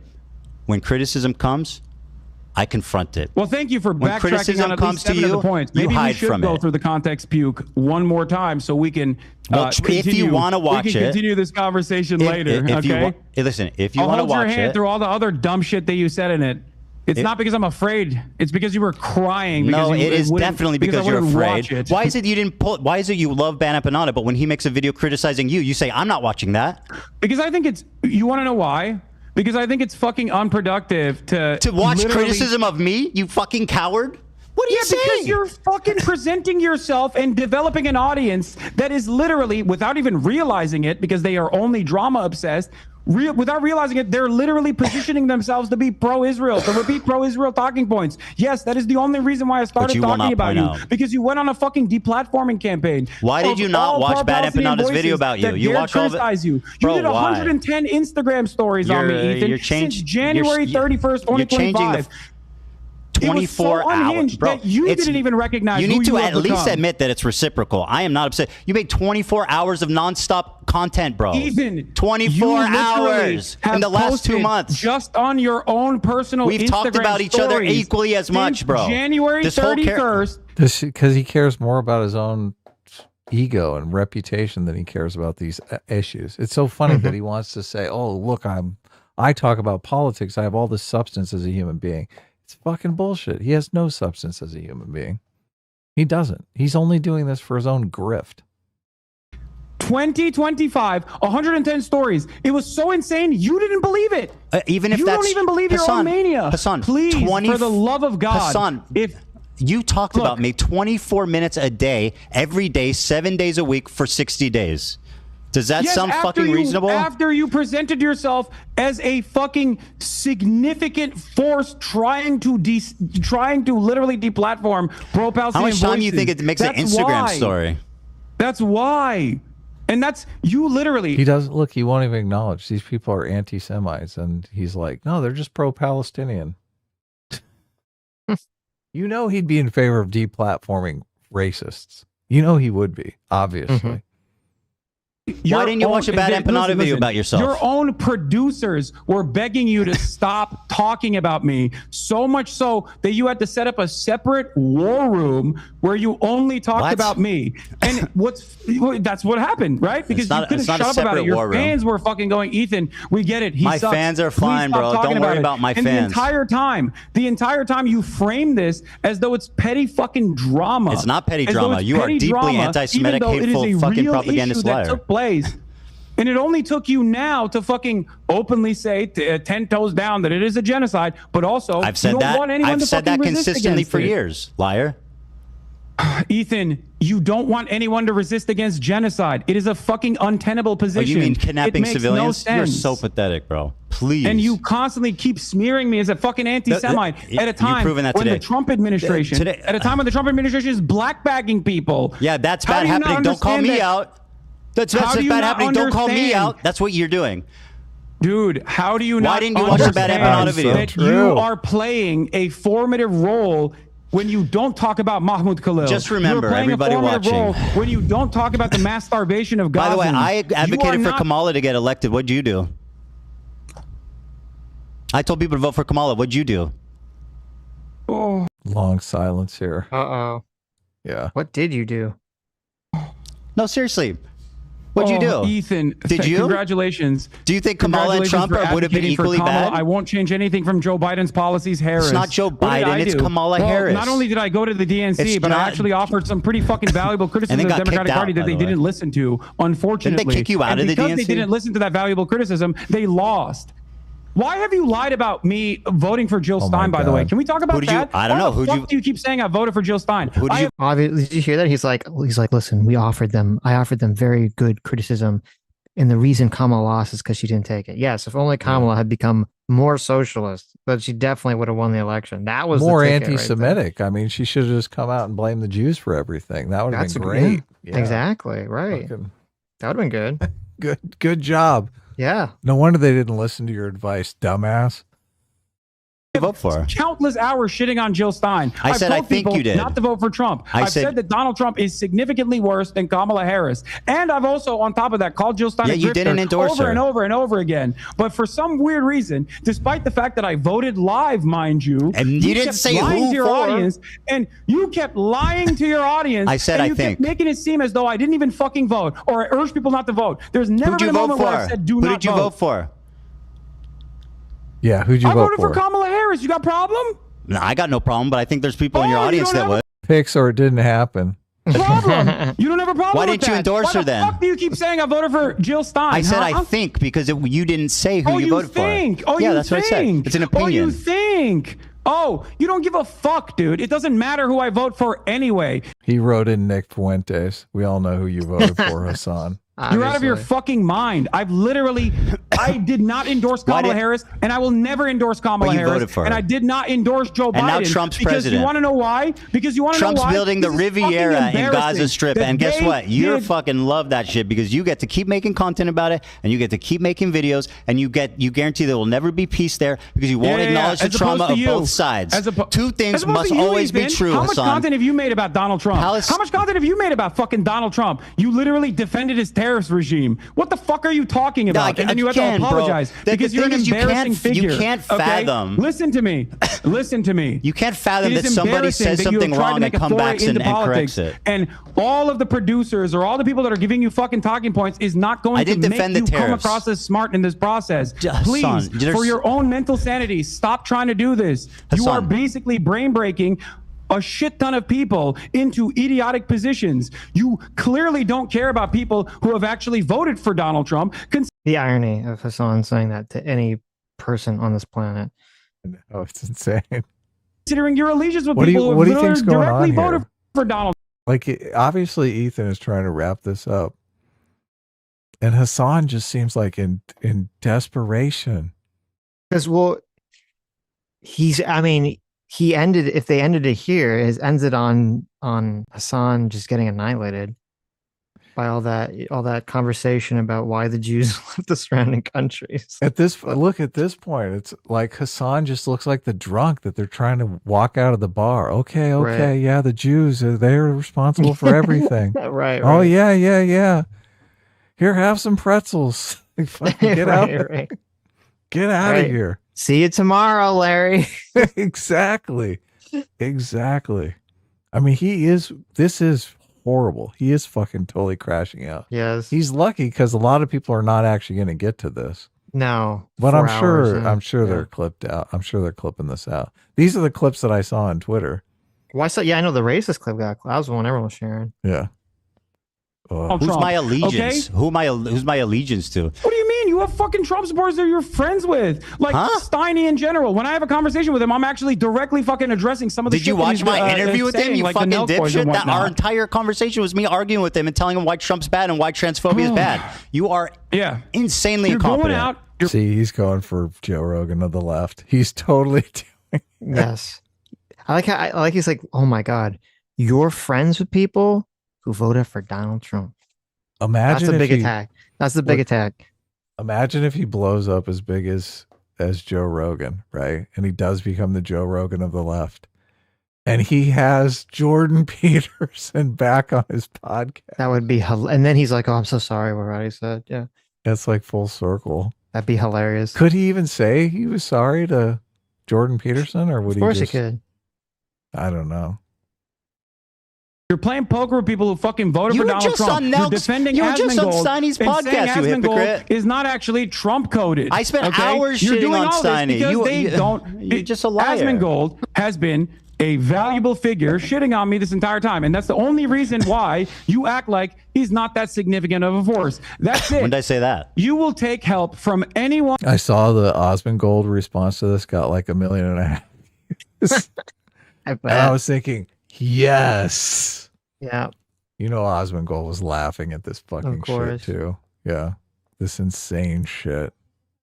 And everyone, and it's all written by Destiny, right? You claim to care. You claim to care about rape, and you're hyping up a dude who has a segment on a show called Ultimate Rape Review. The reason why you're hyping up that dude is because you don't give a fuck. All you care about is petty drama. This is your only content. Stop doing petty drama content. Shut the fuck up about politics and get back to goofs and gaffes, and it will be fine. People will forget that you have behaved in this way, but you don't want to do that. It's become a fucking personal agenda for you that people don't like you. It must be anti-Semitism. No, they don't like you because you don't know what the fuck you're talking about, and you have to be babied by goddamn producers as a 40-year-old adult. That's the reason. Now he's just going onto a string of personal attacks here. It's so funny.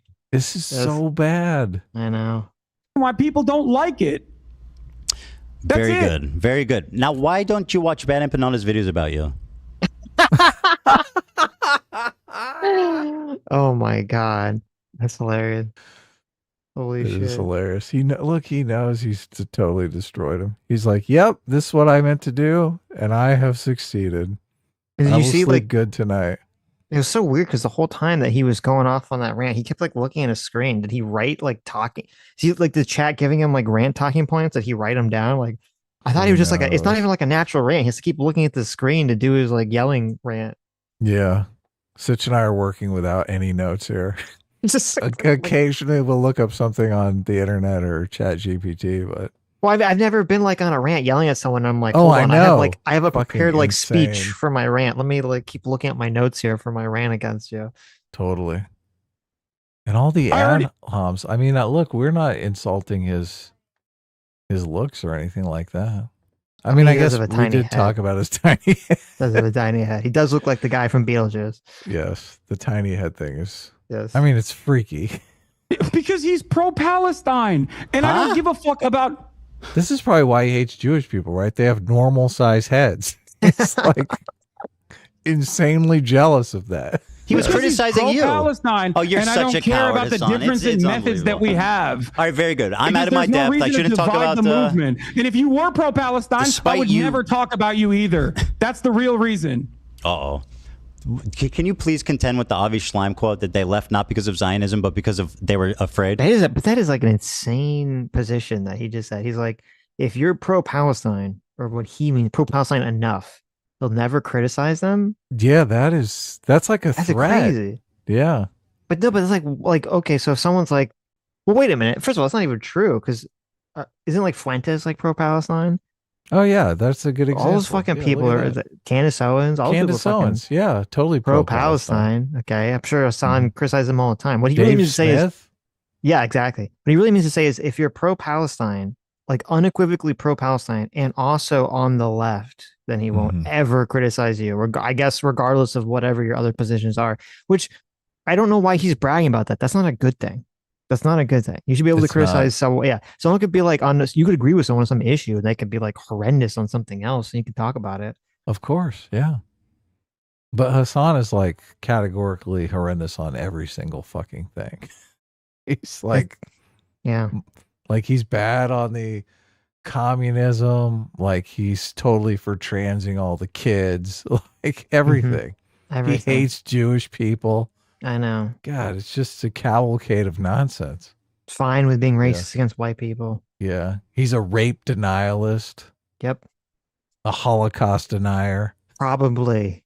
Oh, we'll just pile on, right? Nice save. Thanks. We'll just pile on, okay? Notice how we're not making fun of his looks or anything. I mean, he does is have stupid. a tiny head.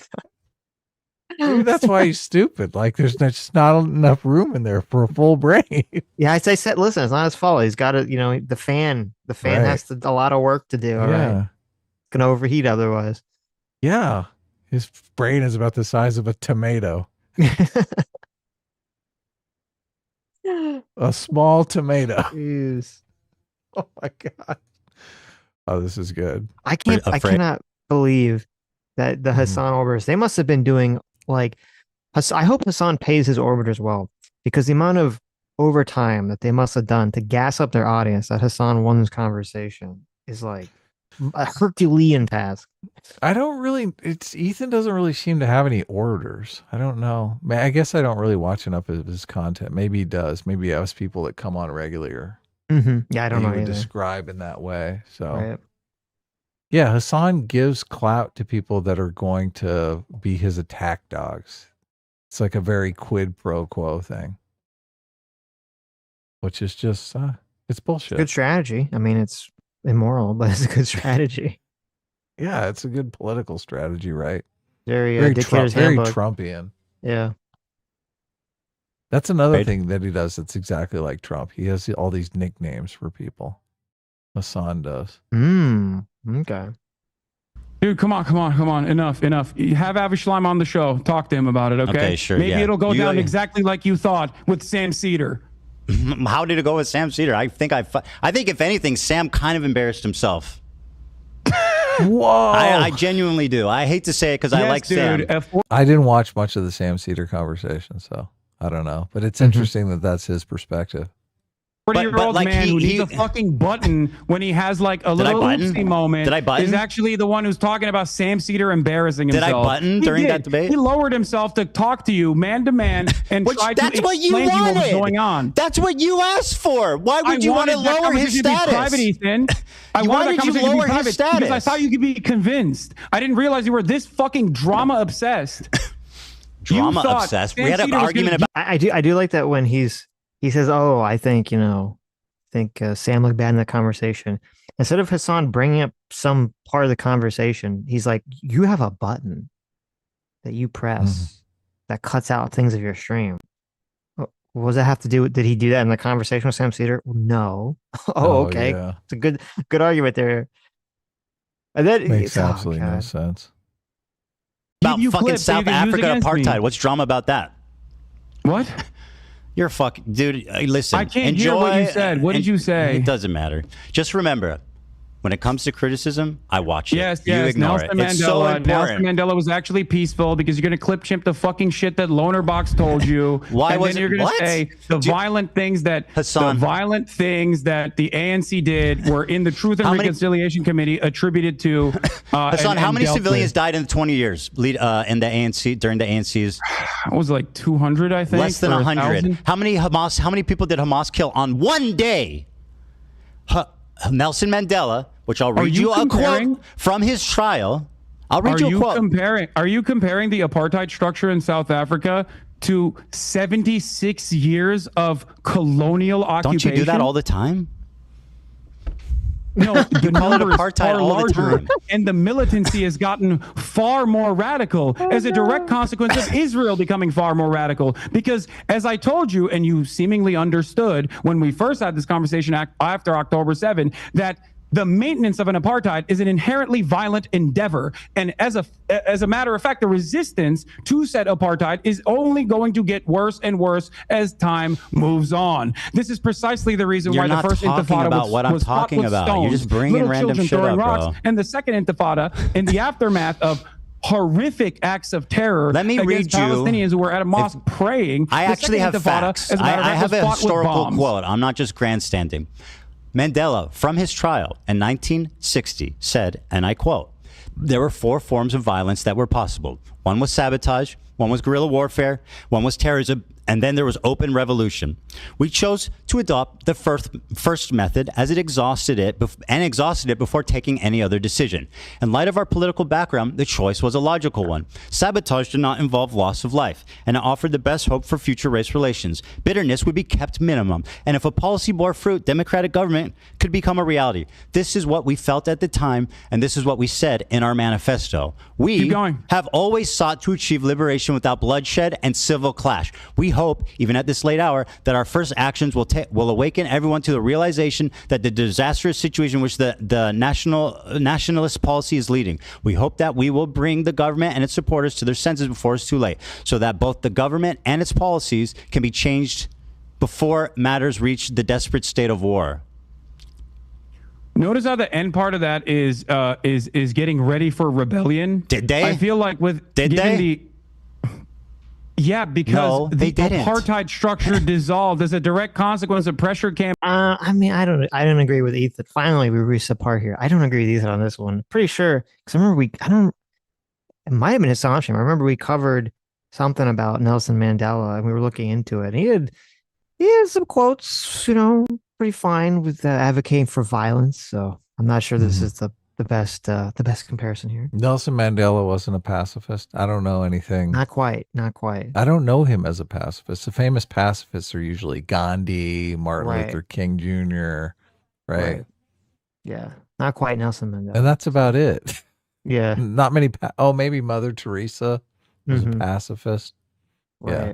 Nelson Mandela usually isn't in that group. No.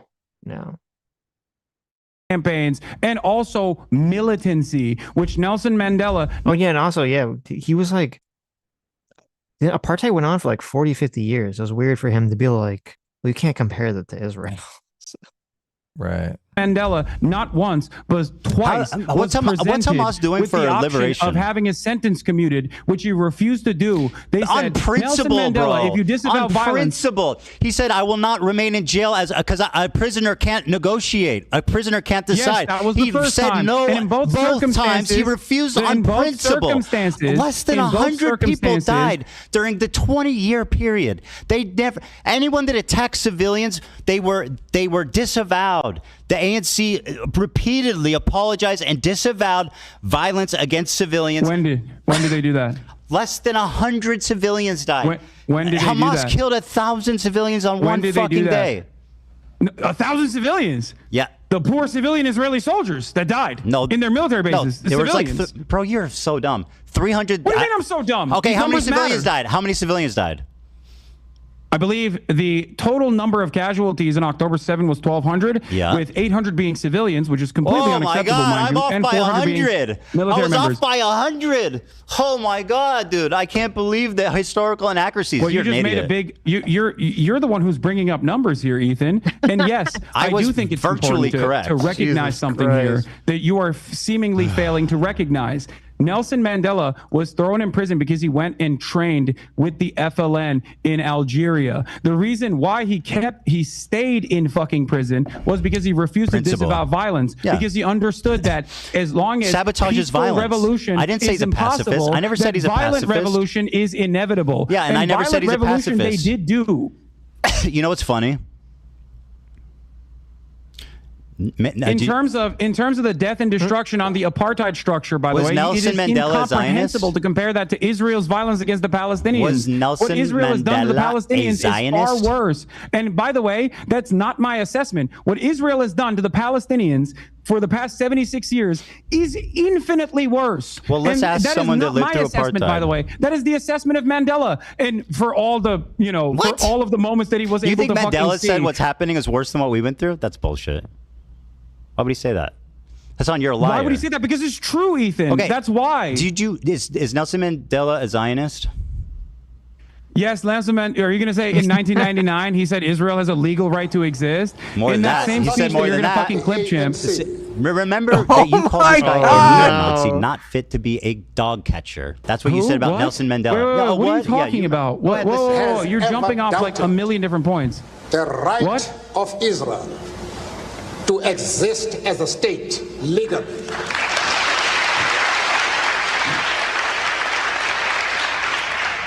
We have stood quite openly and firmly for the right of that state to exist within secured borders. You disagree with that statement?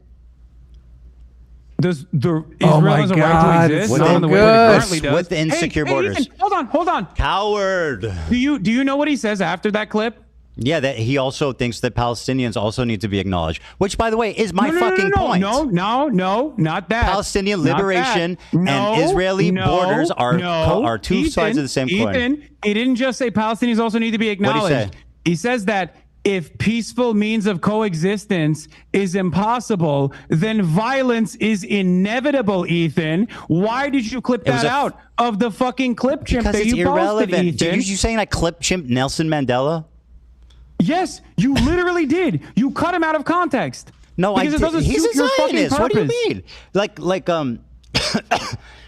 He's talking philosophically. Yes, you just did. He's talking philosophically. You just did. You think it's irrelevant? We're having a conversation about Nelson Mandela and whether or not he actually believes in violence. Sabotage- Whether or not he oh, actually God. believes in violence. You have said time and time again that he was a peaceful dove. He's never actually done No, any I violence literally whatsoever. didn't. There are numerous instances on Inevitability, a philosophical warning, is not an endorsement. He was speaking as a warning to them, which was apt. Brother. This is so good. Hassan totally simps for Nelson Mandela. And then Ethan pulls up the clip. I know. Of Nelson Mandela. Turns out, look, he's a Zionist too. I guess he shouldn't be a dog catcher.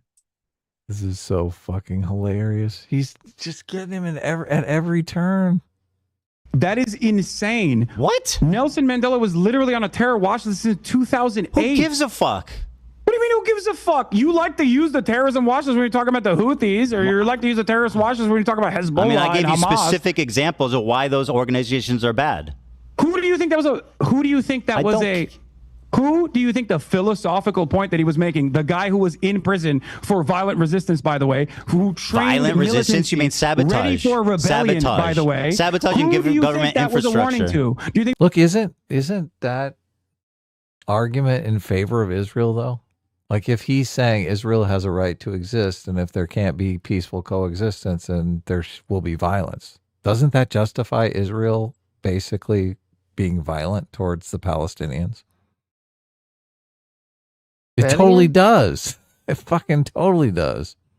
Think that was a warning to Palestinians, or do you think that was a warning to the fact Israel. that you are because so that willing. same Nelson Mandela has time and time again also repeated that no one is free until Palestine is free. That same Nelson Mandela that you're trying to fucking use in this situation has said that this is a united struggle, that Israel's actions against the Palestinians are abhorrent, that it is akin to what they have experienced in apartheid South Africa, if not worse. So the idea that you can make this comparison because you think it suits your fucking argument is so stupid. And the only way you can do that is by cutting it out of context. No, I just explained why.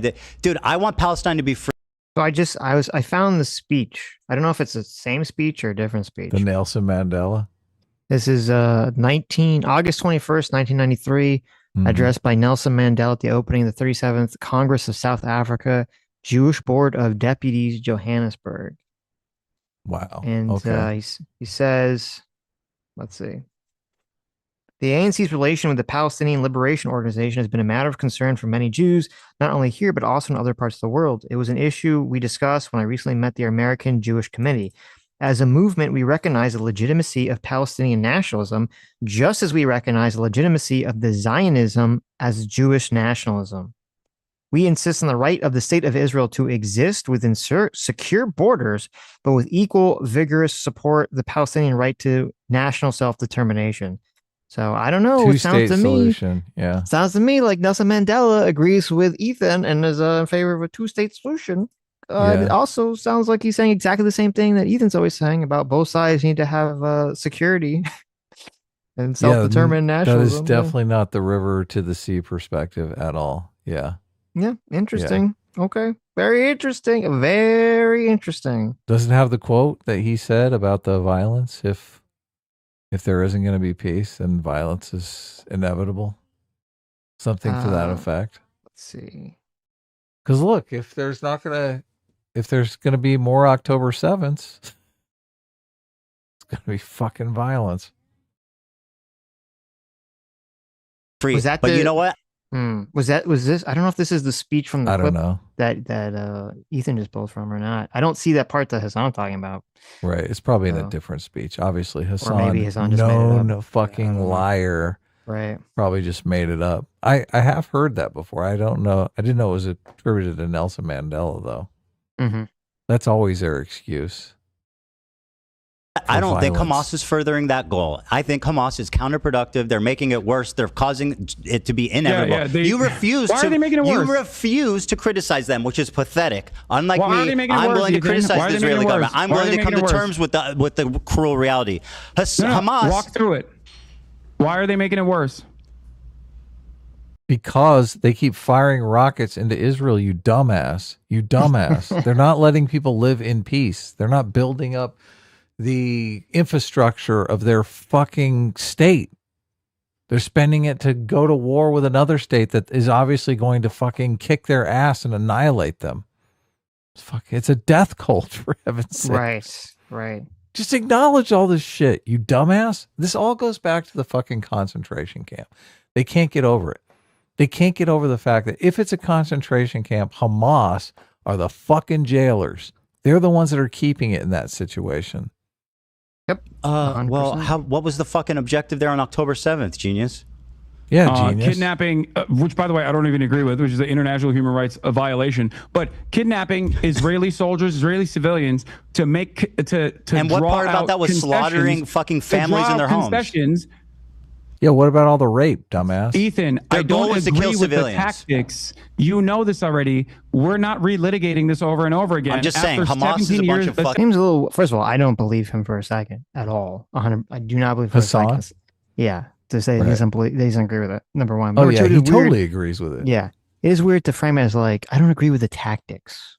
It's a very weird way of describing that, but okay. Yeah, he fucking totally agrees with it. He said, it's so insane. 17 months of shit, fucking driven by a bunch of piece of shit fucking supporters. Fucking genocide, okay? What do you think? What do you think? One day you're gonna watch a video response I make. One day. Probably not. When you apologize for all the fucking harm that you've done. Oh my God! Now he's asking for a public apology. Ah! What a fucking coward! Apologize? Okay, all right. Yeah. Listen.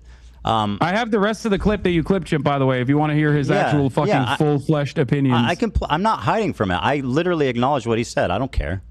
But so why did you say that he was actually why did you say that he was actually a peaceful resistance type of guy? When did I say that? When the fuck did I say that, you liar? You said it on numerous occasions as opposed to you said that on numerous occasions before someone told you, no, actually, here's a better way to massage that narrative. I said he uses violent means such as sabotage. He didn't kill civilians. Ethan, that's what I said. Will you stop talking if I show you numerous instances where you have said Nelson Mandela was peaceful? I'm not going to. You get those together, okay? I mean, You're going to do great. You're going to do great. Yeah, go ahead. Ethan, you literally said he was a pacifist. I never said Nelson Mandela was a pacifist. Ethan, that is an insane lie. You said it to Sam Cedar 2 days ago. So you got to watch that back because you're, once again, a liar. You have no problem lying. You have no problem saying that I work with the ADL without any evidence. You fucking have no problem discrediting the suffering of Jewish refugees. Nelson Mandela is a pacifist. Okay, well, prove it. And the full quote, by the way, of Nelson Mandela is from when he visited Gaza in 1999 that I was referring to. Choose peace rather than confrontation, except in cases where we cannot move forward. Then, if the only alternative is violence, we will use violence. Yeah. Does that sound like a pacifist to you? I meant that he didn't kill civilians. His approach is vastly different than what Hamas is doing. Do you think Nelson Mandela would like what the Houthis are doing? I don't know. Let's fucking dig him out of his grave and ask him. That's kind of weird because, I mean, you said he was doing peaceful means of resistance. Do I think Nelson Mandela would be in favor of kidnapping 10 civilians? No, of course not. Yes, he would. I mean, this argument allows us to fucking bomb the shit out of the Houthis, okay? Like, you're basically saying, okay, violence is the solution. Whoever's got the biggest army and the biggest bombs wins. That is 100% Hassan's position as long as he agrees with the ideology of their side. Right, yeah. Just use violence, then it's fine. Yeah. Look, violence is, this argument applies to Israel too. Israel is saying the same thing. Like, if violence is the only way, the only solution, then we're going to use violence. That's literally happening right now. 100%. But look, he won't acknowledge that Hamas is the reason violence is the only solution here. He won't acknowledge that. All right. Well, while you're busy putting words in a dead man's 100% mouth, 100% he would. What are you talking about? Nelson Mandela bombed the fucking church and shit. What are you talking about? Not Nelson Mandela directly in prison, but fuck with civilians, bro. That was his thing. He wanted to be as peaceful as possible because he knew that if he killed and targeted civilians, it would make reunification impossible. You're right. That's Israel's doing a genocide because Palestinians are not resisting in the appropriate ways. Less than 100 civilians died in a 20-year period. I mean, what do you want more than that? That's a pretty good track record. Or 900. So sorry. 800. But also, I am so 800. You're right. You know what? Well, That's better. It's seemingly important. You're the one who's bringing up numbers. Now, what you again fail to recognize is, of course, the length, and not only that, but also the resistance against apartheid South Africa included military resistance on top of that. But that's not even my point here. Okay. Huh? My point is that the apartheid in South Africa and the resistance against it was a far shorter period with far less casualties on the South African side as opposed to Israel's complete ethnic cleansing campaign that is that has started now, but even before its ethnic cleansing. Okay, hold on a second. So I'm very curious, right? You know, I'm a curious guy, right? Yeah, I love it. It's great. What'd you get for us now? People say things, they make claims. I'm a little curious. Okay, you're like, this is bullshit. Yeah, so hold on. Let me go back just for a little second here. Okay, let's go back for just a little second here. All right. Oh, you got the Nelson Mandela. Right. Yeah. So let's go back to see exactly what everyone said regarding this clip. Remember that you called this guy a neo-Nazi, not fit to be a dog catcher. That's what you said about Nelson Mandela. What are you talking about? Whoa, you're jumping off like a million different points. The right of Israel to exist as a state legally.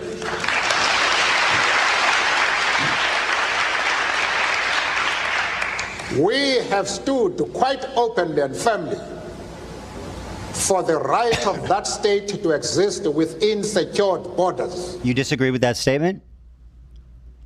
Does Israel has a right to exist? Not in the way that it currently does. Within secure borders. Ethan, hold on. Coward. Do you know what he says after that clip? Yeah, that he also thinks that Palestinians also need to be acknowledged, which, by the way, is my fucking point. No, not that. Palestinian liberation and Israeli borders are two sides of the same coin. He didn't just say Palestinians also need to be acknowledged. What did he say? He says that if peaceful means of coexistence is impossible, then violence is inevitable, Ethan. Why did you clip that out of the fucking clip chimp that you posted, Ethan? Dude, you saying I clip? Well, first of all, even if he does say that, that doesn't go against what Ethan just said. That makes complete sense. If peaceful coexistence is impossible, then violence is inevitable. Like when you say that about anything, it's freaking obvious. Yeah. Right. Okay. So Ethan said, well, yeah, he said that both sides have to be acknowledged. The Palestinians have to be acknowledged too, right? And then Hasan said, no. That's not what he said. Okay. Right. So let's go see what he said. Let's go find what he said here. See if we can find this out here. Okay. Thanks to the wonders of the internet. I know. God, YouTube is the best fucking invention ever. The transcript function really elevated YouTube significantly. Oh, I know. Yes. You can totally search for whatever it is you're looking for. Yes. It's great.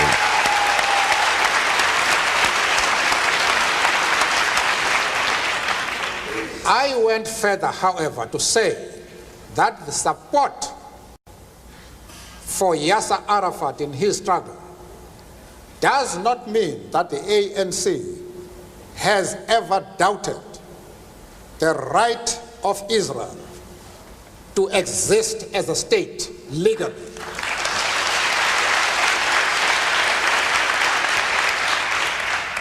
We have stood quite openly and firmly for the right of that state to exist within secured borders.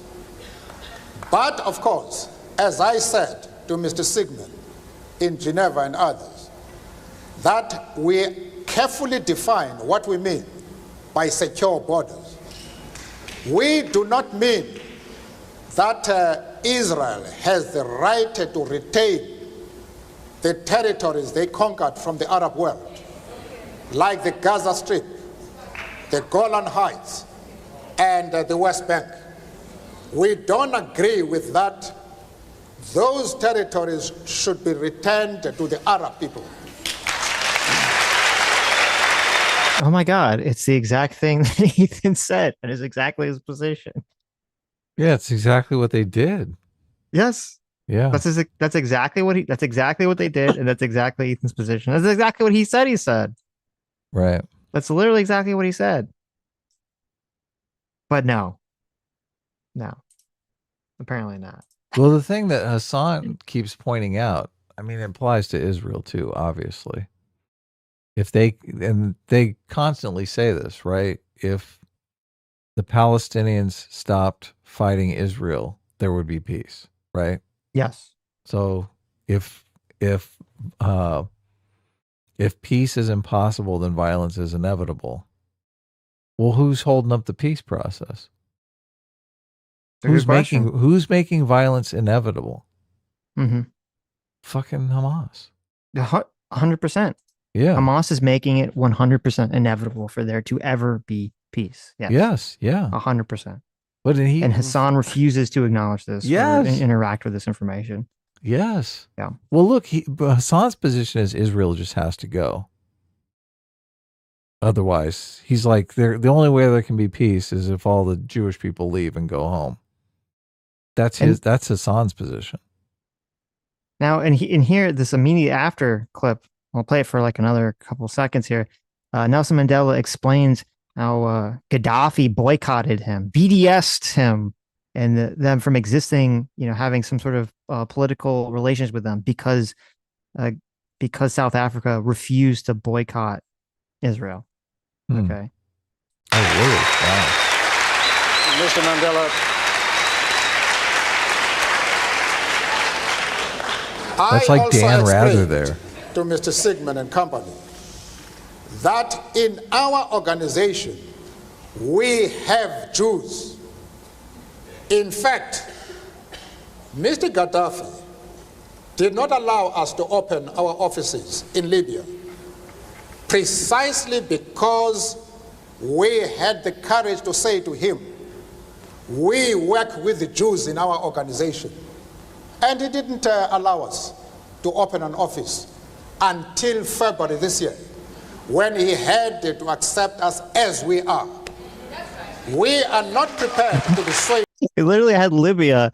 It's like, we're not going to allow you to open an office here because, you know, you work with Jews and you have Jews in your organization. Tells us the Nelson Mandela. Yeah, that's pretty straightforward anti-Semitism, right? Interesting, Hassan. I don't know. You were asking how would he feel about the Houthis and everything. Very fascinating. Oh yeah, that changes things up, doesn't it? Yeah, maybe. I don't know. Nelson Mandela would be like, bomb those Houthis. Maybe. Fuck them. Be interesting. I think we're almost done here. We're almost done. It's so weird because they're not like, I guess they're just going to go right up until the end here. Yep. I'm thinking Hassan is going to be thrown out. Like a drunk. Thrown out on his ass. On his arse. Yes. South African side, as opposed to Israel's complete ethnic cleansing campaign that is that has started now, but even before its ethnic cleansing campaign. Well, then don't compare Hamas to Nelson Mandela. Because the situation. How dare you? That was not Dan Rather. Someone in chat said it was Ted Koppel. Okay. How dare you confuse those two amazing historic the same anchors? You're just racist. You just think all white reporters from that time period look the same. They all and their grainy 240p footage. Ted Koppel, I stand corrected. Thank you. Is far worse, Ethan, then why because Israel has killed every Nelson Mandela. Israel would have probably killed Nelson Mandela if they had the opportunity to do so. I'm sure, and they would have done everything bad that's ever happened in the world. Wait, do you know why I said that? Because you're a racist anti-Semite. No, don't look at your laptop. Do you know why I said that? Let me guess. I don't. Oh, tell me. No, go ahead. Just throw up a guess. All right, listen. It's 5 o'clock. I'm not doing this. Okay. You can tell me or you cannot. Okay. You want to? I'll stand here if you want to tell me, but I'm not going to sit here and play rhetorical games. Israel was aligned with South Africa, the apartheid government. Yeah, I know. They made nuclear bombs with them. It's horrible. Yeah. What's that have to do with anything? Fuckhead. Yeah. When did I defend that? Well, they're both apartheids, so. Yeah. And when did I deny that? All right, listen, it's 5 o'clock. Like I said, And yet, I mean, I don't know, Nelson Mandela, he said Israel has a right to exist and that he would work with them. We just listen to his words. Right. I don't know. I have a family to go to. I have 3 kids and a wife, and I know that you have a fucking cool-ass race car bed to sleep in, and I hope you enjoy that. And okay, man. Thank you. Have a good one. I hope this was productive. Dan, he needs you more than you need him. Stop babying this man, please. He needs you more than you need him. Stop babying him. Well, I know that's true, but I don't baby him. Oh, come on. Okay. All right. You want to target the crew more? You want to drum up her? We're my coworkers. I have a tremendous amount of respect for the crew. Hey, they Bad are what Empanada makes the called show AB great. a house slave. He's accusing Ethan of being the drama farmer here. What the fuck is this going on? What's going on here? I know. Such drama farming. What? Bad Empanada called AB a house slave. Yeah, he's wrong. What the fuck do you want? Well, you watch his videos a lot. Why are you bringing up Bad Empanada? Do you think I agree with everything he says? No, of course not. You endorse him. Ethan, all right, we gotta go. You promote him all the time. That's a fact. That I agree with, that I think are very well thought out. All right, I don't listen, stop being a coward and watch some fair criticism. Overall. So please stop being a coward and just watch some criticism. It will prove that you are not afraid. This was pretty good. This was pretty productive. You know, having this conversation, having this back and forth. Don't you think? I actually do. I think you exposed yourself deeply a few times here, and I think we'll have to wait and see, obviously, how this pans out. But I do think it was productive to show just kind of the blatant, overt, anti-Semitism. Maybe I will watch the Context Puke. Yes, please, and then we can talk about it. Maybe I will watch the Context Puke live, as a matter of fact, please not in a cowardly way. I like that this is what it's come to, where having a face-to-face conversation is less.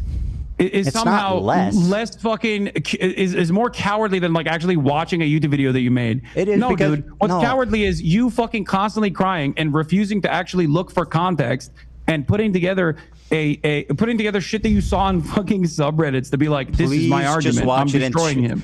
Watch it and tear it up and show how out of context it was. I'd love that. Don't worry. Maybe I'll actually do that to fundraise for the charities that you are actively targeting by trying to undermine and celebrate with Creator Clash 3, which is, I don't know if you know this, but the last year they lost $250,000. To be charitable, you actually have to give money to charity. I know. You Hassan. fucking hate everybody that has even lightly fucking criticized you or stayed out of. Are you surprised that I didn't like Ian's video? What? No, dude. Dude, if you want to own me, listen, Hassan. If you want to own me by donating to charity, I think that's fantastic. You're gloating that a fucking charity event is actually like you're trying to undermine a charity event deliberately. You have to give money to be charity.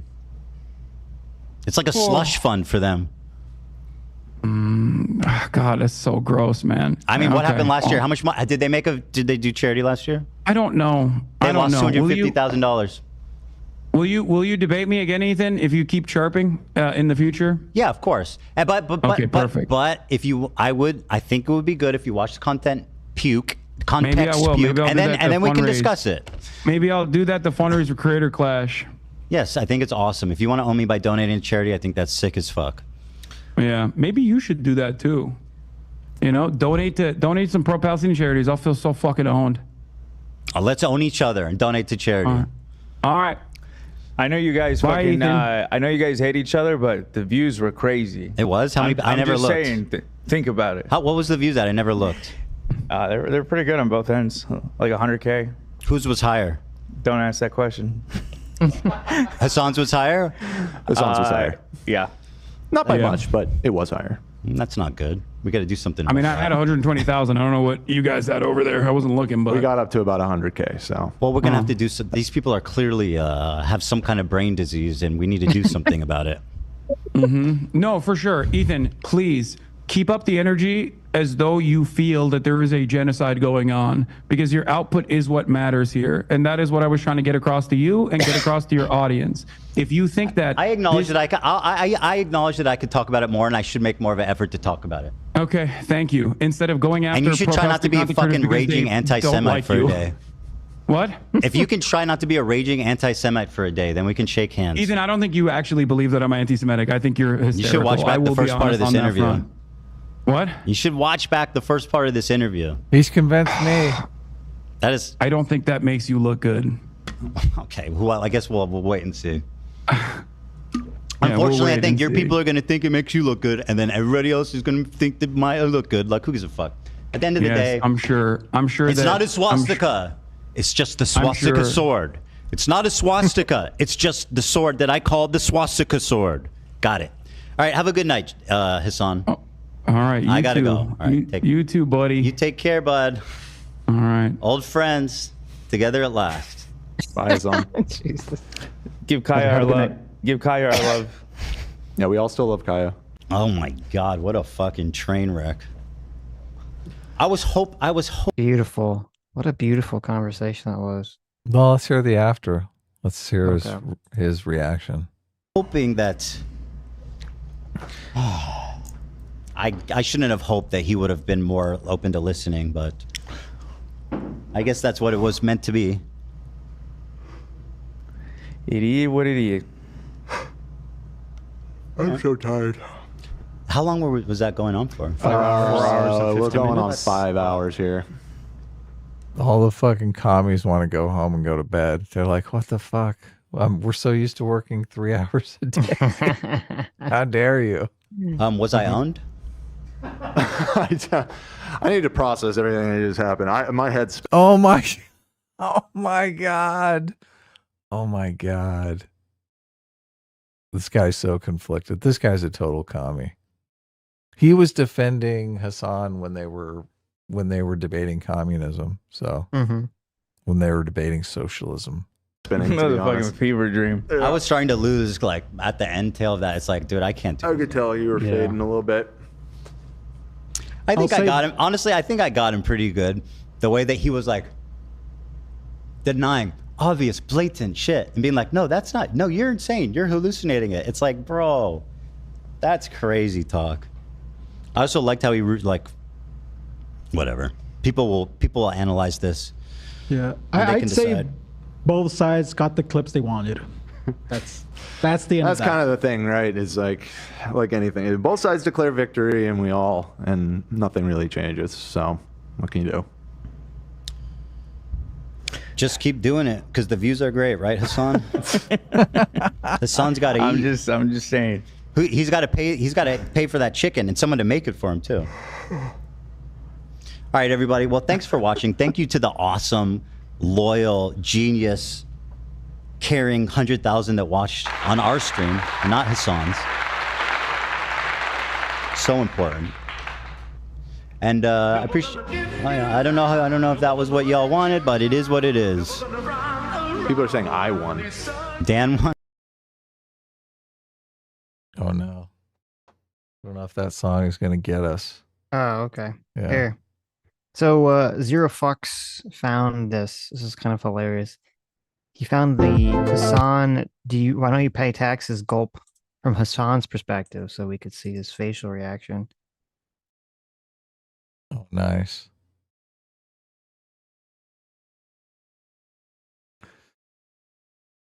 What? Do you want this stuff? This is what you do to be unwatchable. The reason why I know that, Ethan, is because of take that as a Breaking the yes. Silence veterans who have come out and spoken out against this practice. That's why I know that. Hassan, you say that Ela could have gone to jail and done a conscientious objection instead of joining the army. Why do you pay taxes? What? Why do you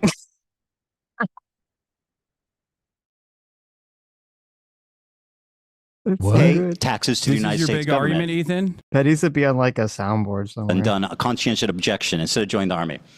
Why do you pay taxes? What? What?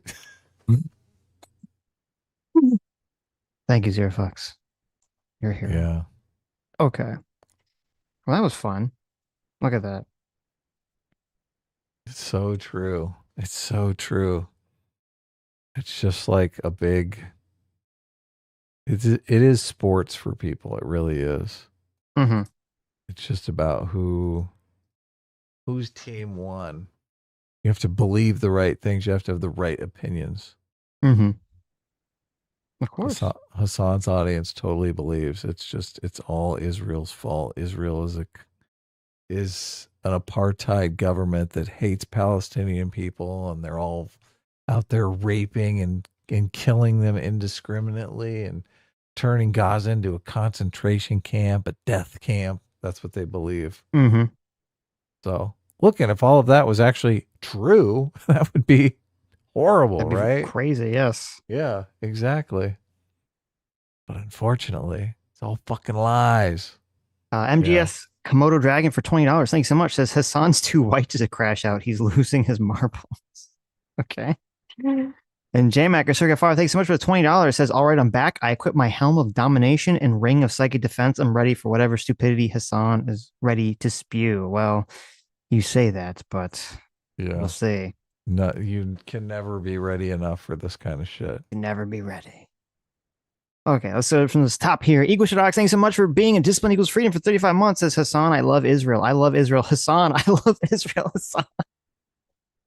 Rico Zoro for 37 months says, May the 4th be with you. Yes. Oh, yeah, it's May 4th. Star Wars Day, right? Yes. Or, I mean, not longer anymore on the East Coast, but it was, yes. Xerxes, Mr. Sage for 36 months says, let us commence. Wind Traveler for 23 months says, Ethan's position is Hassan's mot, so Hassan has to paint him as some kind of conist, or his opposition to Ethan would expose his psychopathic Bailey. Very, very true. There was a lot of Mott and Bailey going on there. There was. Jack of Spades for 37 months. Bringing Frugal Secret, thanks so much. Says, so is Ethan versus Hamas Piker a go for Creator Class 3? I mean, iCux definitely needs the money. That'd be pretty awesome. Have you seen the video of Hassan trying to punch and kick? It's pretty funny. No. It's pretty funny. That cringe for $5 says, if you look on top of both of these elephants, the riders were shot dead. No one's in control here. I mean, I would agree with that to some extent, but Ethan was definitely getting some good zingers in. Okay. He was nailing some shots. A girl served for 36 months. Thanks so much. Says, can we get an Israel sash around Sitch exclusively for the stream? That feels a little offensive. Brian Schultz for 19 months says, let's go, Ethan. Put Mama's Tendies Hamas Piker in his place. Lives in Deswall specifically for $5 says, wouldn't surprise me if the children duct taped to clothing caught on as a fashion trend. Still less visually offensive than the dirtbag aesthetic. True. That's a good point. He Not for $20 says, believe all women except when they're Israeli.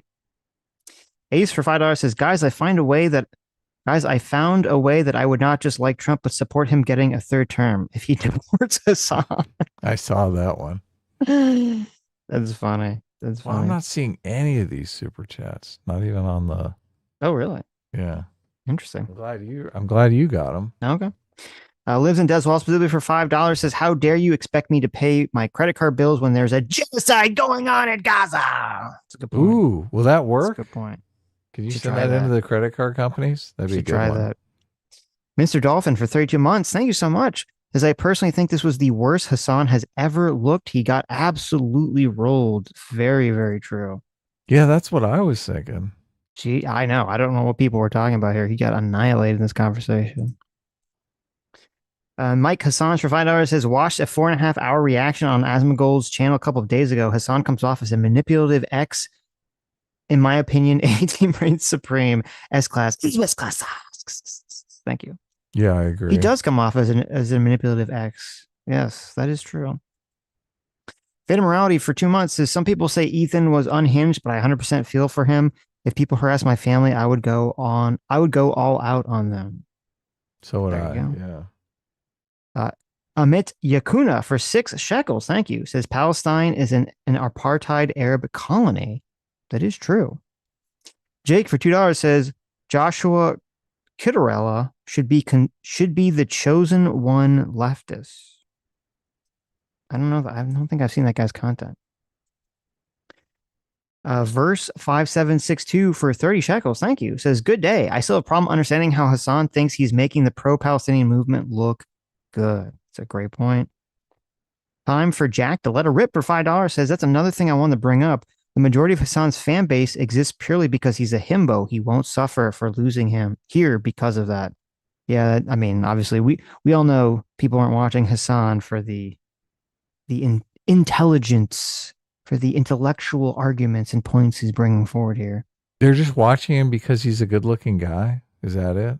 They're a bunch of gay guys in his audience. He's simultaneously good-looking and a dirtbag leftist at the same time. So it's like the perfect thing that they want. Or are they watching him because he's like internet famous, and they're like, right. I want to be internet famous. That watch him and figure out how I become internet famous. That too. Girl Sarah for $5 says, thanks for the context. Under any other circumstances, the swastika pass is e-tarded. There you go. Oh yeah. Laughter is deadly for $5 says fascism, racism, far right. These terms mean nothing in 2025. Oh hell yeah. Oh hell yeah. I disagree completely, but okay. That'll be another conversation. Well, obviously there's the fascist authoritarian type tendency on the left. We've always talked about that. Yeah. There's racism on the left, right? Of course. Far right. I mean, I think those terms mean nothing coming from socialists. I would agree with that. Right. Malik for $5 says Hassan is an idiot because it's not a swastika on the sword. It's a manji, but he doesn't know that. There you go. You could bring it up. Alpha Centurion for $10 says the sword thing is stupid. It is a religious symbol in Asia. I just got back from China 2 months ago. Regardless, for whatever reason Hassan likes it, Sitch is right. It is not that symbol. Yes. But as I said, the point isn't really, it's not the symbol. And even I think Ethan acknowledged that. It's that you know that iDubbbz isn't retarded. He knows he's making this video that's, going after Ethan. A lot of it's about Israel and Judaism and all this other shit's going to get, rolled into all this. He knows that if he picks up the sword that has the symbol that looks kind of like a swastika, he knows what's going to happen. He's not stupid. Everyone knows what's happening. He knows that people are going to make the connection. And he knows that there's enough plausible deniability that he can go, what? It's just, you know. It's just an anime sword, right? Yeah, exactly. Yeah. He knows it's a troll. What? It's just the okay sign? Jeez. I'm just making the okay sign here. Noel Screaming to the Void for $2 says Hassan equals Vinny Barbarino versus John Travolta. Look it up. Oh, / John Travolta. Look it up. What show is this? Oh, it's from Welcome Back, Kotter. Holy shit. Yeah, that's some old meme. I actually did see a couple episodes of that, like way back in the day, but it's been a while. Back when you were a little child. Back in the Nick and Night days. A wee little boy. Yes. Back when I was a wee lad. Look, I think I saw some of those when I was a little boy. So you must have been seeing. Well, look, I think I saw reruns too. I don't know when that show was on, but. Lucifer Doman for 2 Canadian. It says Hassan is the dude at the orgy who can get it on. What? Oh my God. Okay, sure, I guess. Okay. Austin, year 97 for $2 says someone should edit together a Hassan versus Hassan video. That'd be good. Yeah, because he did contradict himself quite a bit. Yeah. Time for Jack to let it rip for $2 says Reddit Hassan fans think Ethan was too personal. LMAO. What? Okay. Too personal with Hassan? Let's see. The personal attacks he made was he has a tiny head. He looked bad in that one picture, and then he attacked him for being childless. So, and then Ethan, then Hassan was like, he had like that whole string of personal insults at the end there. He did, yeah. Yeah. He insulted his age. Yes. Fucking old timer. Yep. Level 27 Matt for 5 Canadian says, I'm as white as it comes, and absolutely none of my Arab friends ever gatekeep Habibi. Habibi Pass makes no sense to me in the first place, not gonna lie. Well, there you go. Proof about the Sabra list. Habibi is not like the N-word for Arab people. Apparently not. I mean, I've never fucking heard this term. Yeah. Orca for $5 says Hassan probably couldn't riff off his chat for talking points because there were 60,000 more racists than usual. The Kamala vote admission is gold at the end. Oh yeah, he got that out of him. That's true. That's true. Yeah. It took this conversation. Is this the first time Hassan's ever admitted that or acknowledged that? Genocide Kamala, right? Right. So I could 100% believe Hassan was lying, and is only saying that now because of all the stuff's going on with Trump. Oh yeah, I could 100% believe that he's just lying. Like he didn't vote for Kamala. Because why wouldn't he say it if he did at the time? Yeah, his whole audience has to have massive TDS. JB for $5 says, was Hassan's luxury car also a gift from his friend? Was his multi-million-dollar house? Yeah, exactly. Martin Cordy for 17 months says, ahem, Sitch, we demand anime reviews and discussions, please. At least show us Adam's reaction to non-Western storytelling. A-team plus S-team equals win. Yeah, we got to find a good, I don't know what anime we should watch. We should find a good anime for Adam to review. I really liked Hootie Cootie. I mean, yes. And I liked Kill la Kill. Yes. And I did watch Full Metal Alchemist back in the day. So wow. Okay. Yeah. Look at that. Paranoia Agent. I watched that. Ooh, that's a good one. Yeah.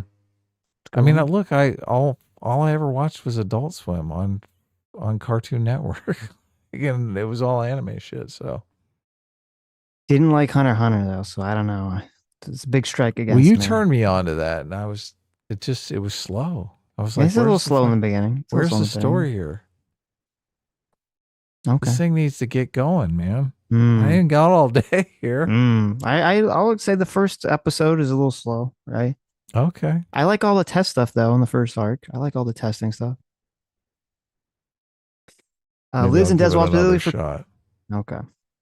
Liz and Deswall specifically for $2 says finna make the BDS a personal shopping list. There you go. Time for Jack to let it rip for $5 says Hassan gets asked difficult question to answer without looking really bad. Wimpy. Huh? Hasan fan. Wow, Ethan is crazy. Lucifer Doman for 2 Canadians says, oh my fucking God, Sitch said he liked something. I know, it's very rare. What did you say you liked? I don't know. But occasionally it slips out, all right? All right, we finally got to the point where we have super chats on the screen now. Okay. Ace for $5.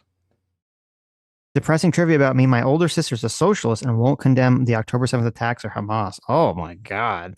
Jesus Christ. That's sad. And Ace for another $5 says she did threaten to cut me out of her life because of the people I follow on X. Oh my God. So after I attempted to endgame myself, this happened years ago. Jeez, your sister. That's not great. Don't even contemplate endgaming yourself. That's ridiculous. Lethal Strange for $10 says Ian set up the best creator clash and gets zero profit from it. There you go. Was it? Oh, that's true. He did. That's a good point. It was what we just watched. That was the best creator clash. Yeah. Okay, that makes sense. That should have been for charity, man. Hasan, I'm actually, Hasan really should have done that. Sean really should have done that. I mean, if he was, if he gave a fuck about his good friend Ian there, right? I'm sure he made some money off of that. I don't think so. It's hard for me to imagine that he didn't make any money off of this show. Right. JV, thanks so much for joining. The discipline equals freedom. Thank you, JV. Yeah, welcome. Silver Camaro 78 for $5 says, I really hope the feds are monitoring Hasan's communication and trying to make a terrorism case against Hasan like the Wire. Also, watch The Wire. Yeah, someone really wants us to check out The Wire. Everyone keeps saying that. I do want to watch it. Everyone says that. It's good. My thing just crashed. Oh, it did? You can read it. Yeah. You didn't get that RAM? You didn't get that RAM I sent you?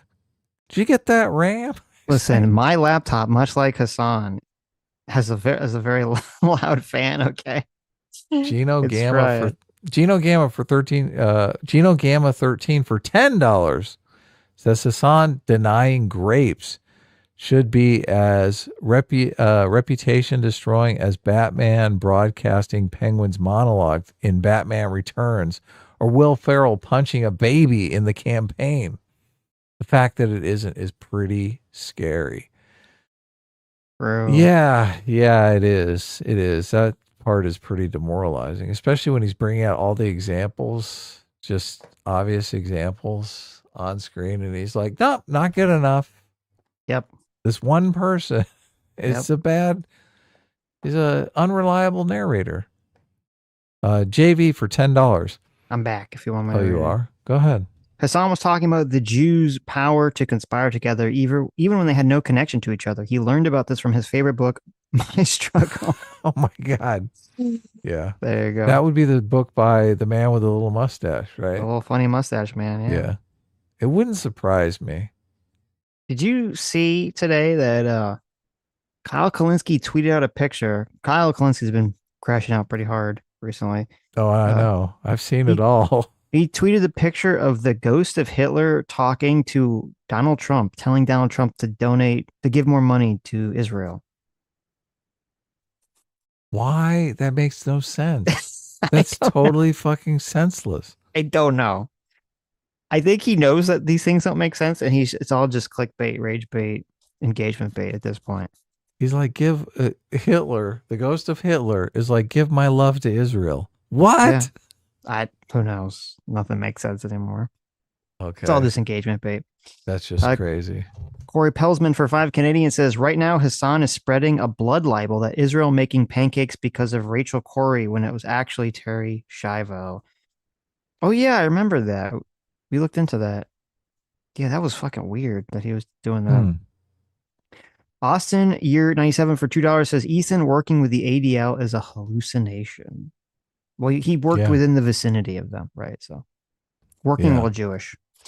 Equishit Ox for $5 says, I haven't seen a shellacking so absolute since Israel versus Hamas. Ooh. Yes, yeah. That's that a conversation, controversial super chat there. I mean, that conversation was so bad for Hasan. I bet he was hoping his beeper would go off. Sitch. JV. That would be one way out of it, right? That would be one way. JV for $5 says Hassan thinks only the ADL had a problem with the racist tier list. Yeah, exactly. Yeah. Exactly.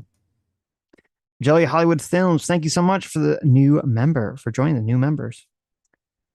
What's the takeaway for 22 months? Thank you so much.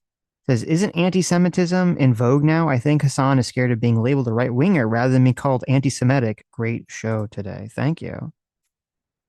That's an interesting point, maybe. I mean, anti-Semitism used to be synonymous with right wing until recently. Now, yeah, it's interesting. Oh, so funny how times change. That was their go-to move. Yeah, forever. Lives in Des Walls Facility for $2 says less of a debate, more of a roast. Very so true. Yeah, very true. So true. Ethan was just landing haymakers and hilarious jokes the whole time. Yes. The Nelson Mandela, I was like, oh my God. He had the He's clip. still doing it. He had the clip. Is Nelson Mandela a Zionist? After he's totally glazing Nelson Mandela. He should have harped on that more. Like, oh, so does Nelson Mandela? Is he a racist Nazi? He's not fit to be a dog catcher? Right. According to your definition. Ego Should Ox for $5 says passive aggression manipulation tactics, using and relying on popularity, using sycophant friends to attack and defame Hassan is a woman confirmed. There you go. Very, very feminist tactics. That's true. JV for $5 says, so by Hassan's logic, Ethan is allied with Frogan since he speaks with Hassan. Ooh, there you go. True. Joey Hollywood More Films for ways than $5. one. Yes. Oh, disgusting. Joey Hollywood Films for $5 says H3H3 and iDubbbz, NPC Gulag, Hassan drama, Skibbity Rainscore Meltdown. Now Goo Brain scrolling like Subway Surfer at 3 frames per second on ketamine. There you go. Nice. That was painful, but thank you. Orca for $2 says Hassan's alt is Anne Frank. True. Oh my God. Anonymous Coward for $2 says, imagine watching the content cut after this debate. Oh, Jesus. Yeah.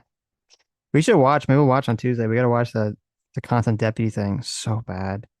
So bad. iDubbbz probably thinks Hassan won. Probably. Pathetic. ADiv for $5 says, I don't really drink, but this inspired me to. Thanks. Look at this. Thanks. A-Team reigns supreme and S-Class likes it in the scratch that. Just to boost talk. Oh my God. Terrible. Be nice to Sitch. Come on. Thank you. It's just the boost talking. I understand.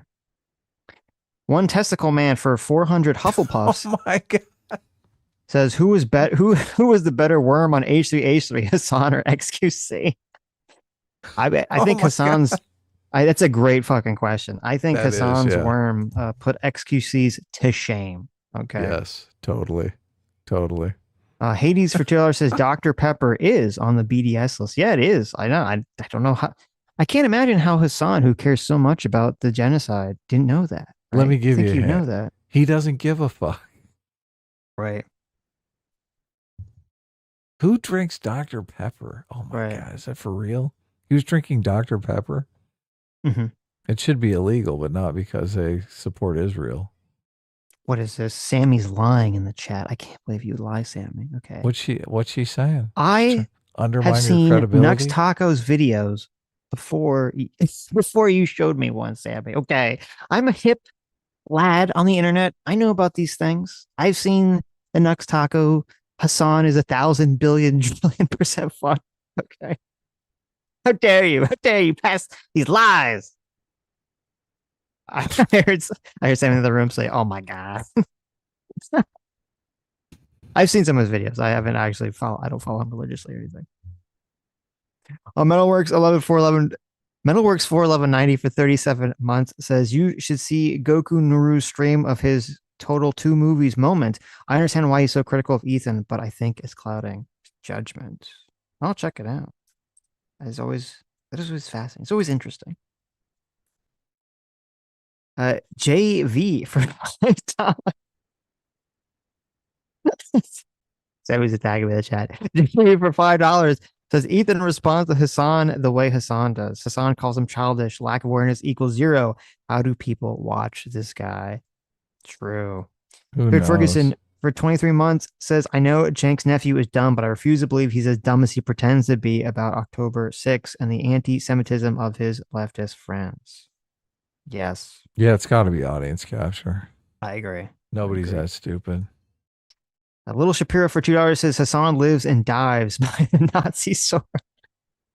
Oh, yeah, totally. JV for $5 says Hasan, you don't know what words means. Proceeds to show he doesn't know what words mean. Lethal J for $5 says Hasan is expecting a summary of a Diddy. Jesus. Expecting a summary of a Diddy party to prove sexual assault. Yeah, exactly. It's about the size of it.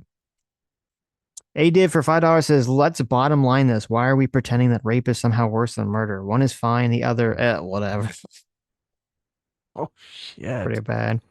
Level 27 Matt for 5 Canadian says, the fact that Larry Nasser donated during the debate to call Hasan a disgusting rape apologist was a cherry on top. Really? I'd believe that. Wow. I'd believe that. It was the real Larry Nasser, too. Detective Stabler SVU for $10 says, Hasan trained his audience to see H3 as whining while he was there for serious issues, so he won. But the drama is a serious issue, and Hasan's role in spreading lies that shape how millions see it. That's true. That is probably the cope. That's probably 100% the cope. It is a giant serious issue. Yes. He's turning a whole generation of young people into anti-Semites. I think that's that's something the left did care about like 15 minutes ago. Yes. It was their biggest issue.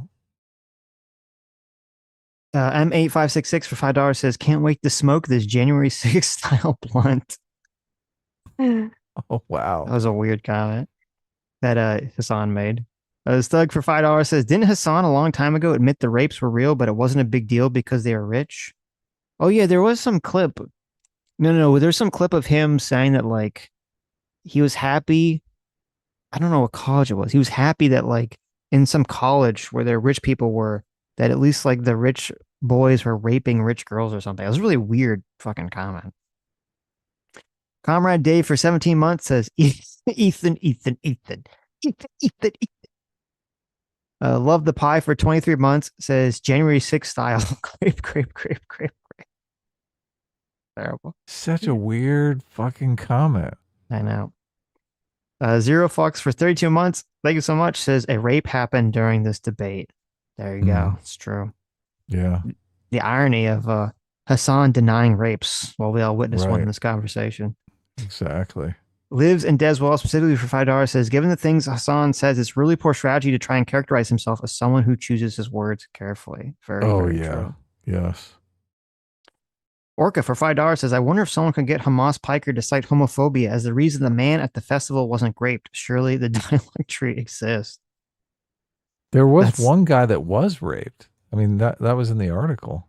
Right, but I think that's what he's saying. He's saying, could you get Hasan to argue that the guy wasn't actually raped because they're homophobic? Right. I think Hasan would more likely argue that they weren't homophobic because they raped a gay guy. Oh, that's a good point. Right. Yeah, it's a great point. Or because they raped a guy. Obviously, one of them is gay. Right. Yeah.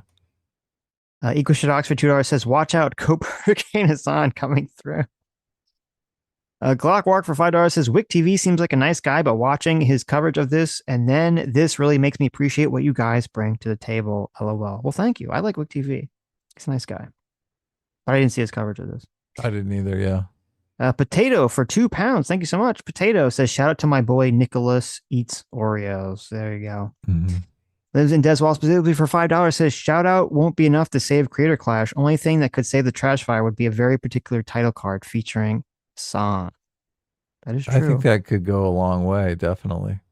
That is true. But a shout out, I think, would help too. I think Hasan has enough power. He could probably help Ian considerably. I don't think he's going to do it, but right. Soldos for 28 months says, Ethan's fundamental issue is his inability to reconcile his leftist worldview with his Israel politics. He has to concede everything while disagreeing. Yes. Dr. Fire for 5 Canadian says, a laughing crying emoji. Does Hasan doing a pod with Ethan and considering him a friend at the time make him a collaborator? That's a great point. And Ethan brought that up and Hasan just totally skated by. Noel Screaming to the Void for 2 hours says, totally understand God of the Old Testament now. Terrible. Other than Deswell, specifically for 2 hours, says, you think Frogan will get jealous of Anicia? Yes. Mm-hmm. The Mongolian leprechaun Superman from Saturn for $10 says, hey, Sitch and Adam, I just thought I'd let you know that your 300th episode will be on November 30th, 2025. I wonder what you guys are going to do for it. What's this? There's a comment here. What's this say?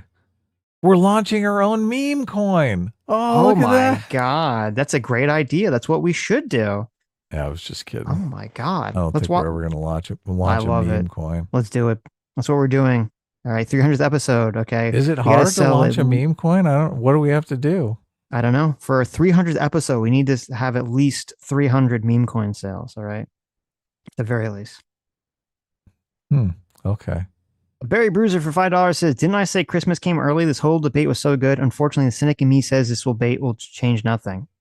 Well, it will definitely change nothing in the terms of like the internet's positions on any of this stuff. I'm curious. Now, I'm not going to be optimistic on this, but I'm curious if some of these clips of Hassan saying like the crazy shit will circulate enough to at least make him not palatable to the mainstream anymore when they're trying to do this Joe Rogan to the left bullshit on him. That's all I fucking care about. That's literally all I care about. I think it's what Ethan cares about. Right. He's like, I don't want to see this guy blow up because he's a fucking piece of shit. Yes. Yeah. But I do think Ethan is auditioning for that. Maybe. Joe Rogan to the left thing. The Mongolian leprechaun Superman from Saturn for $10. Thank you. Says, have a wonderful idea for both of you. Sitch should dress up as Chakin, the Forever Man, for his face reveal, and Adam should join in dressed as Green Dog, the beached surfer dude. Wow. I don't know who those that are references. Is, so. Those are like old Sega games, I think. Sam wants me to do my face reveal in full suit attire. That's her big push. Oh, really? Yes. Full suit, full tuxedo even, maybe. Do it up. When's this happening? I don't know. I'll put on a tux. You'll put on a tux? All right. Yeah, we'll do Step Brothers. It'll be great. I used to be a suit. My little avatar guy wears a suit. He doesn't wear a tux. You can sit right behind me like John C. Reilly, and then you can like peek out from the side. There you go. Oh, yes, lady interviewer. Yes. PLO2PL for 16 months. Thank you so much. Says, legitimately don't know if I've ever seen anyone as locked in during a debate as Ethan was. I was smiling from ear to ear when first watching this. Yeah, it's crazy. It's almost like he did debate prep. Crazy. Mongolian leprechaun Superman for Saturn for $5 says, Green Dog was from video game on the Sega Genesis created by a surfer guy. Oh. And Chakin was originally a comic book character made into a video game. Well, there you go. Chakin the Forever Man. Yes. Lucifer Doman for 2 Canadian says A-Team reigns supreme. Of course it does. Squeeze Louise for $10 says, what's the likelihood Hassan actually sees consequences for any of his terrorism stuff? Asmongold is calling for him to be permabanned now, but I don't see him getting anything more than a slap on the wrist. Well, good for Asmongold. Holy shit. Good for him. He's saying permaban that yes. shit? Wow. Mm-hmm. That's big. Right. I don't know, because the only like real thing I guess from this that was more like explicit than normal was the direct advocation for the Houthis and Hezbollah. But I think Twitch is too cucked. I don't think they're going to do anything about it whatsoever. I mean, what person on the left can look at that rape denialism and be like, oh yeah, I'll have more of that, please. Right. What did Ethan say? That's progressive values. He had a bunch of those. Orca for $2 says, Hassan, now show my propaganda clip. Yes. Lethal Strain for $2 says, they're giving me flashbacks of my parents' divorce. Sad. Oh, I can hear it. Lives in Des Walls for $5 says, fantastic demonstration on how bread people crumble when confronted directly. It takes a little effort if you refuse the gaslighting and talk straight. Damn, Ethan crushed it in this conversation for the most part. Boba Pack Fortuna says, "May the 4th be with you guys." Thank you, Boba. Always. And to you as well. Sitch still has to watch some Andor. I think I have the poll results on the first poll. Yes. The first poll was, who got destroyed and committed career suicide on stream? I try to make these polls as biased as humanly possible, just so you know. So I have Hamas Piker, which got 70%. The second one is, are you going to cover Andor season 2, which got 11%, which makes me think, Sitch, get off your ass and watch Andor season 2. 9% it was a tie, and 7% thought Ethan Vape Nation Klein got destroyed and committed career suicide on stream. So 3,500 people voted. So that's a good poll. I'm surprised Andor season 2 got such a. I know. It's May the 4th. Everyone should. I am watch curious Andor. to see. I wasn't curious at all, but now I'm curious to watch Thunderbolts because it seems like because of what I said, or because of what other people said. Because what you were saying, a lot of people are like, some people are saying it was like actually good. Some people are saying it's bad. So I'm like, interesting. It's actually like controversy about this. I hated the ending, but people are going to love this movie. I think it's going to get super word of mouth. Like it might make $1 billion. I think a lot of people are going to say, "Oh my God, Marvel's back." So okay, interesting. Yeah. Jeff, and look, all the stuff people were saying about, like, it's about family. No, it's about mental illness, or what were they saying? Mental health. So many people were saying, "Oh my God, it's about mental health." I don't know if that was a talking point to get people to go see the movie, but it was definitely pushing me away. Like, I don't want to watch a Marvel movie about mental health. It's just not my cup of tea, right? Right. But thank God, like, I don't think anyone in the movie said mental health, said the words mental health.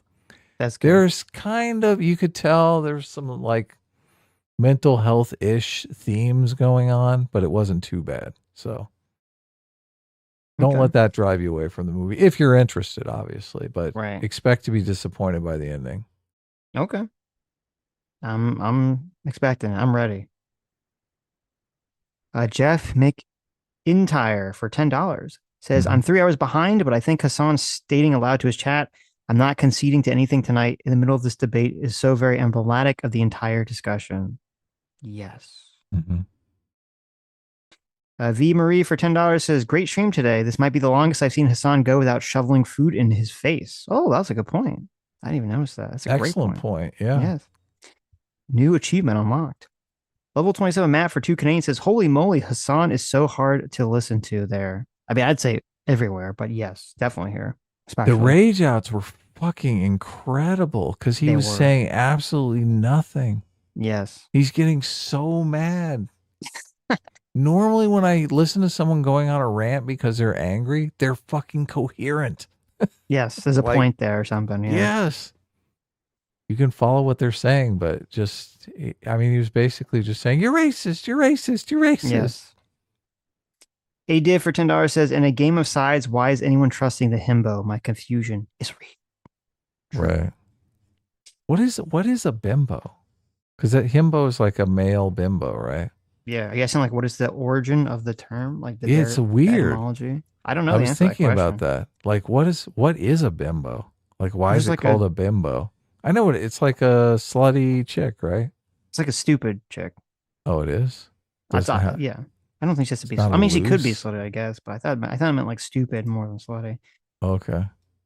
Right. I don't know where the term comes from. So.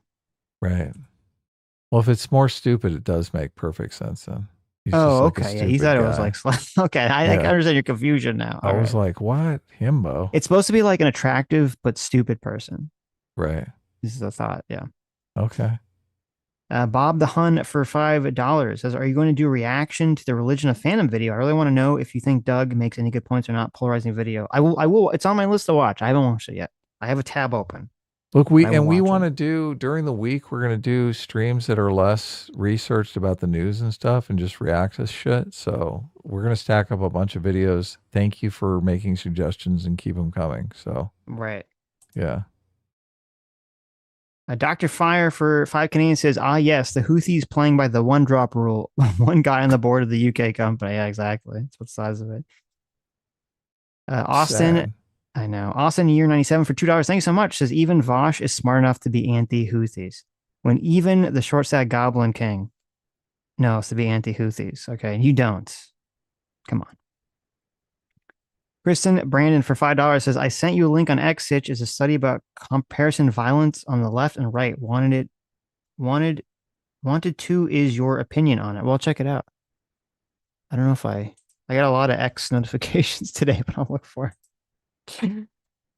Chitachi, thanks so much for the $5. What'd you get all the notifications for? What's going on? You getting in trouble? I had a bunch of spicy memes or a bunch of. Oh, did you? Oh yeah, you were weighing in on the like racist the race give send goes that are going around. Yes. Well, I feel a little bad because I was trying to find the artist for that picture and I couldn't find it. And of course, after I like post the picture, someone finally links the artist. So I always prefer to retweet their tweet instead of just doing my own. But look at this. Sitch doesn't even want to use art. Well, I prefer it if they put it on, because I couldn't find it on X at first. I could only find it on Reddit, and it didn't seem like it was from the person who did the art originally, so I just couldn't find it until after I already posted, but whatever. That's what always happens. Chitachi for $5 says, Hassan can't hear Ethan while he's making a point because he's too busy scrambling for a rebuttal in his nonsense script. Very, very true. That's what he was looking for. JB for Chitachi around for a while. What's up? Yeah, what's up?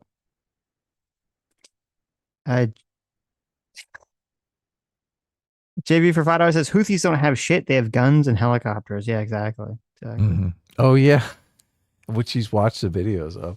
Right. Probably all stolen, right? Mm-hmm. Kristen Brandon for $5 says, I feel the only good politics YouTuber is William Spaniel because I feel most on both the left and right suck like Vosh and the Quartering. Is that the guy I'm thinking of? That is, yeah, I've seen some of his videos. The ones I saw seem pretty good. Is he good? Yeah, the ones I saw seem pretty interesting. Dan Schneider for $5 says, while Hassan is a clown, I wouldn't get too excited about this. His fandom thinks he won. There's nothing that he can do that will affect his reputation. Depressing. I'm sure. Yeah. I'm sure. Anonymous Cow for $5 says, the inability to directly answer a question has to correlate with narcissism. Does content creation create psychopaths or does it attract them? I think it's a combination of the people that, like, on average climb the status hierarchy are more likely to be narcissists or become shaped to be narcissists from the fame. So, well, you have to be kind of a shitty person. So, well, I mean, it's the problem with any hierarchy. The more people that are willing to do the shittier things are more likely to climb the hierarchy. So, true. Yeah. Daomis for $5 says, Sitch, you forget the CEO of Twitch is a fan of Hassan. That old guy earlier in the inbred clips runs Twitch. True. An Alien for 17 months says, quote, I do have a girlfriend, but she goes to a different school in a different state. Sitch 2025. Sammy G is not real confirmed. S-Class is best class. That's true. Sammy G is actually just a very complicated AI chatbot that I have running in the chat just to trick you guys all. We did talk about this television show Severance on Apple TV on the second channel, the media channel. Yes. The link is in the description, and Sammy G actually joined us. So that's proof that I was doing the voice. I have a little AI voice that just, talks. So it makes the pictures, right? No. She joined in. She was there. Okay. We've seen her face on stream, so. She's already done her face review. AI magic. All right. Sure. Instant Sags for 17 months says Hassan is yelling, therefore he's correct. True. Dr. Fire for that way. Did not look that way. Dr. Fire for 5 Canadian says 19 in the UK, Canada, and Australia. I think New Zealand, you can join the army at 16. Really? Wow. 16. Wow. Okay. Interesting. It is funny. He keeps saying 19. Like, obviously, 18 is the age of adulthood in America and most other countries. Right. So. Buckethead for 19 months says, I'm over 5 hours behind. This is a stream I was excited for. S-Class is the best class. A-Team reigns moldy cheese. Wow, look at Buckethead. Look. Oh, not an A-Team fan. That's okay. Orca for $10 says, Hassan needs proof of rapes, something he could have gotten if Hamas conducted their own reports on their military activities. IDF does, and he uses that to attack Hila in front of 100,000 people. Sick. Yeah, exactly. Very slimy. Very slimy. I read that one. Nomad for 24 months. Thanks so much for being 2 years a free will seeker. What a glorious day to be golden. My wedding is in October. Your content helped a bunch. S-Class is best class, and A-Team reigns supreme. Well, congratulations. Congratulations. Yes. Yes. Wedding in October. Yeah, you got so much to do. Yes. When I got married, I had an art show at this gallery that I've been trying to get in for years. So I had the perfect excuse. So I was like, honey, I have to work on my show. You're going to have to handle all the wedding stuff. I mean, isn't it usually supposed to be the wife's family anyway? They usually do most of the planning, but you know, they always want to rope you. You'll one day you'll see. I'll say. Okay. You got to make wedding decisions. Come on, it's important. It's a big day. Mm-hmm. Nomad knows. Nomad gets it. John Ochiltree for $5 says, Mike from PA recently called for violence against Ethan in his live stream, but I'm still not convinced this isn't all in Ethan's head. Yeah, I saw that clip. I did see that clip. Yeah. All these people do. I don't know how they don't get. Well, I do. I don't know how I'm saying that. I do know why they don't get forever banned. So it's because they're all friends. The right opinion. They're all socialists. Mr. Ubercross for $10 says, Hassan is constantly trying to make Ethan stick on topic he thinks he has a win on, only to realize he's lost on those points too. He thinks Ethan is moving on because Hassan got him. Pretty funny. Yeah, there's lots of that. Total delusion. I am still upset that he didn't press him on the second thought thing. That's probably one of his more egregious things. So JV for $10 says, quote, they didn't send you that clip. Who is they, Hassan? Ethan missing that's frustrating. Listen, I hate to say this, but to be fair to to Hassan, I'm assuming he meant Ethan's like crew, not the Jews. I'm assuming he meant like the Ethan's crew, but after this, you don't really know. After this, it's true. Who knows, right? Who knows? Damas for $10 says they can just go back to all the places that, quote, place a curse upon the Jews. Yeah, exactly. Grendel Levat for 26 months. Thank you so much. Says, wait a minute. Is Hasan Piker on the same side as Tucker Carlson on the World War II revisionist history? Did I wake up in a parallel universe? Feels like it. Probably so. Yes. Kristen Brandon for $2 says, can we make left and right fight for in the street? That'd be awesome. Lucy Lomebug, thanks so much for the 5 gifted memberships. Thank you. Yeah, Lucy. thanks. Sashman for 20 months says, content new, content cop, content this, content that. They content getting no bitches. By the way, boys, I recently got married. Highly recommend it. Well, congratulations. Look at that. Everyone getting married in the audience. That's great. That is great. Beautiful. Sweet. Amazing. Someone's got your back now. Yes. Be good to her. The old ball and shit. No, I'm just kidding. Kyle Petty for 22 months says, Ian's new content deputy better be planned for Tuesday. Yes. By the way, hot take. I think Hasan is doing a decent job optically painting H3 as a crazy while he is chill. I have to go. I don't think so. I mean, especially at the end. At the end of this, it's like Hasan is just screaming and Ethan just kind of sitting there pretty calm. So I don't agree with that. Hypocrisy just is insane to me because they would sit around and just constantly accuse everyone of racism. Yes. And it's just when there's blatant anti-Semitism in their face, it's like, no, these aren't, you're hallucinating. These aren't even microaggressions. This is a no aggression. Dan wins for $5. Thank you. Says Ethan, after wandering the desert of the left for 40 years, finally has Jordan Peterson on again and says, damn, you were right about that. That would be good. That would be cool, but yes. Who knows where Jordan Peterson will be out by then. Although Jordan Peterson did try to call out Joe Rogan. Did try to like rein in the Joe Rogan situation, which was kind of cool. Right. Level 27 Matt for 5 Canadian says, I'm a bit behind, but comparing Pan-Arab to Britain in treatment of the Jews is an absolutely wild take. Like, what? Yeah, totally. Yes. Jackarama for 32 months of discipline equals freedom. Thank you. Says the evidence for Hassan being anti-Semitic is this debate is voluminous. Oh, thank you. Great word. I love that. Through the voluminous out there. Liz and Des Wall specifically for $5 says, prove your bravery, Hassan. Do creator clash or the only match that would matter. Do it for the cause you claim to care about. That'd be nice. I don't think Hassan cares about Ian. He was like, oh yeah, come on over. I loved it. Oh, you're going to make fun of Ethan? Yeah, do it. It'll be cringy behind me. PLO2PL for $2 says, this was the most content of all time. Yeah. I'd say this is the second. I think this is the second most content of all time. Okay. Obviously, the first most content of all time was. I know exactly who you're. Was Kanye West on Alex? Kanye West, exactly. Yes. Oh my God. That was amazing.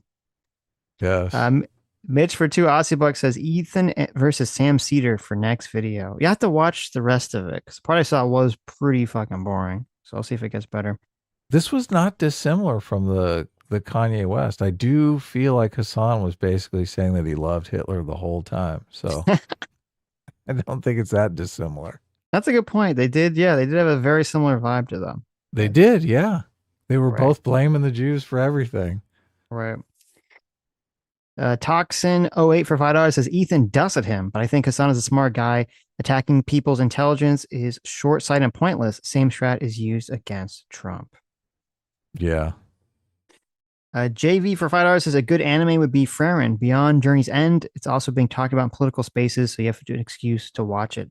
Yeah, literally everyone's telling us to watch it. And Frerin? It does. Yeah, and people are comparing it to like, because there's a whole thing where Frerin is like very about like getting rid of demons or something. Do I have to watch it on Crunchyroll? Can I just, where is this show? I think so. Is it on Netflix? Oh, look at this. I don't know if it's on Netflix. I think it might be on Netflix. Oh, okay. Yeah, it is. Look at this. Right. Okay, oh, there you go. It's on Netflix. All right. I'll put it in a tab so I remember to at least check out the first episode. I'll probably watch it before me and Sammy get to it. It's so easy to watch an episode and see if you're, I always watch something when I'm eating or exercising. So right. I just put it on and see if it catches my attention. Ace for $5 says, Adam, I will donate 100 more to the stream if you never use the term TDS. Me? Apparently, yeah. Who did I say had TDS? I don't know. People are always saying other people have TDS. Right. Doorskip for $2 says, Adam, watch Yu Yu Hakusho. You will love Kurabara. I don't think Adam would like the anime Yu Yu Hakusho. It's my guess. Oh, really? Yeah. How do you know? Just a intuition. What's the matter? It's the vibe. Is it like a bunch of, what is it? There's a live action Netflix. It was didn't really tickle my fancy. A teenage delinquent. Yeah. I remember watching the anime as a kid. I also couldn't really get into it for some reason as a kid. Don't listen to Zero Fox in the chat. He's telling you bad things. There's a lot of this shit. It's on Netflix too. A lot of this shit's on Netflix. Of course. Zero Fox is coming at me in the chat. He's just recommending a horrible anime. Floki VT for $2 says anime needs 3 episodes, especially to really tell. To be honest, Freren especially. So Floki is saying he needs at least 3 episodes of Freren. Oh, really? Yeah. What? Why? Well, look, that's just, it's fundamentally. Andor season 2 got a lot better in episodes 3, 4, and 5. Is it? Or no, 4, 5, and 6. But the first 3 episodes, I was like, what the fuck do people see in this show? Shit. So fucking boring. There was a little bit that wasn't boring. They were setting up the genocide they're going to commit on Gorman. So. You said that Kyle Kalinski's audience was tedious. Well, that's true, though. That's like a fact. Oh, is that what that's what the TDS thing was? I guess. What do you, yeah, David Pakman's audience, they have massive TDS. Ace, they do. Does Ace have TDS? Ace doesn't have TDS, though, right? Sam has declared that I have to watch Steins Gate first before Freren. So I will defer to her. I have to defer to her in all matters. Steins Gate? Steins Gate. This is the thing. I want to start doing more content about movies and stuff like that, but I've been working on the comics so much, I'm completely out of it as far as movie stuff goes. So I'm just all day long, I'm like fucking trying to catch up on watching shit. I would be supremely curious, actually. Thank you, Damus. I'd be very curious to hear your take on Gurren Lagann. I don't know what that's on, but I'd be Gurren Lagann. I watched that one, right? That's the guy who that's did? The mech suits, right? The Drill? I'm pretty sure I watched The it. Drill, yeah. The Heavens. You have seen Gurren Lagann. Yeah, what are the characters' names? Kamina and Simon. Yeah. Oh, okay. And the hot chick with the. Of course, you remember the. Yeah. I definitely remember the hot chick. What are you talking about? Yoko, She's on the S-Class cover. You're right. She is. Okay, I didn't know that. Of course she is. Okay. What? Yeah. Did you like it? What's your take on Gurren Lagann? Yeah, it was good. It was definitely good. What? Of course, when Netflix redoes it, they're going to turn Kamina into like a feminist, right? Of course. He's not going to. Of course. Yeah, I mean, I like Gurren Lagann. I do have a controversial take, which is that I think the show would have been 100 times better if Kamina just was the main character and didn't die, like kind of randomly in the first season. So yeah, they're running around in like a giant mech suit, right? I'm like, yes, yeah. And the world is like desolate, and they're trying to figure out what happened. Yeah, right. Liz and Does Wall for $2 says, make Adam play Doki Literature Club without context. I'd rather Adam play Slay the Princess than Doki Literature Club, honestly. I think it's much better. But is this like content you can do? People watch us just playing video games? Of course. What do you mean? I guess we did do the Portal stream. We did. People love the Portal stream. And people did love it, yeah. They love the Portal stream, the Minecraft stream. I still want to play Duck Game with Adam, or Swan Game. Sitch got in this big jizz machine and kept like... There you go. Shooting jizz all over the place. All over Adam, yeah. Do you guys remember the jizz scene in Portal? The big green jizz scene. I want to watch Adam play Slay the Princess. See what kind of decisions he makes. Oh, okay. Ace for $5 says, guys, I'm doing much better now, so don't worry. Well, that's good. Now I'm going to college this fall, so life is looking up for me. Long live Squad Enlightenment. Well, that's great. Yeah, definitely. Right. Get yourself a good degree. Where can I find the Portal No feminist stream? studies. I don't know. I think it's on Adam Friended's secret channel. I think if you search. Okay. Yeah, me and Adam played a Portal 2 multiplayer co-op. Let's see here. It was pretty fun. See if I can look it up.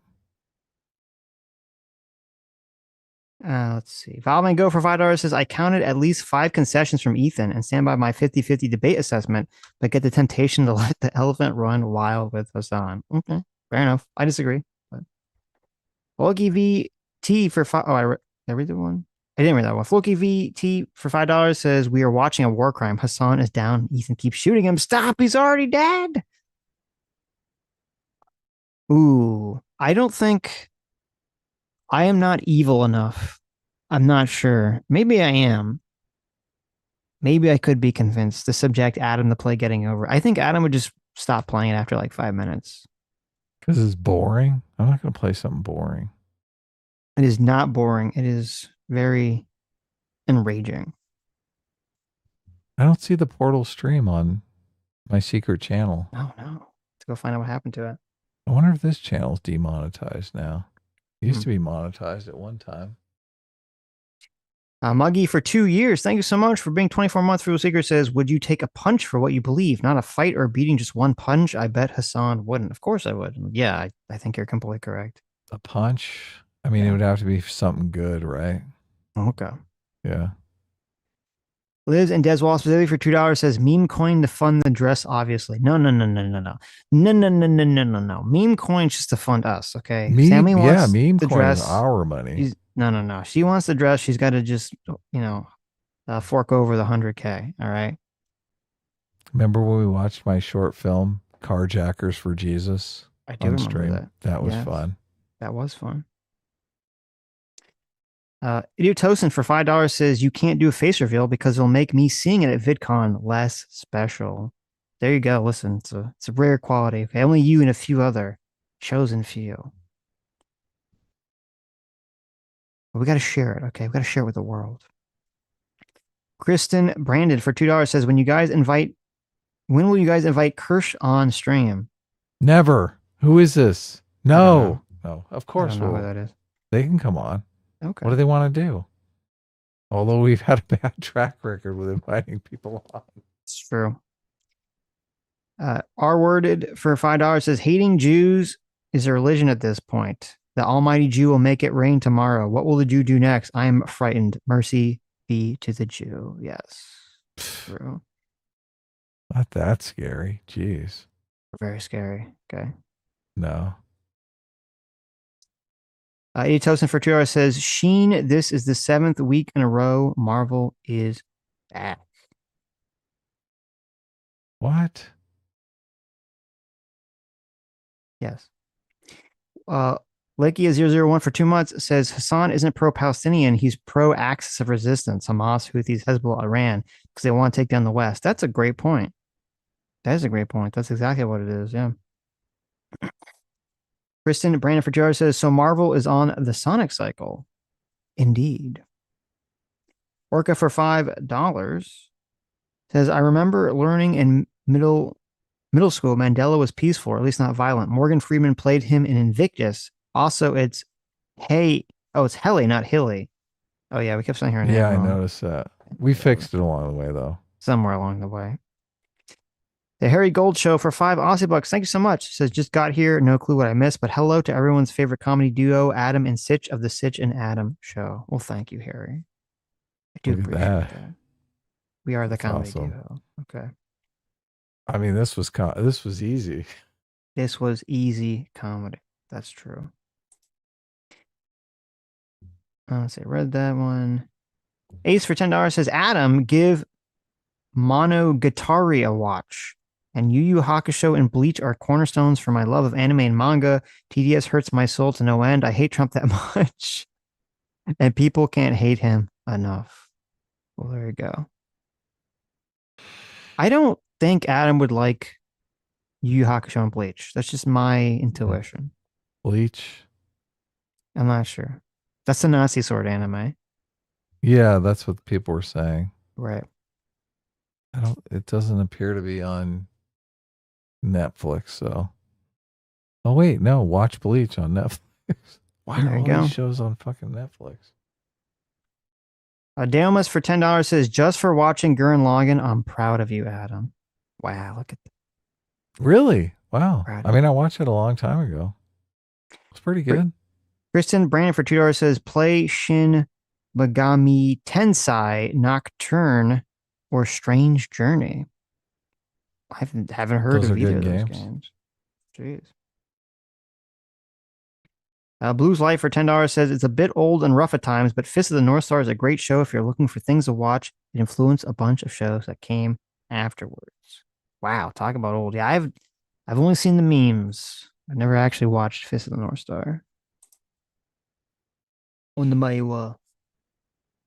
Yeah, it's kind of sad. You're really, if you want to watch stuff and make content about it, you kind of got to make content about stuff that's popular. Otherwise, not enough people are really interested in it. You're kind of catering to just a few people. Right. And it doesn't really make the content making endeavor worthwhile, which is unfortunate, but kind of a reality. Dr. Diller for $2 says, I might be more willing to believe someone isn't being intentionally racist if they did not advocate looking for dog whistles everywhere. The fact that Hassan also stopped barely short of calling Israeli slavers doesn't help. True. That is the point. Exactly. Yeah. It's just a massive hypocrisy that's staring in your face. Fondue for $6 says, I hope this has some consequence for Hassan, but I don't expect much. Yeah, me neither. Sella for $2. Yeah. Sella for $2 says, quote, Ethan, I said one rape happened. Therefore, I never said rapes happened because I said at least one happened, and one is enough. And it didn't happen on October 7th, the glorious day where the prisoners broke out of their prisons. Terrible. Sella for $2 says, this racist guy did work at our house. He asked my dad if he's Jewish because he has a Jewish candle. Oh, he meant like a menorah.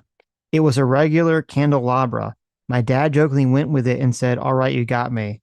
The guy said, I knew it. That's weird. No, so fucking weird. Okay. You got me. I'm Jewish. You got me. I just lived my menorah out. Dr. Diller for $2 says, iDubbbz suckling at Hassan's teat has cost him his fan base, his charity event, and any respect or goodwill he had left, and eventually his hair when he tears it out from the stress, but he's probably just dumb enough to keep trying. I mean, you'll say from the content deputy, he definitely seems extra mega dumb. Yeah. Dr. Diller for another $2 says Hassan's entire stream is a giant wealth redistribution network where he takes money from the poor, working class retards, and transfers it to himself. Socialism in actions, ladies and gentlemen. That's so a great true. Point. Very true. Yeah. Dr. Diller for $3 says, I know you can't prove a negative, but when confronted with a bunch of cases of him being racist towards Jews, Hassan's best argument was, no, you. He didn't even try.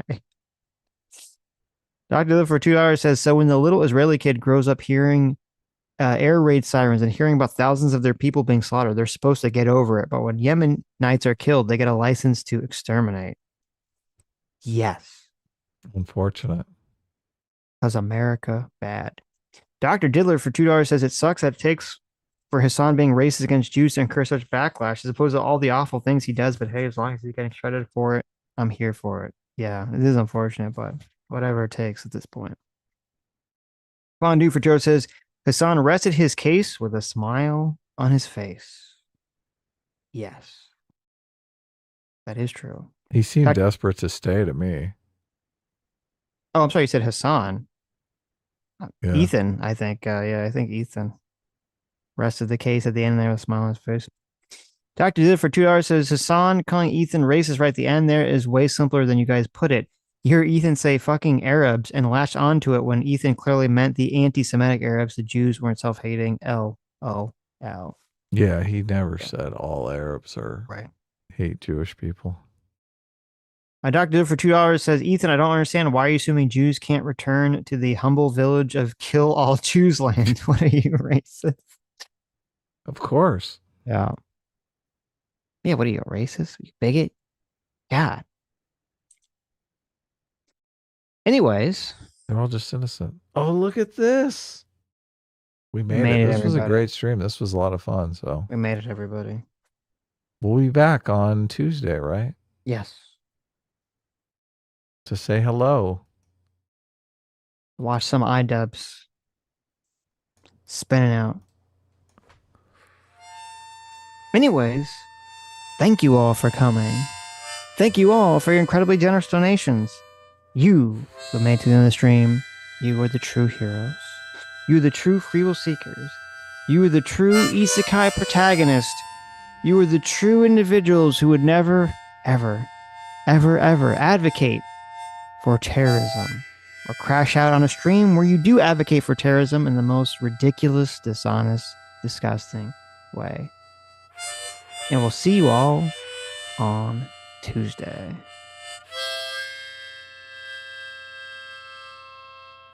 Bye-bye. Have a good night.